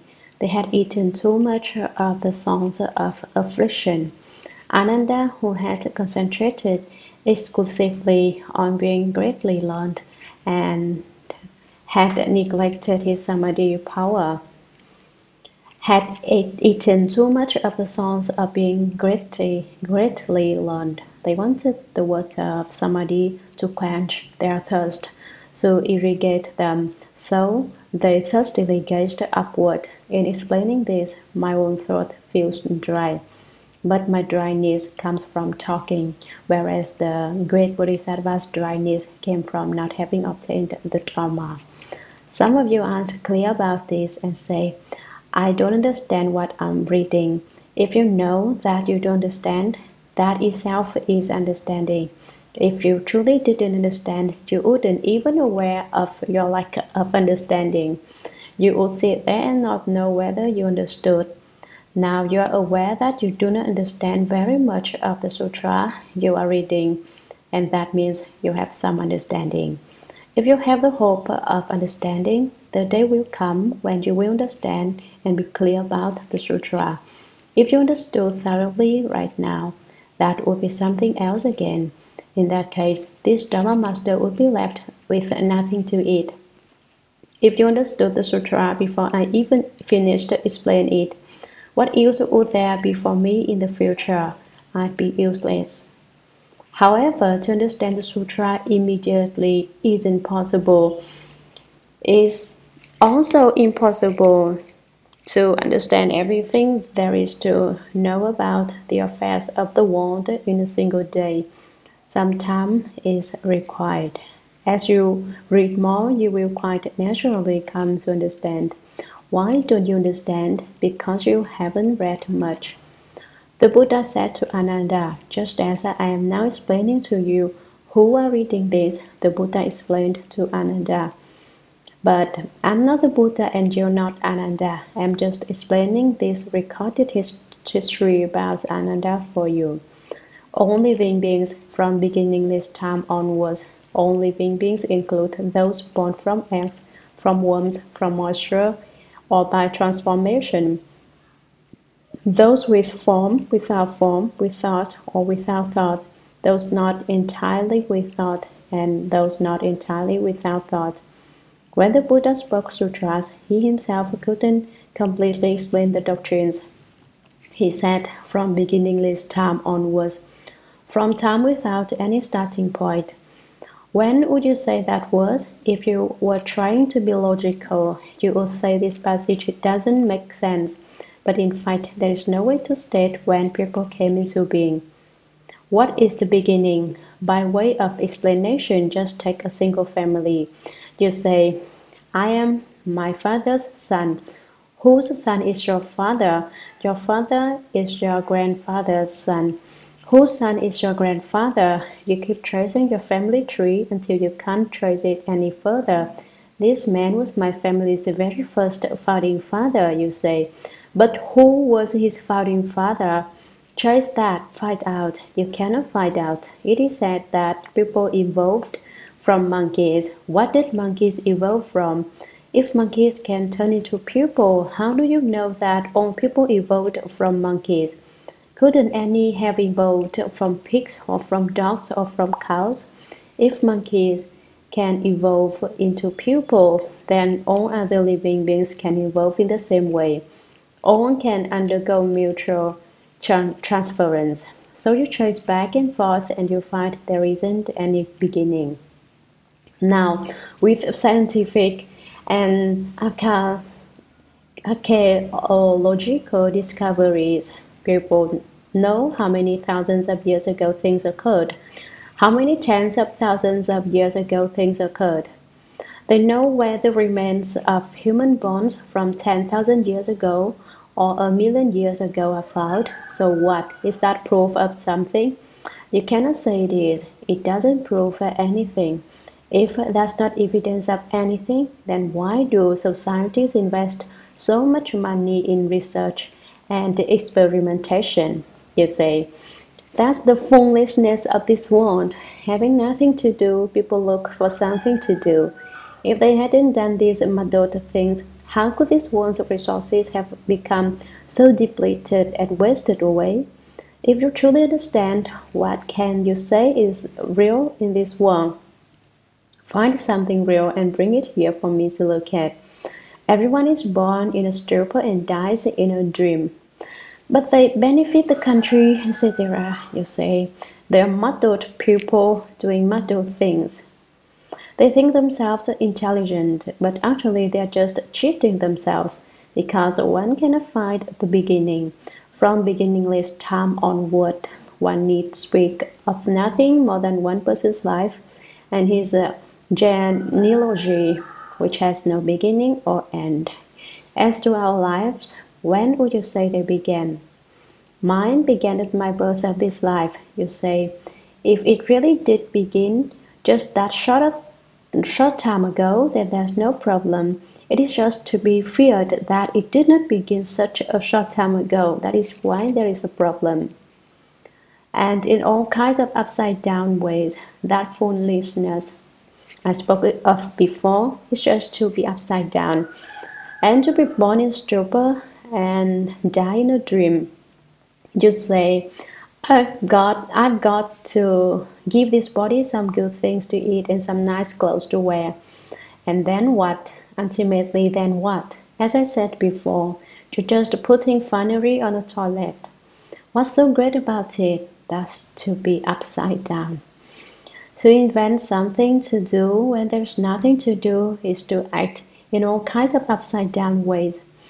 Is to fail to recognize one's pure basic substance and to apply one's effort to false thinking instead.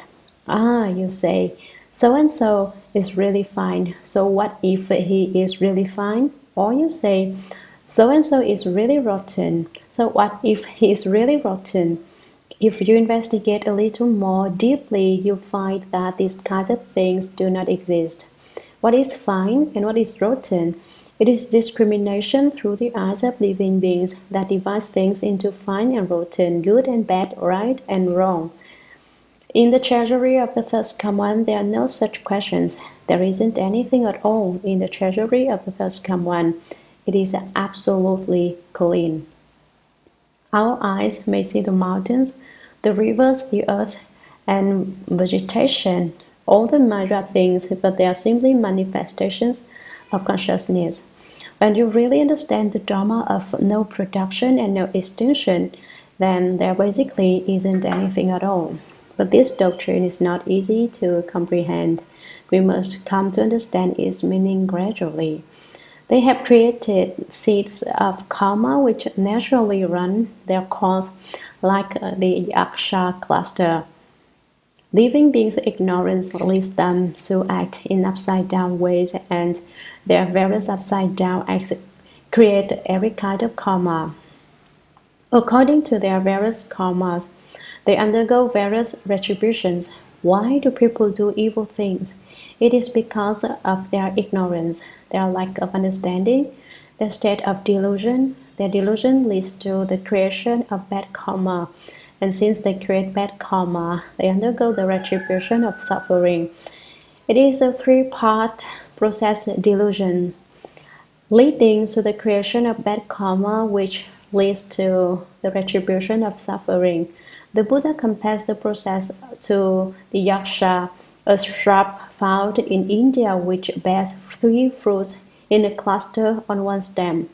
Though you may have never seen an yaksha, the sutra makes the meaning clear and one cannot fail to understand it. The yaksha cluster represents the 3 fruits of delusion, karma, and retribution, which are interconnected as if they were joined on a single stem. You can't say which precedes the other.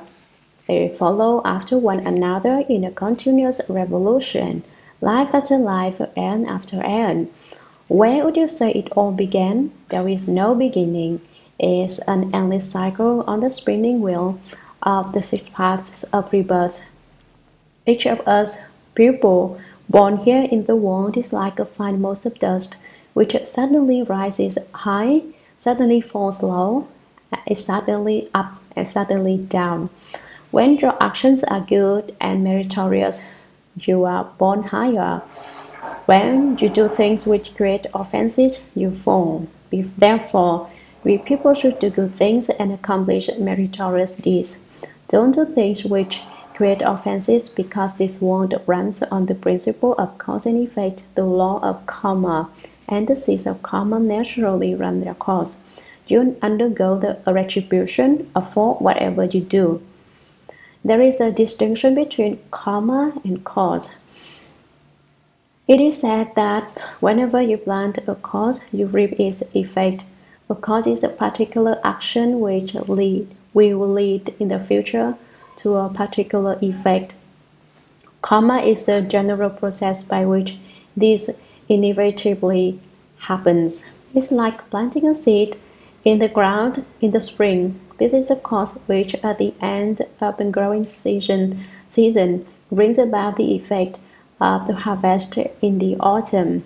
The entire process from planting through months of growth to maturity and harvest is karma.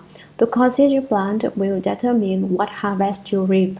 If you plant good causes, you will reap good results. If you plant bad causes, you will reap bad results.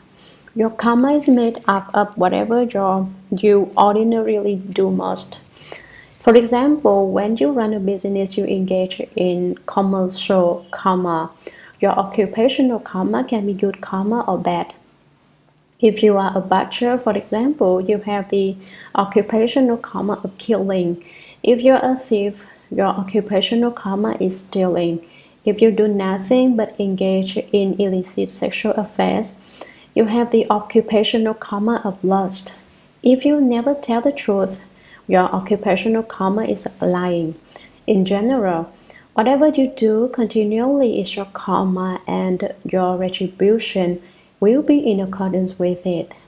Thus, karma is created from the very first ignorant thought, and from karma born of ignorance comes retribution. The three together like an yaksha cluster. This is how the Buddha clearly explains the process of karma to Ananda in this passage. Sutra. The reason those who cultivate cannot accomplish unsurpassed Bodhi, but instead reach the level of a self-healer or of one enlightened to conditions, or become accomplished in outside ways, as heaven dwellers, or as demon kings, or as members of the retinue of demons, is that they do not know the two fundamental rules and are mistaken and confused in their consideration. They are like one who cooks sand in the hope of creating savory delicacies. They may pass through as many ants as there are most of dust, but in the end, they will not obtain what they want. Commentary. The reason those who cultivate cannot accomplish unsurpassed Bodhi. This includes those of all the outside ways as well as all Buddhists. People cultivate the way in the hope of obtaining something and accomplishing something. What they wish to accomplish is the unsurpassed enlightened way. They want to obtain the unsurpassed fruition of enlightenment.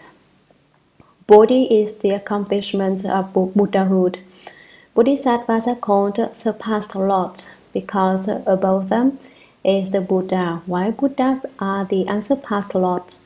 An unsurpassed Bodhi is the state of having accomplished Buddhahood, but instead reach the level of a self-healer or of one enlightened to conditions.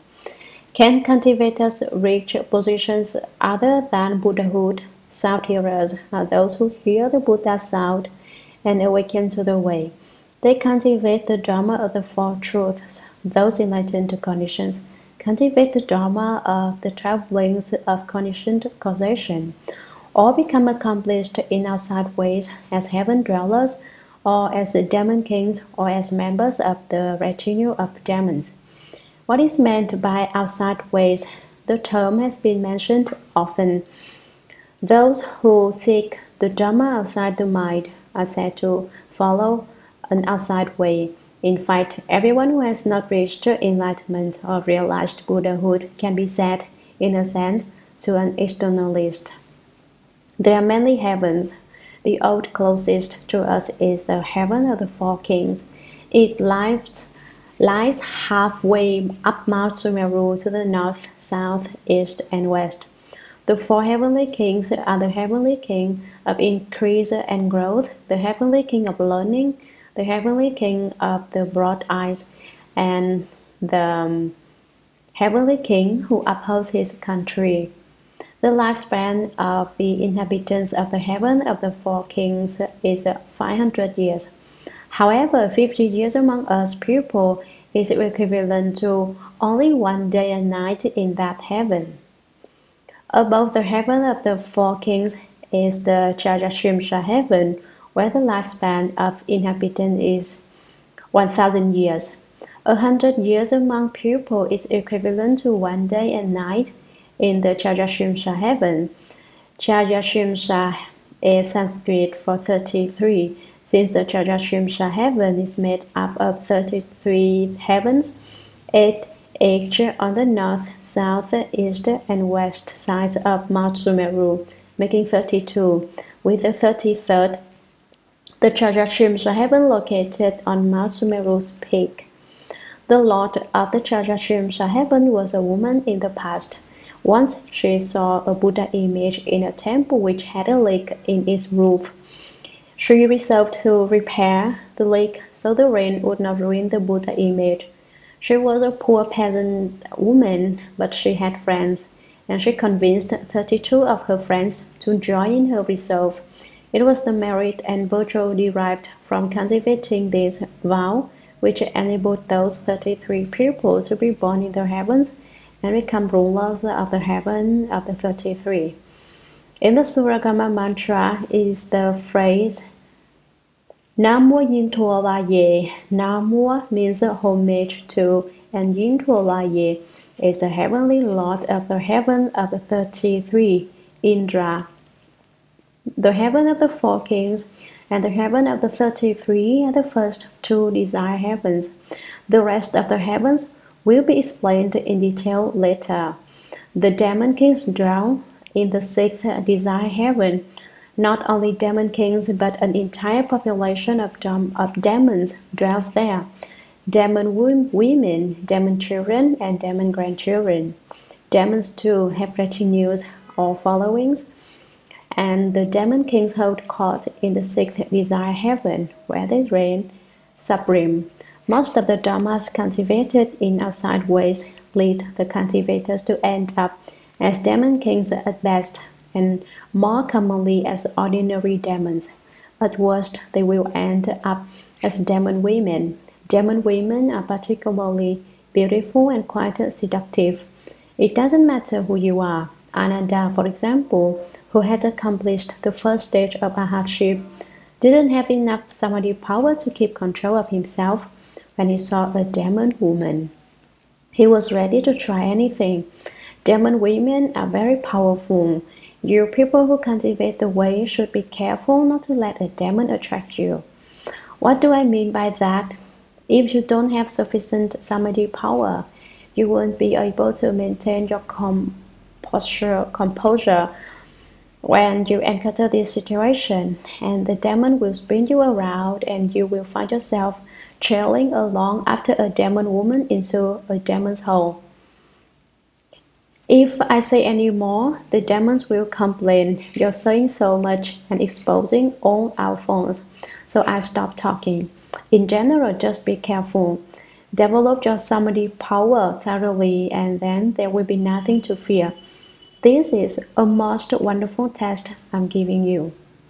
Why can't they become Buddhas or even become demon kings? It is that they do not know the two fundamental rules and are mistaken and confused in their cultivation. These two rules are extremely important and will be explained in the following passages. And they misunderstand, they are mistaken about how to cultivate, and as the result become confused.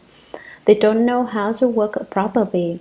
For example, there is an outside way in India which professes to cultivate asceticism by sleeping on beds of nails. They say that one derives merit and virtue from bearing that kind of pain.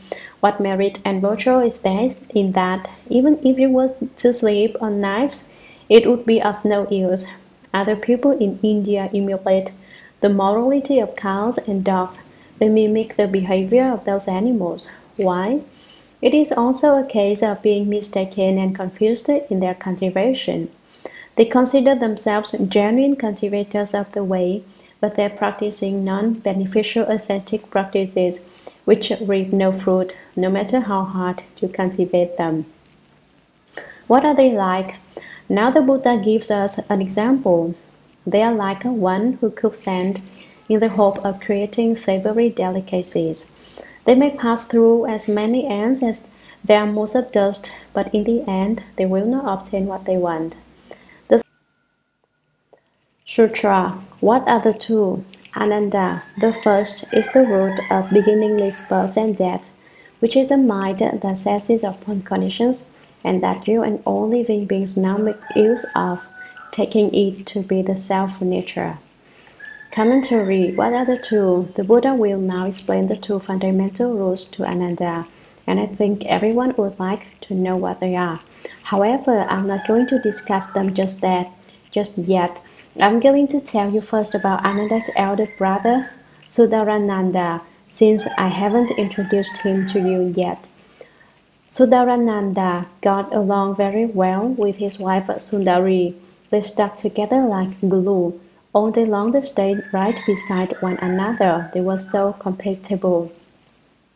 In fact, to distinguish him from Ananda, Sudarananda was given the name Sundarananda. Sundarananda. The day came when the Buddha went to cross Sudarananda over. He took up his bow and went to Sudarananda's home to beg for food. When Sudarananda saw the Buddha coming, he withdrew from his wife and said, "Wait a bit, I'm going to make offerings to the Buddha." His wife said, "You are going to make offerings to the Buddha? Well, come back immediately. Don't go, then not come back."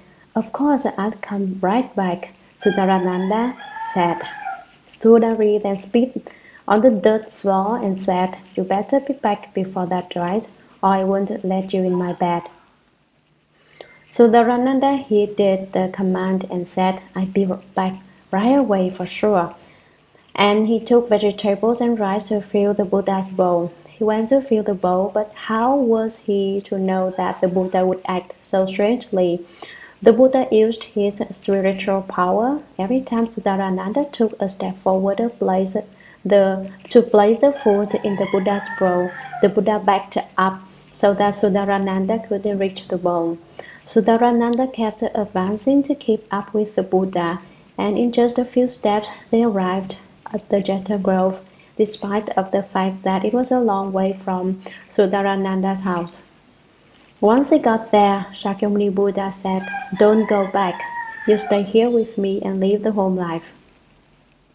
Sudarananda was shocked. He got goose flesh. "Impossible," he said emphatically. "I can't stay. Sundari is waiting for me. I can't remain here and leave home." The Buddha said, "You can't leave home. Let me show you some things and see what you think." He took Sudarananda to a place where there were hordes of monkeys. "Which is more beautiful?" the Buddha asked him, "these monkeys or your wife Sundari?" "Obviously Sundari is more beautiful," replied Sudarananda. "How could Sundari be compared to a monkey?" "Quite right," the Buddha agreed and took him to the heavens. As they strode among, they noticed one particular palace were bustling with activity, as servants scrubbed and polished. There were also 500 heavenly maidens in that place, each one exquisite beyond compare. "Why are you doing all this cleaning?" Sudarananda asked one of the servants. "We're getting this palace ready for the Buddha's cousin Sudarananda," they replied. "After he cultivates it, come to heaven to enjoy his blessings. These 500 heavenly maidens will be his wives." Sundarananda was ecstatic. "Tell me, Ananda," the Buddha said to him, "which would you say is more beautiful, Sundari or these heavenly maidens?" "These maidens, obviously," Sundarananda replied. "Why, compared to these maidens, Sundari is as ugly as a monkey." "Fine," said the Buddha. "This place is being readied for you." After they finished touring the place, the Buddha took his cousin down to the house. There they saw two ghosts heating a cauldron of oil. One of the ghosts was sound asleep, and although the other one was awake, they didn't have his eyes open. He didn't have his eyes open. Nanda sized up the situation and thought to himself, "These ghosts are supposed to be tending to a fire under that cauldron, but they're not doing the job at all. Boy, our gods are lazy. Our gods lazy." Then he meddled a bit and nudged one, saying, "What are you doing this for?" A little one's droopy eyes popped open and glared at him. "What's it to you?" he snapped. "I just wondered," said Sudarananda. "You gotta know, huh? Okay, I'll tell you. The Buddha's got a cousin who's cultivating the blessings of people and gods. He's going to get born in the heavens and enjoy 500 years of heavenly blessings before he falls. Once he topples, however, he'll come all the way down to the hell, and when he gets here, we're supposed to have this pot hot. He's to be deep fried alive. Sudarananda was horrified and his hair stood on end. He suddenly understood the whole picture and thought, those heavenly maidens are ravishing, but 500 years of bliss with them isn't worth it if I'm eventually going to end up in a pot of boiling oil. I'd better follow the Buddha, leave home, and be a monk. So he forgot about Sudari and left home. In order to rescue Sudarananda, the Buddha had to accompany him to the heavens and the hells. But saving Ananda, Sudarananda's younger brother, was proving even more difficult. The Buddha explains one principle, and Ananda doesn't understand. The Buddha explains another principle, and Ananda still doesn't understand. The Buddha keeps on explaining, and Ananda continues to be confused. Now the Buddha reveals the two fundamental rules that cause people to be mistaken and confused in their cultivation. He wanted to lead Ananda to understand how to direct his cultivation so that he could become a Buddha in the future. Ananda, the first, is the root of beginningless birth and death. From beginningless time onward, you have endured birth and death, death after birth, death after death, death after death, birth after birth. I have already explained the meaning to you. Unaware of the pure nature and bright substance of the permanently dwelling true mind, they use false thinking. Such thoughts are not true, and so the wheel keeps turning. In this passage, once again, the fundamental root of continual birth and death is revealed. It is the mind that seizes upon conditions, and that you and all living beings, not just you, but all living beings now make use of. To seize upon conditions is to act exclusively on the basis of false thought. For example, say you go to school and knock yourself out trying to get on the good side of your professor by buttering him up. You flatter him by using all his titles and saying things you hope will please him. Why? In the hope that he'll give you a high grade. You think it's clear he's going to give me an 80. But if I'm nice to him and maybe give him a gift or a little something, he might raise my grade a couple of points. You gain advantages in imperceptible ways. That is an example of seizing upon conditions. Another example occurs during elections for president, mayor, and senator. The candidates go around drumming up votes and soliciting support from their friends. That too is a case to the mind seizing upon conditions, instead of letting things naturally take their course. If it were to happen naturally that you were to become president, you wouldn't have to campaign to let everyone see that you were a worthy candidate. Your virtue would be obvious and people would look up to you. You wouldn't have to persuade people. They quite naturally would elect you president. That's the ideal way to do it. Anything else falls in the realm of seizing upon conditions. An incident involving in the Chinese Emperor Yao illustrates the point. When Emperor Yao got old, he wanted to relinquish his kingdom to a virtuous and worthy person. He had heard that Chao Fu and Su Yu had great virtue, and he decided to offer the empire to Chao Fu. Why was he called Chao Fu? Nest, for one thing, he lived in a pretty strange place. He built a nest in a tree just like a bird and lived there. His manner of life was so simple that he drank by just scooping up water in his cupped hands. Once some people saw him do that and realized he didn't have anything to drink from, so they gave him a gulp. He hung the grotto from a branch of his tree, but it made such a racket When the wind blew, that he finally threw it away, deciding it was just too much trouble. Emperor Yao had heard how pure and lofty Chao Fu was, and he was determined to yield the throne to him. So he went to announce his intent. "I'm old now," he said to Chao Fu. "You should come and be emperor and give my position to you." No sooner had he gotten the words out of his mouth than Chao Fu plucked up his ears and marched off. "I'm not the least bit interested in such talk," he retorted. "In fact, you've dirtied my ears by saying such things to me." He headed for the river, where he proceeded to wash his ears. Now it so happened that Su Yu was at the river too, watering his ox. "Why are you washing your ears?" he demanded. "That Emperor Yao is really odious," replied Chao Fu as he scrubbed away. "He came here to tell me he wants to bestow the country on me, and he asked me to become the emperor.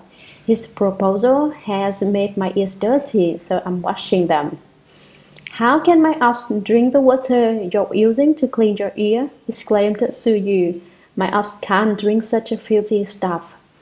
And he led the ox upstream for a drink of clean water.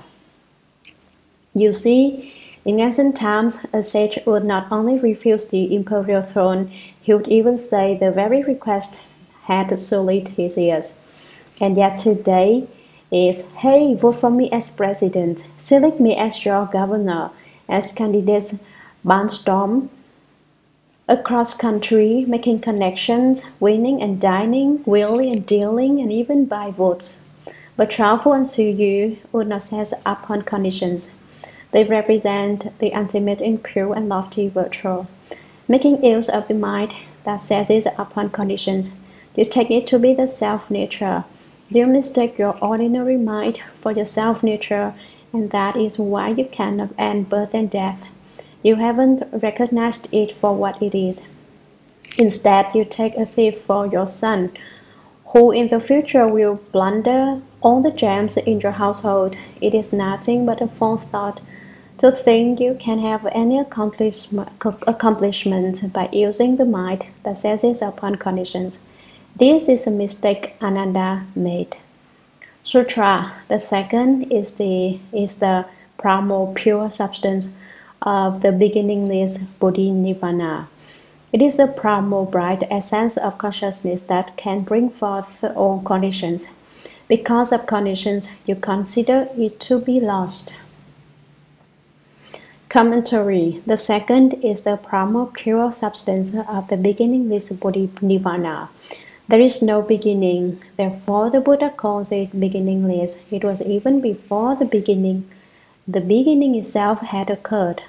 Bodhi is Sanskrit. It is interpreted to mean awakening to the way. There are three kinds of Bodhi. The Bodhi of the true nature, which refers to your inherent Buddha nature. Originally, everyone has Buddha nature. The Bodhi of actual wisdom, which refers to your genuine wisdom, not false wisdom. Expedient Bodhi, which refers to the state of people who have accomplished Bodhi and who then use expedient and clever means to teach and transform living beings. These three kinds of Bodhi can be said to be one. Divided they are three. In combination they are one. Together they are the Bodhi of the true nature, and from it comes the Bodhi of actual wisdom and expedient Bodhi. Where does Bodhi itself come from? Bodhi doesn't come from anywhere or go anywhere. Each of us is endowed with it. No one person has any more or less of it than anyone else. It neither increases nor decreases. It's neither produced nor extinguished. It's neither defined nor pure. Most people think that nirvana follows upon death, but actually it is not necessarily an after-death state. It is the certification to and attainment of a principle. Nirvana is a Sanskrit word which is interpreted to mean neither produced nor destroyed. Since it is neither produced nor destroyed, birth and death are ended. One attains nirvana when one reaches the position of not being subject to birth and death. But Nirvana is not the Buddha's dying. When the Buddha dies, he enters Nirvana. He enters and certifies to the principle of Nirvana with its four virtues of permanence, bliss, true self, and purity. Some people who haven't seen things clearly in their study of Buddhism think that Nirvana is just death, but Nirvana is emphatically not death. One who holds this view does not understand Buddhist principle. It is the primal bright essence of consciousness. Primal means that it is originally a pure substance, that is, one which is neither defined nor pure, neither increasing nor decreasing. Originally, its light illuminates everywhere. Consciousness here does not refer to the eight consciousnesses, nor to the eye consciousnesses, the ear consciousness, the nose consciousness, the tongue consciousness, the body consciousness, the mind consciousness, nor the manas or the alaya consciousnesses. It is not any of the eight consciousnesses. It refers to the essence of consciousness, which is but another name for Bodhi-nirvana. The phrase is used here to avoid repetition for the sake of literary style. It refers to the most essential and wonderful aspect of consciousness, the inherent Buddha nature, the bright substance of the permanently dwelling true mind that can bring forth all conditions. Because of conditions, you consider it to be lost. Because these causal conditions arise, you keep getting further and further away from where you want to be, like someone running further and further down the road. Didn't I say before that the more Ananda answered the Buddha's questions, the farther off the track he got? All conditions are transformed and appear from within the primal bright essential consciousness. But after a long time of clutching at these conditions, it seems that something has been lost. What is lost? Nothing really. The primal bright essential consciousness seems to be lost, but it isn't. The primal pure substance of Bodhi-nirvana is the true jewel in your household. Basically, it is right there with you, but you don't know how to use it to your advantage. Since you can't use it, it seems to be lost. It is as if you had a valuable gem which you have hidden away so well that after a long time you can no longer remember where you put it. Once you forget where it is, you can no longer make use of it. Although you may be destitute, you don't know how to get at it and derive benefit from it. It's the same as if it weren't there.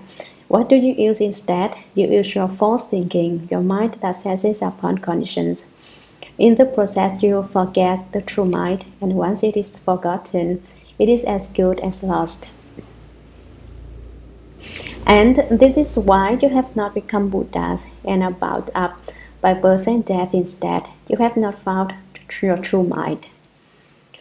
Sutra. Living beings lose sight of the original brightness. Therefore, though they use it to the end of their days, they are unaware of it, and without intending to, they enter the various destinies.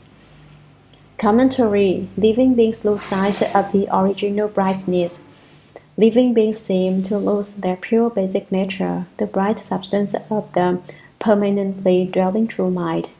In actual fact, it is not lost. Therefore, though they use it to the end of their days, they are unaware of it. Living beings use the pure nature and bright substance of the permanently dwelling true mind every day, since it is primarily from the true mind that the false thinking mind, which seizes upon conditions, springs forth in the first place. Absolutely everything is a manifestation of the true mind, and it helps you from morning to night. But you don't realize it.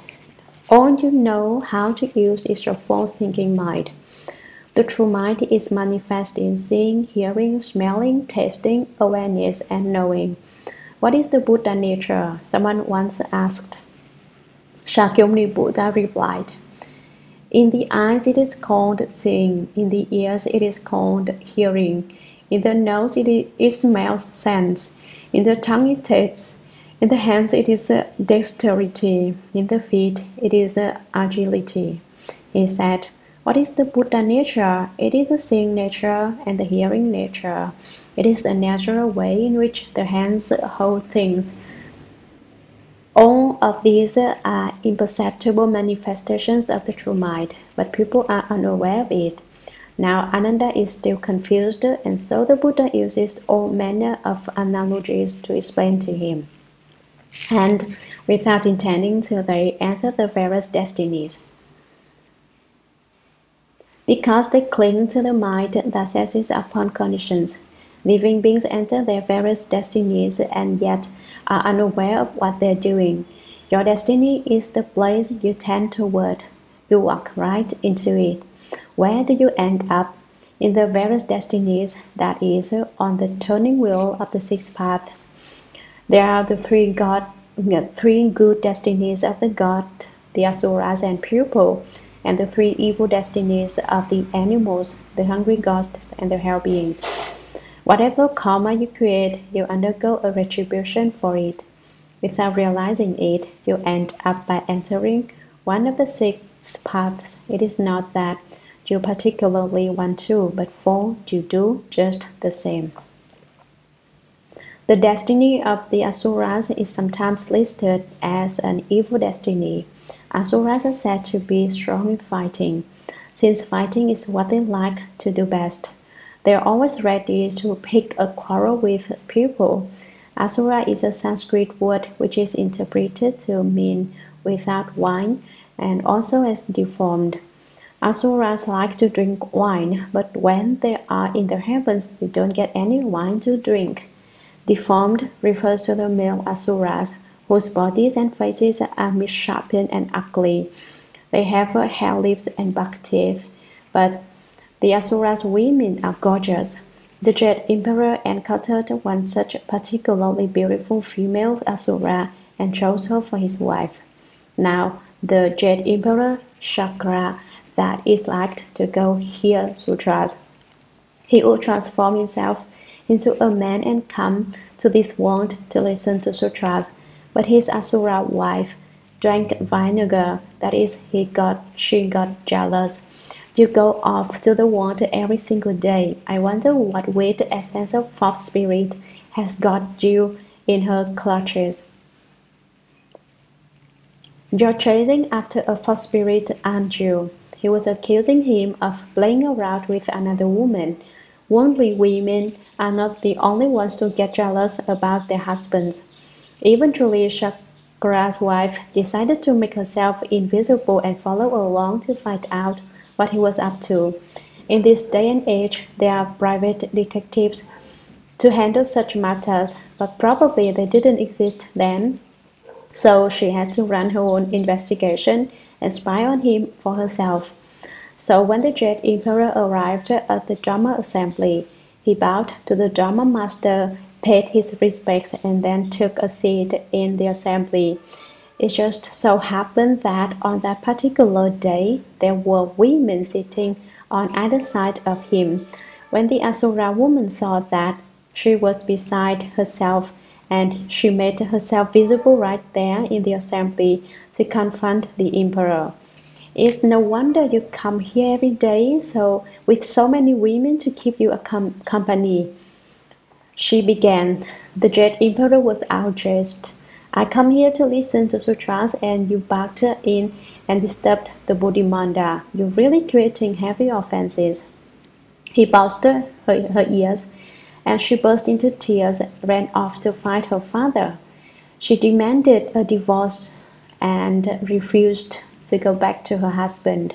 Her father came to her defense and promised to wage war on the Jade Emperor. I defeat him and take the throne. He consoled her, don't fret.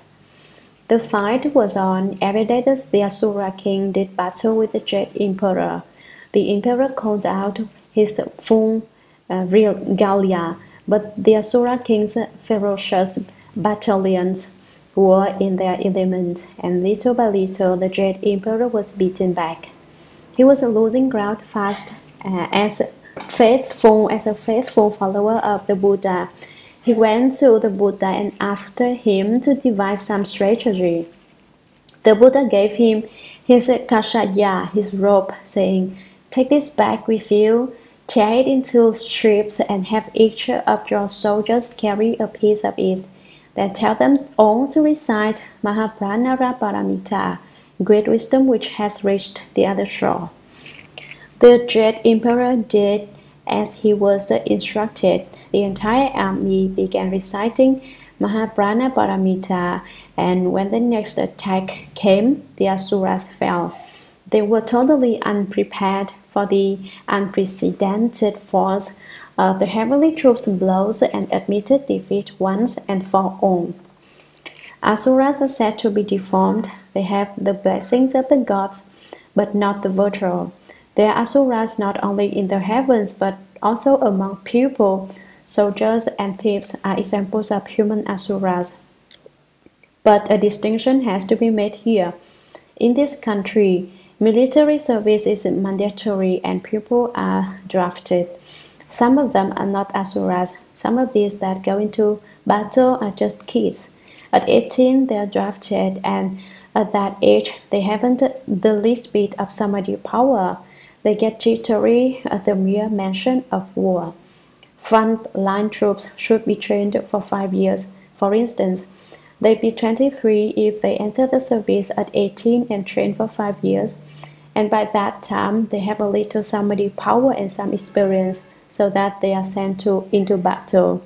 They have sufficient courage to cope with it. If they're too young, their samadhi isn't strong, they lack experience, and they haven't got any guts. So I think that in the present circumstances, not every soldier is an asura. In former times, people who actually wanted to be soldiers and robbers could be classed as asuras. There are other asuras besides soldiers. For instance, someone who has a big temper and is always picking fights with others has the nature of an asura.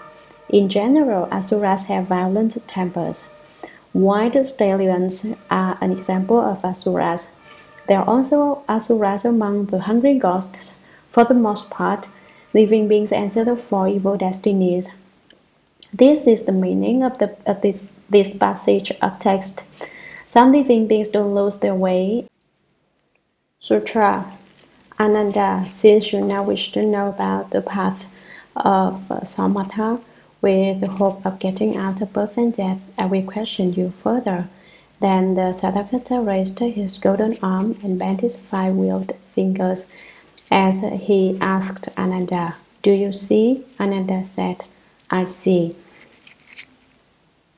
Commentary. Then the Tathagata raised his golden arm as he was about to question Ananda. The Tathagata stretched his gold-colored arm out in front of him and bent his 5-wheeled fingers as he asked Ananda, "Do you see?"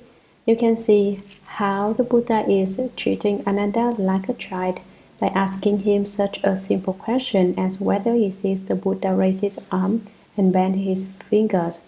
The fingers are said to be wheeled because the Buddha has the mark of the thousand-spoked wheel on his hands and on his feet.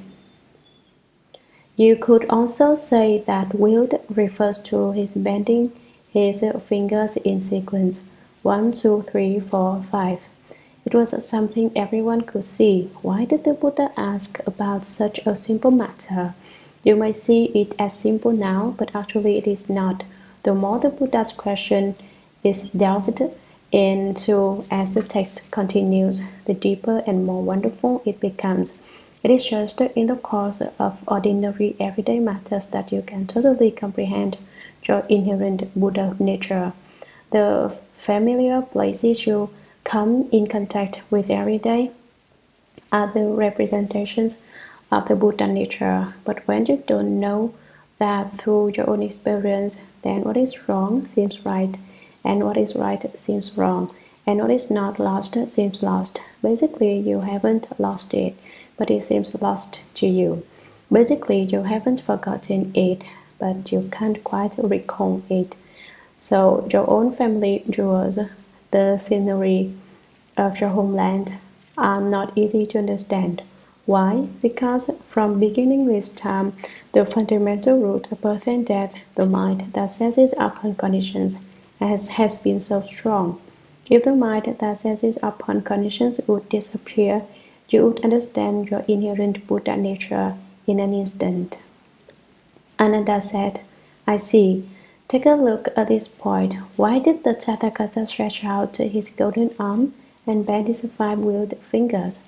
It was to let Ananda know that the pure nature and bright substance of the permanently dwelling mind can manifest in the eye, in the seeing nature, and that is why he concentrates on discussing doctrines involving seeing in the following passages.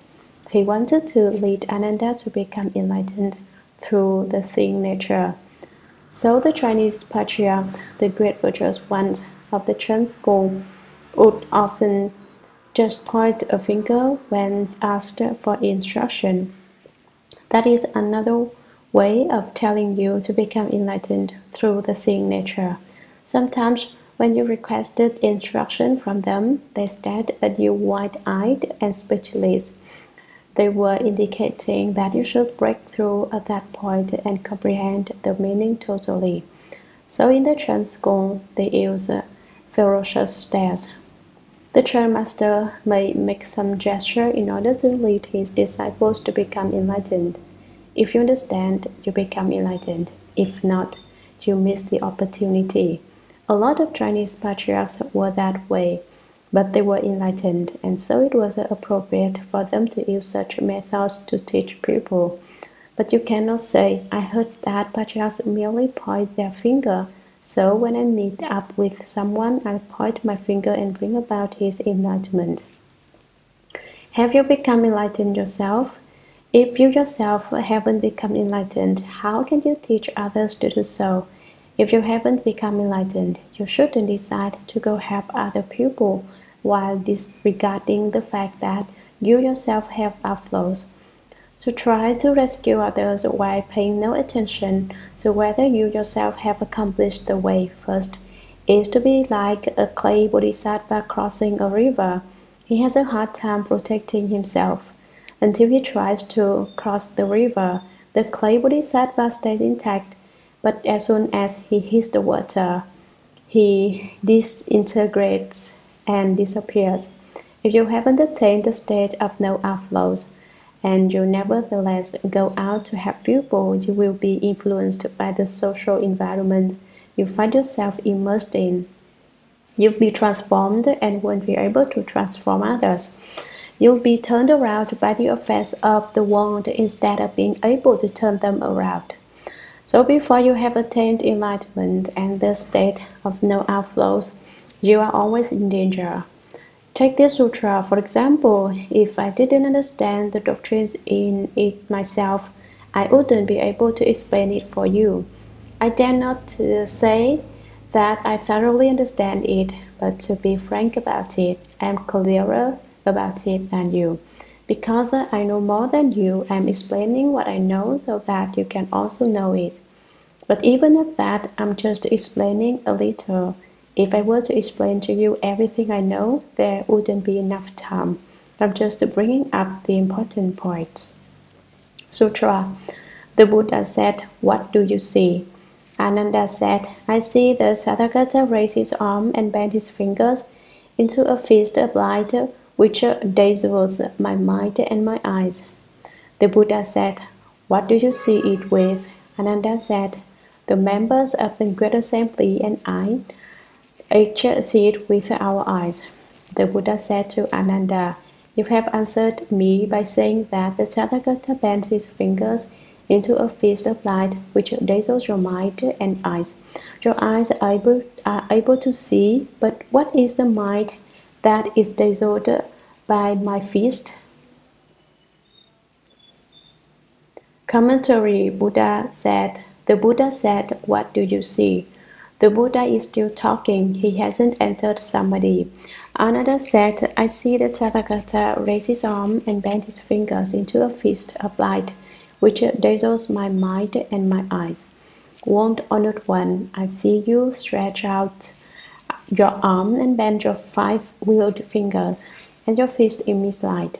That light shines brightly that I can hardly even open my eyes. My mind is illumined by it as well. The Buddha said, "What do you see it with? What is it that see?" Ananda said, "The members of the Great Assembly and I each see it with our eyes." Ananda didn't speak just for himself. He included everyone in the Great Assembly, his God witnesses, the way the defense in court calls in witnesses to testify that the defendant is not a thief. He calls in friends and relatives to act as character witnesses. So if Ananda were to speak for himself, his statement that he saw with his own eyes might still be subject to question.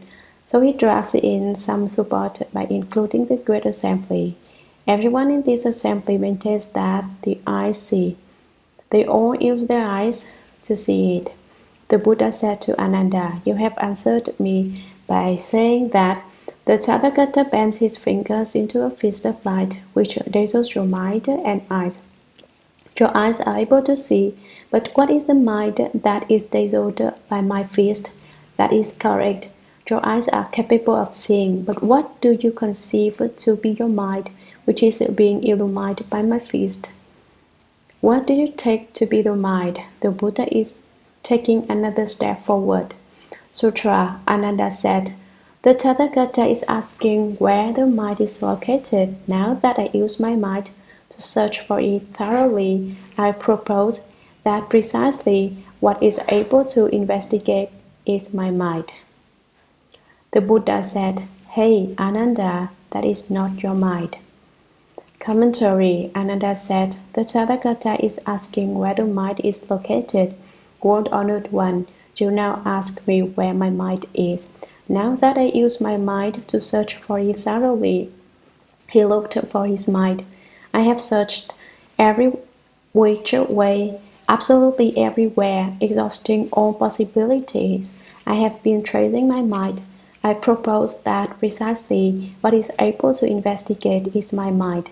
I can investigate things, and that means there is a mind. So that which is capable of investigating things is probably my mind." He says propose. That means he's not absolutely sure, but he thought what he said had a lot of principle, and he was confident that he'd succeeded in fighting the mind. Little did he know the Buddha would scold him.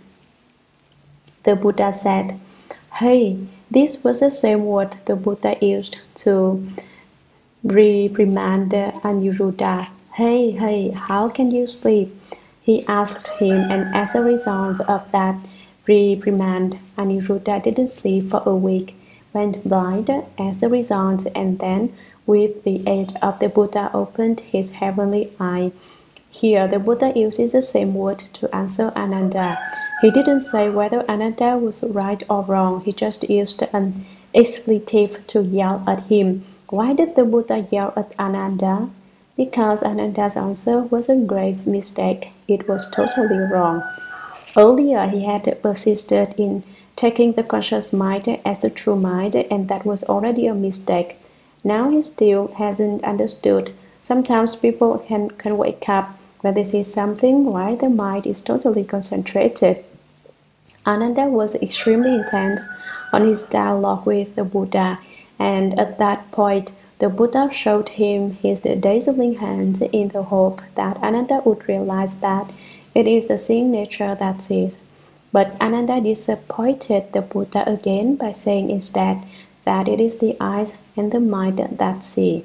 The Buddha guided him along by saying, "Fine, it's the eyes that see, and what do you take to be the mind?" But once again, Ananda said that his ability to investigate is his mind, yet that is merely the conscious mind.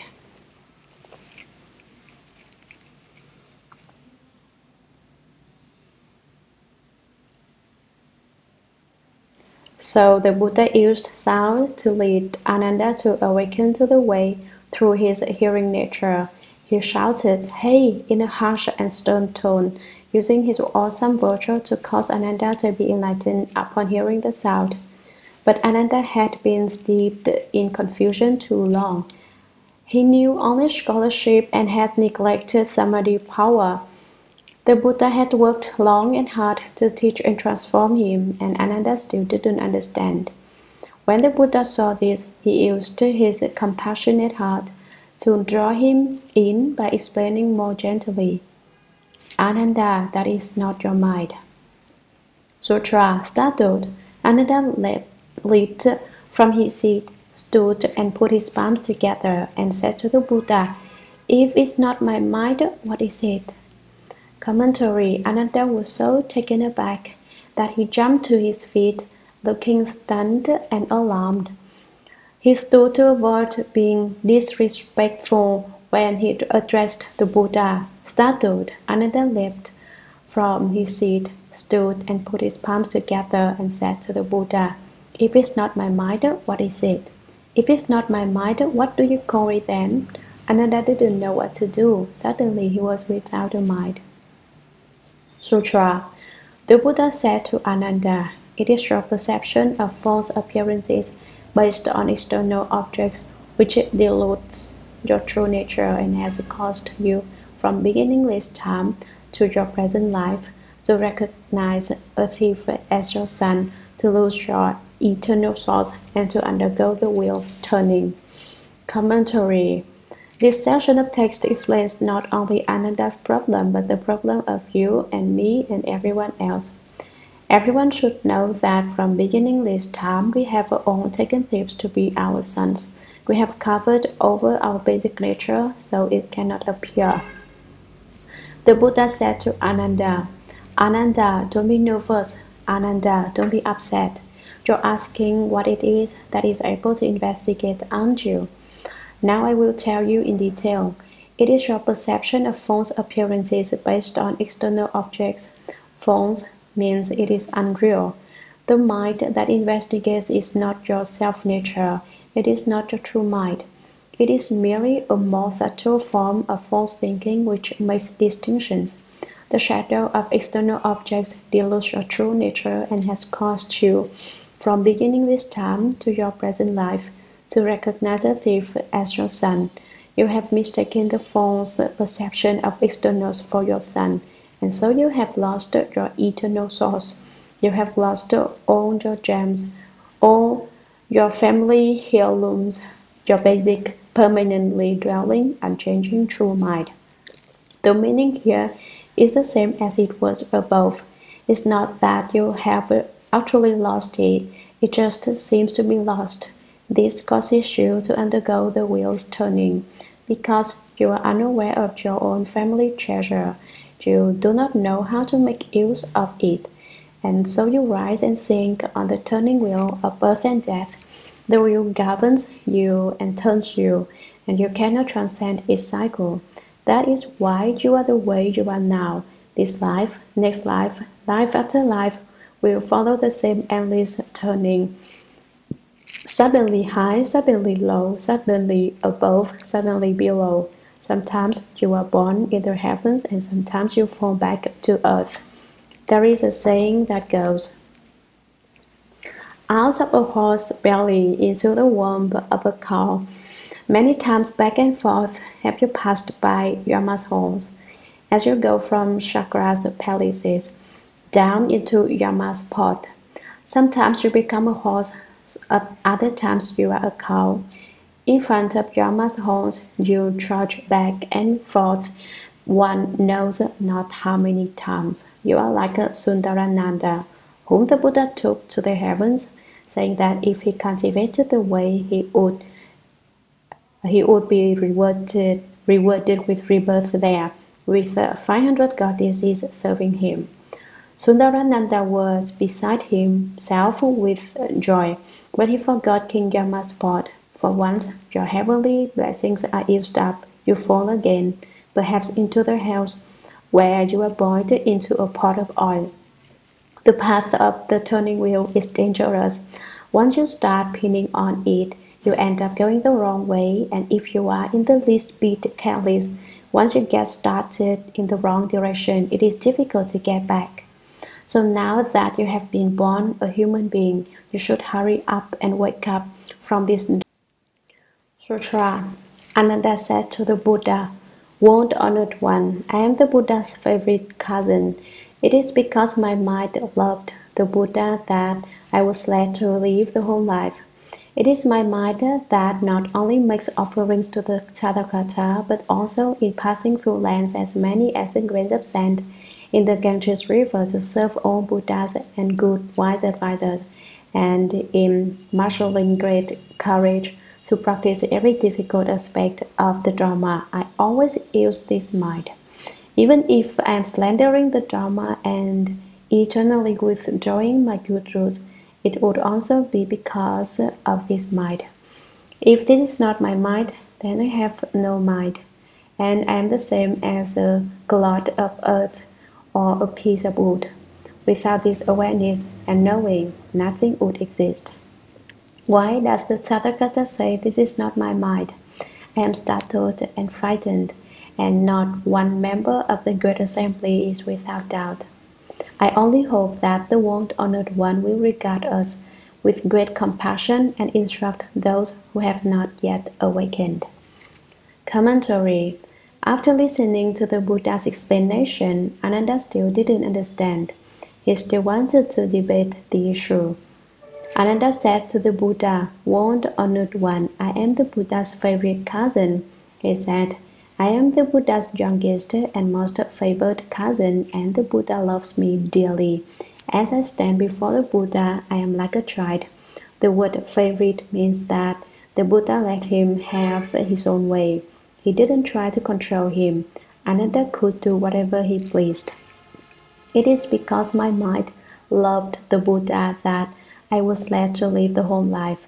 Ananda says that it was his mind that loved the Buddha's 32 hallmarks. The Buddha's face is like the clear full moon and like 1,000 suns emitting light. His hallmarks are exquisite. So the Buddha told me to leave home, and as soon as he suggested it, I agreed, because I loved his adorning hallmarks and characteristics. Ananda hadn't forgotten that the causes and conditions for his leaving home were his seeing the Buddha's 32 hallmarks. It is my mind that not only makes offerings to the Tathagata. My mind makes offerings not only to you, World Honored One, but also in passing through lands as many as the grains of sand in the Ganges River to serve all Buddhas and good wise advisors. When Ananda says serve, he means I go to attend on all Buddhas, to make offerings to all Buddhas, to bow to all Buddhas, and I do the same for teachers of vast knowledge and experience. And in marshalling great courage to practice every difficult aspect of the Dharma, I always use this mind. I do all the things that other people cannot do. People fear suffering, but I am not afraid to suffer. I look upon Buddhas and tend to their every need. I bear what others cannot bear and practice what others cannot practice. And what I use in doing so is my mind. The reason I am able to develop merit and virtue by making offerings to the Tripura is because I use this mind. Even if I am slandering the Buddha, slandering the Dharma, and eternally withdrawing my good rules, it would also be because of this mind. Even if you say that I am slandering the Dharma to speak this way, even if I were to retreat and cut off my good rules to the point that there were none left, I would still be using this mind. This sentence can alternately be said to mean that Ananda is supposing that if he ever were to slander the Dharma, he still thinks it would be his mind that would be doing it. If this is not my mind, then I have no mind, and I am the same as a clod of earth or a piece of wood. Without this awareness and knowing, nothing would exist. Ananda is really flustered to be speaking in this way. I've become someone without a mind. I am no different from dirt or wood. I have no mind. If I am separate from this conscious mind, that makes discriminations, then what else is there? There isn't anything at all. My present ability to hear the sutra and listen to the Dharma is a function solely of this mind. Beyond that, I have nothing. Why does the Tathagata say, "This is not my mind"? I am startled and frightened, and not one member of the Great Assembly is without doubt. Now I am really alarmed. You've talked me right out of my mind, and not only myself. I believe everyone has doubts regarding this, and the pain of my fears and the Assembly's doubts is unbearable. By doubts is meant that they had not understood the doctrine and had questions about it. Why did Ananda say that the Great Assembly had doubts, but that he himself was alarmed? Is that all the others in the assembly were onlookers, and so they had not thought to take the situation personally and put themselves in his place? They simply take note of the principles. But Ananda was being addressed personally, so when Shakyamuni Buddha said he didn't have a mind, he was shocked. No mind? That's too much. Next thing you know, I won't have a life either. Ananda says that everyone else who was listening to his dialogue with the Buddha had doubts about what they heard. But in fact, that too was a deduction Ananda made with his conscious mind. Probably they haven't understood either, he thought. He didn't realize that the great Bodhisattvas who were present, although they hadn't said anything, had long since understood. Within his small frame of reference, Ananda was deducing things about those whose frame of reference was much greater. Actually, however, I believe that members of the assembly such as Manjushri Bodhisattva, Cranny Bodhisattva, and Great Strength Bodhisattva couldn't have had any doubts. I only hope that the World Honored One will regard us with great compassion and instruct those who have not yet awakened. Compassion can pull people out of suffering. Please rescue each of us from our distress. Ananda says, and teach those of us who have not understood this doctrine so that we can understand. Sutra. Then the World Honored One gave instruction to Ananda and the Great Assembly, wishing to cause their minds to enter the state of patience with the non-production of dharmas.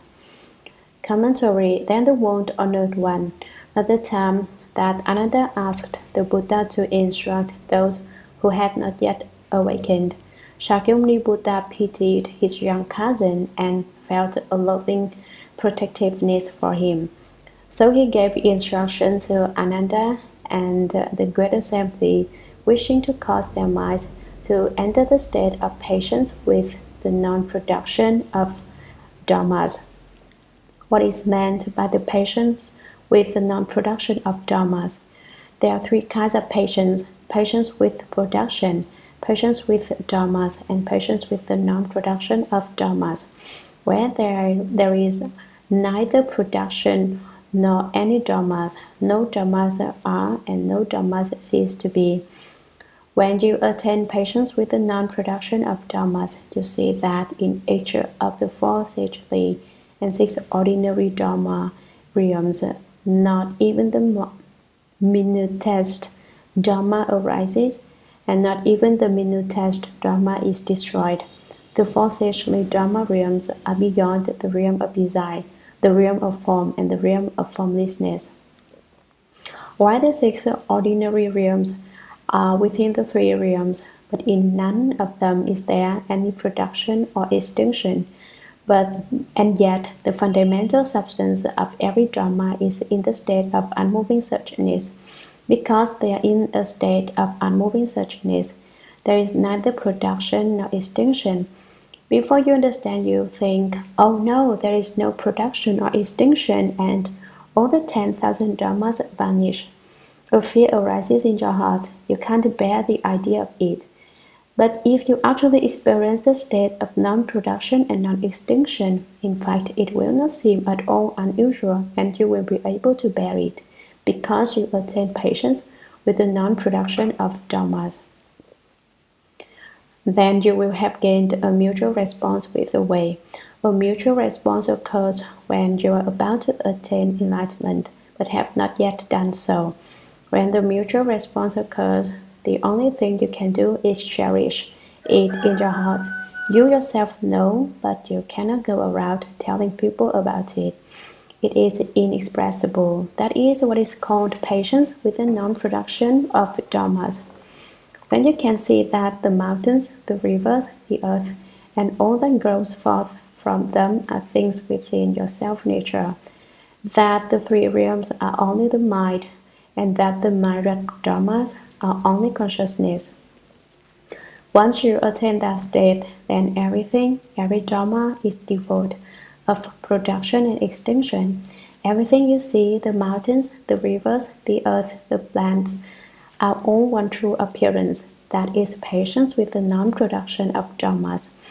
Before you have truly realized and truly obtained this state, you must be patient.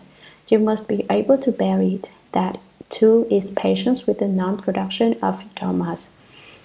Now the Buddha spoke to the assembly, wishing to cause everyone there and all living beings to attain the state of patience with the non-production of dharmas. Sutra. From the lion seat, he wrapped Ananda's crown and said to him, "The Tathagata has often said that all dharmas that arise are only manifestations of the mind. All causes and effects, the ones as many as fine motes of dust, come into being because of the mind." Commentary. From the lion seat. This does not mean that the Buddha mounted a lion and sat on it, or that his seat was carved in the shape of a lion. The Buddha speaking Dharma is like the roar of a lion, and so the place where the Buddha sits is called the lion seat. He wrapped Ananda's crown. The Buddha wrapped the top of Ananda's head with his hand. In Buddhism, wrapping the crown is a gesture which represents the power of the utmost compassionate love to attract living beings and draw them in, and said to him, "The Tathagata has often said that all dharmas that arise are only manifestations of the mind. I, the Tathagata, have often said in the past that every single dharma, whether worldly or transcendental, is manifested entirely from within your own minds. All causes and effects, cause upon cause, effect after effect, all that occur in this world and throughout the worlds, as many as fine motes of dust, come into being because of the mind. They are all brought because of our minds." So the ancients of China had a saying, "If a man recognizes his mind, there's not an inch of dirt left on earth. What is there? Where did it go?" That's the Chen school's way of expressing the irony of the ineffable. Unfortunately, we have not recognized our minds, and so the great earth is still a big mountain of dirt. Sutra. Ananda, when all the things in the world, including blades of grass and strands of silk thread, are examined at their fundamental source, each is seen to have a substance and a nature. Even empty space has a name and an appearance. Commentary. The Buddha called Ananda's name again. Ananda, when all the things in the world, including blades of grass and strands of silk thread, are examined at their fundamental source, each is seen to have substance and a nature. Even empty space has a name and an appearance. Absolutely everything in the world, including the mountains, the rivers, the earth, vegetation, and all the myriad appearances, even down to blades of grass or fine strands of silk thread, and even empty space, which still has the name empty space and has the appearance of empty space, all have the substance and a nature. Sutra. How much the less could the clear, wonderful, pure, bright mind, the essence of all thoughts itself, be without a substance? Commentary. How much the less could the wonderful, pure mind have no substance? It too certainly has substance. Sutra. If you insist that the nature which knows and observes and is aware of distinctions is the mind, then apart from all forms, smells, tastes, and touches, apart from the workings of all the defining objects, that mind should have its own complete nature. Commentary. If you insist, if you are determined to hold to all of your own fixed ideas, opinions, and deductions as a miser holds gold, saying that the nature which knows and observes and is aware of distinctions is the mind, and apart from all forms, smells, tastes, and touches, apart from the workings of all the defining objects, that mind should have its own complete nature. If the mind which makes distinctions is the true mind, then it should exist apart from any connection with forms, sounds, smells, tastes, touches, or dharmas. Although only 4 of the 6 sense objects are mentioned, all 6 are meant. If the conscious mind is indeed the true mind, then it should continue to exist as yet another complete nature beyond the experiences involving the 6 sense objects. There should be another mind besides the one that goes out the entrances of the 6 organs, the eyes, ears, nose, tongue, body, and mind. Is that the way it is? No, but the Buddha offers this hypothetical explanation in order to teach Ananda Sutra. And yet now, as you listen to my Dharma, it is because of sound that you are able to make distinctions. Commentary. Now the Buddha begins to explain that Ananda does not have a conscious mind that exists apart from its perceptions. And yet now, as soon as you listen to my Dharma, it is because of sound that you are able to make distinctions. Ananda, you are here listening to me speak this Dharma, and it is the sound that allows you to make distinctions. It is not the case that you can hear sounds when no sounds. Sutra. Even if you could extinguish all seeing, hearing, awareness, and knowing, and maintain an inner composure, the shadows of your discrimination of dharmas would remain. Commentary. Even if you could extinguish all seeing, hearing, awareness, and knowing, and maintain an inner composure, even if you could temporarily stop seeing, hearing, being aware, and knowing, it would simply be a state of emptiness. To attain it is a kind of skill. Once you do away with seeing, hearing, awareness, and knowing, you can dwell in inner repose. It is very quiet. There isn't anything going on, and you don't do anything. You are empty and free from care. Adherents of outside ways consider this experience the highest one possible. They sit there and feel there is no self and no others, that everything is empty, that even their own bodies have disappeared, and they consider that to be real skill. That is what is meant by maintaining an inner composure. In fact, there is a bit of attainment, some amount of kung fu, of spiritual skill in keeping that composure. You experience light is a small amount of peace and concentration. Since adherents of outside ways take this state to be ultimate, take this state to be the ultimate, they struggle to maintain it so it won't be lost. They don't want to lose their kung fu. But actually, in that kind of state, the shadows of your discrimination of dharmas would remain. The state of inner composure is still just a function of the 6th consciousness, the mind consciousness. Dharmas refers here to the objects of the mind. The first 5 consciousnesses vanish, those of the eyes, ears, nose, tongue, and body. Vision and hearing aren't directed outside. Smells and tastes do not affect you, and the body is not influenced by an awareness of touch. But the 6th consciousness is called the solitary mind consciousness because it functions even when other consciousnesses are extinguished. Dreaming, for example, is a function of the mind consciousness. The state of inner composure is another example. The five consciousnesses are extinguished and you feel that seeing, hearing, awareness, and knowing are all gone. But you still have thought. There remain the subtle defiling objects of dharmas, which are extremely hard to detect.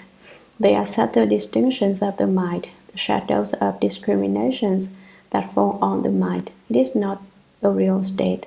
When you have attained it, you feel that what is going on is very fine, but from the point of view of Buddhism, you haven't even taken the first step.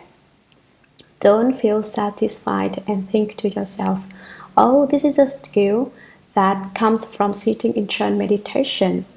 Instead, you should continue to make progress. If you stop at that place, it is easy to fall into dark emptiness, where the seeing, hearing, awareness, and knowing are extinguished and there seems to be nothing at all.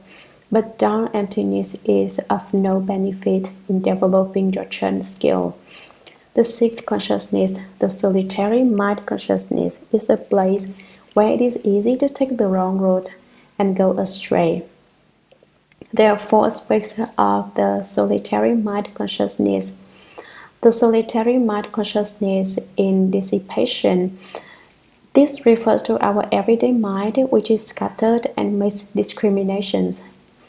The solitary mind consciousness in insanity and incoherence. When someone goes crazy and speaks incoherently, the sixth consciousness is in an insane state and it has control of him. The solitary mind consciousness in dreams. When you dream, you see all kinds of colors and strange, unusual things. That is the solitary mind consciousness playing tricks. The solitary mind consciousness in samadhi. That is the state of inner composure that we are talking about here. The seeing, hearing, awareness, and knowing are all totally extinguished, but the solitary mind consciousness in samadhi is still alive. Sutra.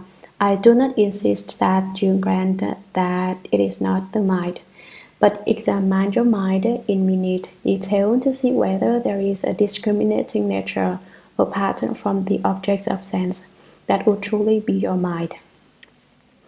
Commentary. The Buddha further said to Ananda, I do not insist that you grant that it is not the mind. I am not ordering you to agree with what I say, but examine your mind in minute detail. Think about it carefully to see whether there is a discriminating nature apart from the objects of sense that would truly be your mind.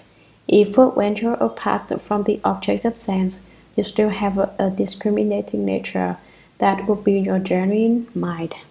Sutra. If this discriminating nature has no substance apart from objects, then it is shadows of discriminations of objects of mind. Commentary. If this discriminating nature has no substance apart from objects, if you cannot find the substance of your discriminating nature apart from the defiling objects of sense, then it is shadows of discriminations of objects of mind. It is not your true mind. Sutra. The objects are not permanent, and when they pass out of existence, such a mind would be like hair on a tortoise or horns on a rabbit. In that case, your Dharma body would be extinguished along with it. Then who cultivates and attains patience with the non-production of dharmas? Commentary. This passage of text explains the matter a little more clearly. The objects are not permanent, and when they pass out of existence, such a mind would be like hair on a tortoise or horns on a rabbit. If when you have a thought when confronted with an object, you say there is a discrimination and that is your mind. If when confronted with an object, you have a thought, when you aren't confronted with an object, there is no thought. Sometimes objects disappear, they change and cease to be. Then you are not confronted with an object, and there is no thought, no discrimination. Then where is this mind you speak of? It is like hair on a tortoise or horns on a rabbit. When do tortoises grow hair? Never. When do rabbits grow horns? It's as much as if you didn't have a mind at all. In that case, your Dharma body would be extinguished along with it. Since you haven't any mind, your Dharma body doesn't exist either. How can you have a Dharma body without a mind?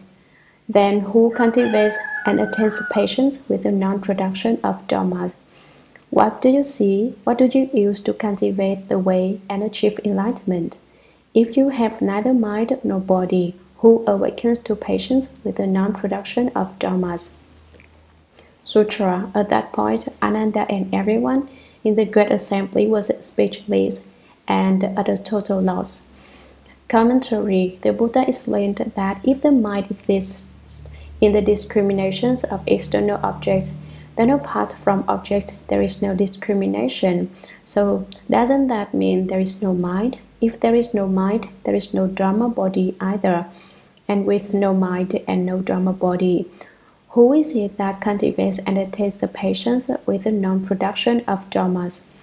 Ananda and the members of the Great Assembly thought about it and saw that he was right.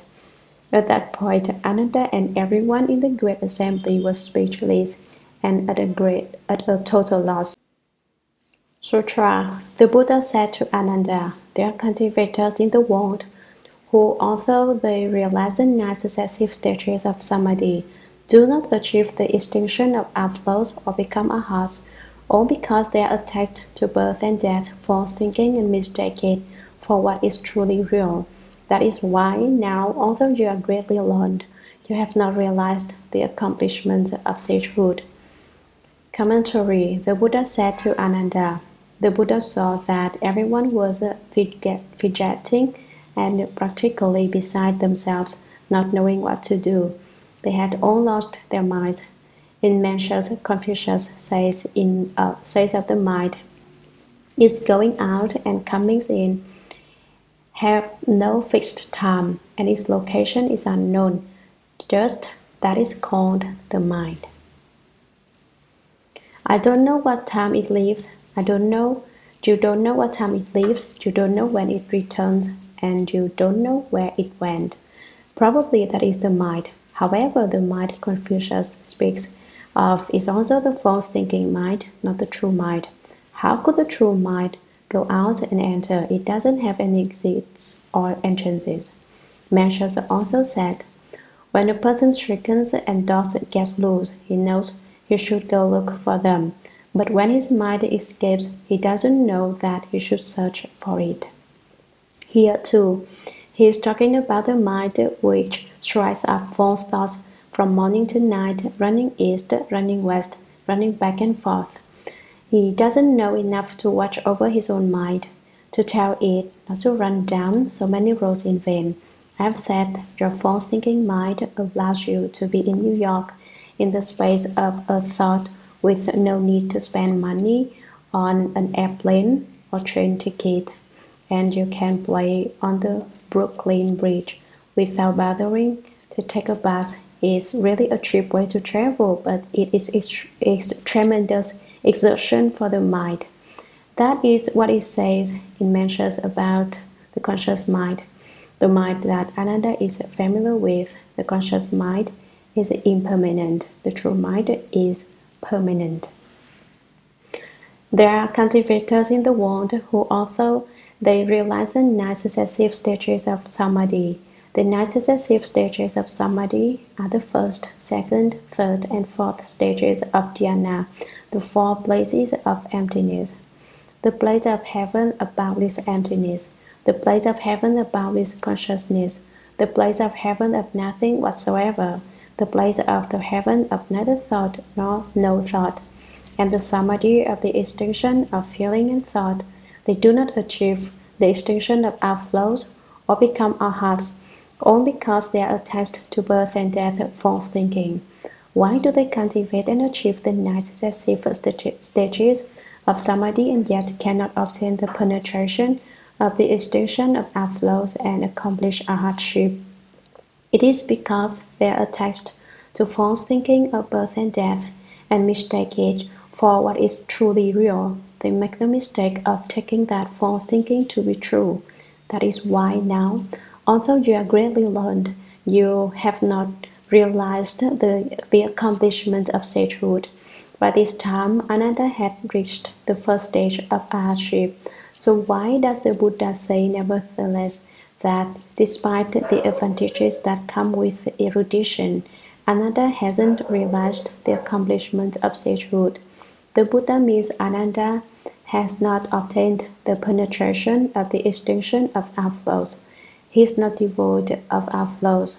In the small vehicle, the first stage of arhatship is considered to be level of sagehood, but among bodhisattvas it is not. Sutra. Ananda repents and seeks the truth. Chapter 6. Sutra.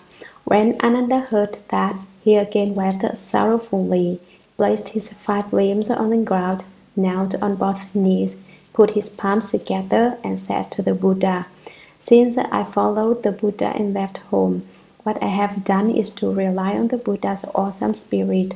I have often thought, there is no reason for me to toil at cultivation, expecting that the Tathagata would bestow samadhi upon me. I never realized that he could not stand in for me in body and mind. Thus I lost my original mind, and although my body has left the home life, my mind has not entered the way. I am like the poor son who renounced his father and roamed around." Commentary. The Buddha has said that because Ananda was obstructed by his learning, he had not realized sagehood. He had neglected samadhi and concentrated on acquiring erudition. When Ananda heard that, he again wept sorrowfully. Why did he cry? He realized he had been wasting his time, and the fact that he had not attained sagehood was truly pitiful. So he burst into tears. Then, too, the Buddha had instructed him about his true mind, and feeling very grateful to the Buddha for that, he was moved to tears. He placed his 5 limbs on the ground. Ananda then placed his hands, feet, and head on the ground. After he bowed deeply this way, he did not rise but knelt on both knees, put his palms together, and said to the Buddha. Ananda was crying and talking at the same time, like a child who goes out to play and gets beaten up and runs crying home to his parents to tell how he's been bullied. Now it is as if Ananda had taken a beating. What kind of beating? He's lost his basic frame of reverence.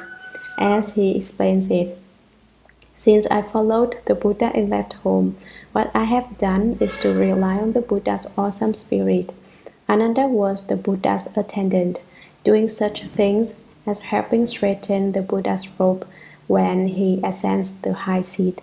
He left home, but as I mentioned before, one can leave the worldly home, the home of the 3 realms and the home of affliction. And Ananda had left only the worldly home. He still hadn't left the other 2.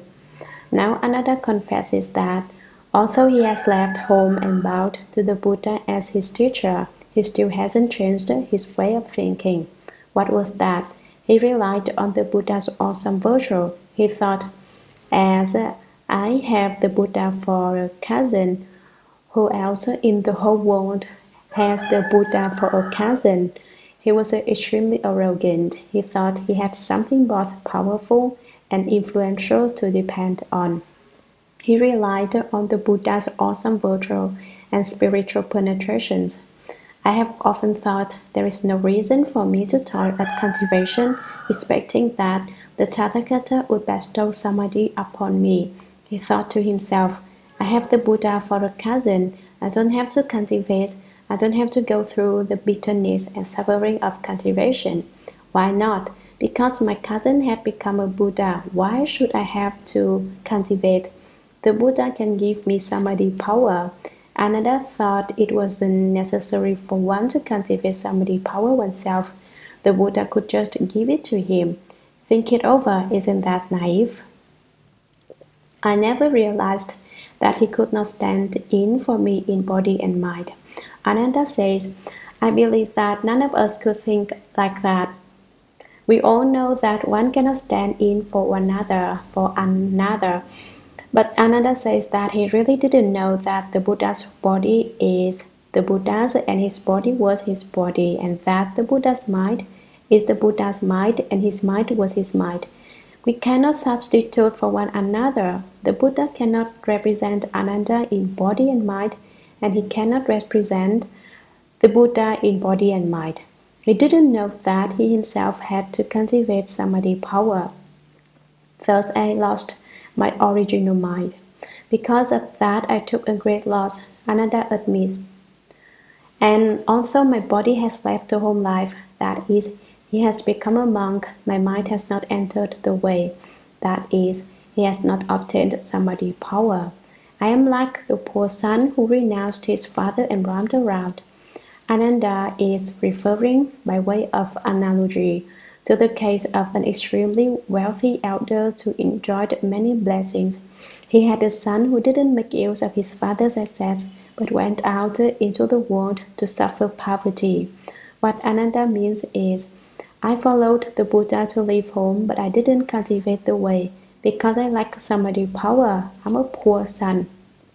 Actually, I could have taken on the Buddha's family business, but without any samadhi power, I still don't have the authority to receive the Dharma riches amassed as a result of the Buddha's merit and virtue. So Ananda sobbed grievously, just like a child. Sutra. Therefore, today I realize that although I am greatly learned, if I do not cultivate, it is the same as if I had not learned anything, just as someone who only speaks of food will never get full. Commentary. Therefore, today I just now realized this, I did not know before. Although I am greatly learned, if I do not cultivate, it is the same as if I had not learned anything. If I simply know a lot of things but don't put them into practice, I will be like a stone man who can talk but not act.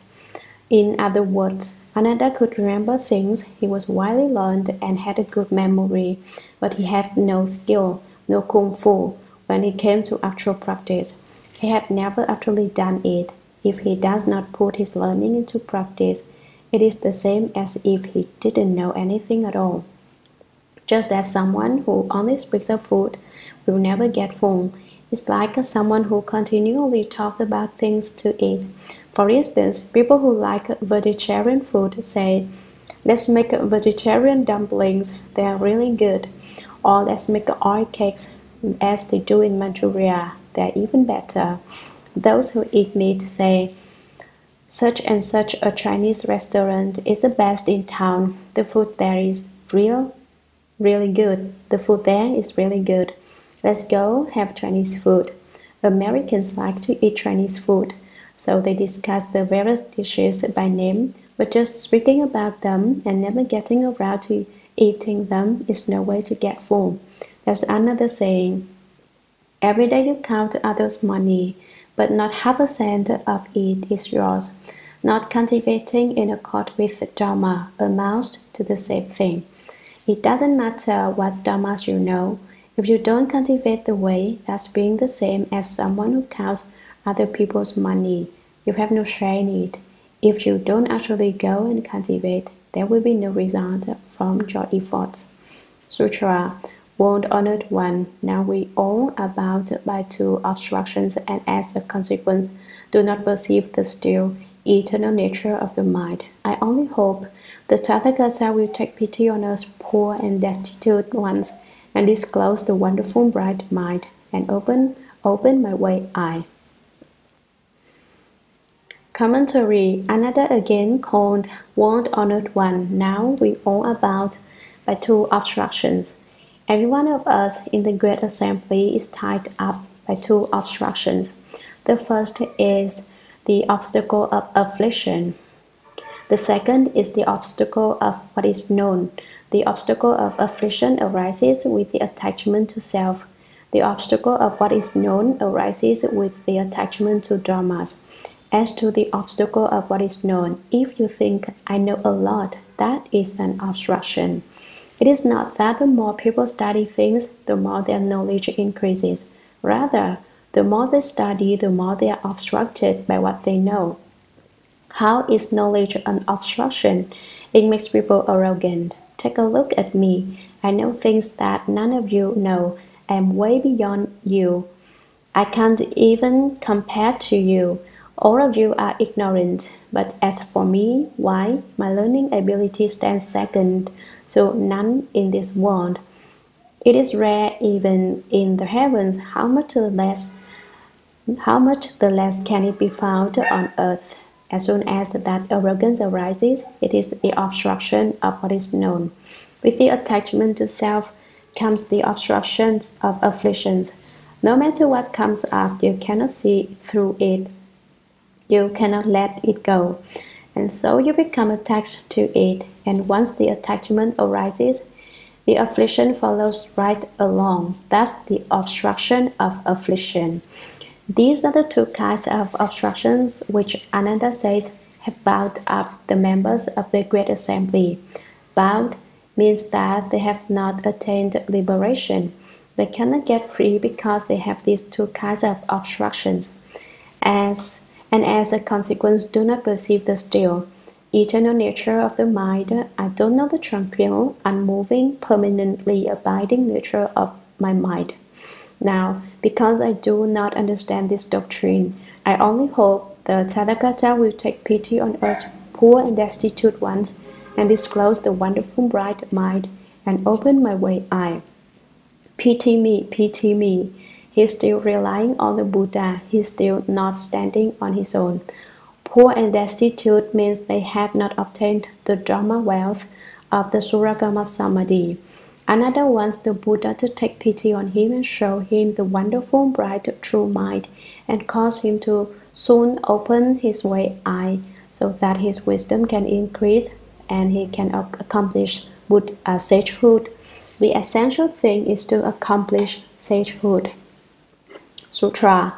Then from the character 1, signifying my red virtues, on his chest, the Tathagata poured forth a precious light.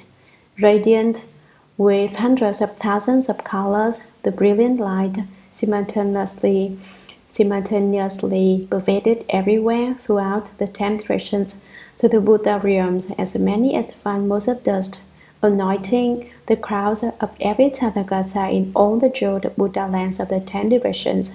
Then it swept back to Ananda and all in the Great Assembly. Commentary. Earlier in the sutra, the Buddha emitted light from his face, a blazing light as brilliant as 100,000 suns. What did it represent? It represented the breaking up of the false thinking mind. Now he again emits light, this time from the insignia 1, Myrat, on his chest. It represents the disclosing of the true mind. Then from the character 1, signifying my red virtues, on his chest, the Tathagata poured forth precious light. You can see the character 1 on Buddha images. It represents the adornment of the red virtues, since the Buddha's virtuous practices have attained perfection. Radiant with hundreds of thousands of colors, the brilliant light simultaneously pervaded everywhere throughout the 10 directions. So Buddha realms as many as the fine motes of dust. The character 1 poured forth precious light which radiated back and forth. It was an iridescent, shimmering light with hundreds of thousands of colors, and it shone back and forth, pervading not only the Saha world, but all the Buddha lands simultaneously. Then it anointed the crowds of every Tathagata in all the jeweled Buddha lands of the 10 directions. It illumined the crowds of Buddhas in as many Buddha countries as there are fine motes of dust. It was as if the crowds reflected one another's light. Then it swept back to Ananda and all in the Great Assembly. After it illumined the Tathagatas of the 10 directions, the Buddha's light returned and illumined Ananda's crown and the crowds of all the great Bodhisattvas, great Arhats, great Bhikshus, the king, the officials, and the elder in the Dharma assembly. The Buddha emitted this kind of light as a sign to make everyone understand the pure nature and bright substance of the permanently dwelling true mind. Sutra, and said to Ananda, I will now erect the great Dharma banner for you to cause all living beings in the 10 directions to obtain the wondrous subtle secret, the pure nature, the bright mind, and to attain the pure eye. Commentary, and said to Ananda, I will now erect the great Dharma banner for you to cause all living beings in the 10 directions to obtain the wondrous subtle secret. The Buddha said to Ananda, referring to himself as I will hoist a great Dharma banner, not only for your sake, but for the sake of all living beings in the 10 directions, so that they may obtain the most extremely wonderful and infinitely subtle cause, that is, the secret cause mentioned in the title of the sutra. It is secret because it is not known to most people before the Buddha has pointed it out to them, just like a vein of gold which has not been discovered by geologists. Most people don't know it is there once the gold is discovered. Once the geologists arrive at the spot, investigate it, and realize there is a deposit of gold there, then it can be mined. The secret cause is the same way. I will cause you to obtain the pure nature, the bright mind, and to attain the pure eye. The nature is pure and clear, the mind is luminous. Because your nature is pure and your mind bright, you attain the pure eye, which is the way eye that Ananda has just asked the Buddha to open for him. It is also called the wisdom eye. Pure means to be free of even the slightest defilement. It indicates that the vision of the wisdom eye sees principles very clearly and truly. If you have the pure eye, you will be unobstructed and able to understand any principle. Verse of transference. May the merit and virtue accrued from this work adorn the Buddha's pure lands, repaying for kinds of kindness above, and aiding those suffering in the paths below. May those who see and hear of this all bring forth the resolve for Bodhi, and when this retribution body is over, be born together in ultimate bliss.